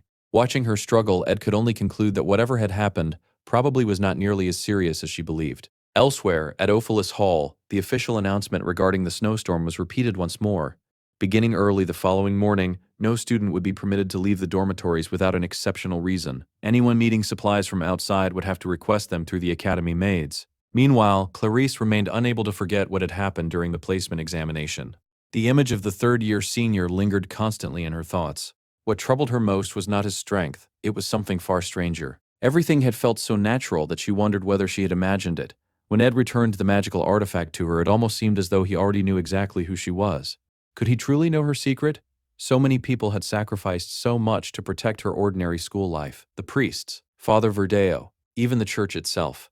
Everyone had worked tirelessly to ensure her identity remained hidden. Now she feared that peaceful life might end because of a single encounter. Unfortunately, gathering information about Ed proved remarkably difficult. The only rumor she heard repeatedly was that he lived alone in a cabin deep within the northern forest. Soon, the snowstorm would trap everyone inside the academy for an entire week. After that, spring would arrive. A new semester would begin. If she waited until then, she might lose her only opportunity to deal with Ed. Whether that meant confirming her suspicions or silencing him by whatever means became necessary. At that moment, she opened the window. She had always believed she was afraid, but this time she decided she would face the freezing cold, the endless darkness, and even Ed Ruth Taylor himself. She remembered Adela's words that staring at nothing but white walls and ceilings for too long would eventually make a person's vision fade. She needed something different. She needed romance, a world filled with colors, and experiences she could never understand by remaining trapped inside. With that determination, the saint leaped out of the dormitory window using her magical artifact. The moment she landed safely, she had already assumed the identity of Kylie. She refused to let the freedom she had finally gained be taken away from her. To protect that freedom, there was only one thing she needed to do. She had to find Ed Ruth Taylor. Without wasting another second, she ran straight toward the forest. Elsewhere, Clavius reflected on how his eyes had long since grown accustomed to darkness. His entire life had been surrounded by shadows. The memory that haunted him most was the day every member of the Nortondale family abandoned him. Everyone turned their backs on him, except his older brother. Yet the image of driving his sword into his brother's heart had become an eternal curse that never left his mind. Even now, his brother's final words continued to echo in his thoughts. Professor Claire interrupted his memories by asking whether he intended to spend all his time working in another laboratory. Clavius admitted that wasn't exactly his plan. He simply believed the assistant duties at the academy were more than he could handle. He confessed that he had caused plenty of trouble before, but everyone there had treated him kindly, and he genuinely liked the place. Claire wondered whether he had taken something personally or perhaps received an offer elsewhere, but she assured him he was welcome to stay if he wished. After thinking it over, Clavius decided he would remain. Claire smiled and encouraged him to continue working hard, and he agreed that it sounded like the right decision. Meanwhile, Ed Ruth Taylor continued pushing himself beyond his natural limits. Unlike many talented individuals, he possessed no remarkable physical gifts, so every bit of his strength had been earned through relentless training. The vacation period he had devoted entirely to self-improvement was almost over. By now, he had raised his spiritual infusion to level 23 and his magical engineering to level 4, both of which had reached a level worthy of being called specialties. With just a little more training, he would be able to use both skills at their maximum potential. His final objective before classes resumed was to devote an entire week to studying inside the Spirit Library. Before getting started, Ed asked Ziggs for help and handed him some money so he could use magic to clear away the debris. However, Ziggs had done much more than that. Together with Elka, he had carefully organized every scattered book, sorting them neatly by category and title. Ed had no idea they had gone to such lengths. The two had apparently treated the work like a training exercise, and Ed couldn't help feeling deeply grateful for everything they had done. Now it was finally time to study the countless crafting methods available to him. Reading everything at once would only waste time, so he decided to focus on a single path. His immediate goals were to create the Glock's Eye, a powerful artifact capable of temporarily increasing proficiency in every perception-related skill, and the Delheimer Hourglass, a legendary artifact that could restore the body to the exact condition it had been in only a few seconds earlier, completely erasing wounds and damage. Ed wanted to create at least one legendary great artifact. He already possessed a wind amplifier, a noise generator, a greenhouse crystal, and a magic orb. Using these materials, he trained tirelessly to improve his magical engineering. Once he mastered the fundamentals, crafting even rarer artifacts would become possible. Satisfied that his materials were prepared, he reached into his bag for his tools, only to freeze in disbelief. He had forgotten every single one of them back at the cabin. As he climbed back to the surface, Ed couldn't stop blaming himself for such a careless mistake, though he forced himself to keep moving. At the same time, Clarice wandered through the snowy forest. Like before, she thought about how staring only at white walls and ceilings would eventually damage her eyesight. She wanted to experience something colorful, something exciting, perhaps even romance itself. Ironically, the entire world around her was covered in white snow. Eventually, she spotted a river and immediately remembered hearing that the cabin was built nearby. According to the map, she had reached the lower section of the river, meaning she only had to follow the current upstream. The journey suddenly felt like a genuine adventure. Although Clarice had learned sacred magic relatively late, her mastery had already surpassed that of many experienced mages. Her greatest advantage wasn't merely her skill but the divine blessing she had been born with. Whenever anyone or anything hostile attempted to harm her, powerful intermediate or higher level sacred spells activated automatically, reflecting the attack back at the aggressor. Whether her enemy was a wild beast or another person, Clarice herself would remain completely unharmed. Even so, there was one person she genuinely feared. Ed Roth Taylor had once been the heir of the Roth Taylor family. If he had received Telos's divine blessing from the clergy, then her automatic protection would become completely ineffective. Sacred magic could not be used against those who shared the same faith. Normally, no faithful believer blessed by Telos would ever raise a weapon against the saint, but right now, she wasn't the saint. She was simply Kylie. Eventually, Kylie reached the cabin and forcefully pushed open the door. The impact knocked over a bucket filled with fresh blood, sending the crimson liquid across the floor. She froze in horror. Looking up only made things worse. The carcass of a dead boar hung from the ceiling, surrounded by blood-stained equipment. Everywhere she looked, there was blood. The entire cabin resembled something straight out of a nightmare. Then she heard footsteps approaching outside. Ed opened the cabin door and immediately noticed something felt off. Panicking, Clarice hid beneath the table, shaking uncontrollably. As Ed walked inside, he accidentally triggered one of his own traps, startling her even further. He picked up his machete and cautiously approached the hiding place. Clarice was so terrified she could barely breathe. Ed crouched down and calmly asked who was hiding there. After taking a closer look, his eyes widened in surprise. Kylie. Confused, he asked why she was there, but Clarice had already reached her limit. Overwhelmed by fear, she instinctively activated her sacred magic. A burst of overwhelming divine energy exploded from her body, launching Ed across the cabin. He crashed into shelves, books, and furniture, destroying everything in his path before finally hitting the ground with a painful blow to his head. Clarice collapsed to her knees in horror. "I didn't mean to." She blamed herself immediately, convinced she had just killed someone. In her heart, she confessed to Telos, believing she had committed an unforgivable sin. How could someone expected to remain as pure as untouched snow commit such a terrible act? After a few painful moments, Ed slowly stood back up, bruised and bleeding, especially from the head. Furious, he glared at her and demanded to know whether she was serious. Before she could answer, Clarice's fear completely overwhelmed her. She fainted on the spot. Watching her collapse only made Ed even more irritated by the absurd situation. Meanwhile, back at the Ophilis dormitory, Belmaya had already learned that Kylie had disappeared. Some of the staff suggested organizing an immediate search party, but she rejected the idea, explaining that there simply weren't enough personnel available during the snowstorm. Unlike most people, Belmaya knew Kylie's true identity. The Academy's highest-ranking officials had all been informed of the church's decision to hide the saint among the students. If anything happened to her during the blizzard, the consequences would extend far beyond the Academy. It could easily grow into a scandal capable of shaking the entire nation. The maid accompanying Belle couldn't help but admire her composure. Belle was always calm, rational, and never allowed panic to cloud her judgment. Rather than worrying about Kylie's safety, she focused on handling the situation quietly. After all, the saint was protected by powerful sacred magic. Belle decided to search for Kylie herself and instructed the other maid to remain behind and take care of the students, especially Lucy. The maid reported that witnesses had seen Kylie heading toward the northern forest. Belle immediately asked if that was the same forest where that peculiar young man lived, the one who somehow always seemed to attract women.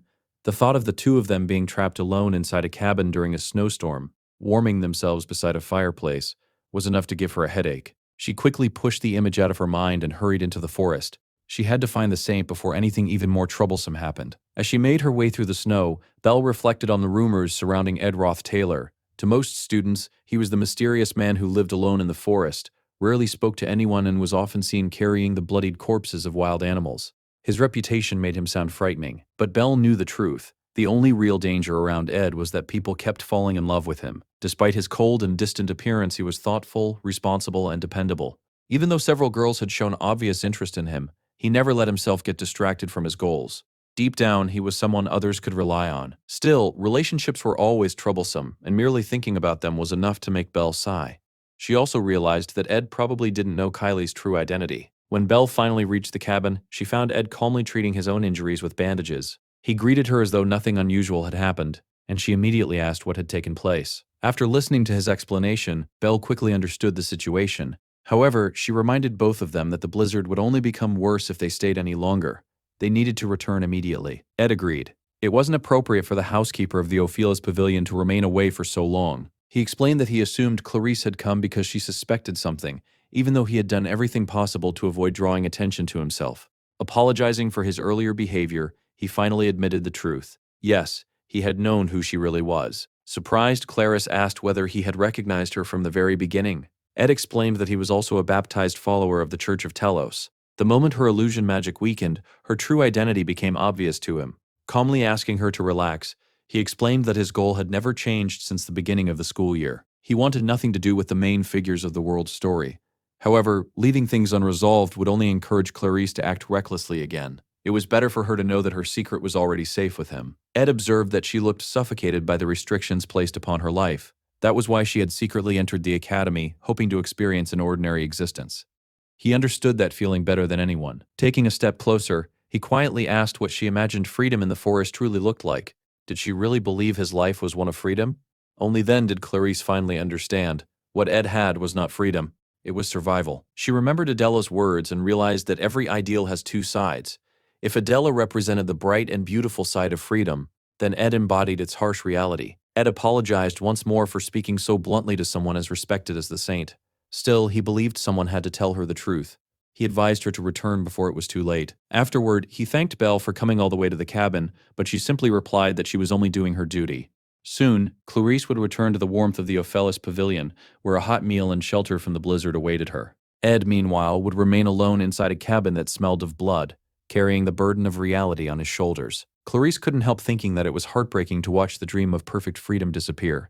Even so, she no longer regretted fleeing the holy city and enrolling at Sylvania Academy.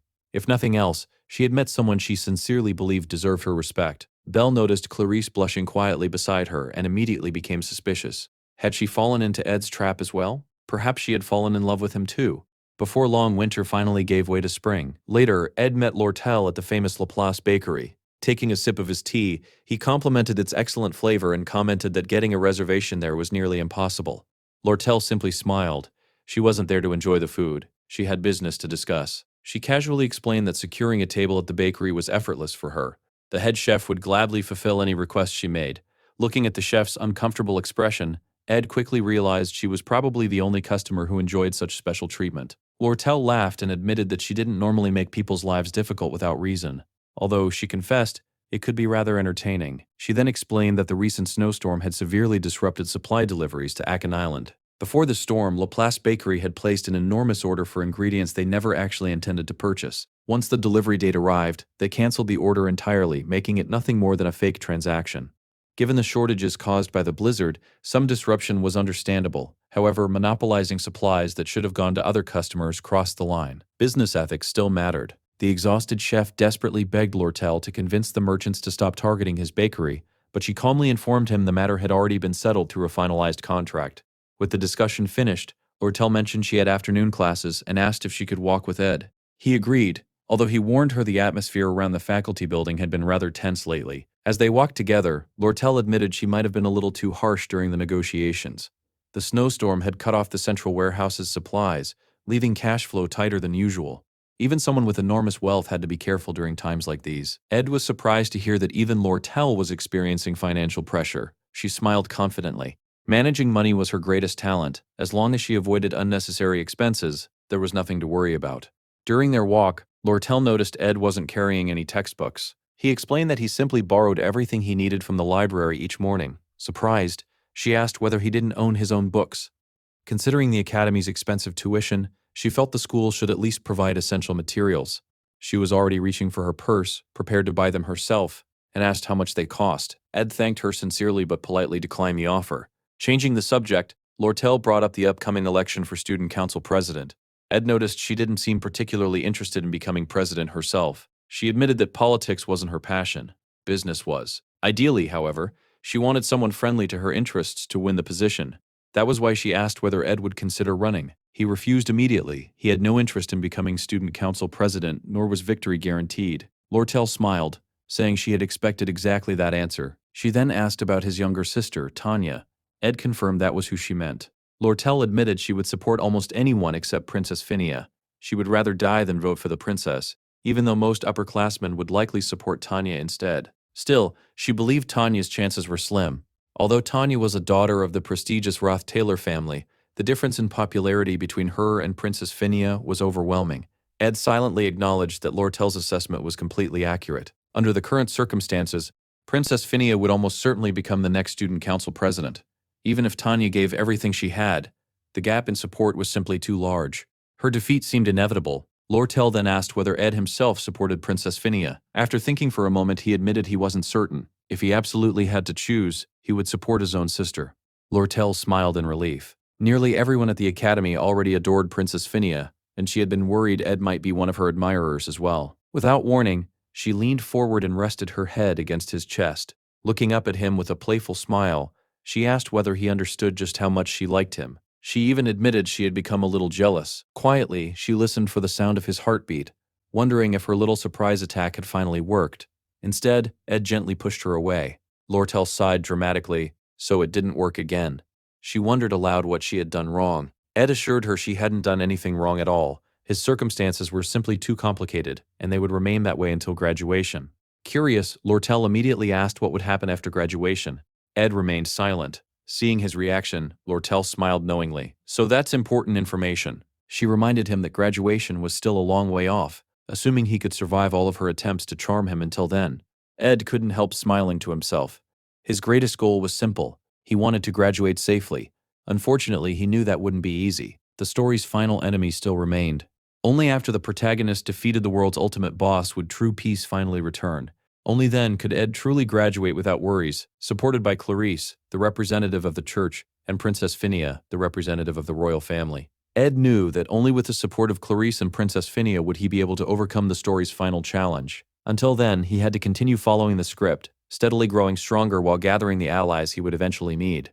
So far, everything had gone according to plan. The freshmen had been placed in their proper classes. Clarice had successfully maintained her disguise, and although he genuinely felt sorry for Tanya, she simply had no chance of winning the upcoming student council election. As far as Ed was concerned, the story was finally returning to its original course. Unfortunately, he couldn't have been more mistaken. At that very moment, inside the room of the Academy's most important girl, Princess Phinia was making a decision that would completely derail his expectations. She had decided not to run for student council president. Meanwhile, elsewhere in the Academy, Clebius was overwhelmed with frustration. He couldn't understand why, of all people, someone had challenged him to a duel. Muttering to himself, he wondered who would possibly want to fight him in the first place. At the same time, another freshman stood inside Zig's room. The student's name was Wade Callamore. He politely claimed that as a first-year student, he simply wanted to learn from an experienced senior. Ziggs wasn't convinced for a second. That excuse sounded far too convenient. Wade admitted there was another reason. He wanted to prove his strength.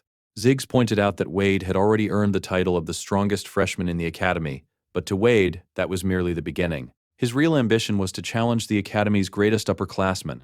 He wanted to face Janica, the strongest third-year student, the famous veteran Drake from the combat department, and even the legendary Ruth Taylor, whose name had spread throughout the magic department. Everything followed a carefully planned order. His first target was Clebius, who had been ignoring his challenge. After defeating him, Wade intended to move on to Alvira from the alchemy department and finally challenge Ziggs himself. Lucy wasn't even on his list. In Wade's eyes, Ziggs was the stronger opponent. Hearing that, Ziggs couldn't help thinking the boy was unbelievably arrogant. Wade truly believed he could defeat not only him, but eventually Janica and even Ed. Calmly, Ziggs reminded him that Sylvania Academy taught everyone an important lesson.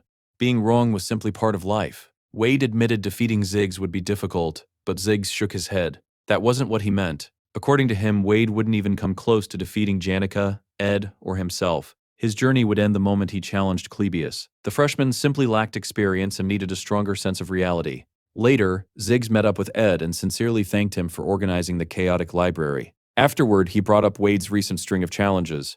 Ed immediately recognized the name. So it's Wade, the freshman who ranked first this year. Ziggs nodded. He explained that Wade had been challenging every promising upperclassman he could find, and from what he had heard, Ed himself was also one of Wade's future targets. Hearing that, Ed immediately remembered the original storyline. Wade Callamore's challenge arc took place during Episode 3, spanning chapters 3 through 5. Wade was the son of the commander defending the northern border and had been blessed with extraordinary talent in swordsmanship from birth. His overwhelming ability allowed him to become the top-ranked freshman with ease, but that title alone wasn't enough to satisfy him. He began challenging senior students one after another, defeating several well-known figures throughout the academy. He even managed to defeat Ziggs. Although the battle had been incredibly close, a victory was still a victory. However, Wade's winning streak came to an abrupt end when he challenged Ruth Taylor.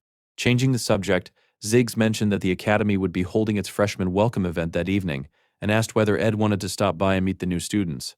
Ed politely declined. He already had other plans. Still, he thanked Ziggs for letting him know. As Ed continued his usual morning walk, he reflected that although Ziggs never seemed particularly interested in social events, even he appeared energized by the lively atmosphere created by the start of a new semester. The fresh air made every step feel lighter. Just then, Zig suddenly remembered something important. Apparently, Princess Phinia had seemed unusually depressed recently. However, whenever someone mentioned Ed's name in front of her, she immediately became attentive. It was obvious she was paying far more attention to him than she wanted others to notice. Elsewhere, Lucy lay comfortably on the roof of the cabin, enjoying the arrival of spring. The harsh winter cold was finally gone. A butterfly suddenly landed on the tip of her nose. Startled, she repeatedly waved her hand trying to shoo the tiny visitor away while telling it to leave her alone. Nearby, Janica observed Ed's progress with satisfaction. She commented that his magical sensitivity had improved tremendously. Thanks to his contract with Marilda, controlling an intermediate-level spirit should no longer be difficult for him. No one would believe how much he had grown in just a single year. Seeing the opportunity, Ed jokingly addressed her as Master Janica. He honestly found the title surprisingly cute. Since Janica clearly enjoyed being treated with dignity, he decided to play along and humbly claim that all of his progress was thanks to his master. Janica patiently explained that making a contract with an intermediate spirit normally required an exhausting journey across mountains and valleys. Mana alone wasn't enough. A spiritualist had to find a spirit whose wave resonance perfectly matched their own mana flow. Only then could a true contract be formed. Ed replied that, fortunately, establishing a contract with Marilda had happened naturally. Even so, Janica warned him not to become overly dependent on spirits of the same element. His natural affinity already leaned toward fire and wind. Continuing to choose only those elements would make controlling them easier, but it would also limit his adaptability in future battles. Ed immediately understood her point. Janica herself could control spirits from every elemental attribute. If he wanted to become truly versatile, he needed to diversify his contracts as much as possible. The problem was that finding compatible spirits was far from easy. Janica explained that this was why most spiritualists considered their first intermediate spirit to be a lifelong companion. Even the famous novel The Failed Swordsman of Sylvania portrayed spiritualists wandering through forests, rivers, and mountains until they encountered the spirit destined to become their trusted partner, creating a bond that resembled a lifelong friendship. To begin his training, Janica instructed Ed to gather mana into his eyes. When he opened them again, his vision completely changed. Dozens of spirits surrounded Janica from every direction. Smiling proudly, she explained that she had personally gathered each of those intermediate spirits for him. Ed couldn't help asking whether traveling with so many spirits wasn't inconvenient. Janica simply laughed. The spirits enjoyed following her around, and since she had already spoken with every one of them, there was no problem at all. Even so, Ed felt both confused and overwhelmed. Janica then introduced the first candidate. It was an intermediate water spirit that resembled a pelican. Although it technically belonged to the lower ranks among intermediate spirits, it carried itself with incredible confidence, acting as though it were the most important spirit in existence. Ed couldn't help wondering whether choosing a lifelong spirit partner was really supposed to feel like this. Where was the destined encounter? Where was the romance everyone talked about? Was this process really how it was supposed to happen? Noticing his hesitation, Janica gently asked whether he wanted to continue another day. Ed quickly assured her that everything was fine. Meanwhile, preparations for the freshman welcome ceremony were underway. Several academy directors and staff members were disappointed after learning that two of the school's biggest stars, third-year prodigy Janica Failover and second-year student Lucy Merrill, wouldn't be attending. Without them, they feared the celebration would lack excitement. Fortunately, an unexpected guest completely changed the atmosphere. Princess Phinia herself had decided to attend. Although Sylvania Academy prided itself on treating nobles and commoners equally, Phinia was still a member of the royal family. Her mere presence made everyone nervous, and no one dared approach her. In the end, only a single student possessed enough courage to step forward and speak with the princess. It was Wade Callamore, the loyal heir of a royal family ally and the successor to one of the three great swordsmanship families. At that moment, Wade and Princess Phinia were playing a game of chess. After the match ended, Phinia praised Wade's skill, but he calmly pointed out that her biggest mistake was becoming too attached to one of her pawns. If she had been willing to sacrifice it, she might have won the game. Phinia smiled and replied that there was no need to apply political theory to a simple chess match, saying that only a royal tutor would think that way. Wade answered that it seemed she had already spent enough time at Sylvania Academy to change. Phinia admitted that she had learned to see things more objectively. There was a time when she believed understanding everyone was always the right answer, but recently she had begun to wonder if she had been wrong all along. Wade responded that one of the greatest lessons people learned at Sylvania Academy was accepting that they could be wrong. He mentioned that he had first heard those words from Ziggs. Those words struck Phinia deeply. She couldn't help thinking about the greatest mistake she had ever made, expelling Ruth Taylor from the academy. Instead of falling into ruin, Ed had built a life for himself in the northern forest. Day by day, his influence continued to grow. Even the freshmen greatly respected him, and his reputation only became stronger with time. Rather than becoming a disgrace, he had become an example of perseverance and responsibility. Every time she heard his name, she was reminded of her own mistake. Phinia finally realized that admitting she could be wrong was not enough if she refused to face reality. At Sylvania Academy, status and noble birth meant nothing. Everyone was expected to learn, regardless of their position. She thanked Wade sincerely, saying that his words had helped her organize her thoughts. Then she challenged him to another match. At last, she accepted that no one could keep running away from their mistakes forever. She estimated it would take about 4 more days to finish her royal duties. Once everything was complete, she planned to visit Ed's camp in the northern forest. She wanted to sit beside the campfire and honestly tell him everything she had been carrying in her heart. For the first time in a long while, Princess Phinia felt truly relieved, as though spring had finally arrived in her heart. But fate had something far crueler prepared for her. On the morning of the 3rd day, news would arrive that Ruth Taylor had died. Elsewhere, Tanya was writing a letter to her father. Since he spent most of his time in the imperial capital, exchanging letters had become a regular habit between them. However, this letter felt different.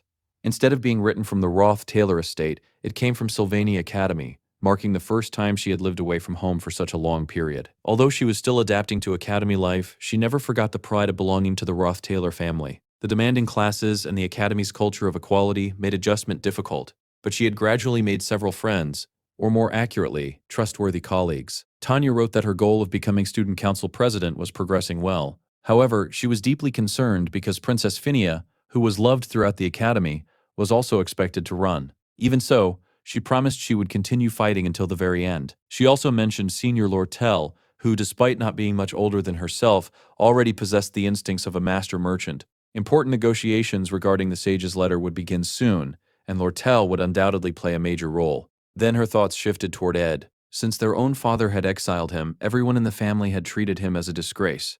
Yet the Ed she had recently witnessed seemed completely different from the irresponsible older brother she barely remembered. He had become responsible, hardworking, and dependable. She wondered if her memories were simply unreliable because she had been so young. Recently, she had experienced a strange dream from her childhood. In that dream, she was walking along the peaceful hill behind their family estate during spring, surrounded by blooming lilacs and daffodils. Someone held each of her hands. One belonged to her sister, Harwine. The other should have belonged to their father, yet somehow she remembered it being Ed instead. Back then, he hadn't seemed rebellious at all. Had he truly changed? Or had everyone misunderstood him from the very beginning? Finishing the letter, Tanya signed it, "With love, your daughter Tanya Ruth Taylor." Meanwhile, Crepin Ruth Taylor stood alone, holding a dagger coated with deadly poison. He quietly remarked that he had already replied to Tanya's letter, mentioning both the upcoming student council election and the negotiations over the sage's letter. Since handling everything alone would be difficult for her, he had arranged for trusted family retainers to assist her.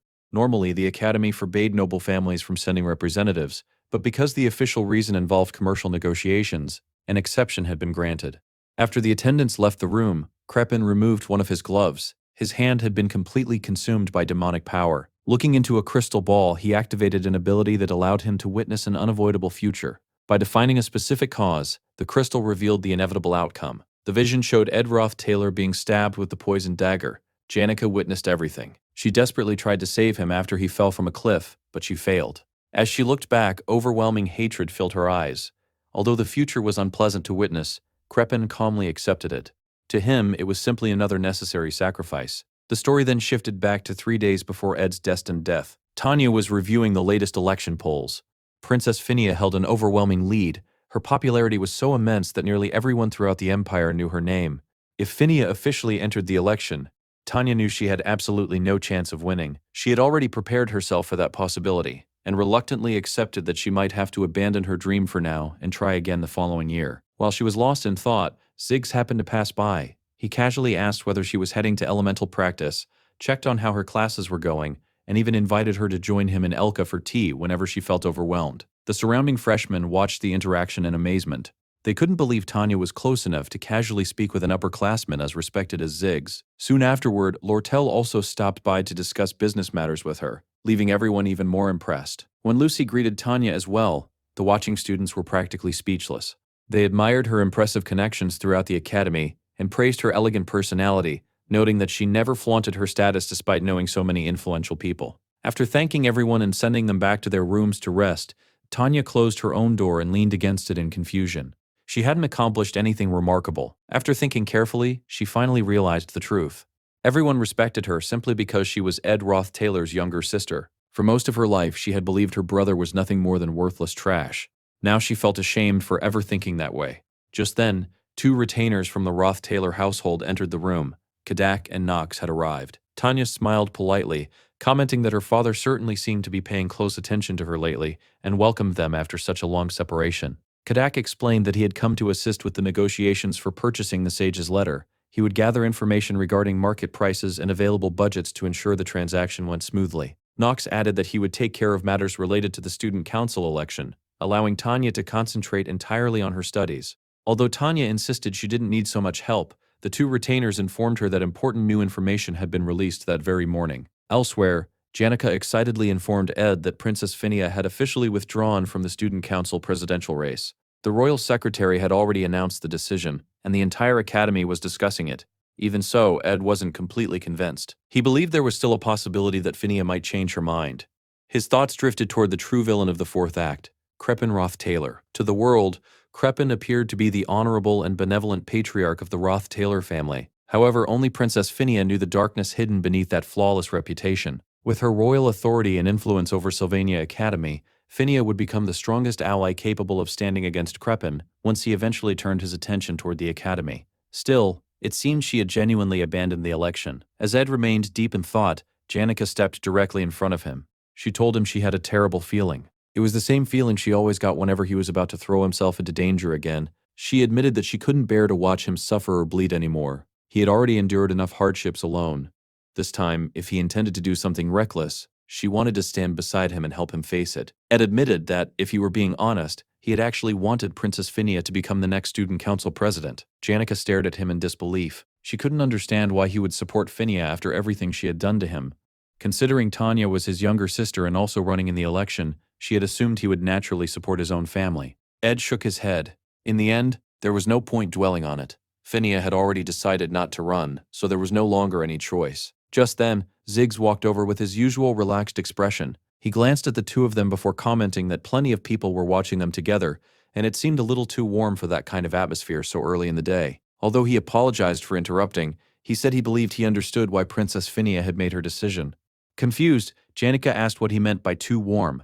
Ziggs explained that Phinia reminded him of a lone alpha wolf, a leader whose poor decisions had caused her entire pack to perish. Even if someone aimed an arrow directly at such a wolf, it would no longer react because it had already lost the confidence to lead. In his eyes, that was exactly what Phinia was experiencing. She had become paralyzed by regret and could no longer move forward. With that, Ziggs excused himself, casually mentioning that spring rain would begin the following day and advising them to prepare for it. After he left, Ed reflected on how extraordinary Ziggs's instincts were. His senses, sharpened by his beast-like nature, far surpassed those of ordinary humans, making his intuition frighteningly reliable. Still, a troubling thought crossed Ed's mind. What if Princess Phinia had truly abandoned all of her hatred toward the Ruth Taylor family? If that were true, what should he do next? Sensing his concern, Janica changed the subject. She happily remarked that rainy weather would be perfect for training with the water spirit, especially near the sea. She suggested that the next day they practice controlling the spirit along the cliffs overlooking the ocean.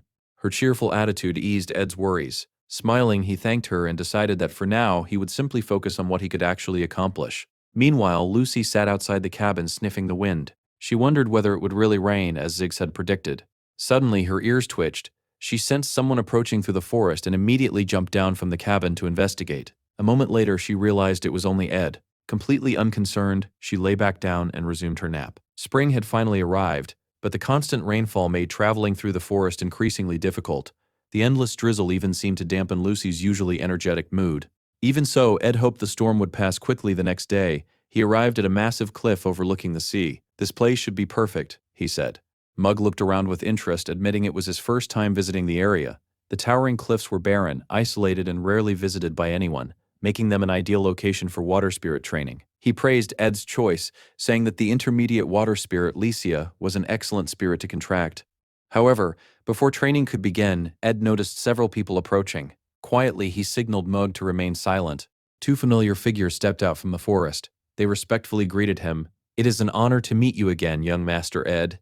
Ed immediately recognized them. During the third phase of the final battle against Crepin in the fourth act, these two men appeared as the hidden enforcers of the Ruth Taylor family, Kadak and Knox.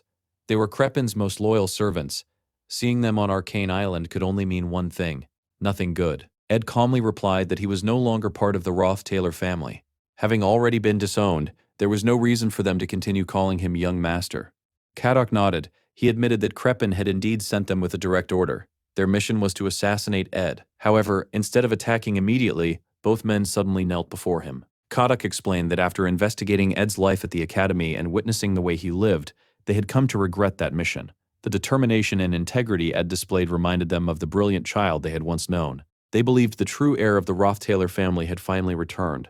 Knox promised they would personally explain everything to Lord Crepin. Kadok lowered his head and begged Ed to forgive them. Ed remained silent, his bow still aimed directly at them. Finally he spoke. "If you're here with nothing but empty words, then don't waste my time." Kadok smiled bitterly. The young master truly has grown. The next instant he drew his sword. Kadok was known as the Eagle Knight, a master swordsman capable of slicing through the wind itself. Ed immediately dodged, but before he could recover, another attack came crashing toward him. Knox, the Fire Bear Knight. His massive flame-covered mace descended with overwhelming force. Ed narrowly escaped the strike and immediately fired several water arrows in return. The attacks accomplished nothing. Both knights effortlessly blocked every arrow. Ed realized why these two had served as Crepin's hidden blades for so many years. They were incredibly powerful. During the battle, Knox suddenly asked whether Ed remembered Meliana, the girl who had permanently lost sight in one eye because of one of his childhood pranks. She was Knox's daughter. Without waiting for an answer, Knox unleashed a massive wave of fire. Ed admitted the incident had truly happened. However, he calmly replied that revenge never truly satisfied anyone. It only left behind emptiness. He raised his magical barrier, successfully blocking most of the flames. Knox glared at him. "I don't want to hear those words from you." His flaming mace shattered part of the barrier. Ed silently admitted that Knox was right. Kadok complimented Ed's maturity, but warned him that even so, stopping Knox's mana-infused attacks head-on was impossible. Ed continued avoiding every strike, fully aware that a single direct hit would kill him. Kadok pointed out another weakness. Ed's bow forced him to maintain distance, causing him to move constantly instead of paying attention to his surroundings. Before long, the two knights completely surrounded him. "There is nowhere left to run," Knox declared as he charged. "I know," Ed replied. At that exact moment, a spiritual dagger suddenly appeared behind Knox and stabbed him in the back. Kadok's eyes widened. Telekinesis, a spiritual technique? Only then did he understand Ed's strategy. Throughout the battle, Ed had intentionally limited himself to basic magic and defensive spells, making them believe he had nothing else prepared. In reality, he had been secretly positioning his spiritual weapon for a surprise attack. "Mug," Ed called out. An enormous explosion erupted beneath Knox. While Kadok instinctively turned toward the blast, countless water arrows flew toward him. He dodged nearly all of them. Nearly. One arrow pierced his leg. Kadok immediately understood what had happened. During the explosion, Ed had protected himself with Marilda's blessing of fire resistance, allowing him to launch his attack from within the flames. Kadok laughed.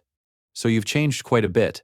Then, surprisingly, he offered advice. "If you're going to attack someone, don't aim for the legs. Aim for a vital point." Immediately afterward, Kadok released a devastating wind slash. As he closed the distance to finish Ed, his attack suddenly vanished. Ed had activated Noksho, completely nullifying the incoming strike. Refusing to retreat, Kadok rushed forward for one final assault, but he never reached his target. Behind him, the water spirit finally appeared. The arrow Ed had fired into the ground earlier had never been a missed shot. It had secretly summoned Lysia. The intermediate water spirit lunged forward, clamping onto Kadok's head and dragging him into a torrent of water. Unable to breathe, Kadok collapsed, dropping both his ordinary dagger and the poisoned assassination dagger. However, the battle wasn't over. Despite his severe injuries, Knox's incredible endurance kept him conscious. He grabbed the poisoned dagger and charged from behind. Ed had never expected him to remain standing. The blade pierced Ed before he could react. At that instant, Marilda's storm blessing activated automatically. A violent explosion of wind blasted Knox away, finally leaving him too weak to continue fighting. Both knights collapsed simultaneously. The battlefield finally fell silent. Ed stood there exhausted, covered in blood. Knox weakly commented that dying with a single clean blow was a luxury. Ed smiled sadly. "Those are words you should be saying." The appearance of Kadok and Knox confirmed everything. His father had finally decided to eliminate him. Whether today or another day, death was already waiting for him. Since that was inevitable, Ed chose to end things on his own terms. He looked at Knox one last time. "At least now revenge won't consume you anymore. Consider this my farewell gift to a loyal servant of the Ruth Taylor family."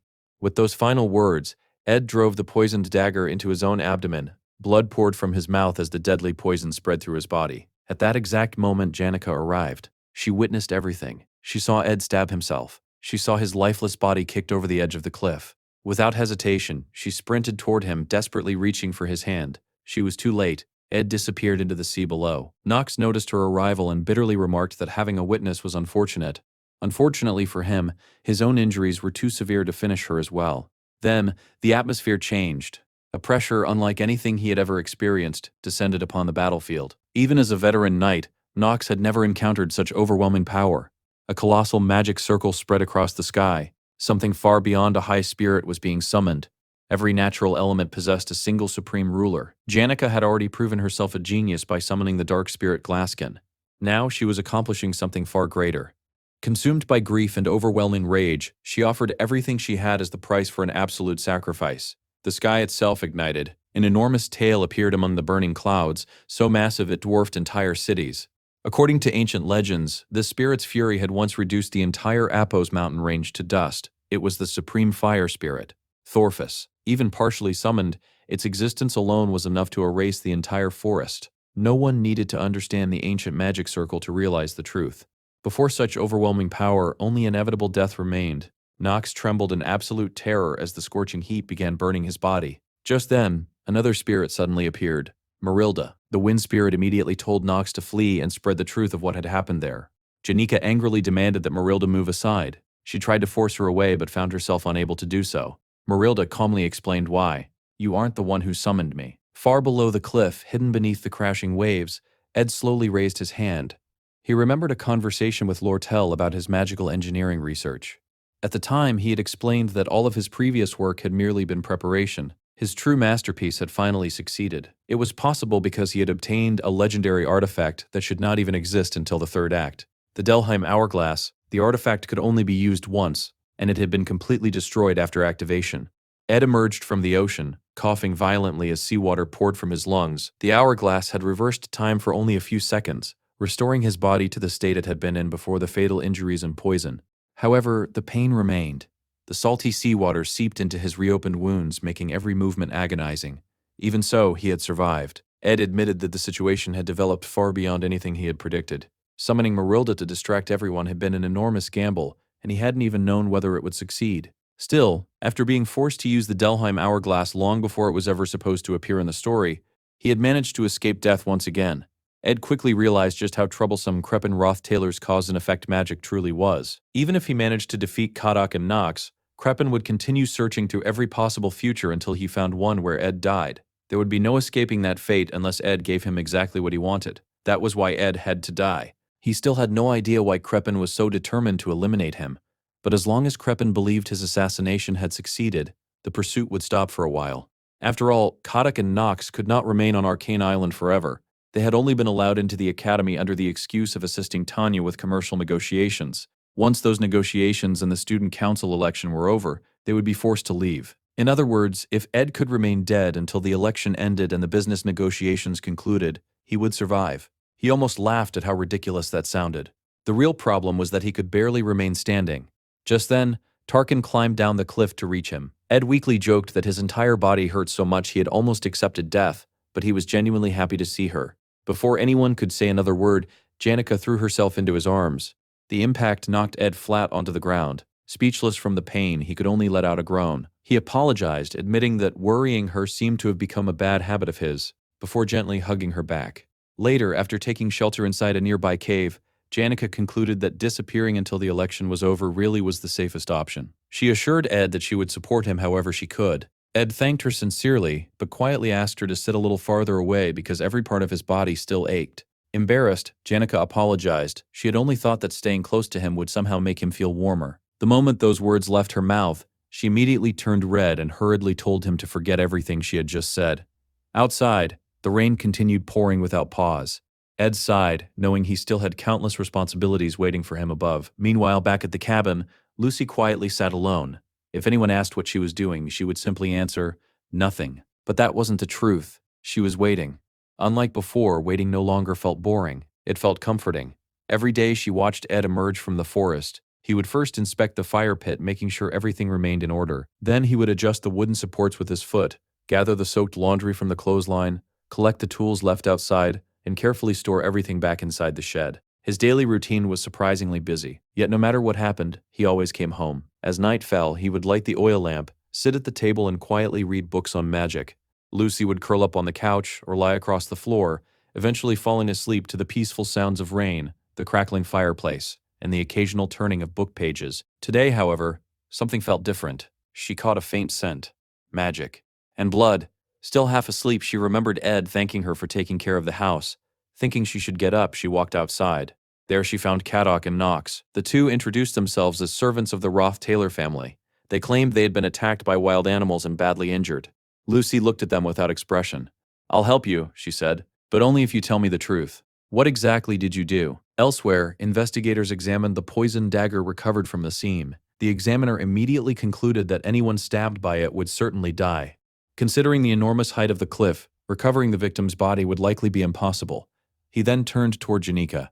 "So let me confirm the sequence of events. You arrived here intending to train with student Ed. Instead, you found him impaled by this poisoned dagger before he fell from the cliff." Janika silently nodded. "That's exactly what happened." The investigator sighed. "It must have been horrifying. Do you know who the attackers were?" "Yes," Janika answered without hesitation. "They were the Ruth Taylor family's retainers, Knox and Caddock." The investigator nodded. "I understand. Once the sun rises, I'll immediately report this to the authorities." Just then, someone suddenly appeared. Lucy. She teleported directly into the area.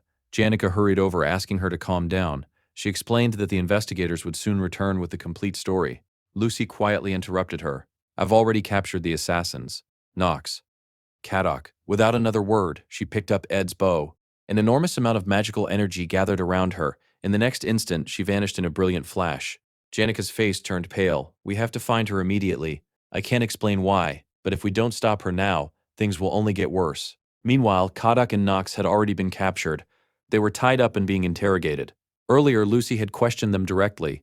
She wanted to know why servants of the Ruth Taylor family had entered the academy under the excuse of assisting Tanya. Knox insisted they weren't criminals. They had entered legally only to support Tanya Ruth Taylor during the negotiations. The moment Lucy heard Tanya's name, she became completely silent. Then she disappeared. Seconds later, an explosion blasted through the wall of the Ophelis dormitory. Lucy calmly walked through the opening. "Where is Tanya Ruth Taylor?" The maids rushed toward her, demanding an explanation. They had already prepared magical artifacts capable of sealing and stealing another person's mana. Belmaya attempted to calm the situation and understand what was happening. Lucy didn't even acknowledge them. She simply released a fraction of her magical power.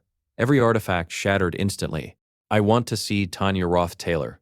Right now." Elsewhere, Wade had just defeated Elvira in a match. Elvira complained that Wade was becoming overconfident. Wade smiled modestly. "I appreciate the compliment, but I haven't beaten everyone yet. Ziggs is still stronger." Ziggs merely sighed while the surrounding students erupted in excitement. Many genuinely believed Wade might become the first person capable of defeating Ziggs. Suddenly, the ground shook violently. Everyone froze in surprise. The explosion Lucy had caused could be felt throughout the academy. Wade immediately realized something terrible had happened and suggested they find the dormitory maids. Ziggs quietly shook his head. "It's already too late." Looking around, he noticed that nearly everyone had become frozen in place. Someone had activated a powerful time-binding spell. The story then explained that magicians generally fell into two categories. Most spent their entire lives studying magic, gradually mastering each spell through endless effort. The second group consisted of true geniuses, individuals capable of perfectly reproducing any spell after witnessing it only once. Lucy belonged to the latter. As she continued demanding to see Tanya Ruth Taylor, Ziggs questioned her actions while helping evacuate the students. One of the maids finally revealed what little they knew. If what Lucy is saying is true, third-year student Ed Ruth Taylor is dead. The moment Ziggs heard those words, he stopped walking. Everyone else continued forward. They turned around and asked why he wasn't following. Wade quietly asked whether Ziggs was thinking about revenge. After a brief silence, Ziggs apologized. "You all go ahead." He immediately broke through a nearby door and entered the damaged building. He had already suspected something was wrong. Lucy hadn't appeared after the first explosion. The room had also been locked from the inside. There was only one possible hiding place. Opening a closet, Ziggs found Tanya curled up inside. She was trembling with fear, unable to understand why everything had suddenly collapsed around her. If the rumors were true, everyone would naturally assume Tanya had ordered Ed's assassination. But Ziggs couldn't believe that. Even though the siblings had never shared a close relationship, Tanya's growing reputation at the academy existed largely because of Ed. It made no sense that she would murder the very brother who had unintentionally elevated her status. Ziggs looked directly into her eyes. "I'll only ask once. Tell me the truth. Did you order Ed's death? Terrified, Tanya immediately shook her head. No. I swear I didn't. Ziggs couldn't determine whether she was lying, but he knew one thing with absolute certainty. If the situation continued, Tanya herself would be killed. The mere possibility that Ed had truly died already left him devastated. Too many questions remained unanswered. After a long silence, Ziggs finally spoke. When this is all over, I want to hear the complete truth. But until then, you stay hidden. If you leave this room, you'll die. He had no intention of allowing Tanya to become another victim, nor did he want Lucy to bear the blame for whatever happened next. Outside, Ziggs declared that he would do everything in his power to stop Lucy.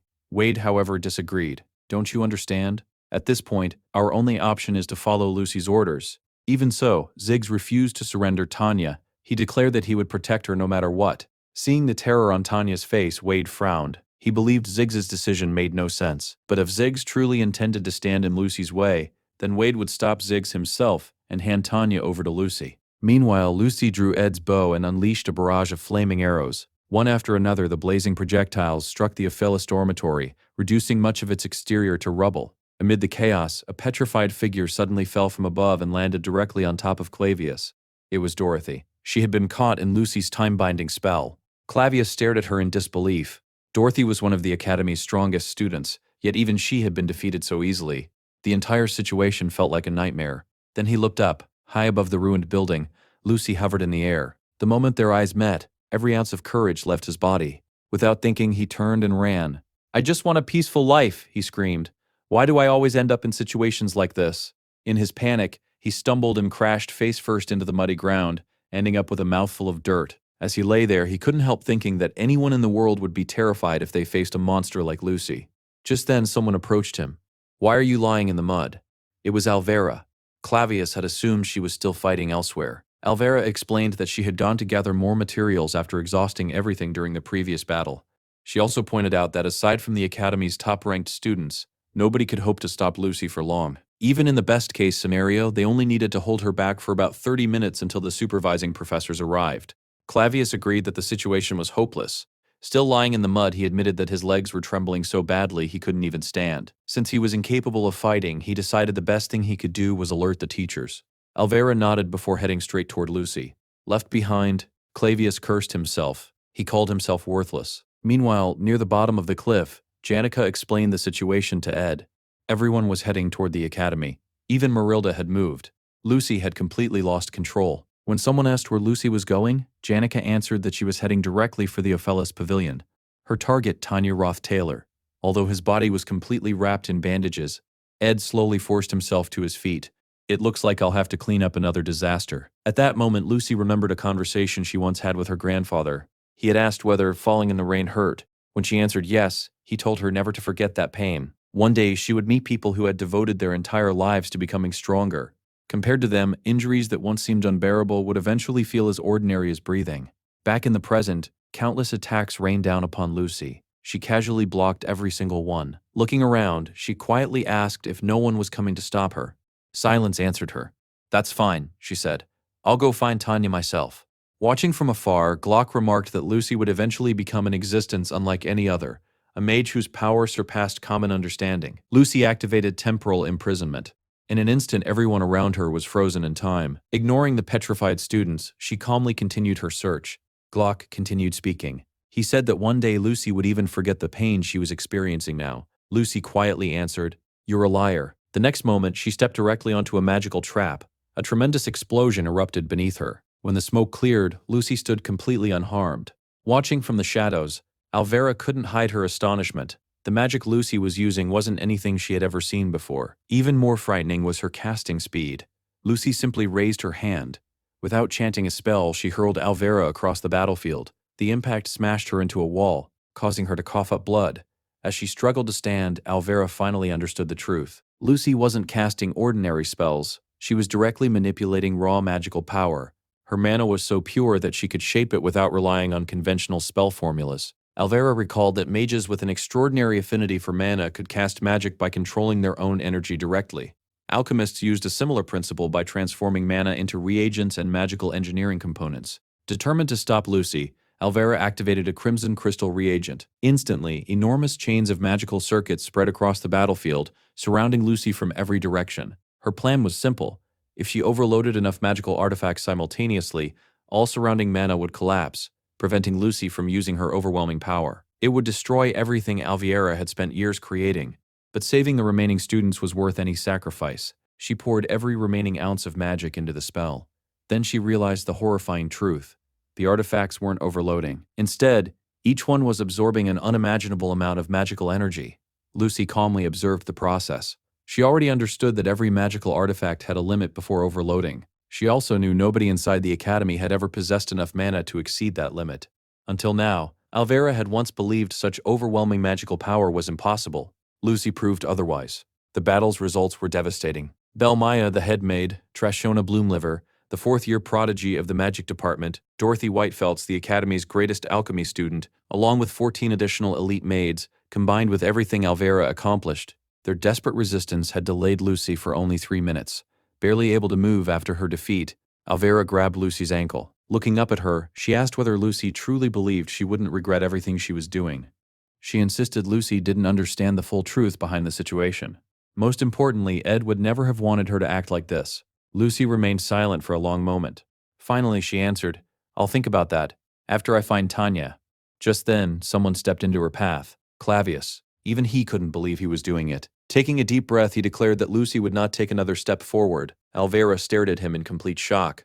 Lucy didn't even hesitate. A single strike sent Clavius flying through the air. The Academy's strongest second-year combat student had been defeated in 1 second. Elsewhere, Wade continued battling Ziggs. He charged forward with incredible speed.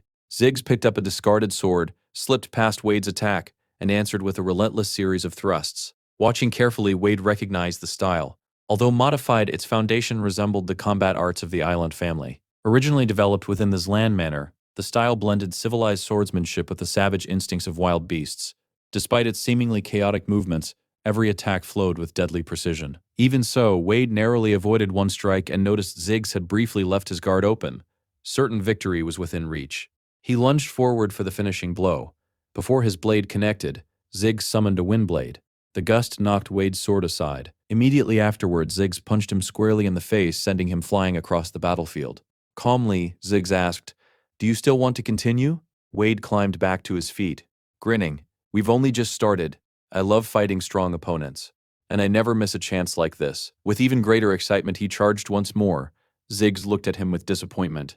"No, you don't love fighting. You love winning." He explained that Wade only challenged opponents he believed he could defeat. Confused, Wade demanded an explanation. "If you truly wanted to fight the strongest person here," Ziggs replied, "you wouldn't be standing in front of me. The strongest person is Lucy." Then he looked Wade directly in the eyes. "You're nothing more than a coward, a frightened little kitten." Before Wade could react, Ziggs disarmed him once again and countered with another flawless combination. The blade stopped just short of Wade's neck. Realizing defeat was inevitable, Wade finally surrendered. "What did you expect me to do?" he asked. "She's impossible to beat. It would be suicide to challenge her." Ziggs quietly shook his head. "That's your limit." Before either of them could say another word, another violent tremor shook the academy. It was caused by Lucy, who had just thrown Clavius across the battlefield. The narration then revealed a harsh truth. The greatest cause of death in the world was arrogance. People who rushed forward without thinking, placing blind faith in their own strength, often ignored the dangers before them. Those who failed to value their own lives constantly chased glory and recognition, believing those things defined their worth. Such arrogance deserved no admiration. That was why someone like Clavius was so dangerous. Unlike the arrogant, he understood fear, and fear was the greatest weapon he possessed. Clavius suddenly drew a dagger. Without hesitation, he plunged the blade into his own leg. Then he stabbed himself in the chest. It was an act that left everyone watching in horror. The narration explained that people who lived recklessly would eventually reach a day when their own bodies refused to move. No matter how long someone ran from fear or danger, there would come a moment when escape was no longer possible. Their legs would simply stop responding. Clavius understood that better than anyone. His entire body trembled violently. Yet instead of despair, confidence slowly filled him. He remembered the words his father had once spoken to him. Those words had become the foundation of his faith. As his blood continued to pour onto the ground, his body underwent a terrifying transformation. Seeing the change, Alvira instinctively stepped back. "What is that?" Lucy wasted no time. She created an enormous pillar of fire and launched countless flaming attacks at Clavius. Again, and again, and again. The spell struck him over 100 times. Despite the relentless assault, Clavius never forgot the promise he had made. He had sworn that he would not kill anyone there. He wasn't fighting because he believed he could defeat Lucy. Quite the opposite. He knew he couldn't kill her. His only goal was to stop her. Lucy frowned as Clavius repeatedly appeared behind her at impossible speeds. Every time he attacked, Marilda's storm blessing activated, blasting him backward. Even so, he always got back up. His injuries grew worse with every exchange. Fresh blood mixed with blood that had already begun to clot, covering his entire body. Lucy couldn't understand it. After losing that much blood, he should have collapsed long ago. Instead, the more blood he lost, the stronger his magical power became. Lucy blocked one relentless strike after another before finally realizing what she was facing. The technique Clavius was using belonged to the Nortondale family. The blood sword. One of the greatest taboos in existence.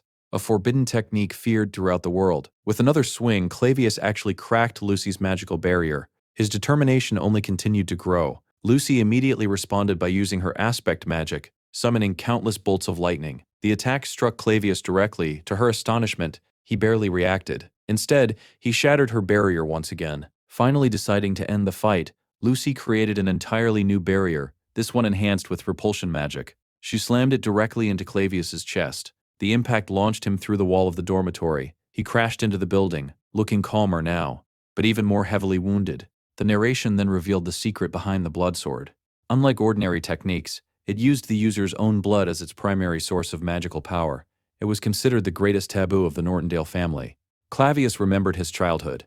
Everyone had called him a monster, another victim of the family's curse. The technique had been forbidden for generations. No one was ever supposed to inherit it, yet Clavius had mastered it completely on his own.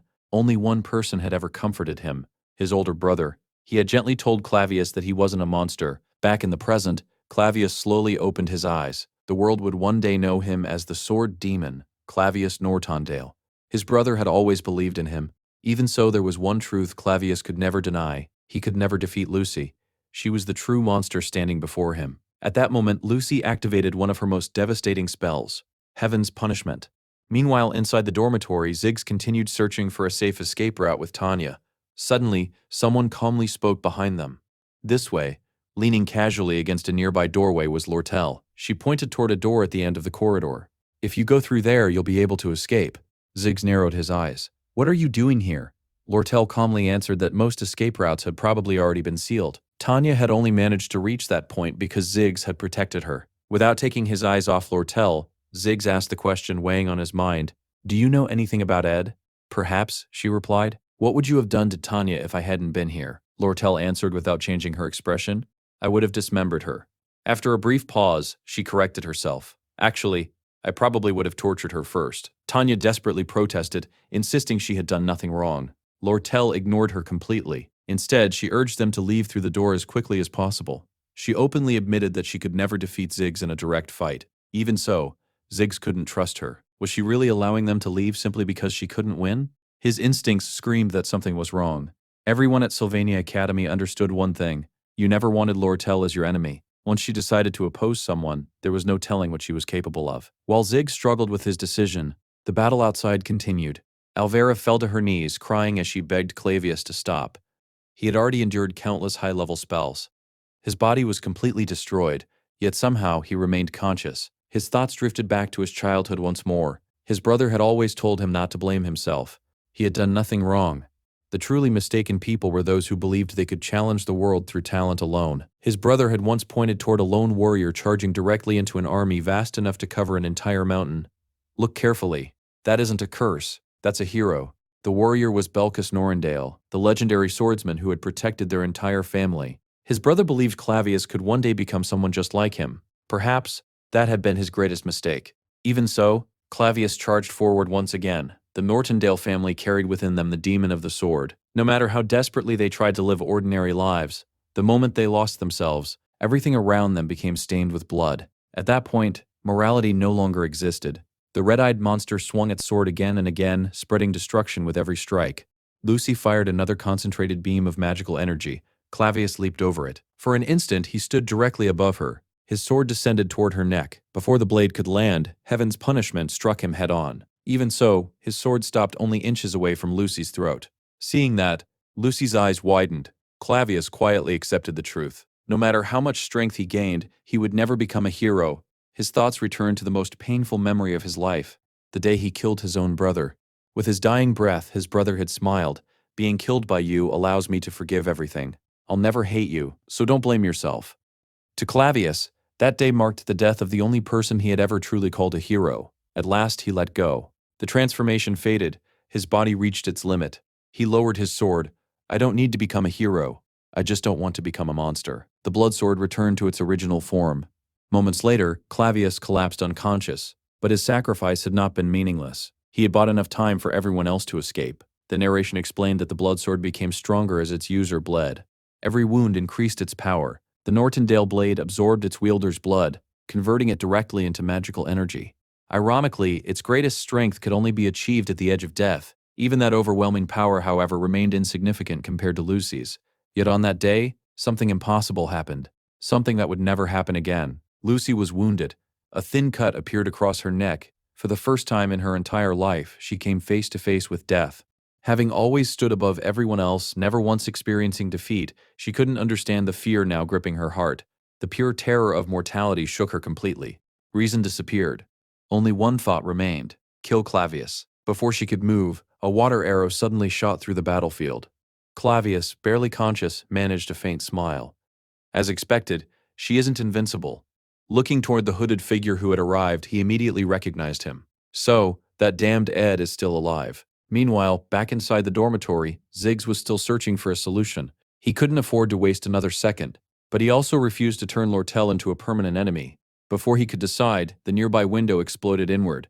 Glass scattered across the room. Even Lortel looked genuinely surprised. For the first time, she had no idea what was about to happen. The next instant, the window shattered. Janica burst through the opening and crashed directly into Lortel, sending both of them tumbling to the floor in an incredibly awkward position. As if nothing unusual had happened, Janica casually shook the rainwater from her clothes and looked around. Is Tanya here? Her calm attitude only made this seem even stranger. Lortel silently stared at her. Even after witnessing Ed's apparent death, Janica was still smiling. For a brief moment, Lortel wondered if grief had finally driven her insane. Janica glanced around the room and innocently asked whether she had interrupted anything. Before anyone could answer, Marilda appeared.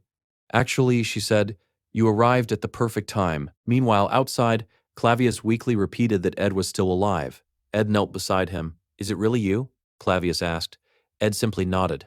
Clavius let out a bitter laugh. I got beaten like a dog. I knew I couldn't win, but I still bet my life on it. He admitted that he could never become someone like Ed. With the last of his strength, he collapsed face first into the mud. I should have just run away. He questioned whether he was the only fool in that entire nightmare. Was he really so weak that he couldn't protect anyone? He thought about everything Alvera had sacrificed. She had destroyed every magical artifact she had spent years creating. It would have been so much easier for both of them to simply stand aside like everyone else. He had hoped that even if he died, perhaps he could at least become something resembling a hero. Yet even that dream had slipped away. Ed quietly placed a hand on Clavius's shoulder. I'm grateful. Both to you and to Alvera. What you did mattered. Your fight meant something. Both Clavius and Alvera froze. Neither of them had expected those words. Clavius smiled weakly. I'm still the worst of the worst. Before anyone could answer, he lost consciousness, collapsing into Alvera's lap. Ed wasn't trying to comfort him. He genuinely meant every word. Having experienced the original story countless times, Ed knew every major character and every one of their abilities. Even considering himself, he couldn't think of anyone capable of accomplishing what Clavius had just done. Completely alone. After Lucy had awakened, Clavius had managed to delay her for nearly 10 minutes. That time had allowed everyone else to escape. It was an unbelievable achievement. Ed then turned toward Lucy. He apologized for hiding the truth from her. Faking his own death had been the only way he could deceive Crepin Ruth Taylor and temporarily escape his pursuit. He had simply run out of options. The moment Lucy understood, her hat slipped from her head. She ran straight toward Ed and threw herself into his arms. I thought you died. Her voice trembled. Ed gently hugged her back. I'm right here. I'm alive. For several long moments, the two remained embraced beneath the spring rain. Watching from a distance, Ziggs felt something he had never experienced before. Since adapting to civilized life, he had believed nothing could truly frighten him. Yet the sight before him filled him with a strange, unfamiliar fear. For an instant, he wondered whether Ed's death had driven everyone around him insane. Janica tried to explain that she had something important to tell him about Ed. Ziggs ignored her completely. Instead, he fired a powerful wind spell into a nearby wall, creating an opening. He immediately turned toward Tanya. Go. He ordered her to run toward the professor's department. As the heir of the Ruth Taylor family, the academy staff would undoubtedly protect her. He would remain behind to buy her as much time as possible. Confused, Tanya asked why he was risking his life for her. Ziggs answered honestly, "Because you're Ed's sister. If you weren't, I never would have gone this far." Without another word, Tanya fled. Ziggs slowly turned back toward Janica and Lortel. He knew they wouldn't listen to reason. Even so, he tried. "There is someone I love too." Janica frowned. "What are you talking about?" Ziggs continued, "Just imagining that person in the same situation makes me furious. It feels like my entire body is burning. But I know anger alone solves nothing." He looked directly at Janica. "I understand your feelings. I know you love Ed more than anyone. I know those feelings are sincere, so use that passion to control yourself." Janica answered with action instead of words. A massive fire spell slammed directly into Ziggs's stomach. The explosion launched him across the room. His body was badly burned, yet he remained alive. Janica immediately rushed after him. Completely consumed by emotion, she began striking him over and over while screaming, "You're not dead! Shut up! Shut up!" She had completely lost control. Meanwhile, back in the courtyard, Ed and Lucy were still standing together beneath the rain. The gentle spring shower drifted across the academy like a quiet sigh. Flower petals danced through the breeze as raindrops shimmered around them. In that peaceful moment, something inside Lucy quietly changed. Until now, the affection she felt for Glock and the affection she felt for Ed had always seemed like the same emotion. She had never distinguished between them. Now she realized they were completely different. What she felt toward Ed had become something far deeper. Slowly, she stepped back from the embrace. Her face turned bright red. Ed looked at her in confusion. "Lucy?" Simply hearing him say her name made her heart race. A strange warmth spread through her chest. Little by little, she finally understood. She was in love. Thinking back to their life together, she remembered the comforting scent of fresh grass surrounding the cabin. Whenever she was there with Ed, she felt safe, peaceful. She had never disliked him, perhaps that was why she had become so attached to him over the past year. They had shared meals together, sat beside the campfire countless nights, lived beneath the same roof, worked side by side every day. Without realizing it, those ordinary moments had become precious to her. Lucy believed every person carried a natural scent unique to them. Just as someone who smoked always carried the smell of tobacco, she herself carried the scent of grass, earth, and open fields. Once someone became aware of another person's scent, it became almost impossible to forget. Ed, completely unaware of everything happening inside Lucy's heart, returned to reality. "We still have a lot to do. The Academy administration will take time to arrive. I owe a lot of people explanations." He planned to explain everything to Clavius, to Alvera, to Lortel, and to Tanya, whom Janica had gone to find. Since the rain had finally begun to stop, they needed to leave immediately. Lucy blinked. "What are you talking about?" Ed looked at her in surprise. "Weren't you paying attention?" He reminded her that after everything that had happened, she would almost certainly be summoned before the Academy Commission. Clavius and Alvera had both suffered terrible injuries trying to stop her. Alvera had sacrificed every magical artifact she possessed. Clavius had nearly bled to death. Even if many of those wounds had been self-inflicted, the situation was still incredibly serious. Lucy needed to apologize. Lucy quietly lowered her head. From her perspective, she had done everything possible to restrain herself. She hadn't killed anyone. Then she noticed Ed sigh. He softly said it was fine. If she truly didn't want to apologize, he would simply explain everything himself. Lucy misunderstood that sigh. She thought Ed was disappointed in her. She thought he hated her now. Panicking, she immediately shook her head. "No, I'll apologize, I really will." Ed smiled gently. "That's the smart choice. I'm glad you weren't seriously hurt, just like I expected." Then he reminded her that they had to leave immediately because time was running out. Lucy silently followed him. Her face remained bright red. Every time she caught the familiar scent of grass lingering around him, her chest tightened and warmth spread through her entire body. She couldn't understand how her feelings had grown so strong. To her, Ed had become someone like the caretaker of a peaceful sanctuary, someone she always wanted to return to. As they walked away, Ed mentioned that Niana still hadn't been found and that they needed to help search for her. Lucy quietly reached out and grabbed the edge of his cloak. "Do we really have to go right now?" Ed stopped and looked back at her, completely confused by the question. The following morning, at the entrance to the pavilion, Ziggs quietly apologized to Janica for everything he had said the previous day. Alvera and Clebius were resting together when Ed looked around and remarked that it seemed everyone had finally gathered. However, he quickly noticed that Lortel was acting strangely and asked what was wrong. Turning toward him, Lortel smiled and admitted she was simply happy to see him safe and alive. Ed thanked her for worrying about him, but Lortel immediately dismissed the idea that she had truly believed he was dead. From a merchant's perspective, the situation had been obvious. A man like Ed, carrying countless magical artifacts, would never die so easily. She was certain he had used a Delheim hourglass to protect himself. She insisted she had only been confirming what she already knew. Zig sarcastically agreed, claiming that was obviously the explanation. He pointed out that despite how serious everything had been, Lortel had barely reacted, leading to nothing more than a brief argument. Ignoring his comment, Lortel calmly straightened Ed's clothes before admitting that, although she had never believed he had died, seeing him alive with her own eyes was still a tremendous relief. She confessed she had been worried, or rather extremely worried, and declared that he now owed her for all the anxiety he had caused. As she grabbed him by the collar, someone suddenly interrupted her. Lucy stepped forward and forcefully pushed Lortel away from Ed. Confused, Ed asked what was happening. Lucy didn't answer. She simply wanted Lortel away from him. Yet the moment she found herself standing close to Ed, embarrassment overwhelmed her, creating an incredibly awkward silence. Watching the exchange, Lortel wondered if Lucy had also fallen in love with him. Completely unaware of the situation, Ed gently patted Lucy on the head and told her there was no need to act that way. He explained that Lortel had only been worried about him and said he understood why Lucy had become so emotional. Normally, Lucy would have ignored Lortel's behavior, but at that moment her feminine intuition was telling her that something had changed. Before anyone could say another word, Janica grabbed Lucy and tried to pull her away, claiming she agreed with her. Instead, Lucy shoved Janica back as well. Soon, the three girls found themselves locked in a silent standoff, each competing for Ed's attention. Ziggs watched the scene unfold and immediately understood exactly what was happening. Fortunately, Elvira interrupted before things became even more awkward. She reminded everyone they had very little time left. Ed nodded and began explaining the entire plan to everyone present. After everything settled down, Lucy apologized to Clebius and Elvira. Meanwhile, Ed and Ziggs left to search for Tanya, who had already fled into the forest. Before releasing everyone who had been turned to stone inside the temporal prison, Ed also revealed the truth about the mercenaries from the Ruth Taylor household. By the time those affected recovered, Ed had already disappeared, leaving them unaware that he was still alive. A short while later, Clebius finally regained consciousness. Looking around in confusion, he realized every one of his injuries had completely healed. His eyes soon landed on Elvira, and he asked what exactly she was making such a fuss. Still dazed, Clebius wondered if he had somehow reached the afterlife. After all, he had been on the verge of death. Elvira calmly told him to relax, explaining that the Academy's administration team was already on its way and that he would soon have to explain how he had managed to stop Lucy.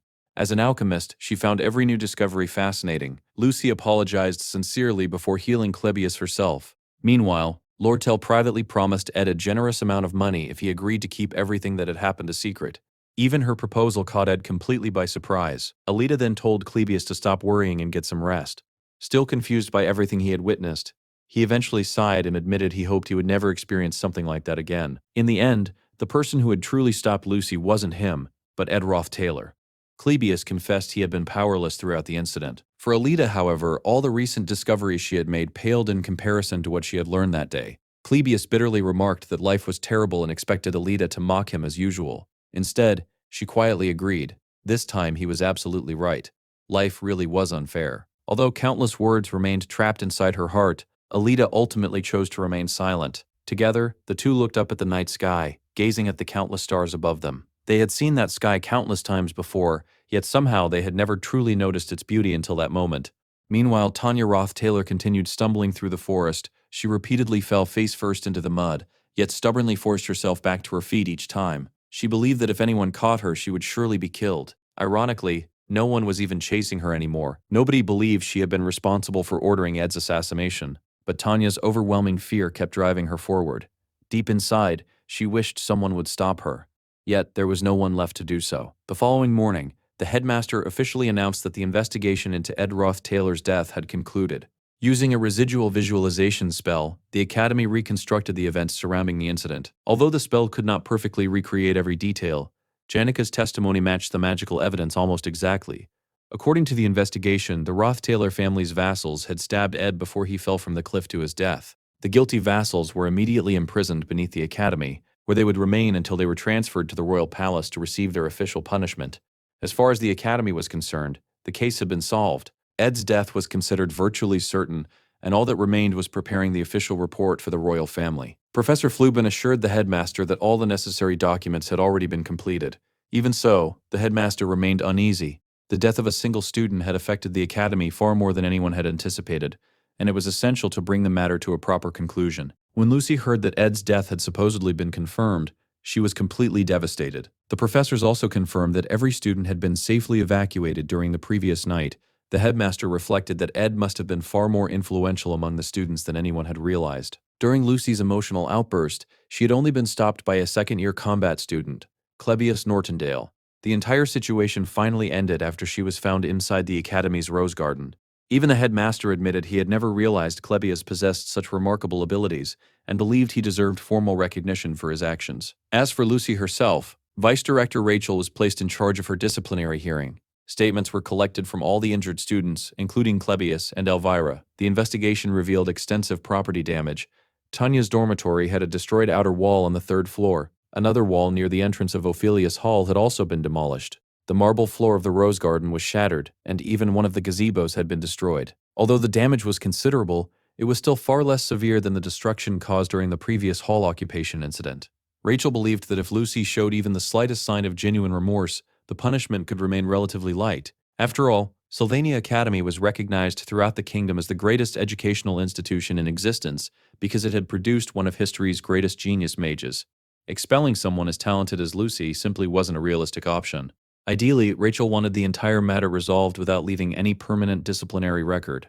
Unfortunately, Lucy showed almost no signs of genuine reflection. As a result, Rachel lectured her extensively, filled out several pages of disciplinary reports, and ordered Lucy to sign every document. In the end, Lucy lost her scholarship. However, the punishment barely affected her because the Glock Scholarship Association already paid all of her tuition fees. Accepting the decision calmly, Lucy knew the consequences were relatively minor. Just then, Belle Maya suddenly entered the room. Introducing herself as the headmaid responsible for Ophelia's dormitory, Belle Maya explained that she wished to speak on Lucy's behalf. She argued that the current punishment would not truly make Lucy reflect on her actions, and proposed an alternative disciplinary measure instead. Lucy immediately insisted that she wanted to accept the punishment exactly as it was. However, Belle ignored her protest, effortlessly lifting Lucy into her arms. She explained that simply sending Lucy back to Ophelia's dormitory would actually be rewarding her rather than punishing her. Instead, Belle suggested restricting Lucy's freedom of movement for a probationary period. The other maids promised to cooperate fully, while Belle confidently guaranteed that Lucy would remain under constant supervision, 24 hours a day. Rachel accepted the recommendation and officially sentenced Lucy to 30 days of probation, without placing a permanent disciplinary record on her file. Confused, Lucy quietly apologized and tried to express remorse, though she still seemed unable to truly reflect on her actions. Looking directly into Lucy's eyes, Belle firmly declared that she would personally ensure Lucy never attempted to run away again. Meanwhile, far below the cliff where everything had begun, Ed commented that Lucy's punishment had ended up being surprisingly lenient. Janica guessed that was probably because both Elvira and Clebius had spoken positively on Lucy's behalf during the investigation. Changing the subject, Janica finished preparing a pot of stew and proudly explained that it was a dish she used to cook whenever she returned home. It was her specialty. She added that she also handled the laundry, attended school, gave spiritual lessons, and prepared every meal herself. She had always been incredibly stubborn about doing everything with her own hands. Ed couldn't help but wonder if Janica was the very definition of someone pure. However, his thoughts quickly returned to the upcoming student council election. Three major concerns weighed heavily on his mind. The first was that Princess Fenia appeared to have completely lost her determination to become student council president. The second was Tanya's disappearance, even though she was supposed to be the main villain opposing the princess. Finally, there were Kadak and Knox, the two vassals of the Ruth Taylor family, who had been imprisoned inside the academy. Ed had staged his own death to deceive Crepin into believing he was no longer a threat. His plan was supposed to remove himself from everyone's attention, but everything had spiraled far beyond his expectations. Kadak and Knox had been accused of murdering him and were now locked away. If he wanted to preserve the illusion that he was truly dead, he would somehow have to free them while ensuring Crepin continued believing Ed Ruth Taylor was gone forever. Only after resolving that problem could he finally escape his suffocating life in hiding. There was still far too much he needed to accomplish. Janica quietly remarked that, as the young master of a ducal family, Ed had already experienced countless hardships after being disowned. She, on the other hand, was just an ordinary girl from the countryside who couldn't fully understand the burdens he carried. Because of that, she often felt powerless. Every attempt to comfort him seemed dishonest, as if she were pretending to understand feelings she had never experienced herself. Ed gently reassured her that she didn't need to worry so much. In his eyes, Janica had already helped him more than enough. Even so, Janica admitted she wished he didn't have to suffer so much. Watching him endure one difficult situation after another genuinely hurt her. She apologized for being selfish, but she simply wanted him to be happy. Her honest confession caught Ed completely off guard, making him blush. The two instinctively looked away from one another. Ed realized that whenever he and Janica were alone lately, They always found themselves sharing long moments of silence. It wasn't an uncomfortable silence, yet it somehow made his heart race. Breaking the silence, Ed thanked Janica for always caring so much about him. His gratitude immediately made her face turn bright red with embarrassment. Despite the awkward atmosphere, both of them knew there was still something far more important to deal with. They had to find Tanya. Janica had no idea where Tanya could have gone or what she might be doing, but Ed believed he knew exactly where to look. Ever since arriving in this world, he had been surprised by how different Tanya was from the version he remembered from the game. There, she had always been fearless, proud, and unwavering. He had personally witnessed her strength in this world as well, so he naturally assumed she was handling the crisis with the same confidence. In his imagination, she was probably calmly planning her next move with her usual elegance. Reality, however, was completely different. At that very moment, Tanya was crying uncontrollably in front of Princess Phinia. Over and over, she insisted that she had never ordered anyone to kill her own brother. Hearing those desperate words, Phinia recalled everything that had happened before Tanya arrived. Even before the incident, she had already learned that Ruth Taylor had supposedly died. Their relationship had always been complicated, but after much hesitation, she had canceled several appointments and rearranged her schedule because she wanted to meet him. Unfortunately, the day she finally decided to act became the very day he supposedly died. She couldn't help wondering if everything would have turned out differently had she acted sooner. Instead, her own pride had prevented her from reaching out. For a long time, Phinia had been gathering allies and resources with one clear objective: becoming the president of Sylvania's student council. Although the position held far less authority than the royal family, it still carried enormous influence both inside and outside the academy. More importantly, it was a title she could earn through her own ability rather than through her royal bloodline. She believed that by relying on her own strength instead of her status as a princess, she could confront the darkness surrounding the Ruth Taylor family. She had believed that with absolute confidence. But now, for the first time, she questioned whether someone like herself deserved to wield any authority at all. Just then, Claire knocked on the door. When the door opened, Tanya appeared completely exhausted. Her clothes were filthy, her body was bruised, and she looked as though she had been wandering endlessly through the wilderness. Phinia explained that according to the Academy's preliminary investigation, the evidence strongly suggested that Ed had been murdered by the Ruth Taylor family's own vassals. Since Ed had already been excommunicated, Tanya was now the only remaining member of the family on Arcane Island. Tanya lowered her head and admitted she understood why nobody would believe her. Even so, she swore once again that she had never tried to kill her brother. Without hesitation, Phinia stepped forward and embraced her. She told Tanya she knew how much she had suffered and gently asked her to explain everything from the beginning. Phinia realized she had already made one terrible mistake in the past by allowing pride to dictate her actions. This time she refused to repeat it. She chose to believe Tanya. Phinia promised that she would hide her until the truth came to light. Overcome with emotion, Tanya thanked her repeatedly, insisting that she would forever owe the princess for her kindness. Phinia simply smiled and replied that she was only fulfilling her duty. As she looked at Tanya, she couldn't help feeling conflicted. Tanya was such a gentle and compassionate girl that it felt almost absurd to think she had once considered her a political rival. Moments later, Phinia was summoned to the reception room. The instant she entered, she realized her true opponent had never been Tanya at all. Waiting calmly inside was Lortel. She greeted Phinia politely, expressing her condolences over Ed's supposed death, before calmly stating that, regardless of the tragedy, the Academy's political affairs still had to move forward. Phinia immediately asked why Lortel had come. In the middle of the Academy's political chaos, Lortel had become the only person capable of calmly analyzing every faction and every hidden motive. Without wasting any time, she asked Phinia a direct question.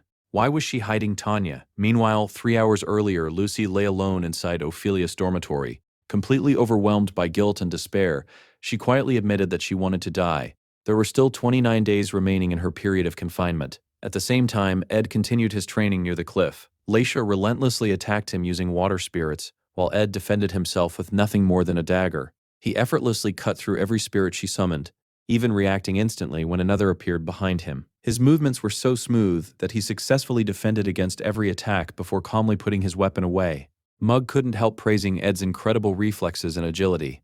Leisha agreed, saying that despite being a mage, Ed's close combat abilities and physical conditioning had improved dramatically.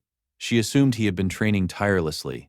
Ed smiled and credited all of that progress to her instruction. He added that training alongside Mug had also been incredibly effective, especially because the tiny spirit's size forced him to sharpen his precision. Looking over his current status, Ed saw that his spirit infusion skill had reached level 25. His contracted spirits remained Mug, Leisha, and Merilda, while their respective sensitivity and understanding attributes continued improving through constant training. Ed admitted that practicing with Marilda was practically impossible because of her enormous size. Leisha laughed and explained that high-ranking spirits could freely compress their bodies into whatever size they desired. That was precisely why powerful spirits could travel across all of Arcane Island without difficulty. As Ed continued doing push-ups after training, he couldn't deny the sense of satisfaction building inside him. Despite starting with terrible natural attributes, he had already pushed his technique skill to level 15. Unfortunately, he also understood that advancing to level 16 and beyond would become exponentially more difficult. Ordinary training alone would no longer be enough. He would eventually need a major mission capable of granting enormous amounts of experience. Even so, he knew he was approaching his current limits. Now he faced an important decision. Should he focus on unlocking entirely new special abilities, or should he begin mastering intermediate-level magic? Whatever choice he made, there was one thing he absolutely couldn't allow himself to do. He couldn't become satisfied. The moment he grew complacent, his growth would come to a complete stop. Just then, he sensed someone approaching. It was Lortel. Looking at him with her usual composed smile, she remarked that she wanted to witness a little more of his so-called divine foresight. She then quietly admitted that she completely understood how trapped he must be feeling under the circumstances. Lortel advised Ed to rest whenever he felt exhausted. She reminded him that what had happened recently could never be allowed to happen again. Ed smiled and replied that, despite everything, he was actually living more comfortably than before. Thanks to the people around him, he no longer had to worry about preparing meals or cleaning his shelter. Lortel immediately asked if Janika was the one taking care of those things. Ed nodded, explaining that she handled most of it.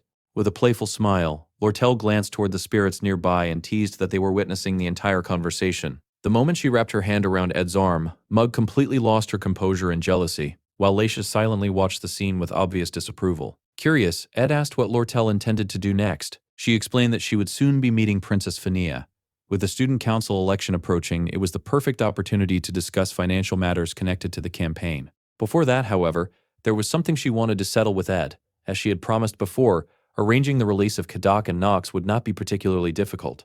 However, she had no intention of doing such a favor without receiving payment first. Ed looked at her in confusion and asked if she really expected payment in advance. Lortel simply smiled before asking a single question. Could she hug him? Caught completely off guard, Ed hesitated for a moment before taking a deep breath. Misunderstanding her intentions entirely, he stepped forward and pulled Lortel into a firm embrace against his bare chest. The unexpected gesture instantly turned Lortel bright red. She quickly pulled away, placing a hand against his chest while trying to steady herself. Completely confused, Ed asked what was wrong. Still flustered, Lortel muttered that attacking and defending were two completely different things. She admitted she had expected something entirely different and had never imagined he would respond so boldly. Trying to regain her composure, she suddenly noticed something else. Ed wasn't wearing a shirt. Embarrassed all over again, she reminded him that consent should always be considered. Ed innocently replied that he had simply done exactly what she asked. Unable to argue with that logic, Lortel sighed before leaning against him once more. Then she reminded him of the request she had made long ago. She wanted him to stand by her side, even if it happened only once. Ed quietly asked what she was planning. Lortel explained that she would soon find herself surrounded by enemies. When that day came, she wanted Ed to remain at her side, even if the entire academy turned against her. Not long afterward, Lortel arrived for her meeting with Princess Phinia. She wasted no time getting to the point. Her reason for coming was simple. She wanted to know why Phinia was hiding Tanya. Lortel recalled Ziggs mentioning that Tanya would most likely seek refuge with someone noble enough to protect her. Since no one had seen Tanya leave the academy grounds and she had last been spotted running toward the dormitories, Lortel concluded that the princess was the most likely person sheltering her. Phinia calmly asked why Lortel wanted to find Tanya. Although the princess tried to conceal her emotions, Lortel found her expression remarkably easy to read. She answered honestly. There were still unresolved matters between herself and Tanya. With her usual blunt honesty, Lortel admitted that she could be surprisingly petty and held grudges for a very long time. She explained that Tanya had a habit of pretending to be weak whenever facing someone stronger, yet acting arrogantly toward those she believed weaker than herself. Phinia disagreed. The Ruth Taylor family possessed influence so great that even the royal family treated them cautiously. Given that, she questioned whether Lortel was judging Tanya too quickly. Lortel simply shook her head. She never believed every member of the Ruth Taylor family deserved to be feared. After all, she herself controlled the economy of the entire island. From her perspective, Tanya was nowhere near powerful enough to intimidate her. She continued by explaining that if the princess truly intended to protect Tanya, the situation would become considerably more complicated. Fortunately, she had already prepared for exactly that possibility. Lortel then made a shocking declaration. She intended to run for president of Sylvania's student council. If she became student council president, she would possess the authority to summon Tanya in the council's name. At that point, even Princess Phinia would have no choice but to hand her over. Of course, that strategy would only succeed if Lortel gained more political influence than the princess herself. As things currently stood, she believed Phinia would not be able to hide Tanya for much longer. Later, Phinia explained the situation directly to Tanya. She informed her that Kadak and Nox had already been imprisoned, while Lortel controlled nearly every trade route across Arcane Island. On top of that, Lortel appeared deeply attached to Ed. Because of those circumstances, even without concrete evidence connecting Tanya to the murder, Lortel could still decide to treat her as guilty. Phinia admitted that the situation had become incredibly complicated. Tanya thanked the princess for being completely honest with her. Then Phinia asked the question that had been weighing on her mind. Had Tanya truly ordered Ed's death? Tanya immediately denied giving the order. However, through tears, she admitted she was ultimately responsible for everything that had happened. She explained that Kadak and Nox had come to the academy under the excuse of protecting her. The person who sent them was her father, Ruth Taylor. Tanya revealed that the only reason her father, a man who had never cared about Ed, suddenly took an interest in him was because she had written about her brother every single day. Sobbing uncontrollably, Tanya blamed herself for Ed's supposed death. No matter what happened next, she refused to let the truth remain buried. Phinia quietly asked what she planned to do. Tanya looked around the academy and reflected on everything her brother had accomplished there. This place, created to educate students, had completely transformed Ed's life. He had proven that anyone willing to fight could change themselves. Now it was her turn. If she wanted to survive, she had only one path left. She would uncover the truth behind Ed's murder. To accomplish that, she intended to become the next president of Sylvania's student council. Phinia warned her that the road ahead would be incredibly difficult. Tanya was already being suspected of participating in the murder of her own brother. Even so, Tanya refused to back down. For everyone who had helped her and for Ed, she could no longer remain the helpless girl she had been. Phinia smiled gently before asking if Tanya wanted her support. Surprised, Tanya asked whether the princess truly intended to help her. Phinia answered without hesitation. She also owed something to Ed Ruth Taylor, a debt she had never been able to repay. Elsewhere, inside one of the trading company's branch offices, Lortel's personal secretary, Liana, delivered the stack of documents she had requested. Unable to hide her concern, Liana asked whether Lortel truly intended to run for student council president. She explained that Tanya had officially entered the race and that Princess Phinia had publicly declared her support. Even more surprising, Tanya's approval ratings remained unexpectedly high despite the recent accusations surrounding her. Liana also worried about Lortel herself. She had been handling almost every responsibility alone while sacrificing countless nights of sleep. Could she really continue managing everything by herself? Lortel calmly told her to speak only when necessary. Immediately apologizing, Liana promised to prepare the remaining documents without further delay. With Ed's apparent death, the race for the presidency of Sylvania's student council had officially begun. Lortel quietly remarked that all of Liana's questions would soon answer themselves. From that point onward, every decision rested in her hands, and every passing second carried immeasurable importance. Meanwhile, Lucy remained confined inside Ophelia's dormitory. To distract herself, she focused intensely on balancing a pillow upright. After numerous attempts, she finally succeeded, only for it to fall over a second later. Sighing, she asked one of the maids how many days remained. The maid apologized and explained that the probation paperwork had only been approved the previous day. Because the Academy's administrative department processed documents painfully slowly, the official countdown had taken time to update. According to the paperwork, there were now 29 days remaining. Lucy quietly accepted the answer. Time, however, passed differently for everyone. She wasn't the only person trapped behind bars. Deep beneath the academy, inside the prison where Kadak and Nox were being held, the two men discussed everything that had happened. Kadak admitted that Duke Crepin's judgment might have been correct after all. Even without reaching his full potential, Ed had demonstrated astonishing adaptability and combat instincts. If he had survived, he could have become a genuine threat to the Ruth Taylor family. Nox agreed. In his opinion, Ed's danger wasn't limited to his own abilities. There was the spirit summoner who willingly sacrificed her magical sensitivity to save him. There was the powerful mage who sought revenge without hesitation. The people surrounding Ed possessed tremendous potential, proving that the disgraced heir had inspired loyalty no one could have predicted. Nox confessed that he had always wondered why the head of the Ruth Taylor family had ordered Ed's assassination. Now he finally believed he understood. If someone as talented as Ed had inherited the family while secretly opposing them, he could easily have pretended to be insane, escaped to Sylvania, and quietly built his own army. Eventually, Nox shook his head. Speculating about the past was pointless now. Just then, one of the prison guards unexpectedly stood up and spoke. He agreed that discussing the past served no purpose. What truly mattered now was escaping and reporting everything to Duke Crepin. Both prisoners stared at him in complete disbelief. The guard ordered them to remain quiet. There were people who would greatly benefit from helping them escape. Then he revealed his true identity. His name was Dune, and he was an undercover agent working for the LT Trading Guild. Meanwhile, Lucy continued lying silently in her room, thinking only about Ed. She asked Belle Maya how much time remained. Without hesitation, Belle answered precisely, 24 days and 3 hours. Lucy quietly asked to be killed. Belle gently refused. Unable to hold back her emotions, Lucy lowered her head and repeatedly whispered a single word, "Sorry." At that same time, near the academy dormitories, a mysterious young woman slowly walked across the grounds. She looked completely different from every other student. Her elegant appearance, radiant hair, and almost overwhelming aura caused everyone nearby to stop and stare. When Kylie approached to get a closer look, the mysterious girl disappeared before her eyes. Speaking softly to herself, the stranger observed that she resembled a student despite not wearing the academy's uniform. She admitted there was still much she didn't understand about the academy. This year she intended to learn everything she could. The mysterious girl decided that she would make the most of every single day at the academy. However, the moment she looked down at the newspaper in her hands, her enthusiasm quickly faded. She had believed that after reclaiming Pavilion Hall, she would soon be reunited with Miss Tanya. Instead, Tanya had disappeared. Even more surprising, the academy newspaper reported that Tanya had entered the race for student council president and would be competing directly against Lortel. But none of that compared to the headline that truly shocked her. Ed Ruth Taylor was dead. According to the report, the prime suspects were the servants of the very Ruth Taylor family that had already disowned him. As she stood there reading, memories of the lonely cabin during the winter snowstorm resurfaced. To her, that small cabin perfectly symbolized the lesson her senior had taught her about the true meaning of freedom.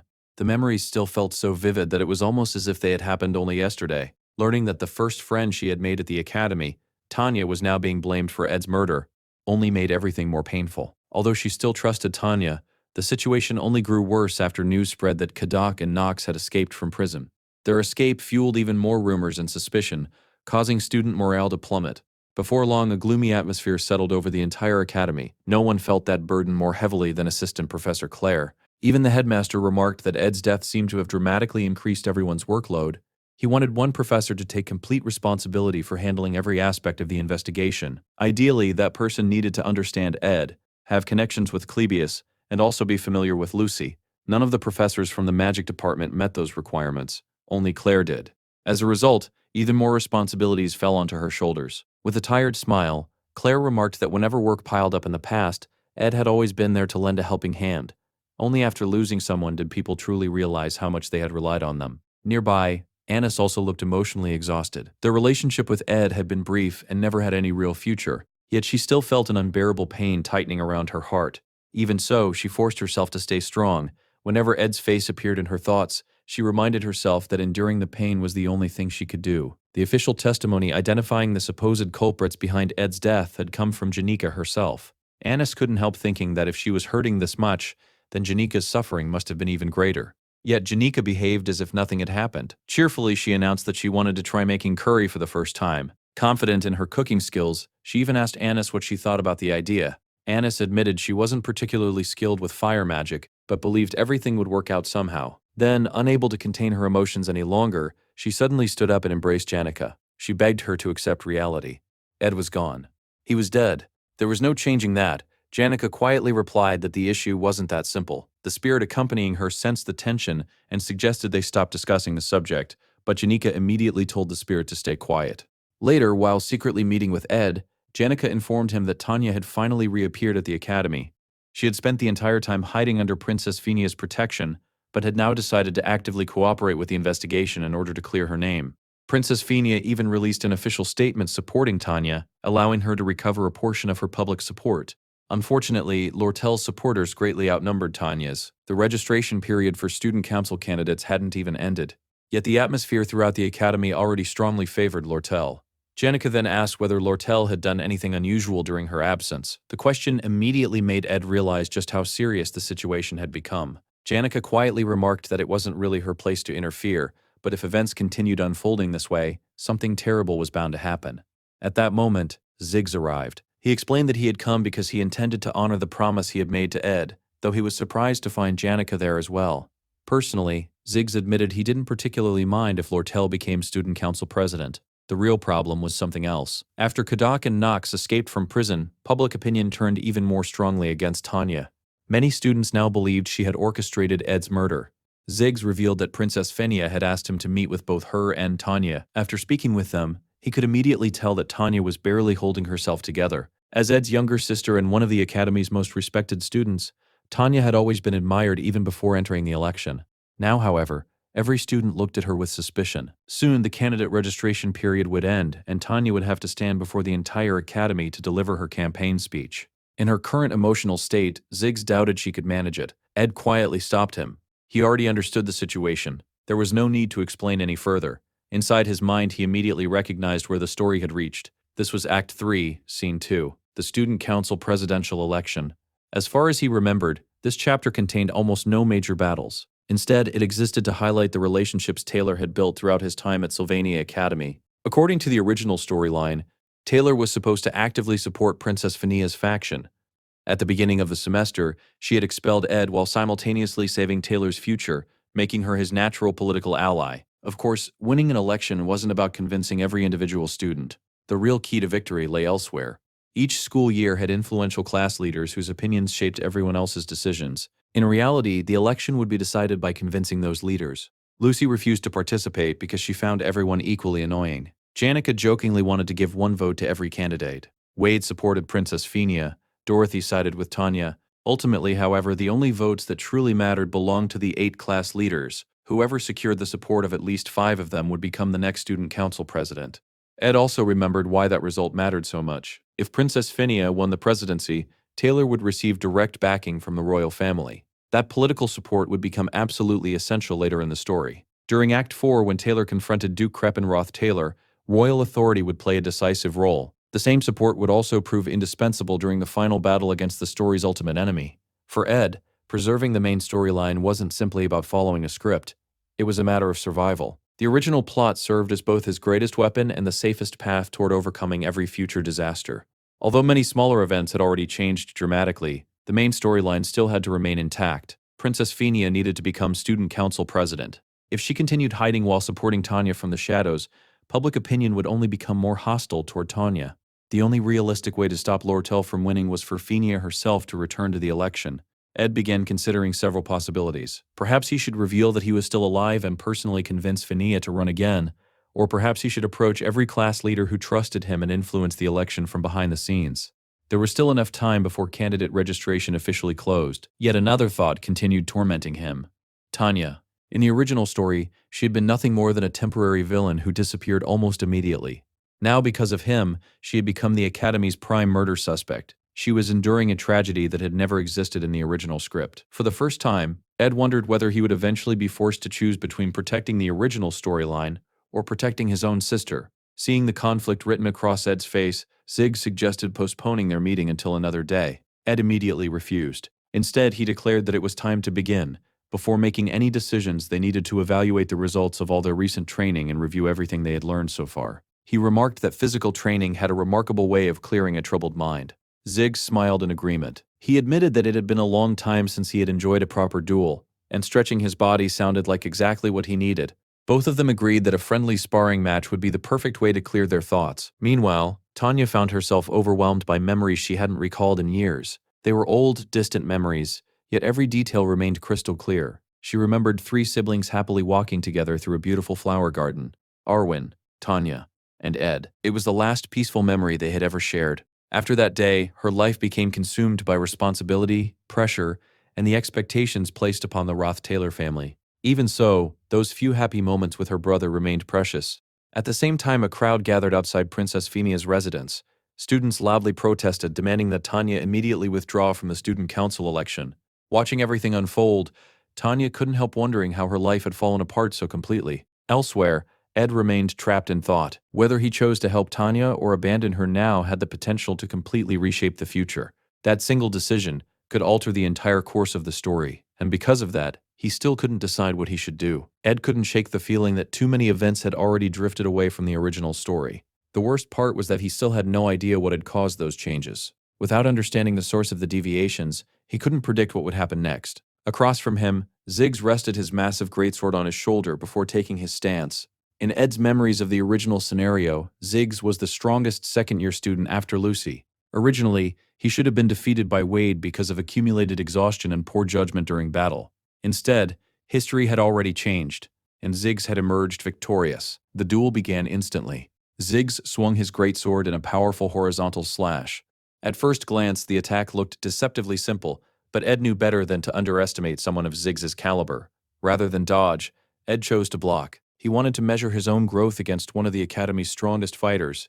A basic defensive spell materialized in front of him just as the sword collided with it, sending smoke and debris into the air. The moment the smoke obscured their vision, Ziggs vanished. Ed's eyes widened. His opponent's speed was unbelievable. Before he could understand how Ziggs had moved, the greatsword was already inches away from landing a devastating strike. Even Ziggs looked surprised that Ed had managed to evade the blow.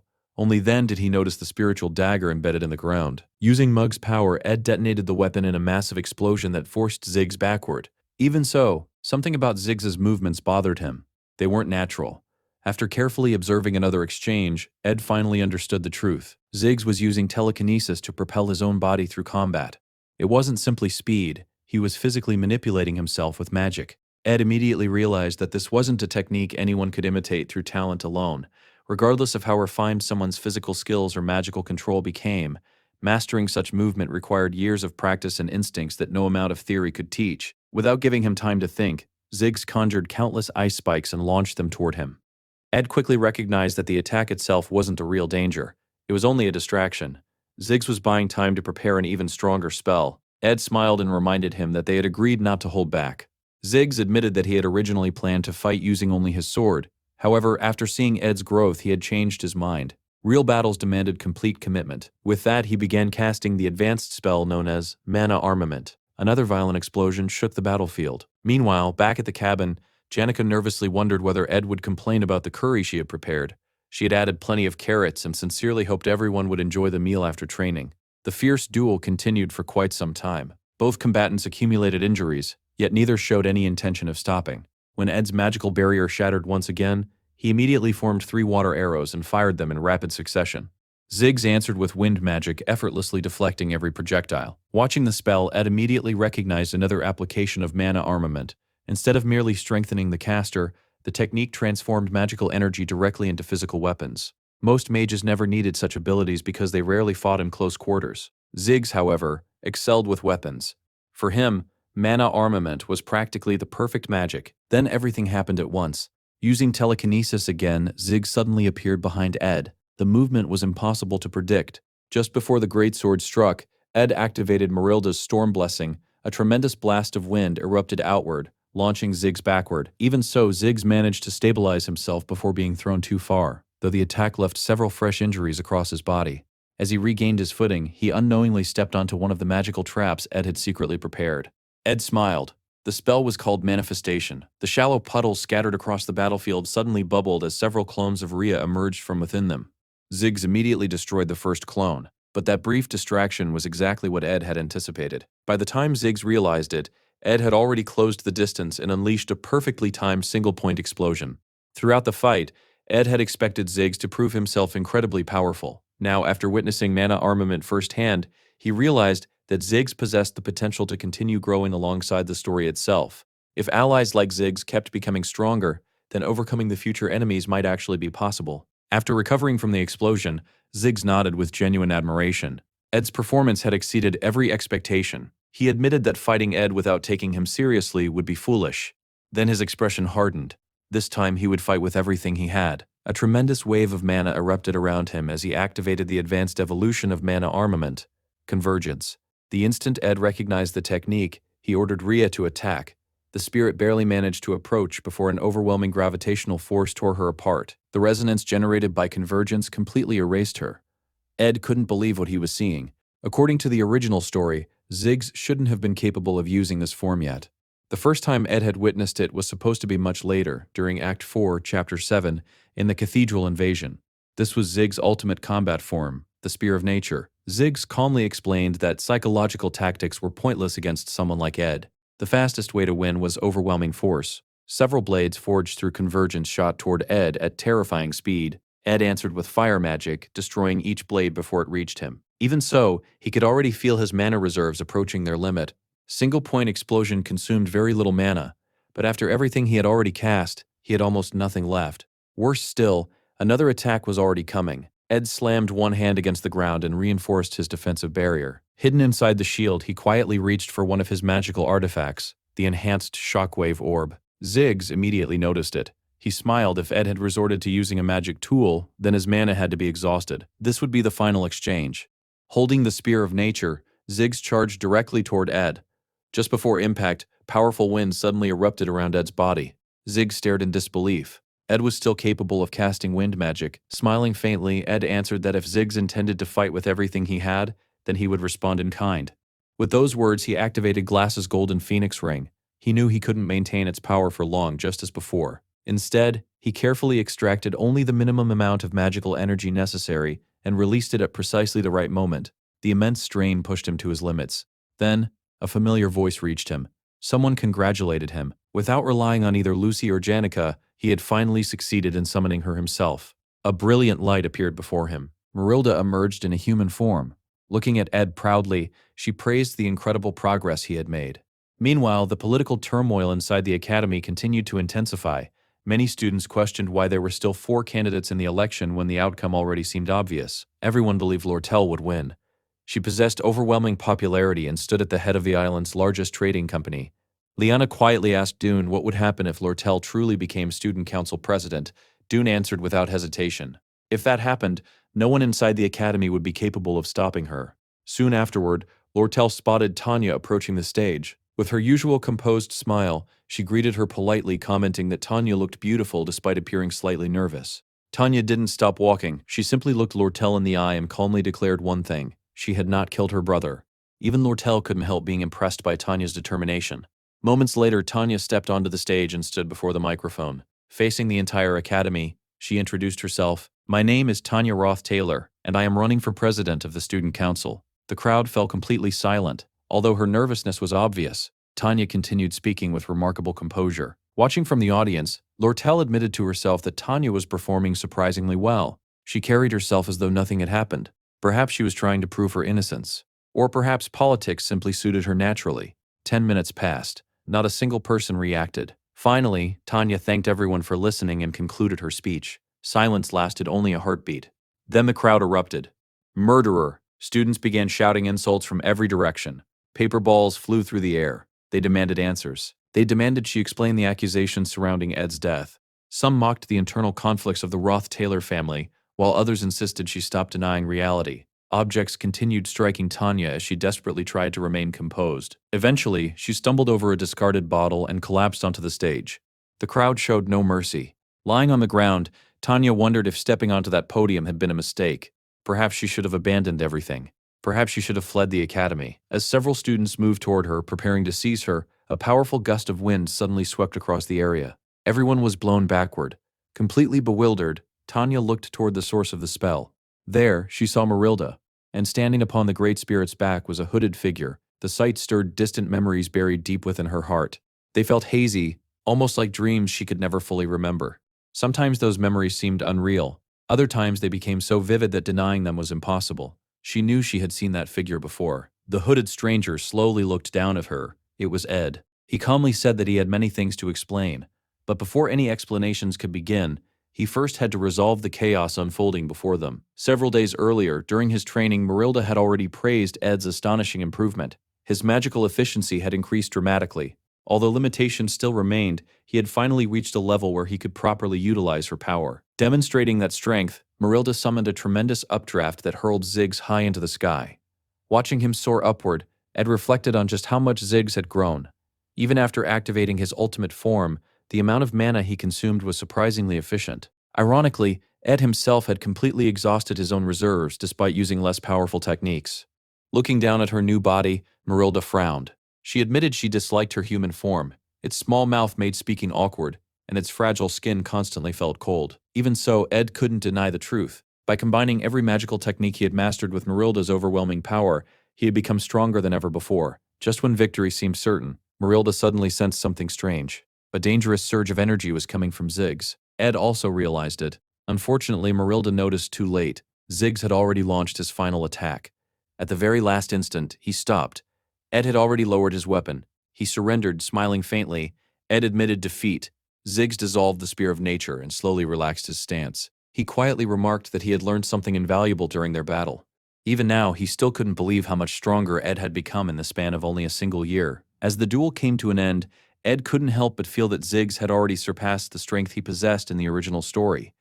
Perhaps his own memories had been wrong from the beginning, or perhaps the timeline had changed far more than he had realized. Looking at his exhausted opponent, Ed admitted that Ziggs had become incredibly strong. Ziggs simply smiled and replied that he would continue training whether Ed was around or not. Still, watching Ed grow stronger every single day had become one of his greatest motivations. The two of them sat down on the ground, battered and covered in wounds after their intense battle.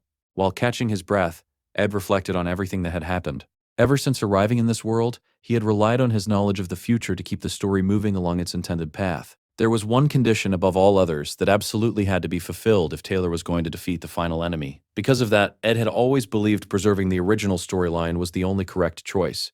However, despite his efforts, the plot had already become hopelessly distorted. Unexpected dangers kept appearing, and countless events unfolded differently from what he remembered. Somehow, he had still managed to guide the overall story in roughly the right direction. Yet every deviation reminded him of something terrifying. There were forces completely beyond his control. When he hesitated over whether he should save Tanya and later learned that Kadak and Nox had escaped from prison, Ed finally realized the truth. The original route he had been trying so desperately to preserve had already slipped through his fingers without him even noticing. From that moment on, he decided to stop obsessing over what he could no longer change. Instead, he would focus only on the things that remained within his control. Ziggs was destined to become one of Taylor's most important allies during the final battle. He needed to grow stronger. As insurance, Ed would continue becoming stronger as well. Most importantly, he had gained trustworthy companions willing to stand beside him.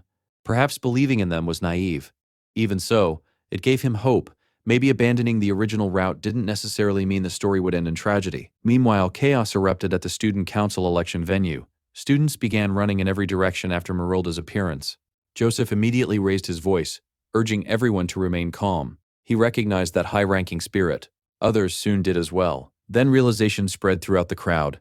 The person standing beside Marilda was Ruth Taylor. He was alive. Stepping confidently onto the stage, Ed accepted the microphone. He introduced himself simply as Ruth Taylor before making a clear declaration. Tanya Ruth Taylor had never murdered him. More than anything else, he had come to support his sister. His appearance instantly transformed the atmosphere. One after another, influential figures publicly declared their support for Tanya. Janica, the top-ranked third-year student, Lucy, the strongest second-year student, Princess Phinia of the Imperial family, Klebius, the combat department's top student, Alvera, the Academy's leading alchemist, Ziggs, Joseph, the highest-ranking first-year student of the magic department, and Wade, the Academy's best overall first-year student. Even before mentioning any of them, however, Ed stated something far more important. As Tanya's brother, he had always supported her. He wanted everyone to judge her fairly and allow her to present her vision as a candidate without prejudice. The moment those words left his mouth, Ed finally felt the enormous weight on his shoulders disappear. For the first time in a long while, he could breathe freely. Not long afterward, Ed found himself inside the administration building, answering yet another round of questions. An administrator summarized everything that had supposedly happened. Ed had been stabbed with a poisoned dagger. He had survived by using the Delheim hourglass. He had hidden alone inside a cave. Janica Failover had eventually rescued him. Then he had appeared at the election to save Tanya. Ed, looking like someone who hadn't slept in an entire month, quietly confirmed every point with a simple nod. Satisfied, the administrator informed him that this would be the final interrogation. At least, that was what Ed hoped. By then, he had already lost count of how many times he had been questioned. Once the number reached double digits, he had simply stopped keeping track. Unfortunately, he was summoned once again. This time, the Academy director personally requested to see him. After Ed entered the office, the director explained that he had carefully read every report concerning the incident. He acknowledged that Ed had endured an unimaginable ordeal. The director sincerely apologized on behalf of both the Academy and its security staff for failing to prevent the attack. Ed immediately shook his head. He insisted that none of it was their fault. Their enemies had planned the operation with extraordinary care. Even with perfect security measures, preventing such an incident would have been incredibly difficult. The director appreciated Ed's perspective. However, something still bothered him. The timing of every event felt strangely artificial. First, Kadak and Nox escaped from prison. Then Ed's death was announced. Only afterward did Ed suddenly reveal himself alive. It almost seemed as though someone had deliberately staged the entire sequence of events. The director made it clear that he had no intention of interfering in the internal affairs of the Ruth Taylor family. Nevertheless, everything occurring within Sylvania Academy had to be reported to the imperial family. The moment he officially informed them that Ed was alive, the Ruth Taylor family would inevitably learn the truth as well. Judging by Ed's expression, the director assumed that outcome was something he desperately wished to avoid. Ed quietly asked whether the report could be delayed. The director questioned why he should take such a risk. After a brief silence, Ed finally revealed the truth. The person trying to kill him was none other than his own father, Ruth Taylor. The director replied that events occurring outside the academy were not his concern. Even so, Ed explained that the Ruth Taylors were one of the Empire's pillar families. Rather than acting openly, they preferred to eliminate problems quietly without attracting attention. If allowed to continue, that secrecy could eventually threaten far more than just their own household. Before Ed could continue, the director changed the subject. He noted that Ed's academic performance had improved dramatically. His reputation among the students had also risen tremendously. Even Tanya had begun demonstrating remarkable talent. Among the upperclassmen especially, Ed had become widely respected. Looking directly at him, the director admitted that it almost felt as though Ed had become an entirely different person. Regardless of everything else, he made one thing absolutely clear. Sylvania Academy always protected its students. A talented student like Ed would always have the Academy's support. He promised to keep everything Ed had set in mind before making any official decisions. With that, he dismissed him. As Ed left the office, he realized the director had almost certainly understood the entire situation. Even so, he had deliberately chosen not to pry any further. Unfortunately, there was one thing that could no longer be hidden. The truth that Ed was alive would never remain confined within the academy. Later that day, Kylie, still serving under the name Clarice, informed visitors that Tanya's schedule had ended for the day. She also announced that no gifts would be accepted unless they had first undergone inspection. The messenger simply accepted the decision and left. Watching everything unfold, Ed felt relieved that events were finally beginning to settle down. Then Tanya appeared before him. She smiled, saying she had heard he had been summoned by the director. Ed congratulated her instead. From everything he had heard, her victory in the student council election was practically guaranteed. Tanya smiled modestly. She insisted it was still too early to celebrate. Even though her innocence had been publicly acknowledged, she couldn't afford to lower her guard. Ed reflected on how dramatically public opinion had shifted. Once his survival became known, most students abandoned their suspicions and began supporting Tanya. However, that alone wasn't what secured her victory. The true turning point had been Lortel's sudden downfall. By deliberately transforming the election into a direct rivalry between herself and Tanya, Lortel had caused every other candidate to disappear from public attention. Eventually, the race became a head-to-head contest. Then, just as both candidates' approval ratings reached nearly identical levels, shocking news spread throughout the academy. Lortel had supposedly been exposed for embezzling funds and abusing her authority. The scandal forced her to resign from the election immediately. With her departure, nearly all remaining support naturally shifted toward Tanya. Looking at Ed, Tanya admitted they had barely spoken recently. His endless interrogations and her campaign responsibilities had kept them constantly occupied. She believed they would have many opportunities to talk in the future. Still, there was something she wanted to say now. From the bottom of her heart, she thanked him once again. Ed laughed softly. He reminded her that she had already thanked him before. In fact, she had cried the entire time. Tanya smiled and gently shook her head. This time was different. There was a question she had been wanting to ask ever since the election. When he appeared on that stage, when he publicly defended her before everyone, he hadn't needed to go that far. There had been no obligation, yet he had still done it. To Tanya, it felt as though he simply couldn't bear watching such an injustice continue. She quietly asked if she was right. Before she could finish speaking, Ed interrupted her. She was absolutely right. No matter what happened, they were family. And he would always stand beside her. Those simple words filled Tanya with genuine happiness. Now that she had become student council president, she promised to work for the benefit of every student. She admitted she would probably still make mistakes because she was only human, but she also made Ed another promise. If anything ever happened to him, she would help him however she could. Watching his sister walk away with a bright smile, Ed couldn't help smiling as well. Then another familiar voice reached him. Lortel had been standing nearby the entire time. With a teasing smile, she remarked that his line about family had been surprisingly touching. Embarrassed, Ed immediately asked how long she had been listening. Lortel calmly admitted she had arrived just in time to hear that very sentence. Changing the subject, Ed asked whether she was all right after the recent scandal. To his surprise, Lortel simply smiled. Everything was proceeding exactly according to her plan. The scandal involving embezzlement and abuse of authority, the event that destroyed her own candidacy, had been orchestrated by Lortel herself.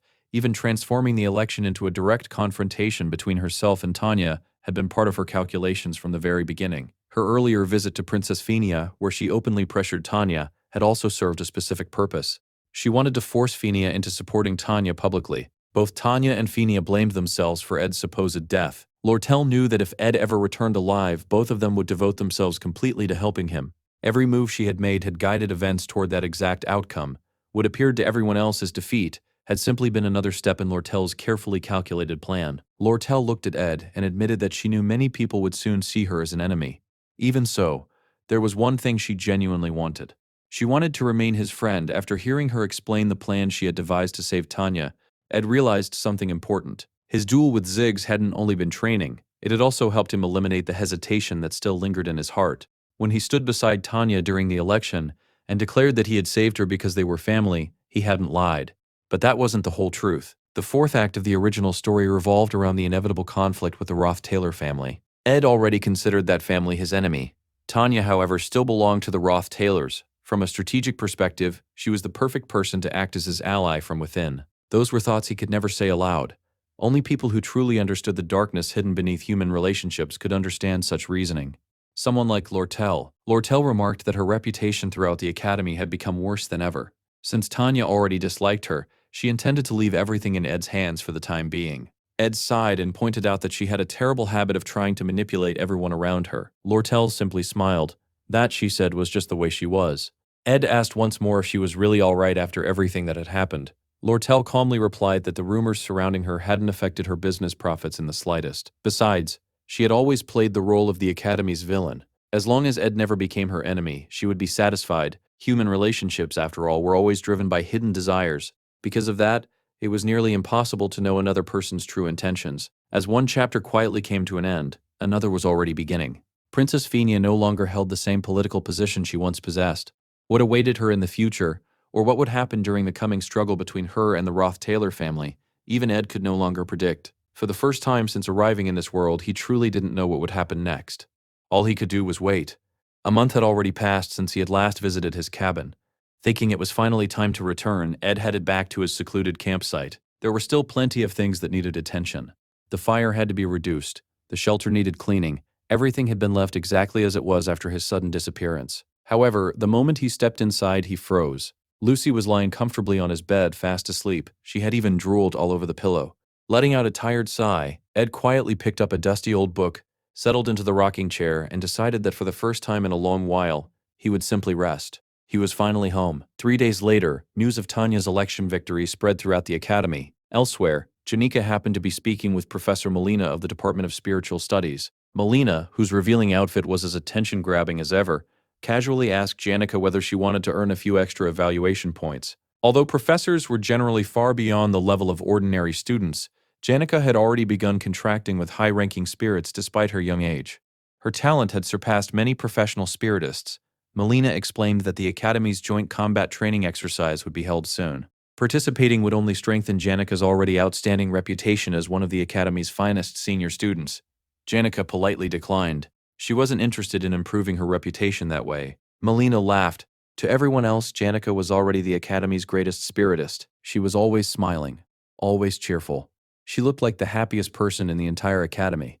Then, without warning, Melina casually remarked that she already knew Janika was dating Ed. Janika stared at her in complete confusion. She had absolutely no idea what Melina was talking about. Melina only smiled wider. There was no point pretending anymore. Everyone had already noticed.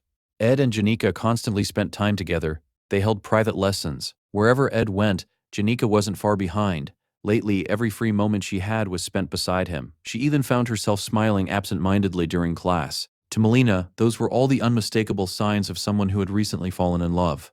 Embarrassed, Janika begged her not to tease her about such things. Melina replied that the funniest part was that Janika herself hadn't noticed. The entire academy already believed she and Ed Ruth Taylor were a couple. Far away from Sylvania Academy, east of the Esparta region, beyond a journey requiring 3 days and 3 nights on horseback, lay a remote mountain range known as the Poulon Highlands. Deep within those mountains, following the Poulon River, rested a tiny farming village called Torin. Fewer than 300 people lived there. It was the place where Janika Failover had been born. From before she could even speak or crawl, Janika had possessed the extraordinary ability to communicate with spirits. Everyone in the village recognized her as a once-in-a-generation prodigy. She became the village's greatest pride. Occasionally, travelers passed through Torin, Among them was a young postman whom Janica remembered especially well. Unlike everyone else, he always spoke to her with formal, respectful language. Since nearly all the village's younger residents had moved away over the years, Janica remained one of the few children left behind. She was loved and cherished by everyone. Being addressed so formally felt strangely unfamiliar. As time passed, however, the postman gradually became more comfortable around her.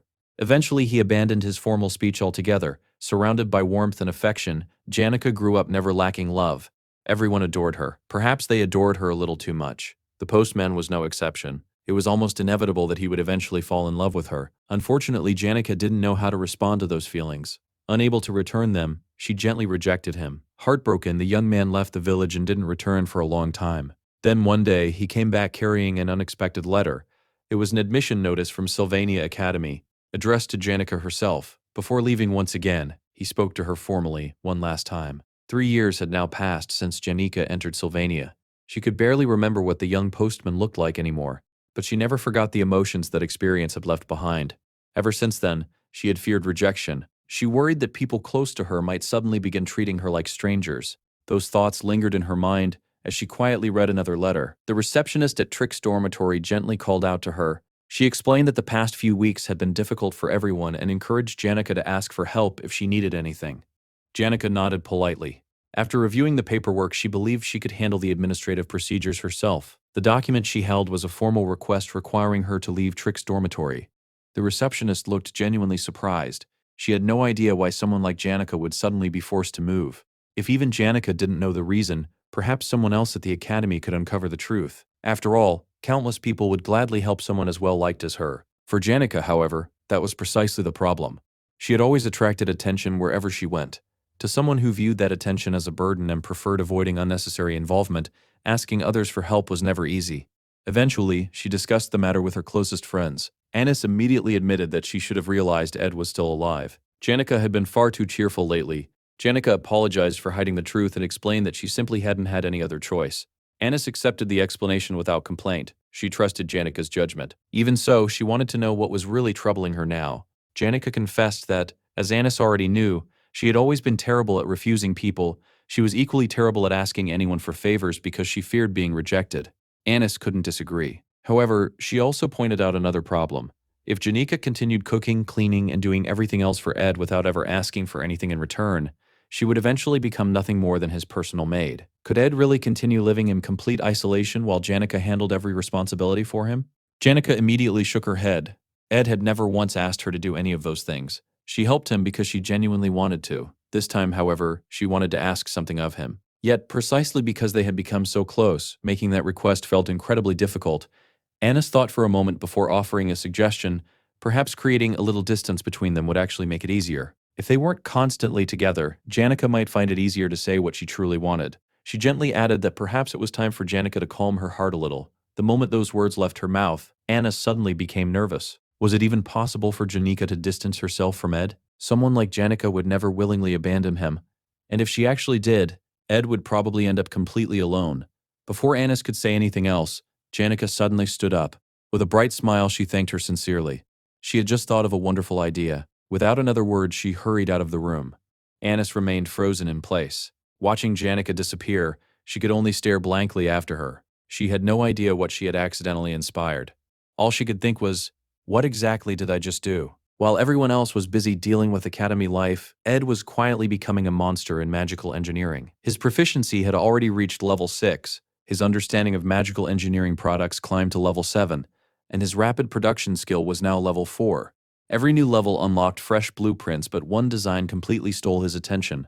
It was the thunderstruck Millennial Scepter. The weapon itself was ridiculously powerful, a high-rarity artifact with a surprisingly simple crafting formula.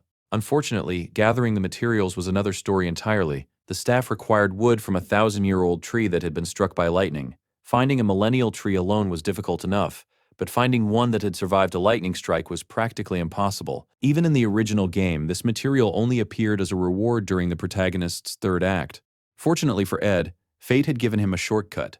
There was already a 1,000-year-old tree inside the forest. The bad news? It was Marilda's sacred guardian tree. And even if he obtained a branch, he still had the impossible problem of somehow making lightning strike it. While thinking about this ridiculous obstacle, Ed looked over at Lucy, who was peacefully sleeping in a hammock on the rooftop. He walked over and woke her up, accidentally leaning so close to her face that she nearly had a heart attack. With a startled scream, Lucy instantly shot up the nearest tree like a frightened cat. Ed blinked in confusion. "This isn't even the first time I've woken you up like this," he said. "Why are you so surprised?" Realizing he had genuinely scared her, he apologized. Lucy calmed herself down and said it was fine before asking what he wanted. Ed shrugged. "It isn't urgent. We can talk later. Besides, it's almost time for you to leave." Not long afterward, Janica finally arrived. Ed noticed she was around 10 minutes late. Janica admitted it herself, but Ed wasn't upset.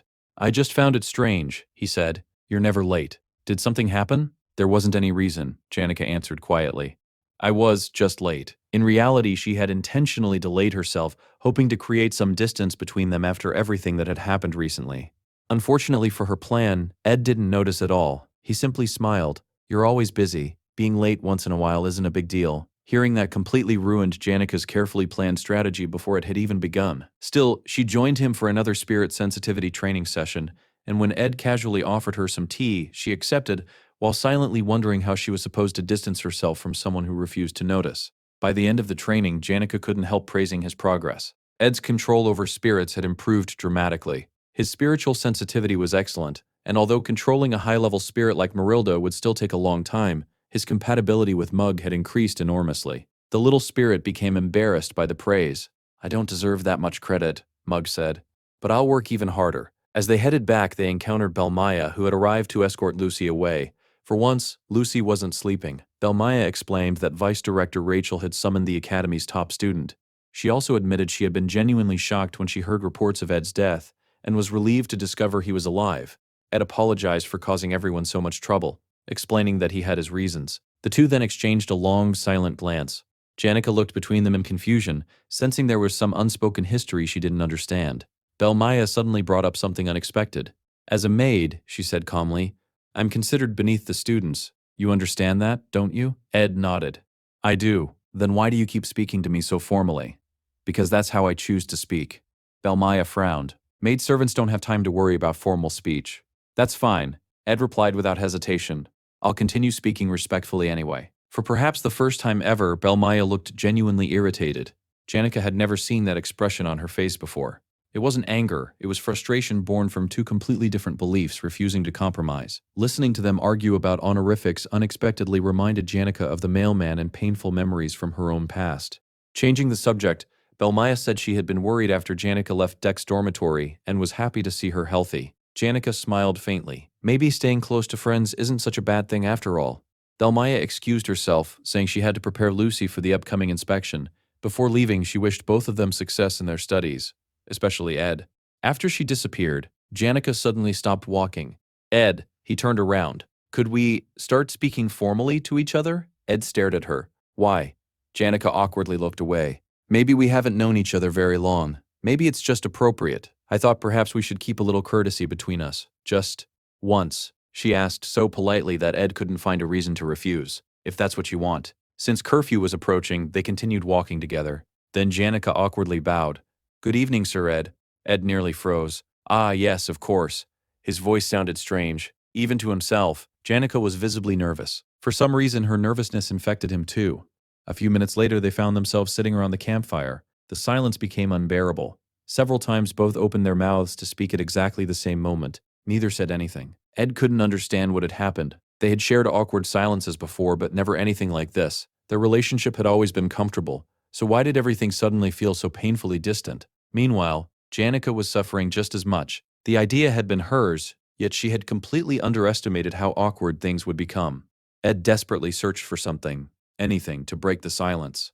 Before he could think of a topic, Janica's face turned bright red. She jumped to her feet. She gave him another formal bow.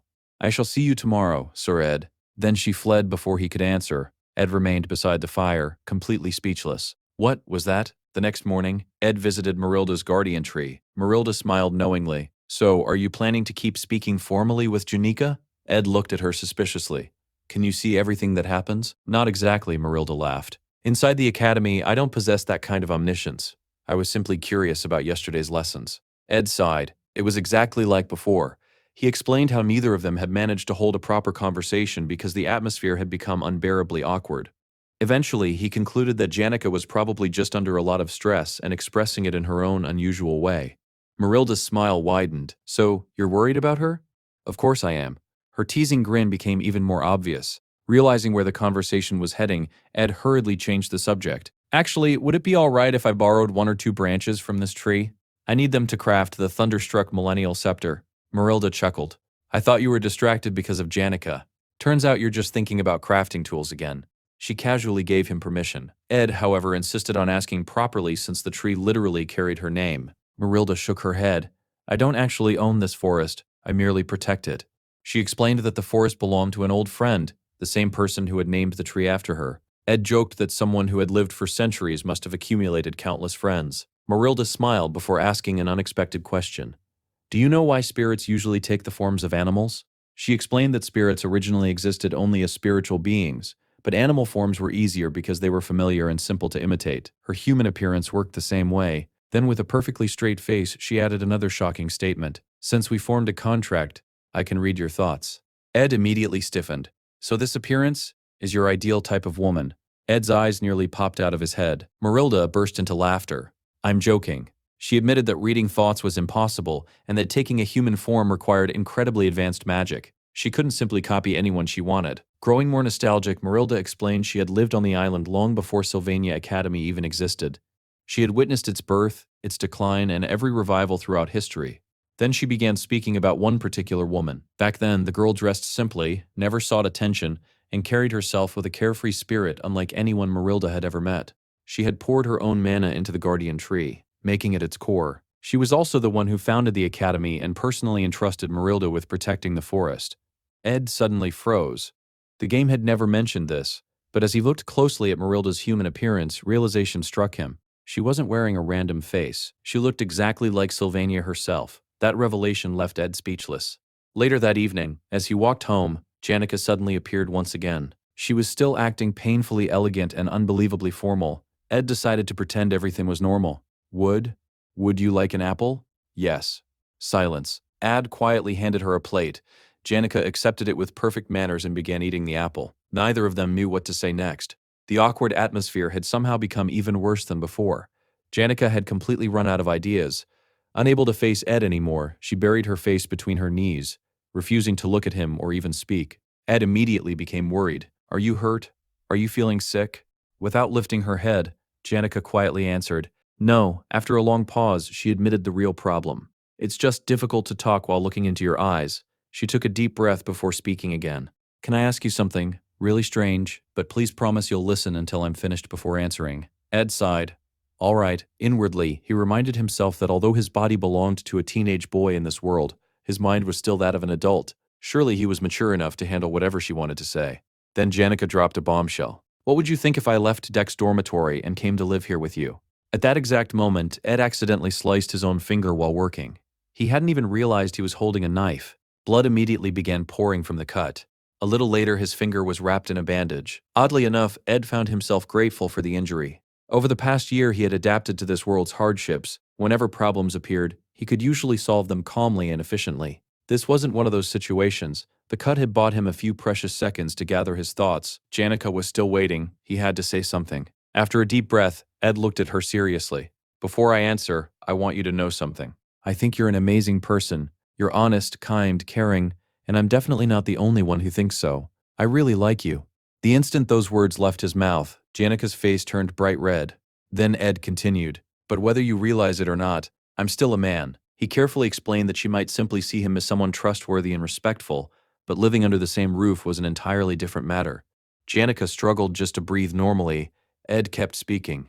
You're beautiful. You have a natural charm. I don't know what might happen if we lived together. Then he awkwardly added something even more embarrassing.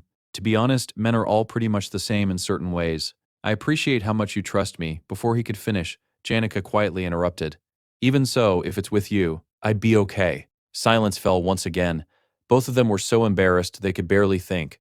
Ed realized they had been walking a tightrope for quite some time now, neither of them understanding exactly what kind of relationship they shared. Unable to process everything, he silently stood up and walked a few steps away. The strange request from yesterday, asking to speak formally, had already left him confused. He had thought the exhausting student council election was finally over and life would return to normal. Instead, Janica suddenly appeared with an even bigger emotional problem.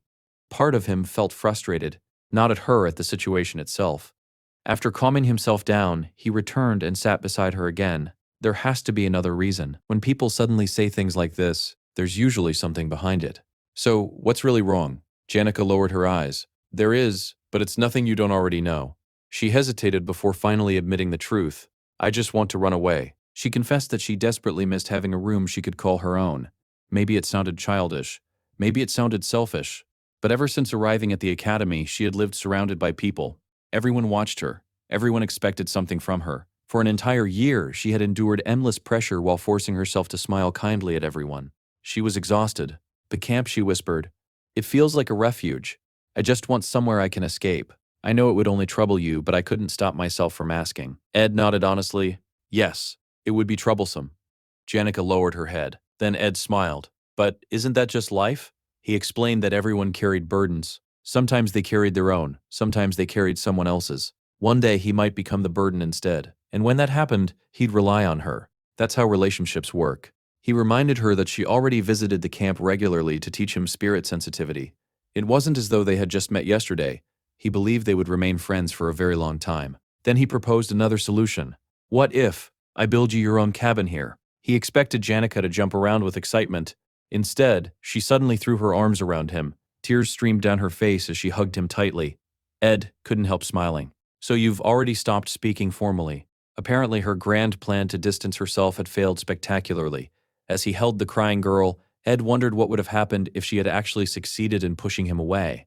Would they have drifted apart? Probably not. Janica was the kind of person who always reached out first whenever someone needed help. And now that she was the one crying and asking for support, there was no way he could ignore her. He would always be there whenever she needed someone to lean on. The following morning, reality finally caught up with him. Offering someone a cabin was one thing. Actually building it was another. He still had classes, upcoming exams, and needed to craft the thunderstruck millennial staff. He had already accepted that sleep was probably no longer part of his schedule. Then, boom, the entire camp shook. Ed rushed outside and found Tarkan waiting for him. Finally awake? Tarkan grinned. I should warn you, I'm terrible at building cabins. Behind him, dozens of spirits were already carrying logs, stones, and construction materials all over the camp. Tarkan yawned. You look tired. I am too. There was a huge spirit party last night. I drank until morning. But since this is for Janica, we'll get it done. He proudly pointed toward an empty area opposite Ed's cabin. That's where hers will be. Nothing's more romantic than opening your front door every morning and immediately seeing each other. Ed had absolutely no response to that. At that moment, Mug landed on his shoulder. I've already organized the work. Based on the strength of the lower-ranked spirits, proper rotations, meal breaks, and rest periods, we'll finish in 10 days. Tarkan looked horrified. 10 days? In my generation, spirits worked for 3 straight days without resting. We'd spend weeks building in the mountains and still be ready to fight the next morning. He folded his arms. How do today's spirits expect to become intermediate rank if they're taking coffee breaks? Mug immediately adjusted the schedule. Then we can do it in 1 week. Tarkan snorted. We're starting today. Determined not to lose, Moog shouted again. 5 days. Ed blinked. Really?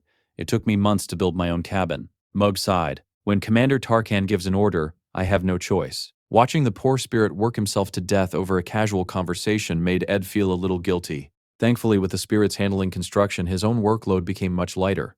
That meant he could finally focus on something important. Crafting the thunderstruck millennial staff. Janica had helped him countless times. Simply giving her land for a cabin didn't feel like enough. Even if she already owned several staffs gifted by family and friends, even if she never actually used one like this, he still wanted to create something with his own hands. A gift made with genuine gratitude. That night, Lucy found herself unable to sleep. The constant noise from the construction certainly wasn't helping. But that wasn't the real reason. The real problem was Janica. Every time Janica saw her, she practically sparkled with happiness. For some reason, that innocent smile irritated Lucy far more than it should. The two girls had already clashed once after the previous battle. Neither of them was particularly good at expressing their feelings. Neither intended to lose. Then Janica proudly declared, I'm going to live here with Ed. The moment Lucy heard those words, her mood instantly sank. Meanwhile, completely unaware of the brewing rivalry, Ed headed toward the academy with a piece of dried meat hanging from his mouth while carrying a stack of elemental magic books. He needed stronger attack spells. His explosion magic was reliable, but it lacked the overwhelming destructive power he needed. He remembered Zig's advice before their duel. If you can't outsmart your enemy, overwhelm them. Unfortunately, overwhelming power was exactly what Ed lacked. As he walked through campus, a beautiful melody suddenly reached his ears. He stopped. The music came from Adele, the Academy's traveling bard. Ed was genuinely surprised. Although Adele had been introduced back in the first act as one of Taylor's companions, she rarely appeared in the original story and had almost no interaction with him. Yet today, she smiled first. Busy as always? Ed couldn't help wondering why she had started talking to him. Adele explained that she had heard a great deal about him from both Taylor and Alia. Apparently, both of them had rather complicated feelings toward Ed. Ed replied that it wasn't really his concern. Still, his curiosity had definitely been awakened. He had also heard that Taylor was growing stronger exactly as the original story intended. As the protagonist, overcoming the next act should be easy for him. Seeing Ed's interest, Adele smiled warmly. Would you like to hear a song? After all, she wasn't just any musician. She was one of the continent's most famous bards, a traveler whose music had reached countless lands before temporarily settling at Sylvania Academy. Ed adjusted the heavy stack of books in his arms and shook his head. I'm in a hurry. Adele smiled with disappointment. That's a shame. Just as Ed was about to leave, she calmly spoke a sentence that stopped him in his tracks.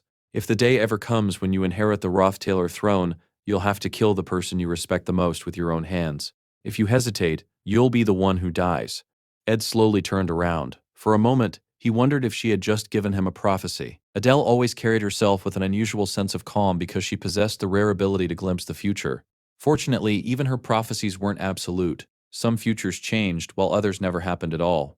That thought comforted Ed a little. Still, he couldn't completely ignore her warning. After all, he also knew fragments of the future. And according to the original story, Adele herself wasn't destined to survive the third act. Leaving those unsettling thoughts behind, Ed returned to another problem. He wanted to craft two thunderstruck millennial staffs, one for himself and another for Janica. The staff was perfectly suited for spirit magic. The only issue was charging the millennium wood with lightning. There was exactly one person capable of doing it, Lucy. Unfortunately, Lucy wasn't cooperating. I'll only do one. Ed blinked. But you'll be casting the same spell anyway. I said one. Seeing how stubborn she was, Ed finally gave up. Fine, I'll just make one. I'll give it to Janica. She's the one who'll get the best use out of it. The instant those words left his mouth, Lucy's eyes narrowed. Forget it. I'll make both. But you're coming somewhere with me. Without waiting for an answer, she grabbed Ed and dragged him away. As they traveled, Lucy began telling him about the greatest mage in history. Her grandfather, Archmage Glocht. No matter the field, Glocht was considered an unparalleled genius. Elemental magic, monster ecology, herbology, managed control, spirit studies, sensitivity theory. He mastered them all. His overwhelming knowledge eventually earned him contracts with two high spirits simultaneously. Teorphis, the spirit of water. After retiring from active life, Glocht devoted everything he owned to educating future generations. He invested nearly his entire fortune into schools, research, and magical education. He barely spent money on himself. In many ways, Sylvania Academy only existed in its current form because Glocht had poured his life savings into it. While Lucy continued leading Ed farther away, she revealed another chapter of the old mage's life. After leaving society behind, Glocht secluded himself deep within the mountains. There he found an abandoned child living alone. That child was Lucy. What shocked even Glocht was the girl's unbelievable magical talent. She wasn't merely gifted. She was a once-in-history genius. Believing humanity couldn't afford to lose someone like her, the legendary archmage dedicated the remainder of his life to polishing that rough diamond. He became her teacher, her guardian, her family. Throughout his adventures, Glocht had written countless books filled with heroic tales and magical discoveries. But his final letter was completely different. In it, he confessed that he had once married the woman he loved. She died while helping him subdue Teorphis. One by one, every companion who had traveled beside him eventually passed away, until only Glocht remained. The people around him admired his fame, but none of them truly understood his life. Perhaps that loneliness was why he chose isolation. Yet, there was one final person beside him, someone who would inherit both his knowledge and his will, Lucy. According to her, that alone allowed the old man to die without regrets. That's where my grandfather's story ended, and where mine began.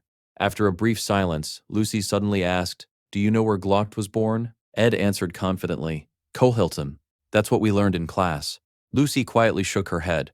"The books are wrong. He only spent his youth there. His real birthplace was Arcane Island." She admitted she never understood why the place mattered so much. Every time Glocht spoke about Arcane, however, his expression became heavy with worry. Even on his deathbed, his thoughts never left that island. Lucy sighed. He was a stubborn old fool. No matter where life took him, his heart always stayed in Arcane. Then she began telling Ed about the journey she never spoke of. After Glock died, young Lucy was completely alone. She gently covered his body with a blanket, bound the coffin securely, then continuously maintained an ice spell to preserve his remains. Most mages would collapse after maintaining such magic for a single hour. Lucy sustained it for 3 months. Alone, she carried Glock's coffin across nearly the entire continent, from the frozen Ramelin Mountains, through endless forests, across the great lake of Ica, past the alchemical city of Creta, the plains of Malin, the Holy City, the Cloel Empire, Teldonale County, Oldek, Alwolini, East Lenny, Sale, the Duchy of Ruth Taylor, Fetter, Tees, until finally reaching the Mecca's bridges connecting the mainland to the Arcane Islands. For the entire journey, she never allowed the ice magic to disappear. By the time she arrived, her body was barely capable of moving. The trip had taken 3 months, including an entire week spent lost while searching for the exact burial site. Eventually, Lucy led Ed to a quiet place on Arcane Island. This is where Grandfather's journey ended. According to Glock's own records, this was the place where he and the great sage had once exchanged knowledge, theories, and magical discoveries. Then Lucy showed him something hidden there, a single book, Introduction to Spectral Magic, written by Glock Eldervin. It wasn't just another magic textbook. It was Glock's final masterpiece, his travel diary through the southern continent, his ultimate research into spectral magic. In the original game, that book sold for 7,000 gold. Even then, its true value couldn't be measured. It was quite literally priceless. Lucy quietly placed it into Ed's hands. You should have it. I've already memorized every word. She remembered everything her grandfather had ever taught her. Even though she hadn't lived the life Glock dreamed she would, she still intended to fulfill her promise. If danger ever threatened Sylvania Academy, she would protect it, no matter the cost. She knew the story wasn't cheerful. She also knew dragging Ed all the way there had been troublesome. Still, she wanted him to understand. Even after burying Glock, she had never escaped his shadow. She had become the Academy's eternal guardian, sometimes driven by duty, sometimes simply because she didn't know any other way to live. Ed quietly realized, perhaps once she fulfilled that final promise, Lucy would finally be free to begin living for herself. For once, neither of them spoke. They simply sat beside the ocean, listening to the waves, feeling the gentle breeze. It wasn't cold, it wasn't warm, just peaceful. Ed decided being lazy together wasn't such a bad way to spend the day. A few days later, Janika's cabin was complete. She stared at the finished house in disbelief. I didn't think it would be built this quickly. Every spirit involved looked completely exhausted. Mug could barely remain standing. He tried introducing himself properly, but he was so tired that his words barely came out. Janika immediately felt guilty. You didn't have to work so hard. Mug weakly pointed toward Tarkin. It was his fault. Then, correcting himself, he sighed. Well, I guess I agreed to it. He happily announced that the construction crew could finally return and advance to the next spirit rank before getting some much-needed rest. Janika thanked every single one of them. She reminded herself they weren't dying. They were simply returning after their summons ended. Once everyone left, Janika excitedly wrote a single word across the ground: cohabitation. She couldn't stop smiling. She would finally live beside Ed. Then Ed's cabin door opened. Lucy stepped outside, still half asleep. She looked at the word written on the ground. Cohabitation. After thinking for a moment, she innocently muttered, sleeping together sounds better. In her own mind, she had somehow declared victory. Meanwhile, he successfully reached level 1 in magic manifestation. Even Marilda looked impressed. You failed again? She tilted her head. It already looks incredibly difficult. Can you really maintain mana flow with this type of magic? Ed honestly admitted he wasn't sure, but I'll never know unless I try. Lucy had just woken up. She casually explained that aspectual magic wasn't something people memorized. It had to be understood. Magic existed through both theory and instinct. With enough practice, Ed would eventually begin feeling its flow naturally. To demonstrate, Lucy effortlessly manipulated several nearby objects without touching them. Ed smiled. You're amazing. Without thinking, he gently patted her head. Lucy's entire face instantly turned bright red. You really are a genius. Then he added something she probably appreciated even more. But I know how much effort you put into becoming one. Ed realized something important. Aside from Lucy, nobody even knew Glock had left behind a book about spectral magic. The discipline itself had never appeared anywhere in the original game. It was a terrifying field capable of manipulating space, time, even the human mind. Naturally, such power came at an equally terrifying cost. Very few people could even begin understanding it. Lucy herself had learned everything purely through intuition. That was why teaching it to someone else proved so difficult.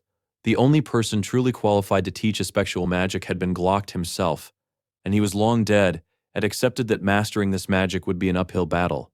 Just then, a loud voice suddenly echoed through the camp. Ed, So you really are with another woman? The voice paused. Well, I suppose that's normal. You're a healthy young man. Before Ed could respond, Zig immediately shouted, For heaven's sake! At this rate you're going straight to hell. Ed quickly dismissed Marilda's summon. As she disappeared, she complained, I wasn't even finished reading that book. Realizing his mistake, Zig scratched his head awkwardly. Oh, I thought it was an actual woman. I jumped to conclusions. Ed sighed, So why are you here? Zig pointed toward a massive pile of books. You asked for old magic books that the Academy was throwing away. Ed's eyes lit up. He thanked Zig and asked him to pass his gratitude to Elka as well. Since he had decided to relearn magic from the very beginning, having his own library would save him from constantly borrowing books. Zig grinned mischievously. I carried all these books here for you, so I expect something in return. After unloading the pile of books, Ed insisted on repaying Zig for carrying them all the way to the camp. Zig waved his hand. There's no need. But Ed refused to let it go. Seeing that Ed wouldn't back down, Zig finally sighed. Actually, there is something. He explained that he had recently joined Tanya's student council. After everything that happened during the previous incident, Tanya trusted him completely. She wanted to surround herself only with capable and reliable people. So, Zig asked with a grin, would her older brother be interested in joining too? Ed looked at him suspiciously. Is the student council really that desperate for members? Not exactly. Zig shook his head. This is the first time in Sylvania Academy's history that a first-year student has become student council president. She wants to build the strongest cabinet the Academy has ever seen. He began listing the members Tanya had already recruited, a talented third year from Carrillo County, the top fourth-year student from the Dex course. In the future, she also planned to recruit Joseph, the best first-year student in the College of Magic, Annis, the Academy's top third-year assistant, Dorothy, the strongest fourth-year alchemy student, and finally, Ed Ruth Taylor. Only the Academy's most talented people had received invitations. Zig looked at him expectantly. So? Are you really going to refuse? He couldn't help pointing out the obvious. You study magical engineering? You train spirit magic? You work on your physical strength? You live alone in the middle of a forest? You study every day. And now you're learning an entirely new branch of magic.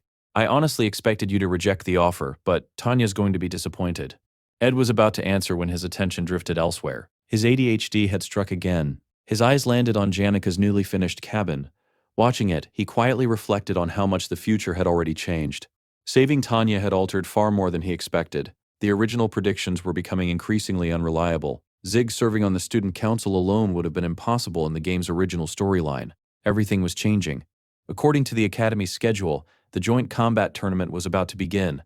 It was the biggest event of the third arc of the Failed Swordsman of Sylvania. It also marked the climax of Chapter 3, and remembered the event all too well. Originally, the Academy's top first-year alchemy student Cloud lost the championship match. Unable to accept defeat, he consumed the forbidden drug known as the blood of the evil god. The incident ended in tragedy. It was one of the darkest moments in the original story. But now nothing was following the script anymore. Ed had absolutely no idea what would happen next. Meanwhile, far from the Academy, an enormous carriage slowly rolled across the road. Calling it a carriage almost felt insulting. It looked more like a palace on wheels. Countless mages had spent the entire previous night casting weight reduction spells just to make it movable. Its military escort rivaled the strength of an entire army. People throughout the Holy City had even given it a nickname, the Traveling Palace.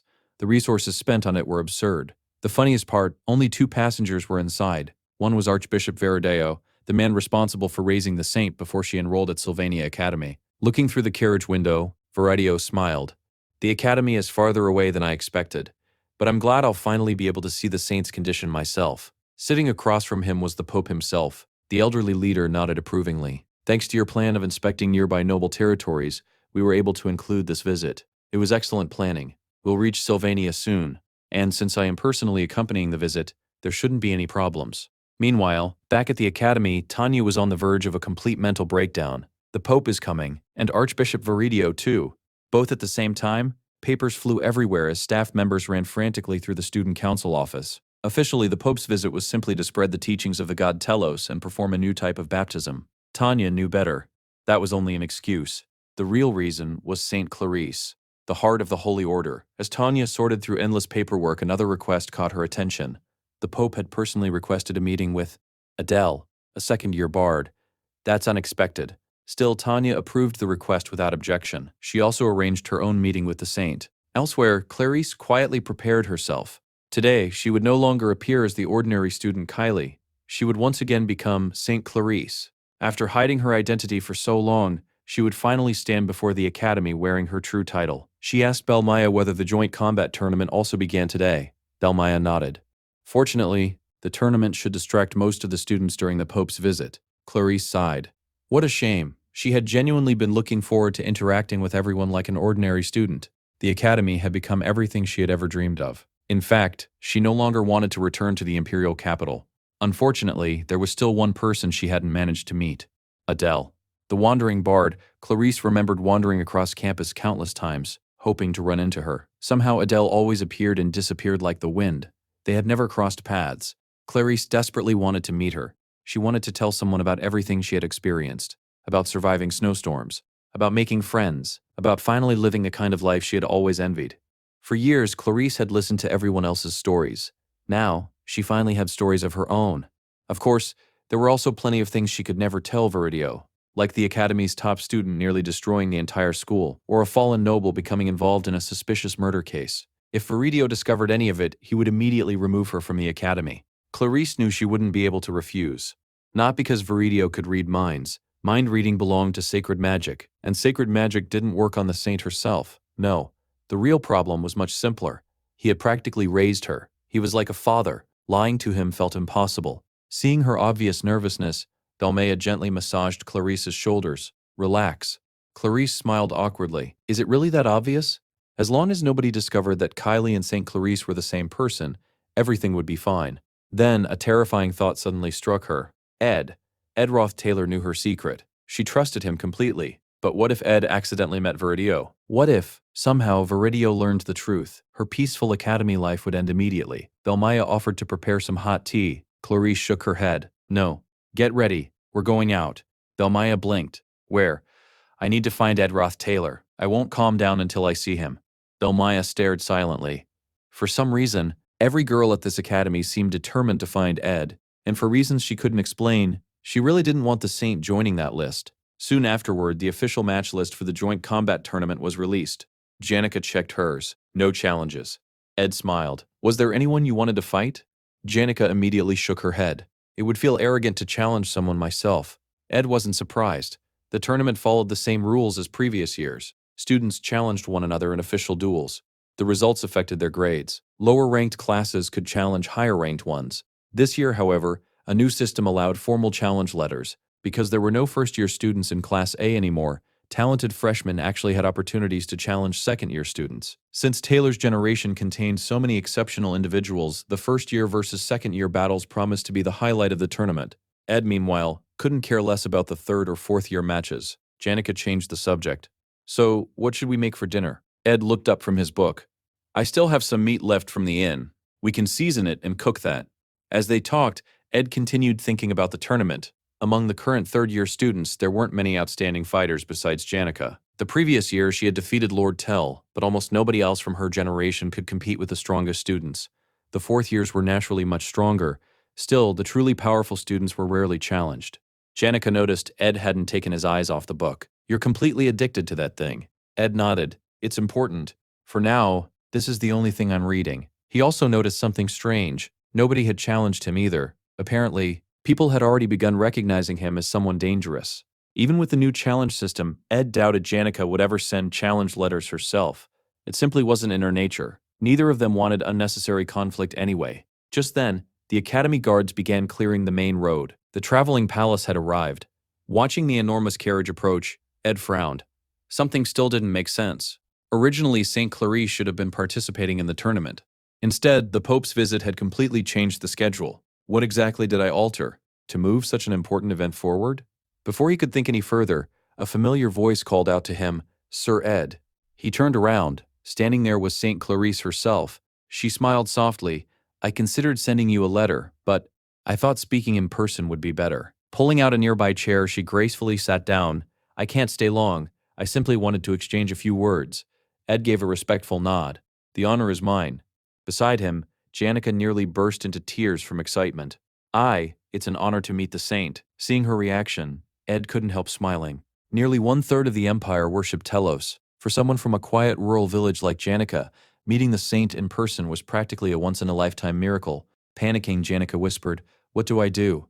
Ed looked at Clarice. Even now, it was difficult to believe she was the clumsy girl known as Kylie. Every movement she made was elegant. Every gesture carried perfect grace. Months of royal training had erased every trace of the awkward girl he once knew. Ed politely asked, "I heard the Pope and Archbishop Virideo will be arriving soon. Is it really all right for you to spend time here?" While they talked, Clarice explained that the Pope's first stop would be Trick's dormitory, which was conveniently where she was staying. She let out a relieved sigh, saying the timing had worked out perfectly. The announcements for the joint combat tournament were about to begin, and she honestly hadn't expected to run into Ed before everything started. Ed narrowed his eyes. Something still didn't add up. Did she really come all this way just to talk to him? Clarice hesitated before speaking. The Pope is incredibly wise, but Archbishop Viridio is even more frightening. She lowered her voice. Sometimes it feels like he can read people's minds. There are even rumors that he possesses sacred magic capable of seeing a person's thoughts. The moment she said those words, everything finally clicked inside Ed's head. Now he understood. Clarice wasn't here for a casual conversation. She already knew that Ed had discovered her true identity as Kylie. The real reason she had sought him out was because she feared Virideo might somehow learn her secret through him. Ed smiled reassuringly. Archbishop Virideo is certainly an amazing person, but someone like me will never meet him. I'm just a fallen noble. My social standing is terrible. Besides, I'll be busy with the tournament, so I doubt our paths will ever cross. Clarice visibly relaxed. The tension in her shoulders disappeared almost instantly. Beside them, Janica looked back and forth between the two. Did the saint really come all the way here just to see Ed? Clarice awkwardly smiled. Maybe. Janica blinked several times. You took the carriage just to talk to him? Clarice nodded honestly. Yes. Then, blushing slightly, she added, I'm human too. I get curious. I get nervous. There are other people I wanted to meet as well, not only him. By the time she finished speaking, Clarice herself had become so embarrassed that she could barely stay still. I should go now. Without waiting for another response, she hurriedly ran back toward the enormous carriage while her guards scrambled after her. Watching the royal procession disappear into the distance, everyone slowly turned to look at Ed. Ed could only sigh. Whether she was Saint Clarice or the clumsy Kylie, she was equally difficult to deal with. Soon afterward, the joint combat tournament officially began. Rumors about Ed had already spread throughout the academy. Many students whispered that he had become dramatically stronger than before. Others believed that was exactly why someone had finally challenged him. Standing inside the arena, Ed quietly wondered the same thing. Why was he even here? Then his opponent appeared. A gigantic fourth-year student carrying an enormous battle axe slowly walked into the arena. His killing intent alone made the audience nervous. Get ready, the man growled. Before the duel began, Ed calmly explained one of the tournament's rules. Normally, first and second-year students weren't allowed to use intermediate-ranked magic or magically enhanced weapons. High-ranking students, however, played by different rules. His opponent was Kordek Valderic, a fourth-year combat student famous throughout the academy for his overwhelming strength. Many spectators genuinely believed he could kill Ed if he wasn't careful. Professor Molina stepped into the center of the arena. I hereby announce the match. Third-year student Ed Ruth Taylor versus fourth-year student Kordek Valderic. The duel begins. The instant the signal was given, Kordek exploded forward. My body's already warmed up. I never hold back. Not even during practice matches. His massive axe came crashing downward. Boom. A concentrated magical explosion erupted from Ed's hand. The blast completely intercepted the attack. Kordek was scorched by the explosion before being hurled across the arena. He crashed into the ground in disbelief. What kind of magic was that? There wasn't a single fourth year capable of producing magic at that level. How could a third year possibly do it? Before Kordek could recover, Ed summoned Mug and Leisha simultaneously. Fire and water spirits combined their power into a coordinated spiritual attack. 5 seconds. That was all it took. Kordek was completely defeated. Ed had deliberately ended the fight as quickly as possible. He never intended to seriously injure him. Walking over, he even offered praise. You fought well. The audience erupted into thunderous applause. Despite his effortless victory, Ed's mind remained elsewhere. He still couldn't stop thinking about Clarice's strange visit. Afterward, he accompanied Janica toward another stadium because, as usual, she had gotten lost trying to navigate the academy. On the way, another familiar figure appeared. Adele, the prophetic bard. Ed looked surprised. Weren't you supposed to be in Adele Hall? She smiled mysteriously. What a wonderful coincidence.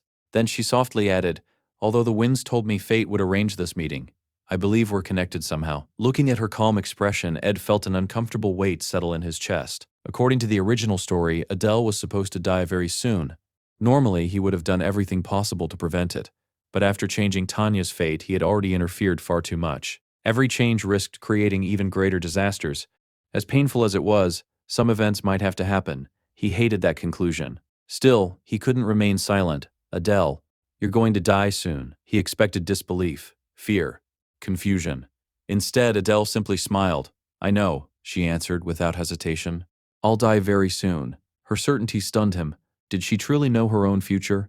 Or was she another person who remembered events beyond the normal flow of time, just like he did? Before he could ask another question, Adele quietly walked away. Ed watched her disappear before kicking open a nearby door in frustration. I need to find Taylor. He had to know how much the future had already changed. Then the ground shook violently. Rumble, another tremor followed. The entire academy began trembling. Ed froze. An earthquake. Even with all his knowledge of the game's future, this wasn't supposed to happen. Then someone screamed. A massive shadow swallowed the sky. Beyond the coastline, a gigantic wave rushed toward the island. A tsunami. Ed's blood instantly ran cold. No, it can't be. A colossal figure slowly emerged through the wall of water. For countless years, people weren't even sure it had ever existed. Many believed it was nothing more than an ancient legend, a monster that no army could defeat. Standing before him was the true final boss of the game, the Dragon of the Sacred Spear. Wellbrock, Ed's mind went completely blank. What the hell is it doing here? In the original game, none of this happened. During the third act, Taylor defeated every major enemy, including Claude after he consumed the blood of the evil god. Soon afterward, Adele mysteriously died. Saint Clarice completely lost faith in the Holy Order and underwent one of the most controversial personality changes in the game's history. Players even nicknamed her the Unfaithful Saint. Unable to stop her descent, the Holy Order sent every knight they possessed to Arcane Island. In the end, Lucy awakened her true power and annihilated the entire army. That was supposed to be the climax of the third act. Wellbrock didn't appear until the very end of Act 5, the final battle of the entire game. Yet now, the final boss stood directly in front of Ed. The threads of fate had completely unraveled. With a single step, Wellbrock crushed buildings beneath its feet. One swipe of its claws reduced entire sections of the academy to rubble. Its mere movement incinerated half the dormitories. Everything around it vanished beneath flames and destruction. Ed only survived because he happened to be outside. Pure luck, nothing more. Without hesitation, he jumped through a shattered window. Even if forcing out this much mana damaged his body for years, dying here would make everything he'd accomplished meaningless. He activated the Phoenix Ring at full power. The stored energy exploded outward. Marilda instantly materialized. There you are. Ed didn't hesitate. Run. We're going to need your strength. Elsewhere, inside Trick's dormitory, chaos had already erupted.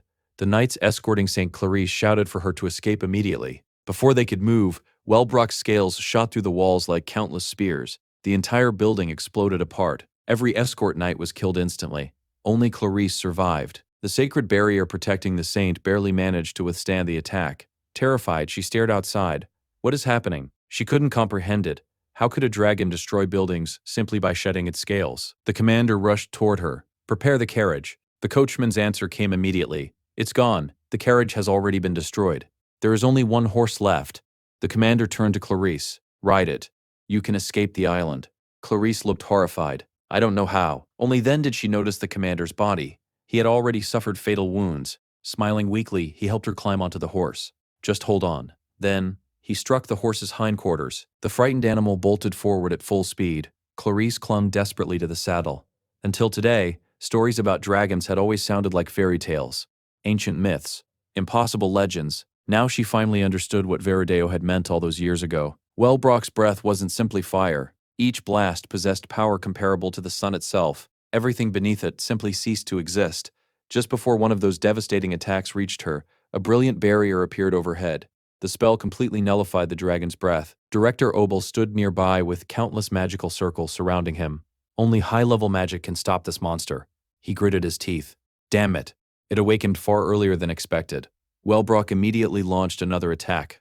Obel hurriedly began preparing another defensive spell. He wasn't going to finish in time. Then massive chains erupted from every direction. The chains of Providence wrapped tightly around Wellbrock's enormous limbs, temporarily restraining the dragon. Lucy. She had used espectral magic to stop it. She sighed with obvious annoyance. I definitely didn't plan on dealing with this today. Unfortunately, Wellbrock was far stronger than expected. With one violent movement, the legendary dragon shattered every chain. Its massive claw slammed directly into Lucy. She was launched across the battlefield like a cannonball. Fortunately, her magical barrier absorbed the impact. She escaped without serious injury, but everyone watching realized the horrifying truth. Even Lucy, one of the strongest mages alive, couldn't stop Wellbrock alone. As Wellbrock's relentless attacks battered the academy, Director Obel finally completed his spell. Shield of God's creation, a massive divine barrier spread across the battlefield.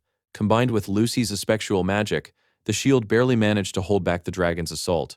For the moment, they had stopped it, but both Obel and Lucy understood the truth. This defense wouldn't last much longer. Nearby, Clarice was trembling uncontrollably. "We have to leave. We have to get off this island." But how? She was completely overwhelmed by fear. Just then, a familiar voice called out, "Saint?" Clarice turned around. It was Ed. Relief instantly filled his face. "Thank goodness, you're alive. Are you hurt?" However, Clarice immediately noticed something horrifying. Ed's arm had almost been completely consumed by the Phoenix Ring's power. The skin was blackened and the overwhelming magical energy was destroying his body from the inside. "How did you know I'd be here?" she asked. "You mentioned you had an important meeting, so I assumed you'd still be in Trick's dormitory." Clarice explained that she had tried escaping on horseback. Ed immediately shook his head. "That won't work. Even if you leave the island, you'll still be inside Wellbrock's attack range. You'd only die farther away." He grabbed Clarice and Marilda, urging them to move while his mind raced. Human strength alone wasn't enough. Even Obel and Lucy, the Academy's strongest mages, could only delay the inevitable. In the original story, Taylor would awaken his ultimate swordsman form and eventually become strong enough to face impossible enemies. But this wasn't the original story anymore. Everything had changed. For a brief moment, Ed wondered if he should simply give up. Then he clenched his fist. No. If fate had changed, then there had to be a reason. The real question wasn't how to defeat Wellbrock. It was, why had the dragon awakened now? If it had been sealed again, Ed forced himself to think logically.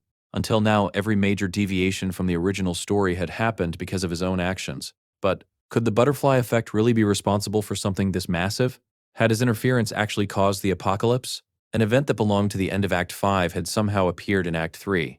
That couldn't be a coincidence. Someone had caused this. Someone had changed fate. To find the answer, Ed mentally eliminated everyone involved. Lucy, she was busy fighting the dragon. Clarice, she knew nothing. Taylor, he was rescuing survivors across the academy. That left only one person, Adele. The realization struck him like lightning. At that exact moment, Adele was calmly walking through Nail Hall. Her duel had already been cancelled. Looking completely relaxed, she smiled to herself. What a shame. I might have met the saint today, but fate will bring us together eventually.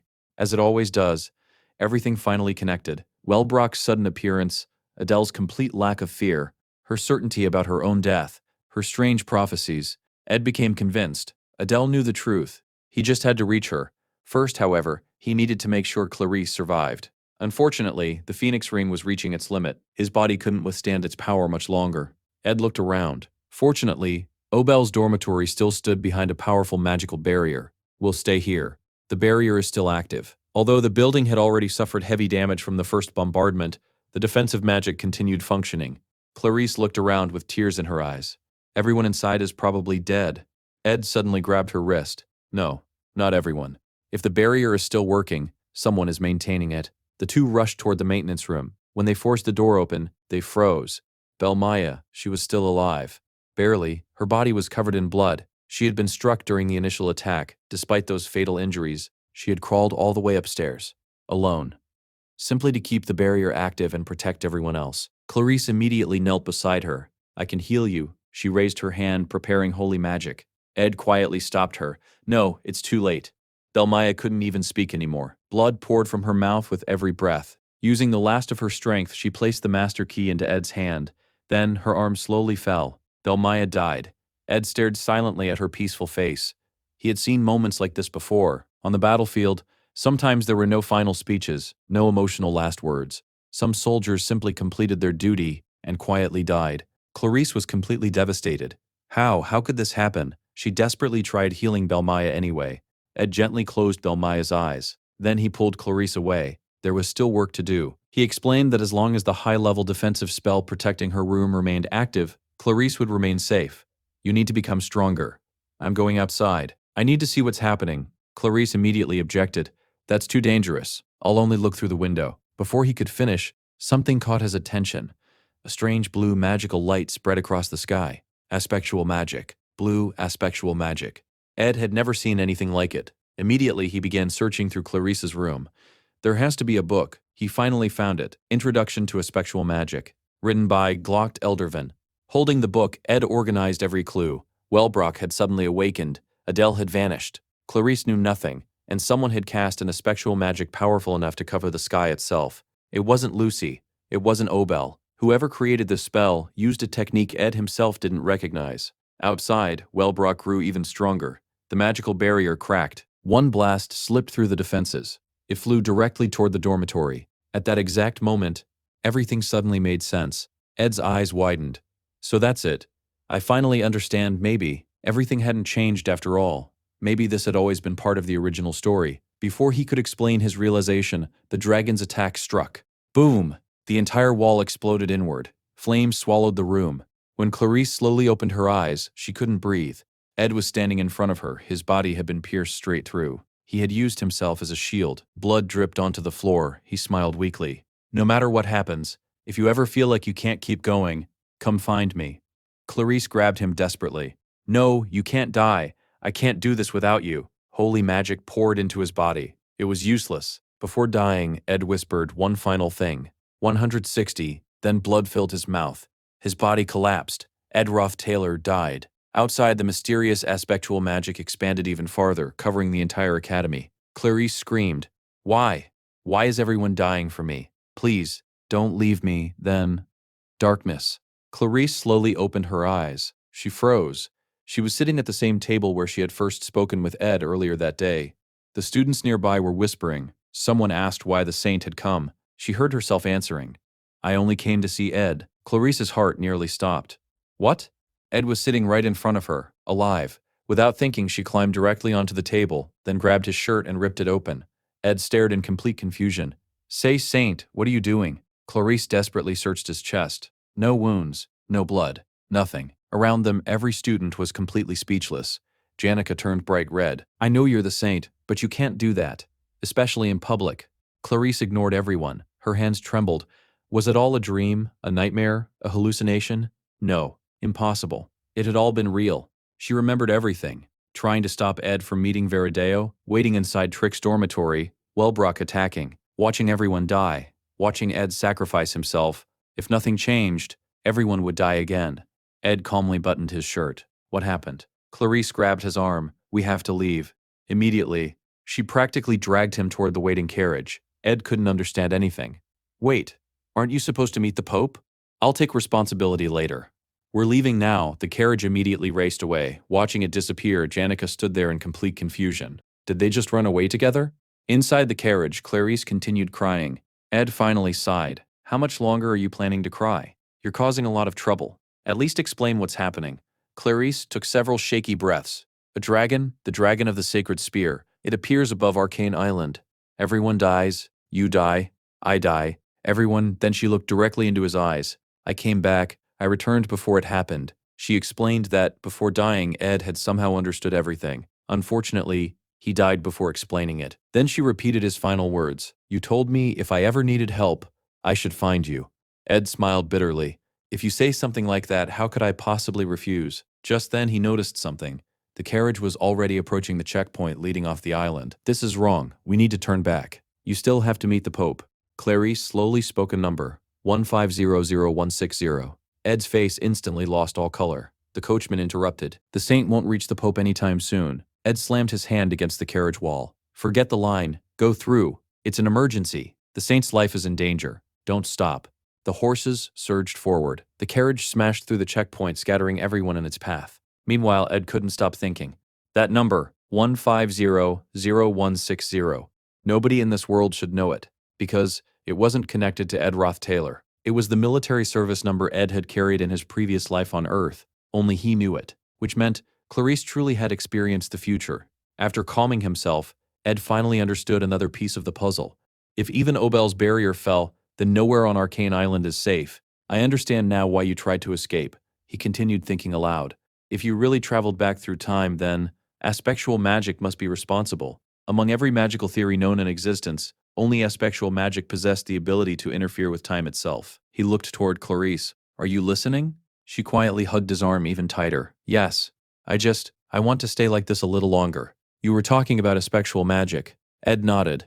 "But a spell capable of reversing time on this scale is impossible. No human possesses that much mana." Before he could finish, the coachman screamed, On the distant horizon, a gigantic shadow slowly rose into the sky. Clarice's face turned pale. They had escaped the island, they had changed the timeline, and yet, the same nightmare had found them again. Wellbrock had appeared once more. As the carriage sped away from the island, Ed noticed Clarice trembling uncontrollably. "Are you all right?" The moment she turned toward him, her face turned pale.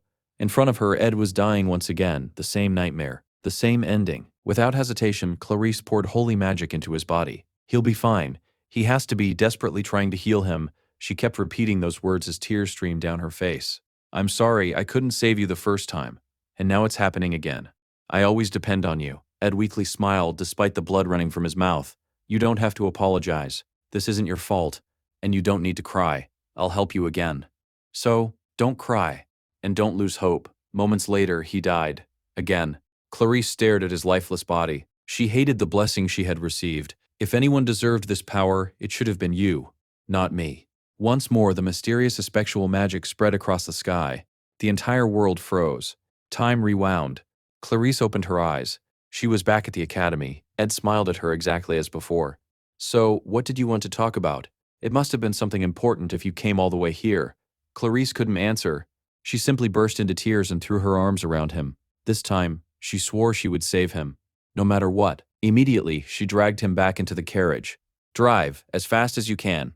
She explained everything to the coachman. None of it mattered. Before they could get far, Wellbrock's attack destroyed the carriage. Both of them died. The timeline reset. On the third attempt, Ed died before they even escaped the island. Reset. On the fourth, they hid inside a cave. The dragon found them anyway. Ed died. Reset. On the 12th attempt, Clarice led him to Professor Glass' secret laboratory. Surely that hidden place would be safe. It wasn't. Wellbrock's breath pierced even that sanctuary. Ed burned to death. Reset. The 15th attempt failed. Reset. The 21st attempt looked promising. For a brief moment, Clarice truly believed she had succeeded. Then, Ed died again. Reset. Again. Again. Again. No matter what she changed, no matter where they ran, no matter where they hid, the result never changed. Ed always died. Clarice herself didn't even understand why she alone retained her memories after every reset. She simply continued repeating the same day, dozens of times. Each loop ended exactly the same way. Ed always protected her. She never managed to protect him. Every failure crushed her a little more. As the next loop began, she silently whispered the number again, 1500, 160.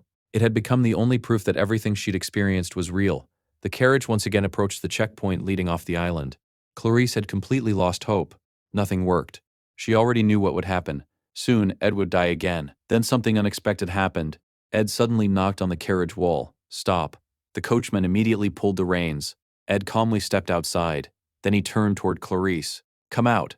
Confused, she followed him. Ed looked at her with surprising gentleness. "I don't know how many times you've repeated this day, but you need to rest." Clarice froze. Something was different. Every previous loop had unfolded exactly the same way. This conversation had never happened before. "What?" She stared at him in disbelief. Ed shook his head. "I don't fully understand what's happening either, but I know some people who might." Clarice immediately grabbed his arm. "We don't have time. I don't want to watch you die again. We just need to run. I've tried everything. We've escaped. We've hidden. I've changed every possible route. You always die. It never works." Her voice broke as she spoke. She had reached the edge of despair. Ed quietly placed a hand on her shoulder. "It's all right. Nothing you've done was meaningless." Clarice looked at him in confusion. Then Ed pointed toward the bandages covering her body. "There is something strange. The timeline resets, but your injuries don't." He stared at the wounds she had accumulated across countless failed timelines. If time is truly reversing, why are these wounds still here? His expression grew serious. "That means this isn't a perfect reset. Something is carrying over. And if something can carry over, then this loop has rules." For the first time since the nightmare began, Ed wasn't thinking about escaping. He was thinking like a strategist. Instead of asking how to survive, he had started asking the far more important question, what are the rules governing this time loop? If he could uncover those rules, then perhaps for the first time across dozens of failed timelines, they might finally have a chance to change their fate. Ed finally uncovered the truth behind Clarice's strange immunity. He explained that the divine blessing covering the saint's body automatically rejected anything that tried to harm her. That blessing wasn't just protecting her from physical attacks, it also made her completely immune to holy magic. That was why Vardio had never been able to read her mind, and it also explained why her memories survived every single time the timeline reset. Putting all the clues together, Ed reached a shocking conclusion. The repeated time regressions were being caused by an incredibly powerful form of holy magic, most likely combined with aspectual magic to manipulate time itself. The moment Clarice heard his explanation, she realized this was exactly what Ed had figured out during the very first timeline. Ed calmly explained that a spell capable of rewinding time could only exist if it was based on divine magic. Then he looked at her and asked if she finally understood why they still had hope. The moment those words reached her, Clarice completely broke down. She threw herself into Ed's arms and cried harder than ever before. At first, she admitted, she had counted every time she watched him die, but after the 10th death, she simply stopped counting. There had been too many. Ed gently comforted her, telling her she had carried that unbearable burden for far too long. Now she didn't have to face it alone anymore. She could finally let herself rest. People who keep crashing into the same impossible wall eventually wish for only one thing, a new hope. Ed promised that from now on, she could leave everything to him. If they wanted to escape this endless cycle, then he had to destroy the source of the problem itself. Thinking back, even Ed found everything strangely familiar. During the original game, Clarice had changed dramatically after Adele's death, suddenly becoming known as the unfaithful saint. To every player, her personality shift had seemed completely random, almost as if the writers had ruined her character overnight. But now everything made sense. Clarice hadn't changed because of poor writing. She had changed because she had lived through countless timelines, watching the people around her die over and over again. After discovering that the Holy Order was responsible for everything, her transformation into the so-called unfaithful saint became completely understandable. The story had never been wrong. The players had simply never known the truth hidden beneath it. Later, while walking through the Academy's mail hall, Ed kicked open a door as he continued planning their next move. Running away from the sacred lance dragon was meaningless. Every failed attempt simply reset time, and defeating the dragon head-on was completely impossible. That meant there was only one solution. They had to stop the dragon from ever being resurrected. The first step was finding the Pope and the Archbishop. Only those two possessed holy magic powerful enough to perform a ritual of that scale. Clarice sighed, explaining that in previous timelines she had searched for them many times, but they always disappeared without leaving a trace. No one seemed to know where they were hiding. She also pointed out another problem. Weren't they attracting far too much attention? Ed nodded. There were eyes and ears everywhere. Every movement the saint made was being watched. Their actions were so disruptive that even Taylor became distracted during one of his tournament matches. It was a battle he should have won easily, but because he kept looking toward Ed and Clarice, he lost focus and took a direct hit to the head. Ed realized just how much he had already changed the original story, but now wasn't the time to worry about that. Soon, the dragon would awaken. Nothing else mattered. There was only one person who might know where the Pope and Archbishop were hiding, Lortel. Ed immediately sought her out and bluntly announced that he wanted to buy information. Lortel welcomed him with her usual playful smile and instantly assumed he had come to discuss another profitable business deal. Without hesitation, she grabbed his arm and deliberately pressed it against her chest, teasing him while saying she'd gladly hear whatever he had to say. Then she noticed Clarice standing beside him. Ed wisely kept his eyes turned away, already predicting the awkward disaster that was about to unfold. Lortel narrowed her eyes suspiciously. How else did you convince the saint to follow you around? Ignoring the joke, Ed told her this was an emergency. They needed critical information before the tournament ended, and he was willing to pay whatever price she demanded. Lortel's expression finally became serious. She told him to explain everything first. Sometime later, near the bridge leading off the island, one of Lortel's subordinates arrived with a report. Following her orders, he had gathered every witness statement connected to Mecca's tower. Lortel smiled. Now we can discuss my price. Normally, her information was already expensive. Today, it might cost even more. Ed didn't hesitate. This wasn't about money anymore. It was a matter of survival. Lortel had even abandoned her own tournament match just to help him. Although she had always accepted Ed's strange behavior at the academy, seeing the saint suddenly acting so differently left even someone as composed as Lortel completely confused. Ed glanced toward the tournament grounds. The joint training event was almost over. Lortel asked why that mattered. Instead of answering directly, Ed unexpectedly praised her. He told her she always remained calm no matter how desperate the situation became. Her judgment was precise, her decisions rational, and she never lost control. Lortel frowned. Why are you suddenly saying all this? Ed looked at her seriously. Because when everything falls apart, you're the one who shines the brightest. He asked her to stay calm no matter what happened next and to trust him completely. For the first time, Lortel felt genuinely uneasy. She quietly asked, "Are we running out of time?" Ed answered with a single word, "Yes." The very next moment, the sacred lance dragon attacked again. The sky exploded. Everything around them was annihilated in an instant. Buildings collapsed. People were erased from existence. As destruction consumed the battlefield, Ed immediately threw himself in front of Lortel, using his own body to shield her from the dragon's devastating attack. When the explosion settled, Lortel stared in disbelief. Ed was standing before her. His body was torn apart. Blood poured from countless wounds. Even then, he smiled weakly and asked, "So, how much are you charging?" Lortel couldn't help laughing. Compared to the price he had just paid with his own life, her information suddenly seemed worthless. She quietly replied that perhaps she was the one who owed him now. Ed shook his head. "I don't need anything." Lortel smiled. "In that case, this has been a very profitable deal." She revealed everything she had learned. According to 13 different witnesses, both the Holy Pope and the Archbishop had secretly used concealment runes before leaving under heavy military escort through isolated routes. Ed immediately asked where they were headed. Lortel answered without hesitation, "The Academy's cathedral." Just then, Clarice burst out from the wreckage of a shattered carriage, unleashing holy power so violently that debris flew in every direction. She rushed to Ed's side in tears, desperately asking why he had sacrificed himself again. Blood continued pouring from his wounds. Ignoring his own condition, Ed focused only on the mission. Lortel looked toward the distant cathedral. It's time. Only one horse remained alive, though it was badly wounded. If they hurried, it might still carry someone to the academy. Ed immediately reached for the reins. Lortel stopped him. The horse couldn't carry 3 people. Someone had to stay behind.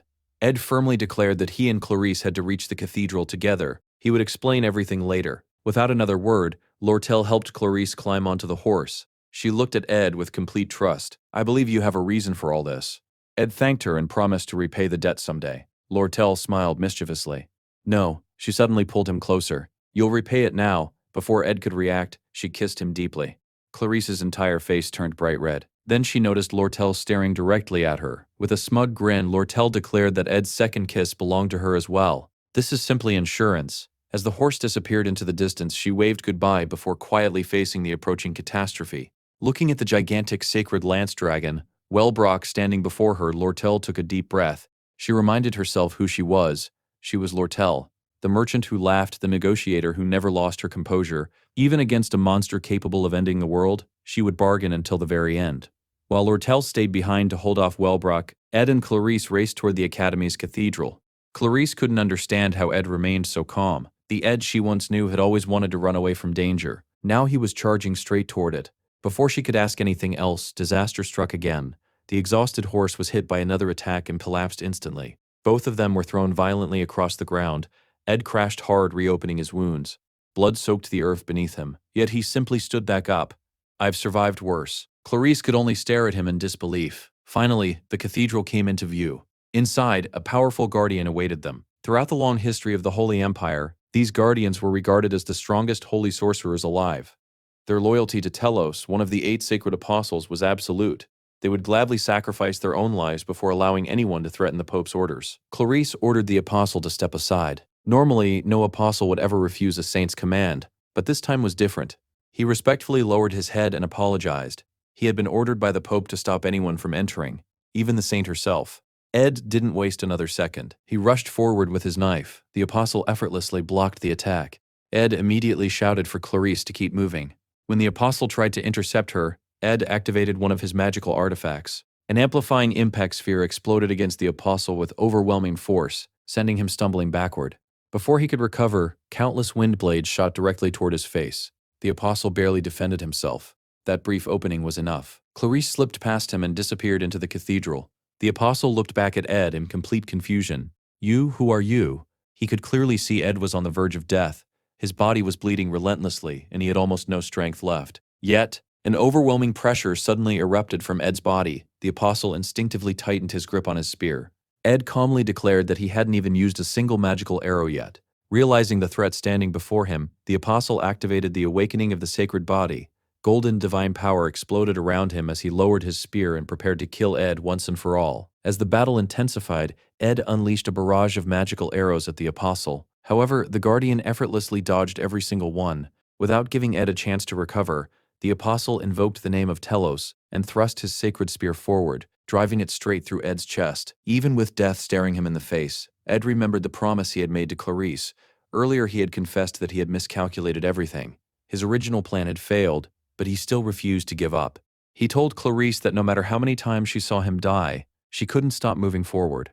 Every time the timeline reset, neither her body nor her soul would truly recover from the suffering. However, if she could uncover the truth behind the time regression, she would continue returning to the past while keeping the memories of every future she experienced. Ed had only asked one thing of her. No matter what happened, she had to protect that hopeful heart and keep fighting until the very end. Now, with a spear piercing his chest, Ed refused to surrender. He grabbed the apostle's arm before the guardian could pull the weapon free, then drove an explosive magic dagger directly into his body. If his gamble succeeded, Clarice would finally be able to end everything. Remembering those words, Ed activated the Phoenix Ring at its absolute limit.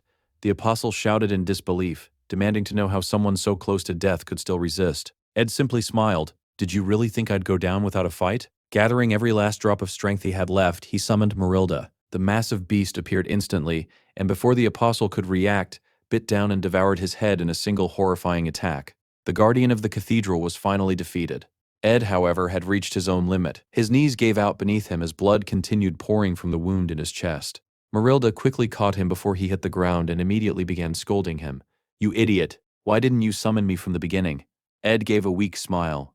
"I didn't want you getting hurt." Marilda desperately tried to save him, pouring everything she could into keeping him alive. But even she knew it was hopeless. Ed had already accepted that he would die there. Meanwhile, Clarice finally reached the cathedral's sealed inner chamber. The massive doors were locked, but she had already walked this path countless times through previous timelines. She knew exactly what lay beyond them. Without hesitation, she unleashed an enormous burst of holy magic.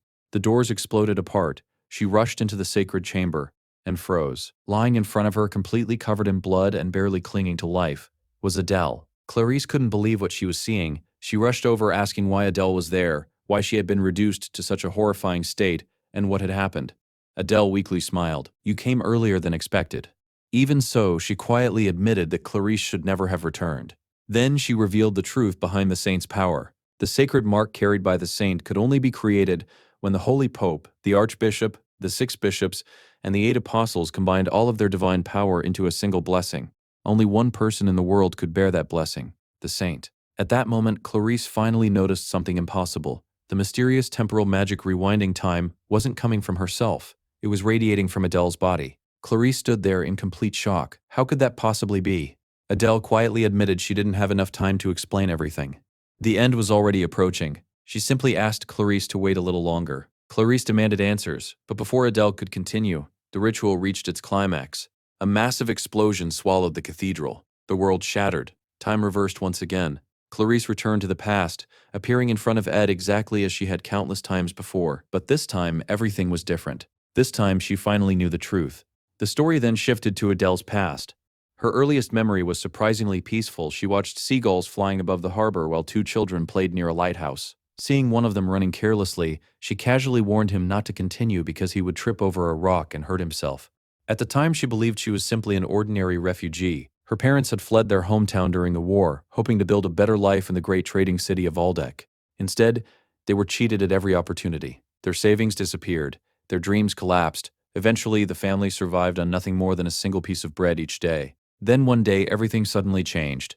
Adele's father unexpectedly bought her a luxurious sandwich filled with delicious food.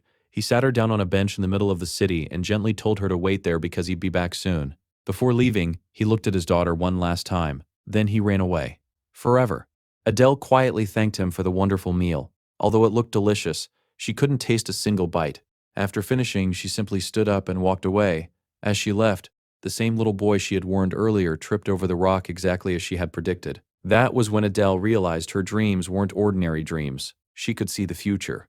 Left completely alone, she was eventually taken into the Delderos orphanage. The orphanage was heavily supported by the Order of Telos, but that support came with strict conditions. Every child had to attend religious services faithfully and serve as young followers of the church. Life continued until one day Adele found an abandoned lute near the harbor. After learning to play hymns, she spent more and more time inside the church and less time doing physical labor. Then another strange incident occurred. During a church service, Viridio was busy collecting donations with far more enthusiasm than any priest should have. Suddenly, one of the candles tipped over, flames immediately spread across the altar, and even caught Viridio's clothes on fire. Before anyone else could react, Adele calmly walked over with a bucket of water and extinguished the fire. Viridio stared at her in surprise. "How did you know that would happen?" Adele innocently replied that she had seen it in a dream. Twice every month, she explained she dreamed about future events before they happened. The moment Viridio heard those words, everything changed. He immediately grabbed her hand and declared that he had finally found the Saint of Telos. Overnight, Adele's miserable life disappeared. She was given luxurious meals, her own private room, elegant baths, and the finest education available. Every day was spent praying, studying etiquette, mastering sacred rituals, and sacrificing sleep to prepare herself for her new destiny. Eventually, the Holy Pope, the Archbishop, and the Great Apostle personally baptized her. The united power of the order blessed her body with holy magic. Her sacred abilities grew dramatically. Finally, she completed the ritual that engraved the saint's mark upon her body. Only then did her visions change. Instead of seeing other people's futures, she began seeing her own.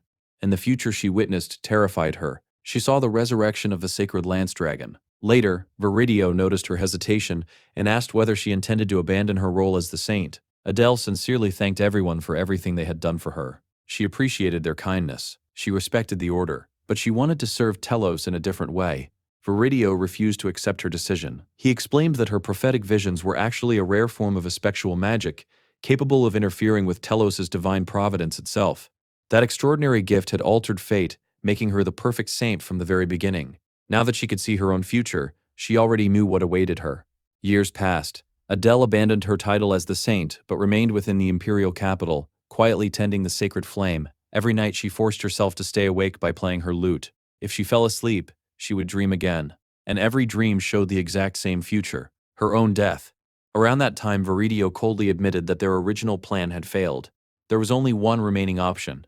To calm the sacred lance dragon, the saint would have to be sacrificed. While living in the capital, Adele slowly pieced together the Order's greatest secret. The Holy Emperor's wise rule had brought lasting peace to the empire. Ironically, peace had become the Church's greatest enemy. Without fear, people stopped relying on God. The Pope's influence steadily declined. Viridio, who cared more about power than faith, came up with the perfect solution: create fear. Then sell salvation. The Order intended to resurrect the sacred lance dragon, allow it to plunge the world into despair, and then have the apostles heroically defeat it before everyone's eyes. The miracle would restore the Church's authority, but miracles always demanded a price. That price was Adele. She would be sacrificed to seal the dragon once again. Believing she had escaped that fate, Adele fled from the Order. For years she thought she had changed destiny, until one day, the future she had seen finally caught up with her. During that time, Adele often watched Clarice from afar. Clarice wasn't naturally gifted with overwhelming magical talent or perfect control over holy power, but she possessed something even more valuable: grace, kindness, wisdom, everything that made someone worthy of becoming the next saint. The only thing Clarice truly wanted was an ordinary life. Adele desperately wanted to tell her everything. She wanted to confess that she had once been the original saint, explain why she had run away, and warn Clarice to escape before it was too late. But she couldn't. Instead, she hid her message inside songs, poems, and romantic stories. Every lyric spoke about freedom. Every poem encouraged someone to run before destiny chained them forever. She hoped Clarice would understand the hidden meaning. She hoped she would escape. Yet every time she saw Clarice smiling inside the church, guilt stabbed at her heart because Adele knew the truth. The beautiful life the church offered was nothing more than a gilded prison. Eventually, Adele fled the imperial capital once again, wandering as a nomad until she finally arrived at Sylvania Academy. She was already covered in blood. At first, she couldn't understand why the dragon's resurrection was happening so much earlier than her visions had predicted, but the moment she saw the academy, everything became clear. She immediately rushed toward the cathedral. The third apostle of Telos, Teldorak, blocked her path and ordered her to stop. Without saying a word, Adele rolled up her sleeve and revealed the saint's mark engraved on her arm. The apostle froze in shock. Using that brief moment of hesitation, Adele slipped past him and entered the cathedral. Inside, every apostle had already gathered. Together, they were channeling their sacred power into a ritual designed to awaken the sacred lance dragon. At the center of the ritual rested a single dagger. Embedded within it was one of Wellbrock's fangs, serving as the catalyst that would bring the dragon back to life. Adele begged Viridio to stop. She pleaded with him again and again. No one listened. Then she realized something terrifying. Clarice wasn't there. She was still peacefully living in the trick dormitory. That meant everyone still believed the legend of the sacred lance dragon was nothing more than an old fairy tale. And because no one believed the danger was real, no one was prepared for the apocalypse that was about to begin. The truth behind the endless time loops was finally revealed. When the sacred lance dragon awakened, the Order of Telos had no way to stop it. Their arrogance had pushed the world to the brink of destruction. And in the end, they resorted to their final plan. They would sacrifice the saint. Deep inside the cathedral, a massive sacrificial circle had already been engraved into the chapel floor. Adele stepped into its center without hesitation. She believed that even if her life had been filled with lies and suffering, at least her death would have meaning. As long as Clarice survived, as long as she could see hope in the young girl's eyes, then everything she had endured would be worth it. But fate had one final surprise. The sacred blessing engraved upon Adele's body refused to let her die completely. Instead of allowing her soul to disappear, the blessing reacted with the aspectual magic hidden inside her. Using the immense sacred power as fuel, the spell activated beyond its intended limits. Time itself broke. The entire world rewound, again and again. Adele had originally believed she would only repeat the timeline once, maybe twice at most. Instead, she found herself trapped in an endless cycle. Every time the world reset, she returned to the cathedral to stop the ritual. Every single time, she failed. Until one particular loop changed everything. On her way back to the cathedral, someone suddenly stopped her. It was Ed. Breathing heavily after running across the academy, he casually asked, "Would you rather have orange juice or just some cold water?" The completely ordinary question left Adele speechless. As she stared at him, memories flooded her mind. She remembered the moment Viridio had realized that the sacred lance dragon couldn't be defeated through strength alone. The order had needed a miracle. The church was losing followers. People no longer feared God, so they decided to manufacture salvation.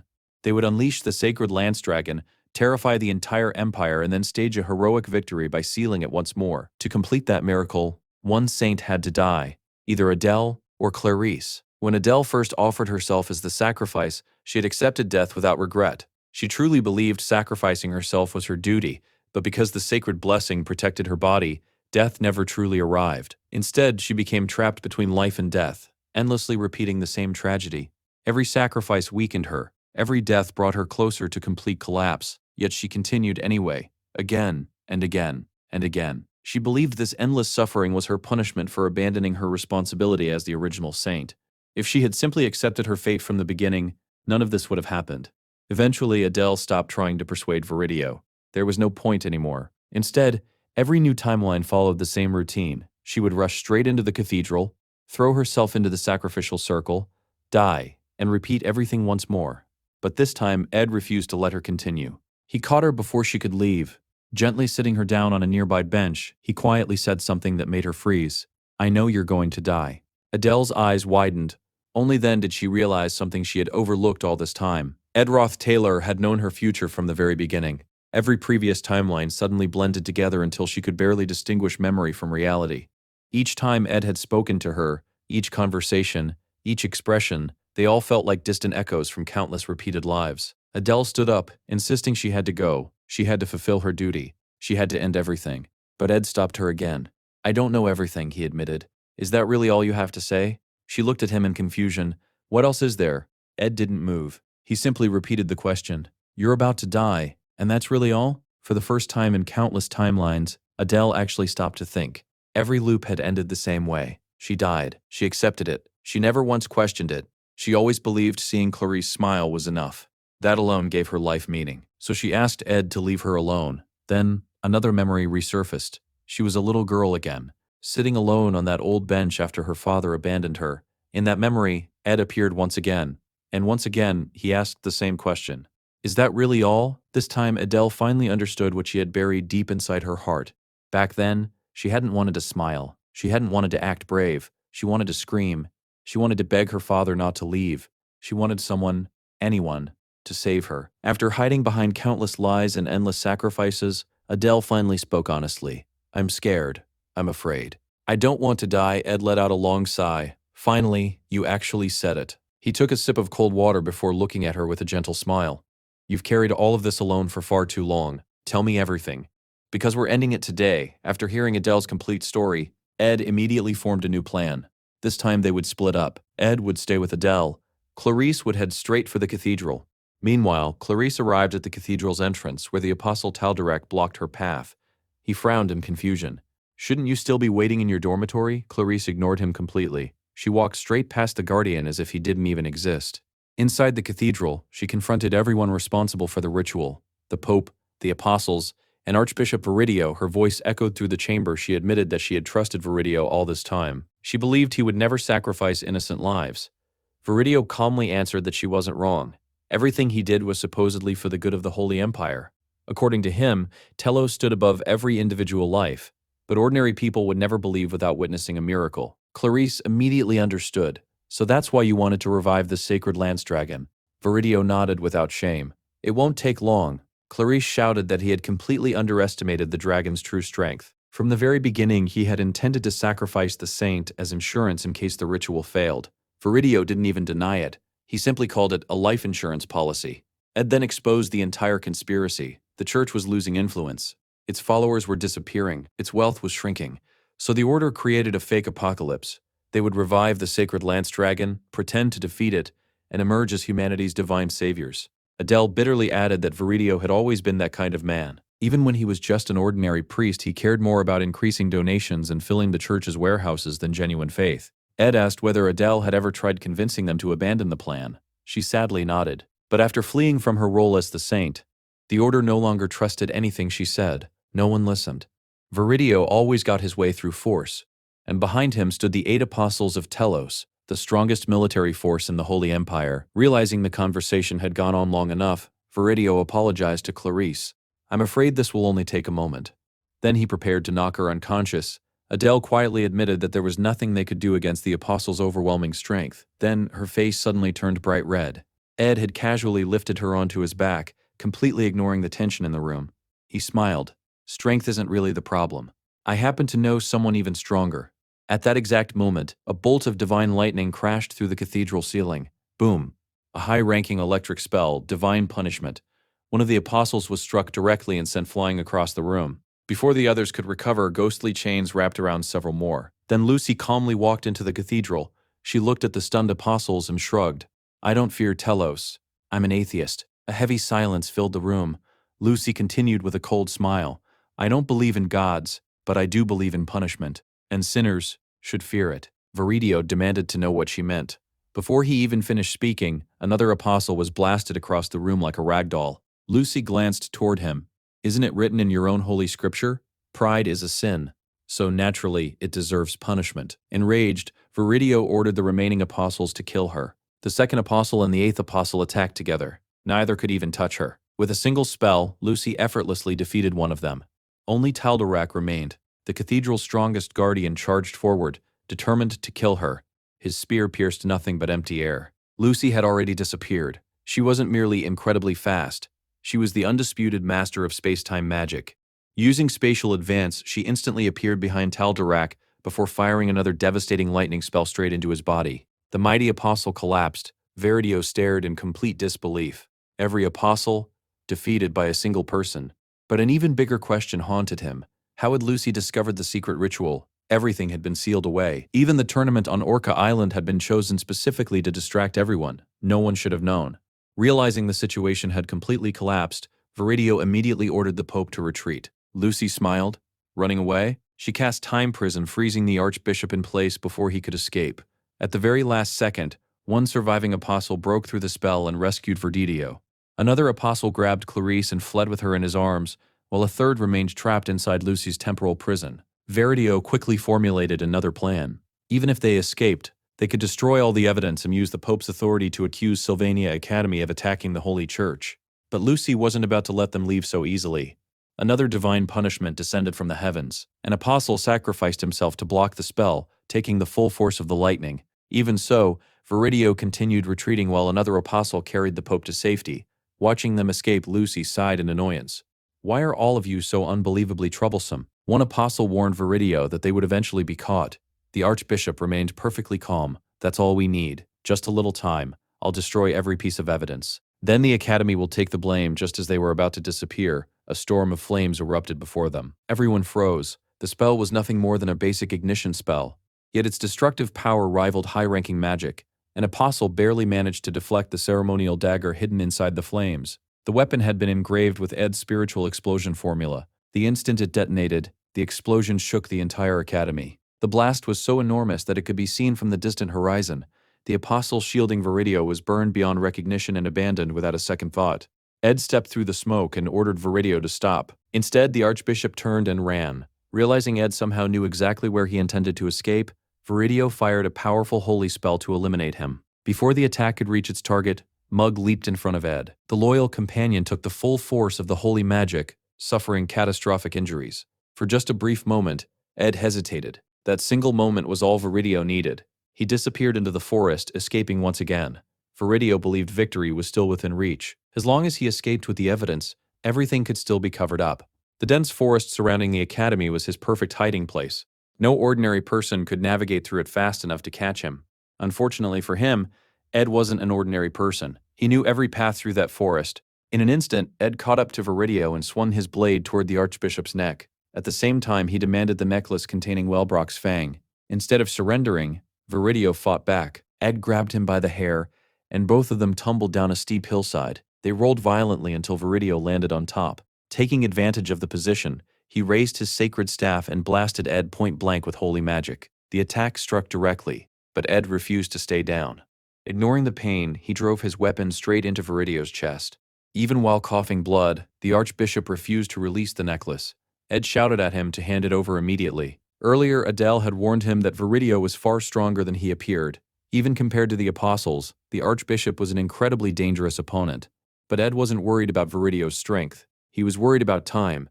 Every second brought the dragon closer to awakening. The church's plan had been prepared for years, and even with Lucy helping them, success was far from guaranteed. Ed secretly wished they could rewind time just one more time.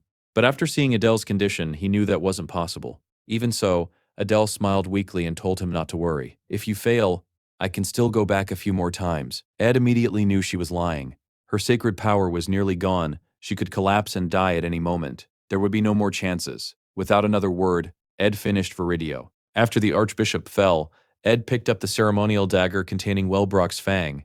The weapon was already overflowing with magical energy. Even while dying, Viridio laughed.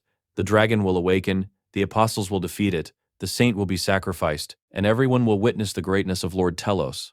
The moment those words left his mouth, the ritual activated. The sacred lance dragon began awakening once again.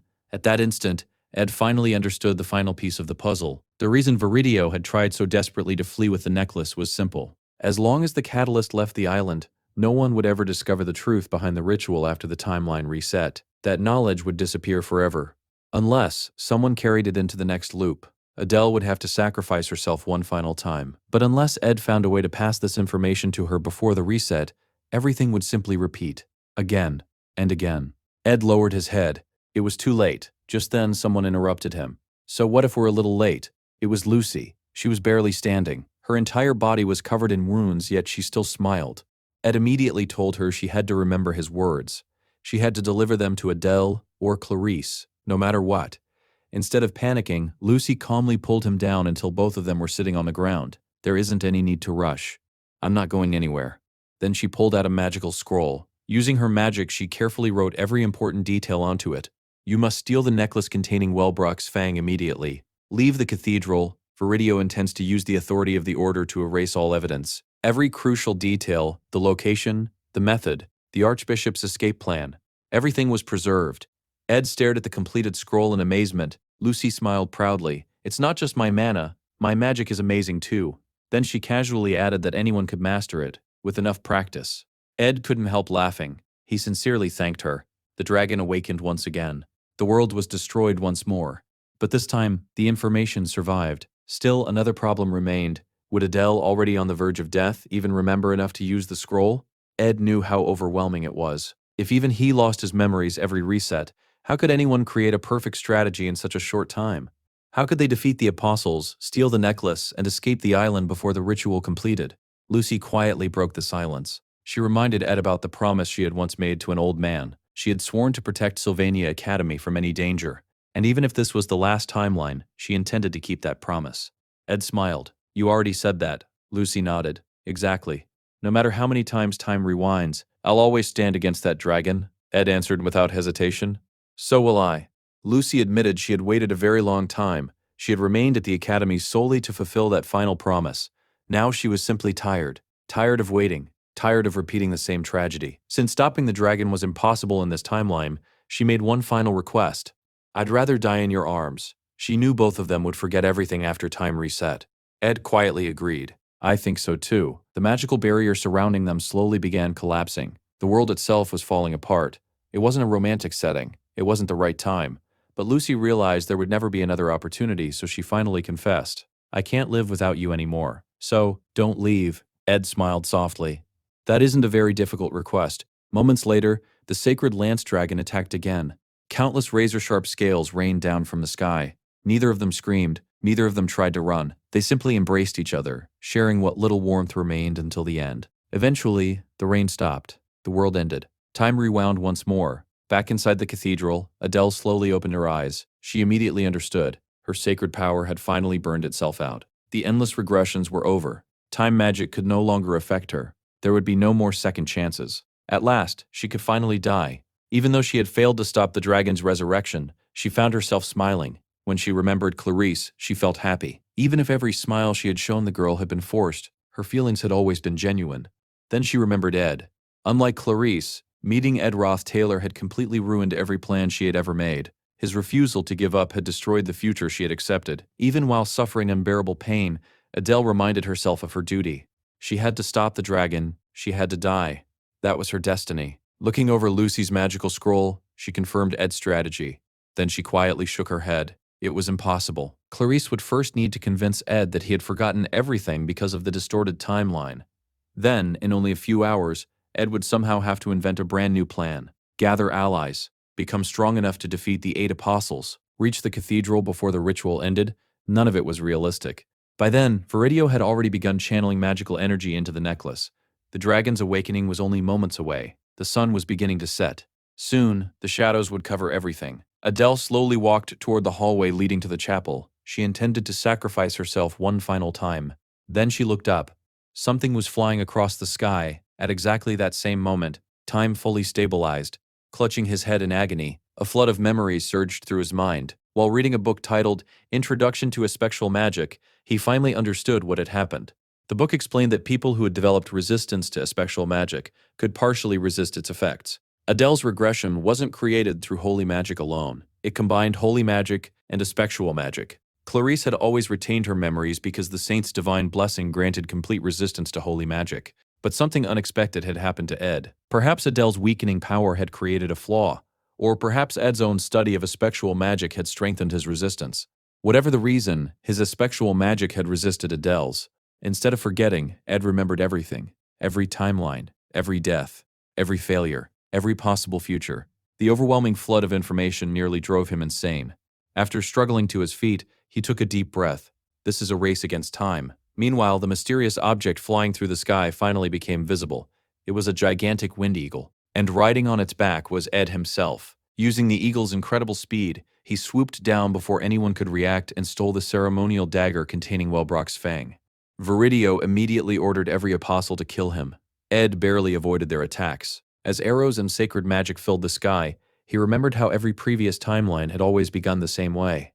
Clarice would drag him into a carriage. She would spend precious hours trying to understand the situation. Only then would he begin making a plan. Suddenly, everything clicked. The answer had always been right beside him, Janica.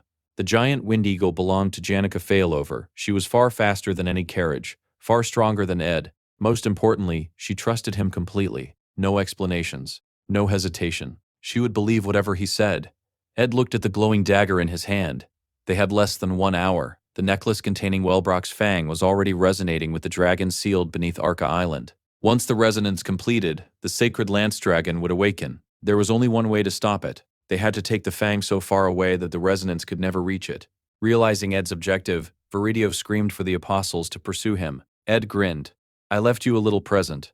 He threw his explosive dagger behind him. A massive detonation engulfed the pursuing apostles, buying them precious time. The wind eagle burst through the clouds, carrying Ed and Janica high into the sky.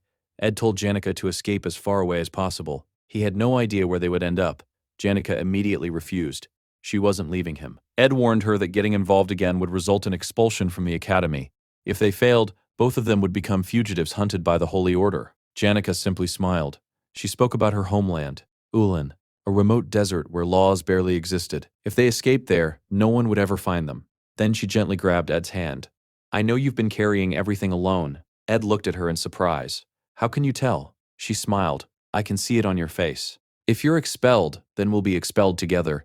If everyone calls us fugitives, we'll be fugitives together. I'm never letting you suffer alone again."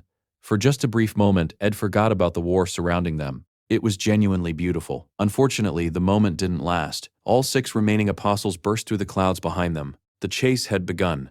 "Faster," Ed shouted. We don't have a second to waste. Meanwhile, back inside the cathedral, the wounded Viridio watched helplessly as Clarice walked past him. Before leaving, Ed had given her one final mission. Only she could do it. She already knew every possible future. While he prevented the dragon's resurrection, she had to stop the Archbishop's plans forever. Clarice marched through the ruined cathedral, destroying every obstacle in her path. Ed had warned her that Viridio was a fanatic who would stop at nothing. Even if exposed, he would use the authority of the Holy Order to erase the truth. Clarice ignored the Archbishop completely. Instead, she stood before the Pope. Ed had told her something important. The Archbishop isn't the one you need to defeat. The Pope is. Looking directly at the leader of the church, Clarice made her demand: excommunicate Archbishop Viridio. At the very same time, an all-out aerial war erupted above the academy. Janica desperately maneuvered through a storm of sacred arrows while the pursuing apostles unleashed countless windblades, determined to bring them down before they escaped with the dragon's fang.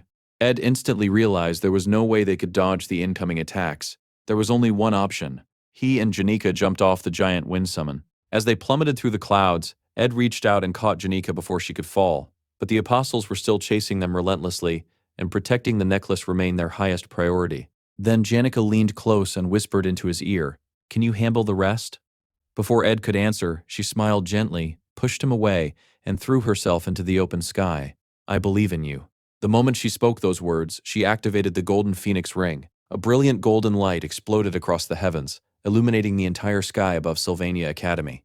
Students all over the campus looked up in shock as the atmosphere itself began to change. The air currents twisted violently. Every gust of wind above the academy answered Janica's call. Dozens of wind spirits materialized, one after another, filling the sky with countless summoned creatures. Then, something far larger blocked out the sun. Even on a perfectly clear day, darkness spread across the academy as an enormous shadow drifted overhead. It was the Elder Spirit, the first water spirit ever born into the world. The legendary blue whale, freed. The gigantic spirit floated gracefully through the sky, dwarfing every other summon around it. The apostles immediately changed their targets, unleashing attack after attack toward the enormous whale. None of them made a difference. Freed continued flying without slowing down. Ed and Janica landed safely on the whale's back as it carried them toward the cathedral. Watching the necklace carefully, Ed realized something encouraging. Its magical energy was steadily weakening. If they kept moving away, the resonance connecting it to the sealed dragon would eventually disappear.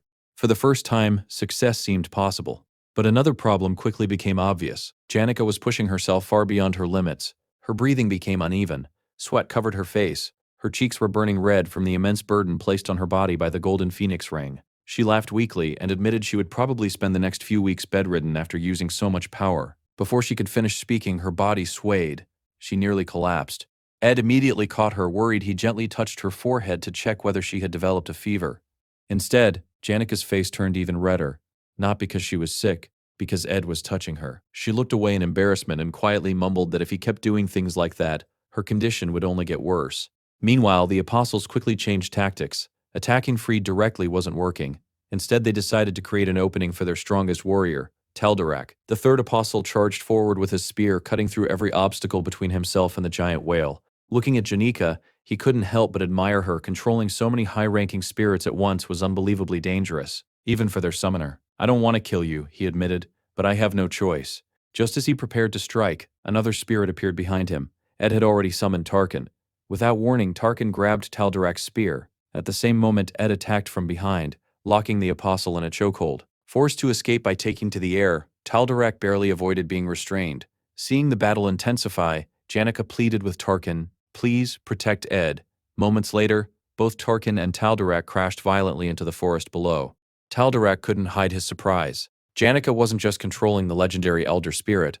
She had summoned another powerful spirit solely to protect Ed. Her magical talent was extraordinary. Even so, he calmly declared that the apostles of Telos, who carried out God's will, were stronger than any spirit. He pointed his spear toward Ed. "Hand over the necklace, or both of you will die." Ed slowly stood up. "You've got one thing wrong." He no longer possessed Delheim's hourglass. There would be no more time travel, no more second chances. His mind still contained memories of every timeline, every death, every failure. But now, he intended to survive. Taldarak responded by activating the awakening of the divine body. Golden armor of holy power covered his body, transforming him into an unstoppable fortress. Ed had fought this monster before, many times. He knew Taldarak's greatest weapon wasn't strength, it was speed. The apostle moved faster than sound itself. Trying to dodge with ordinary vision was impossible. Instead of watching, Ed closed his eyes. The instant Taldarak's spear reached his neck, Ed activated Marilda's windshield. The one-time counterattack perfectly intercepted the strike. Using the opening, Ed unleashed a concentrated magical explosion that blasted Taldarak backward with tremendous force. The apostle quickly regained his footing. Looking at Ed, he calmly asked, "Can you really last until the end?" Ed knew exactly what he meant. His greatest weakness had always been his lack of firepower. Before he could answer, Tarkin spoke first. "Leave the firepower to me." The spirit unleashed a devastating attack that obliterated a huge section of the forest, reducing everything nearby to rubble. Even so, Taldarak escaped. Moving at impossible speed, he dodged the attack before diving straight toward Tarkin. His spear pierced the spirit's head. The summon immediately dissolved into magical particles. Before disappearing, Tarkin apologized to Janica. "I'm sorry, I couldn't protect him." Ed clenched his fists. This was the worst possible outcome. Janica's mana was almost completely exhausted.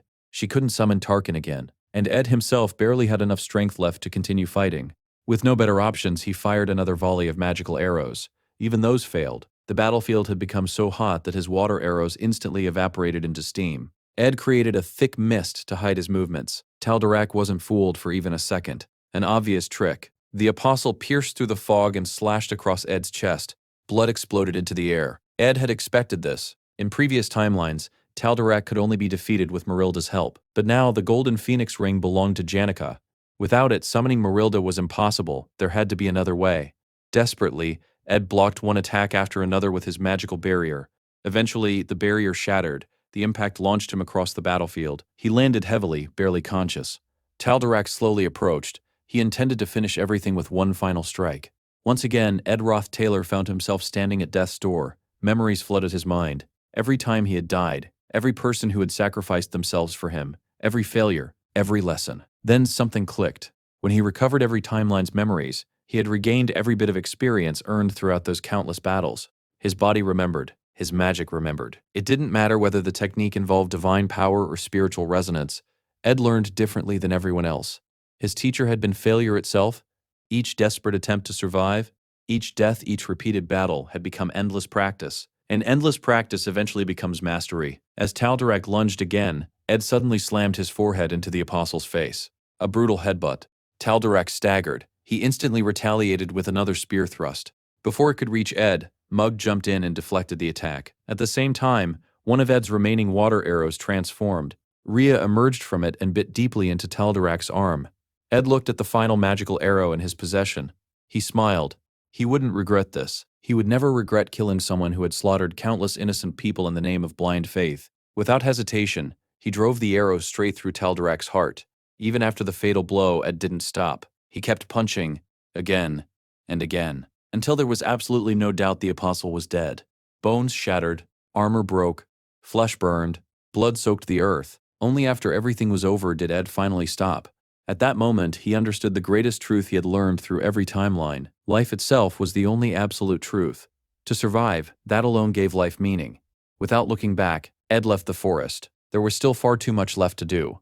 Meanwhile, inside the cathedral, Clarice continued trying to convince the Pope. She pleaded with him to excommunicate Archbishop Viridio. Naturally, Viridio immediately put on an innocent expression. With perfect acting, he looked toward the Pope and quietly asked whether His Holiness truly intended to trust a young saint who supposedly understood nothing. He insisted that every decision he had made was for the future of the order. Clarice immediately exposed him. "If I know nothing, then how do I know about Wellbrock's Fang?" She revealed every detail of the conspiracy. The necklace, the resurrection ritual, the plan to awaken the sacred lance dragon, the apostles pretending to defeat it.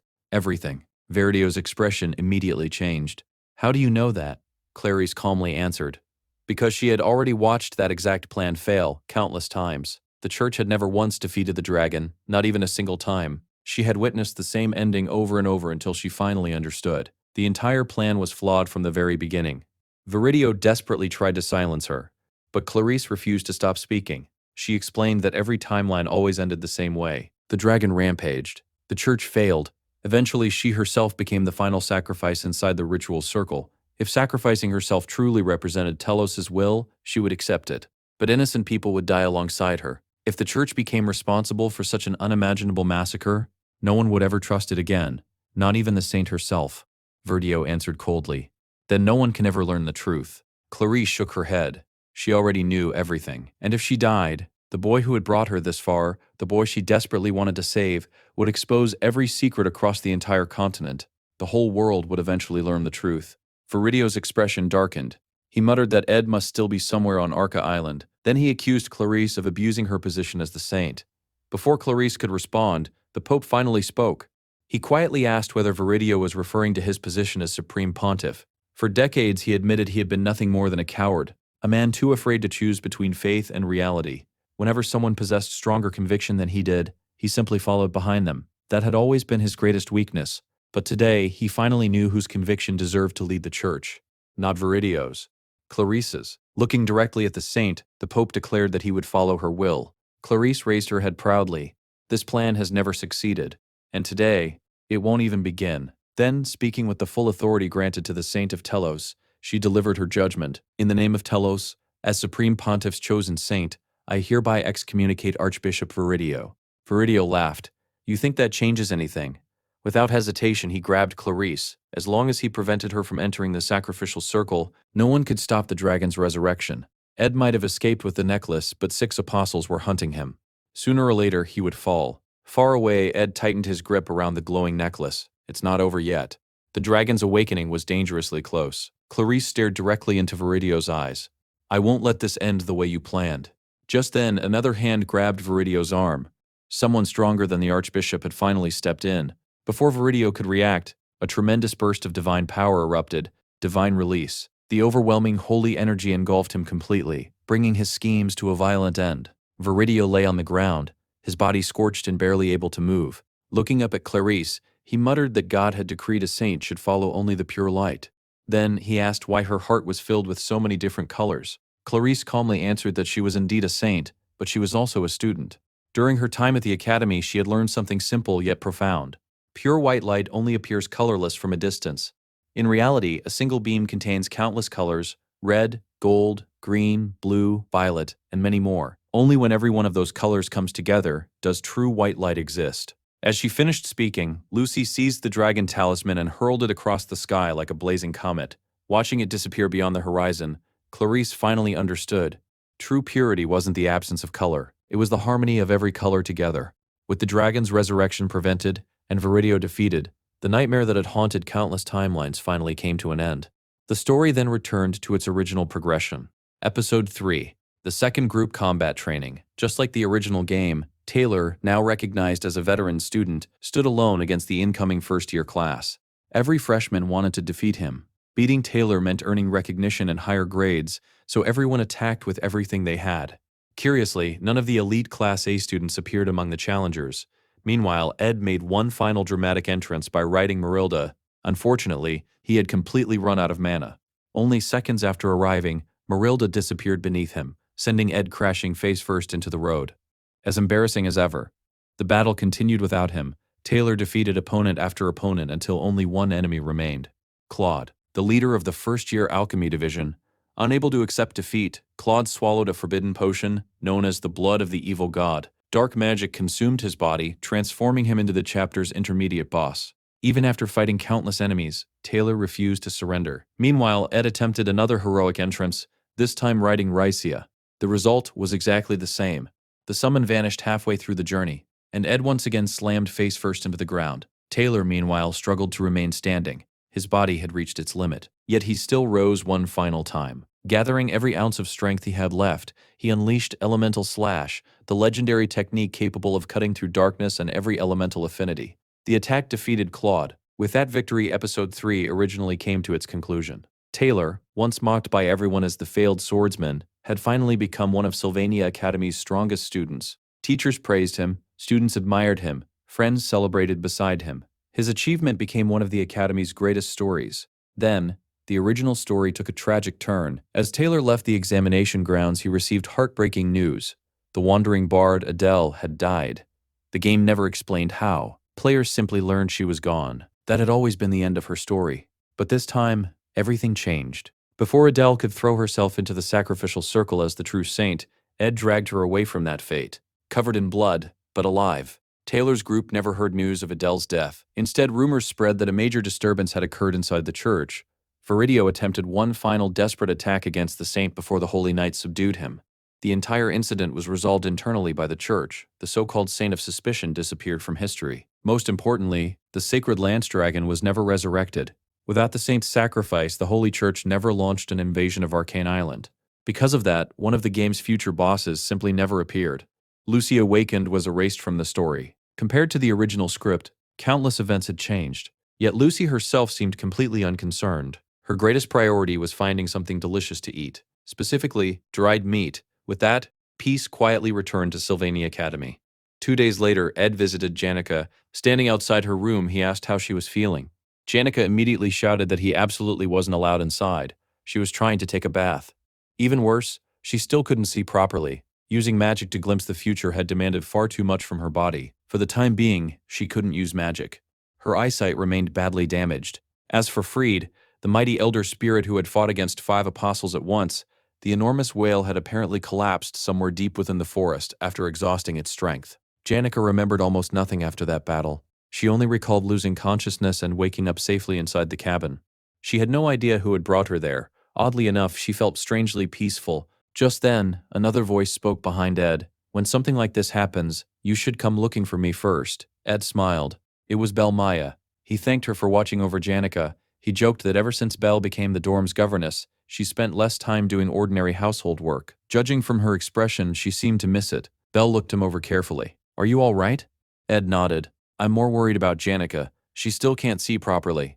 Belle wasn't asking about his injuries. She was asking about his heart. Ed quietly admitted he was doing better. Belle nodded. "The most important thing now is taking care of Miss Janica." Then, with a perfectly serious face, she reminded him that someone needed to change Janica's clothes and wipe away all the sweat after her bath. Ed immediately replied that such things were obvious.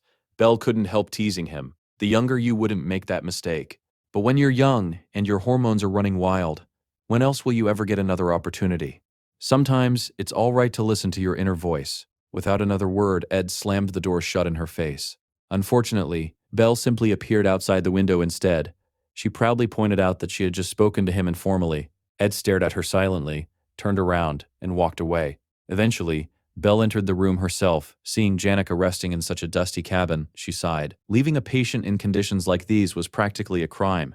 She immediately opened every window to let fresh air inside. Janica instantly shouted in embarrassment, "I'm changing." Only then did Belle realize exactly what Ed had been trying to avoid. Opening every window and door while helping someone bathe. Perhaps that had been slightly excessive. The afternoon passed surprisingly quickly. Ed had only been away from camp for 2 days, yet after everything that had happened, it felt like an entire month. As evening approached, someone quietly walked toward him. A hooded girl carrying a lute. It was Kylie, or rather, St. Clarice. She informed Ed that Archbishop Viridio had officially been excommunicated. The Pope and the remaining apostles had escorted him back to the Holy City, where his final punishment would be decided.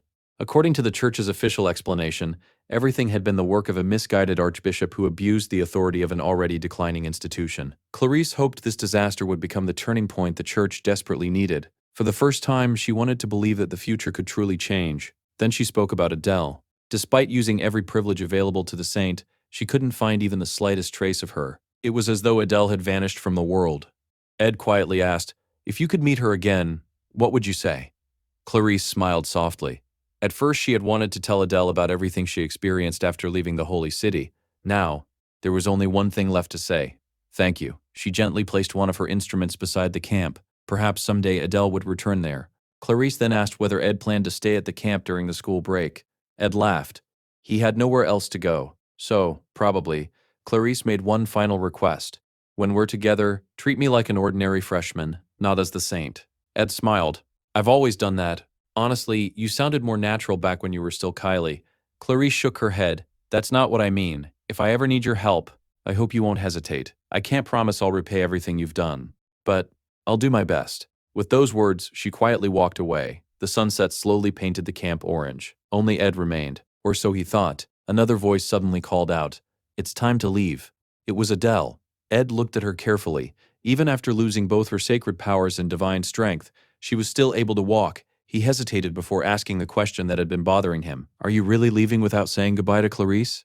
Adele quietly nodded. "I don't have any songs left, and I don't have the courage to lie anymore." Thinking back, everything she had ever sung had been a lie. The songs praising Telos, the stories claiming she had traveled the world, even the romantic ballads celebrating freedom. None of them had been true. She looked down at her old lute. Then, she threw it into the fire. Watching the instrument slowly burn away, she smiled. This time, I'm actually going to visit every place I once lied about. It'll be a long journey. I want to leave my burdens behind. Until now, every journey she took had been nothing more than running away from fate. This time, it would simply be a journey. Ed asked what the difference really was. Adele answered with a peaceful smile. Because now, I have somewhere to return. She planned to come back within 3 years. There was one promise she absolutely intended to keep. She couldn't let Clarice graduate without saying goodbye properly. By then, she hoped to return carrying a brand new song. Ed smiled. He offered to help her find the perfect wood to build a new instrument. Then he asked one last question. Is that really everything? She had lost both her divine blessing and her prophetic magic. For the first time in her life, she could no longer see the future. Every vision ended there. Ahead of her lay a completely unknown road. No script, no destiny, no certainty. The future might be even harsher than anything she had ever foreseen. Weren't you afraid? Perhaps Ed wasn't only asking Adele. Perhaps he was asking himself. Adele answered honestly, yes, I'm terrified. But I'm also excited. That night, Ed sat quietly beside the dying campfire. So many things had changed. He had just spoken with someone who, according to the original story, should already be dead. This wasn't merely a change in the game's script. It was an entirely different timeline. A world born from a single choice. Back then, he had faced two impossible options. Save Adele, or stop the dragon's resurrection. In the end, he chose the dragon. Had Adele's sacred power weakened just a little more, had Lucy failed to preserve those memories, he would have abandoned Adele without hesitation. Because surviving had always come first. Even in his previous life, he had hidden behind survival. Compassion, duty, friendship, companionship. He discarded all of them whenever they threatened his own life. He poked the burning remains of Adele's old lute until it crumbled into ash. Then he quietly looked toward the summer sky. Everything had changed. Slow footsteps approached from behind. Half asleep, Janica leaned gently against his shoulder. Ed smiled without saying a word. Yes, many things had changed. Ed Ruth Taylor, a boy who originally wasn't even supposed to exist at Sylvania Academy, had become one of its model students. Janica, who should have become the first major boss of the story, now stood beside him. Lucy, destined to become the terrifying Act 3 boss, had completely disappeared from the script. Yet despite all those changes, one thing remained exactly the same. No matter how much he rewrote fate, no matter how many sacrifices were made, no matter how much the story changed, Ed Ruth Taylor always survived. And as darkness finally settled over the camp, Adele quietly departed on her own journey. That was the moment the original story truly came to an end, and an entirely new future finally began. At that moment, the closest major event in the story was the Lucy extermination battle. It wasn't just another fight. The battle offered unique combat experience and skill proficiency that would become incredibly important during Act 4. More importantly, Ed was deeply concerned about Taylor's slow growth. Even though the original story had already gone completely off the rails, Taylor's development was still the one thing Ed could rely on.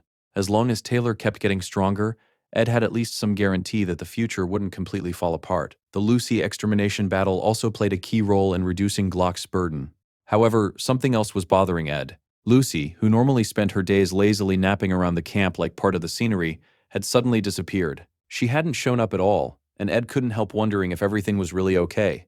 That night, another nightmare dragged him awake before sunrise. He couldn't remember the details of the dream, but the lingering feeling was enough. Whatever he had seen, it wasn't good. The final exams were almost over, and the academy's vacation was about to begin.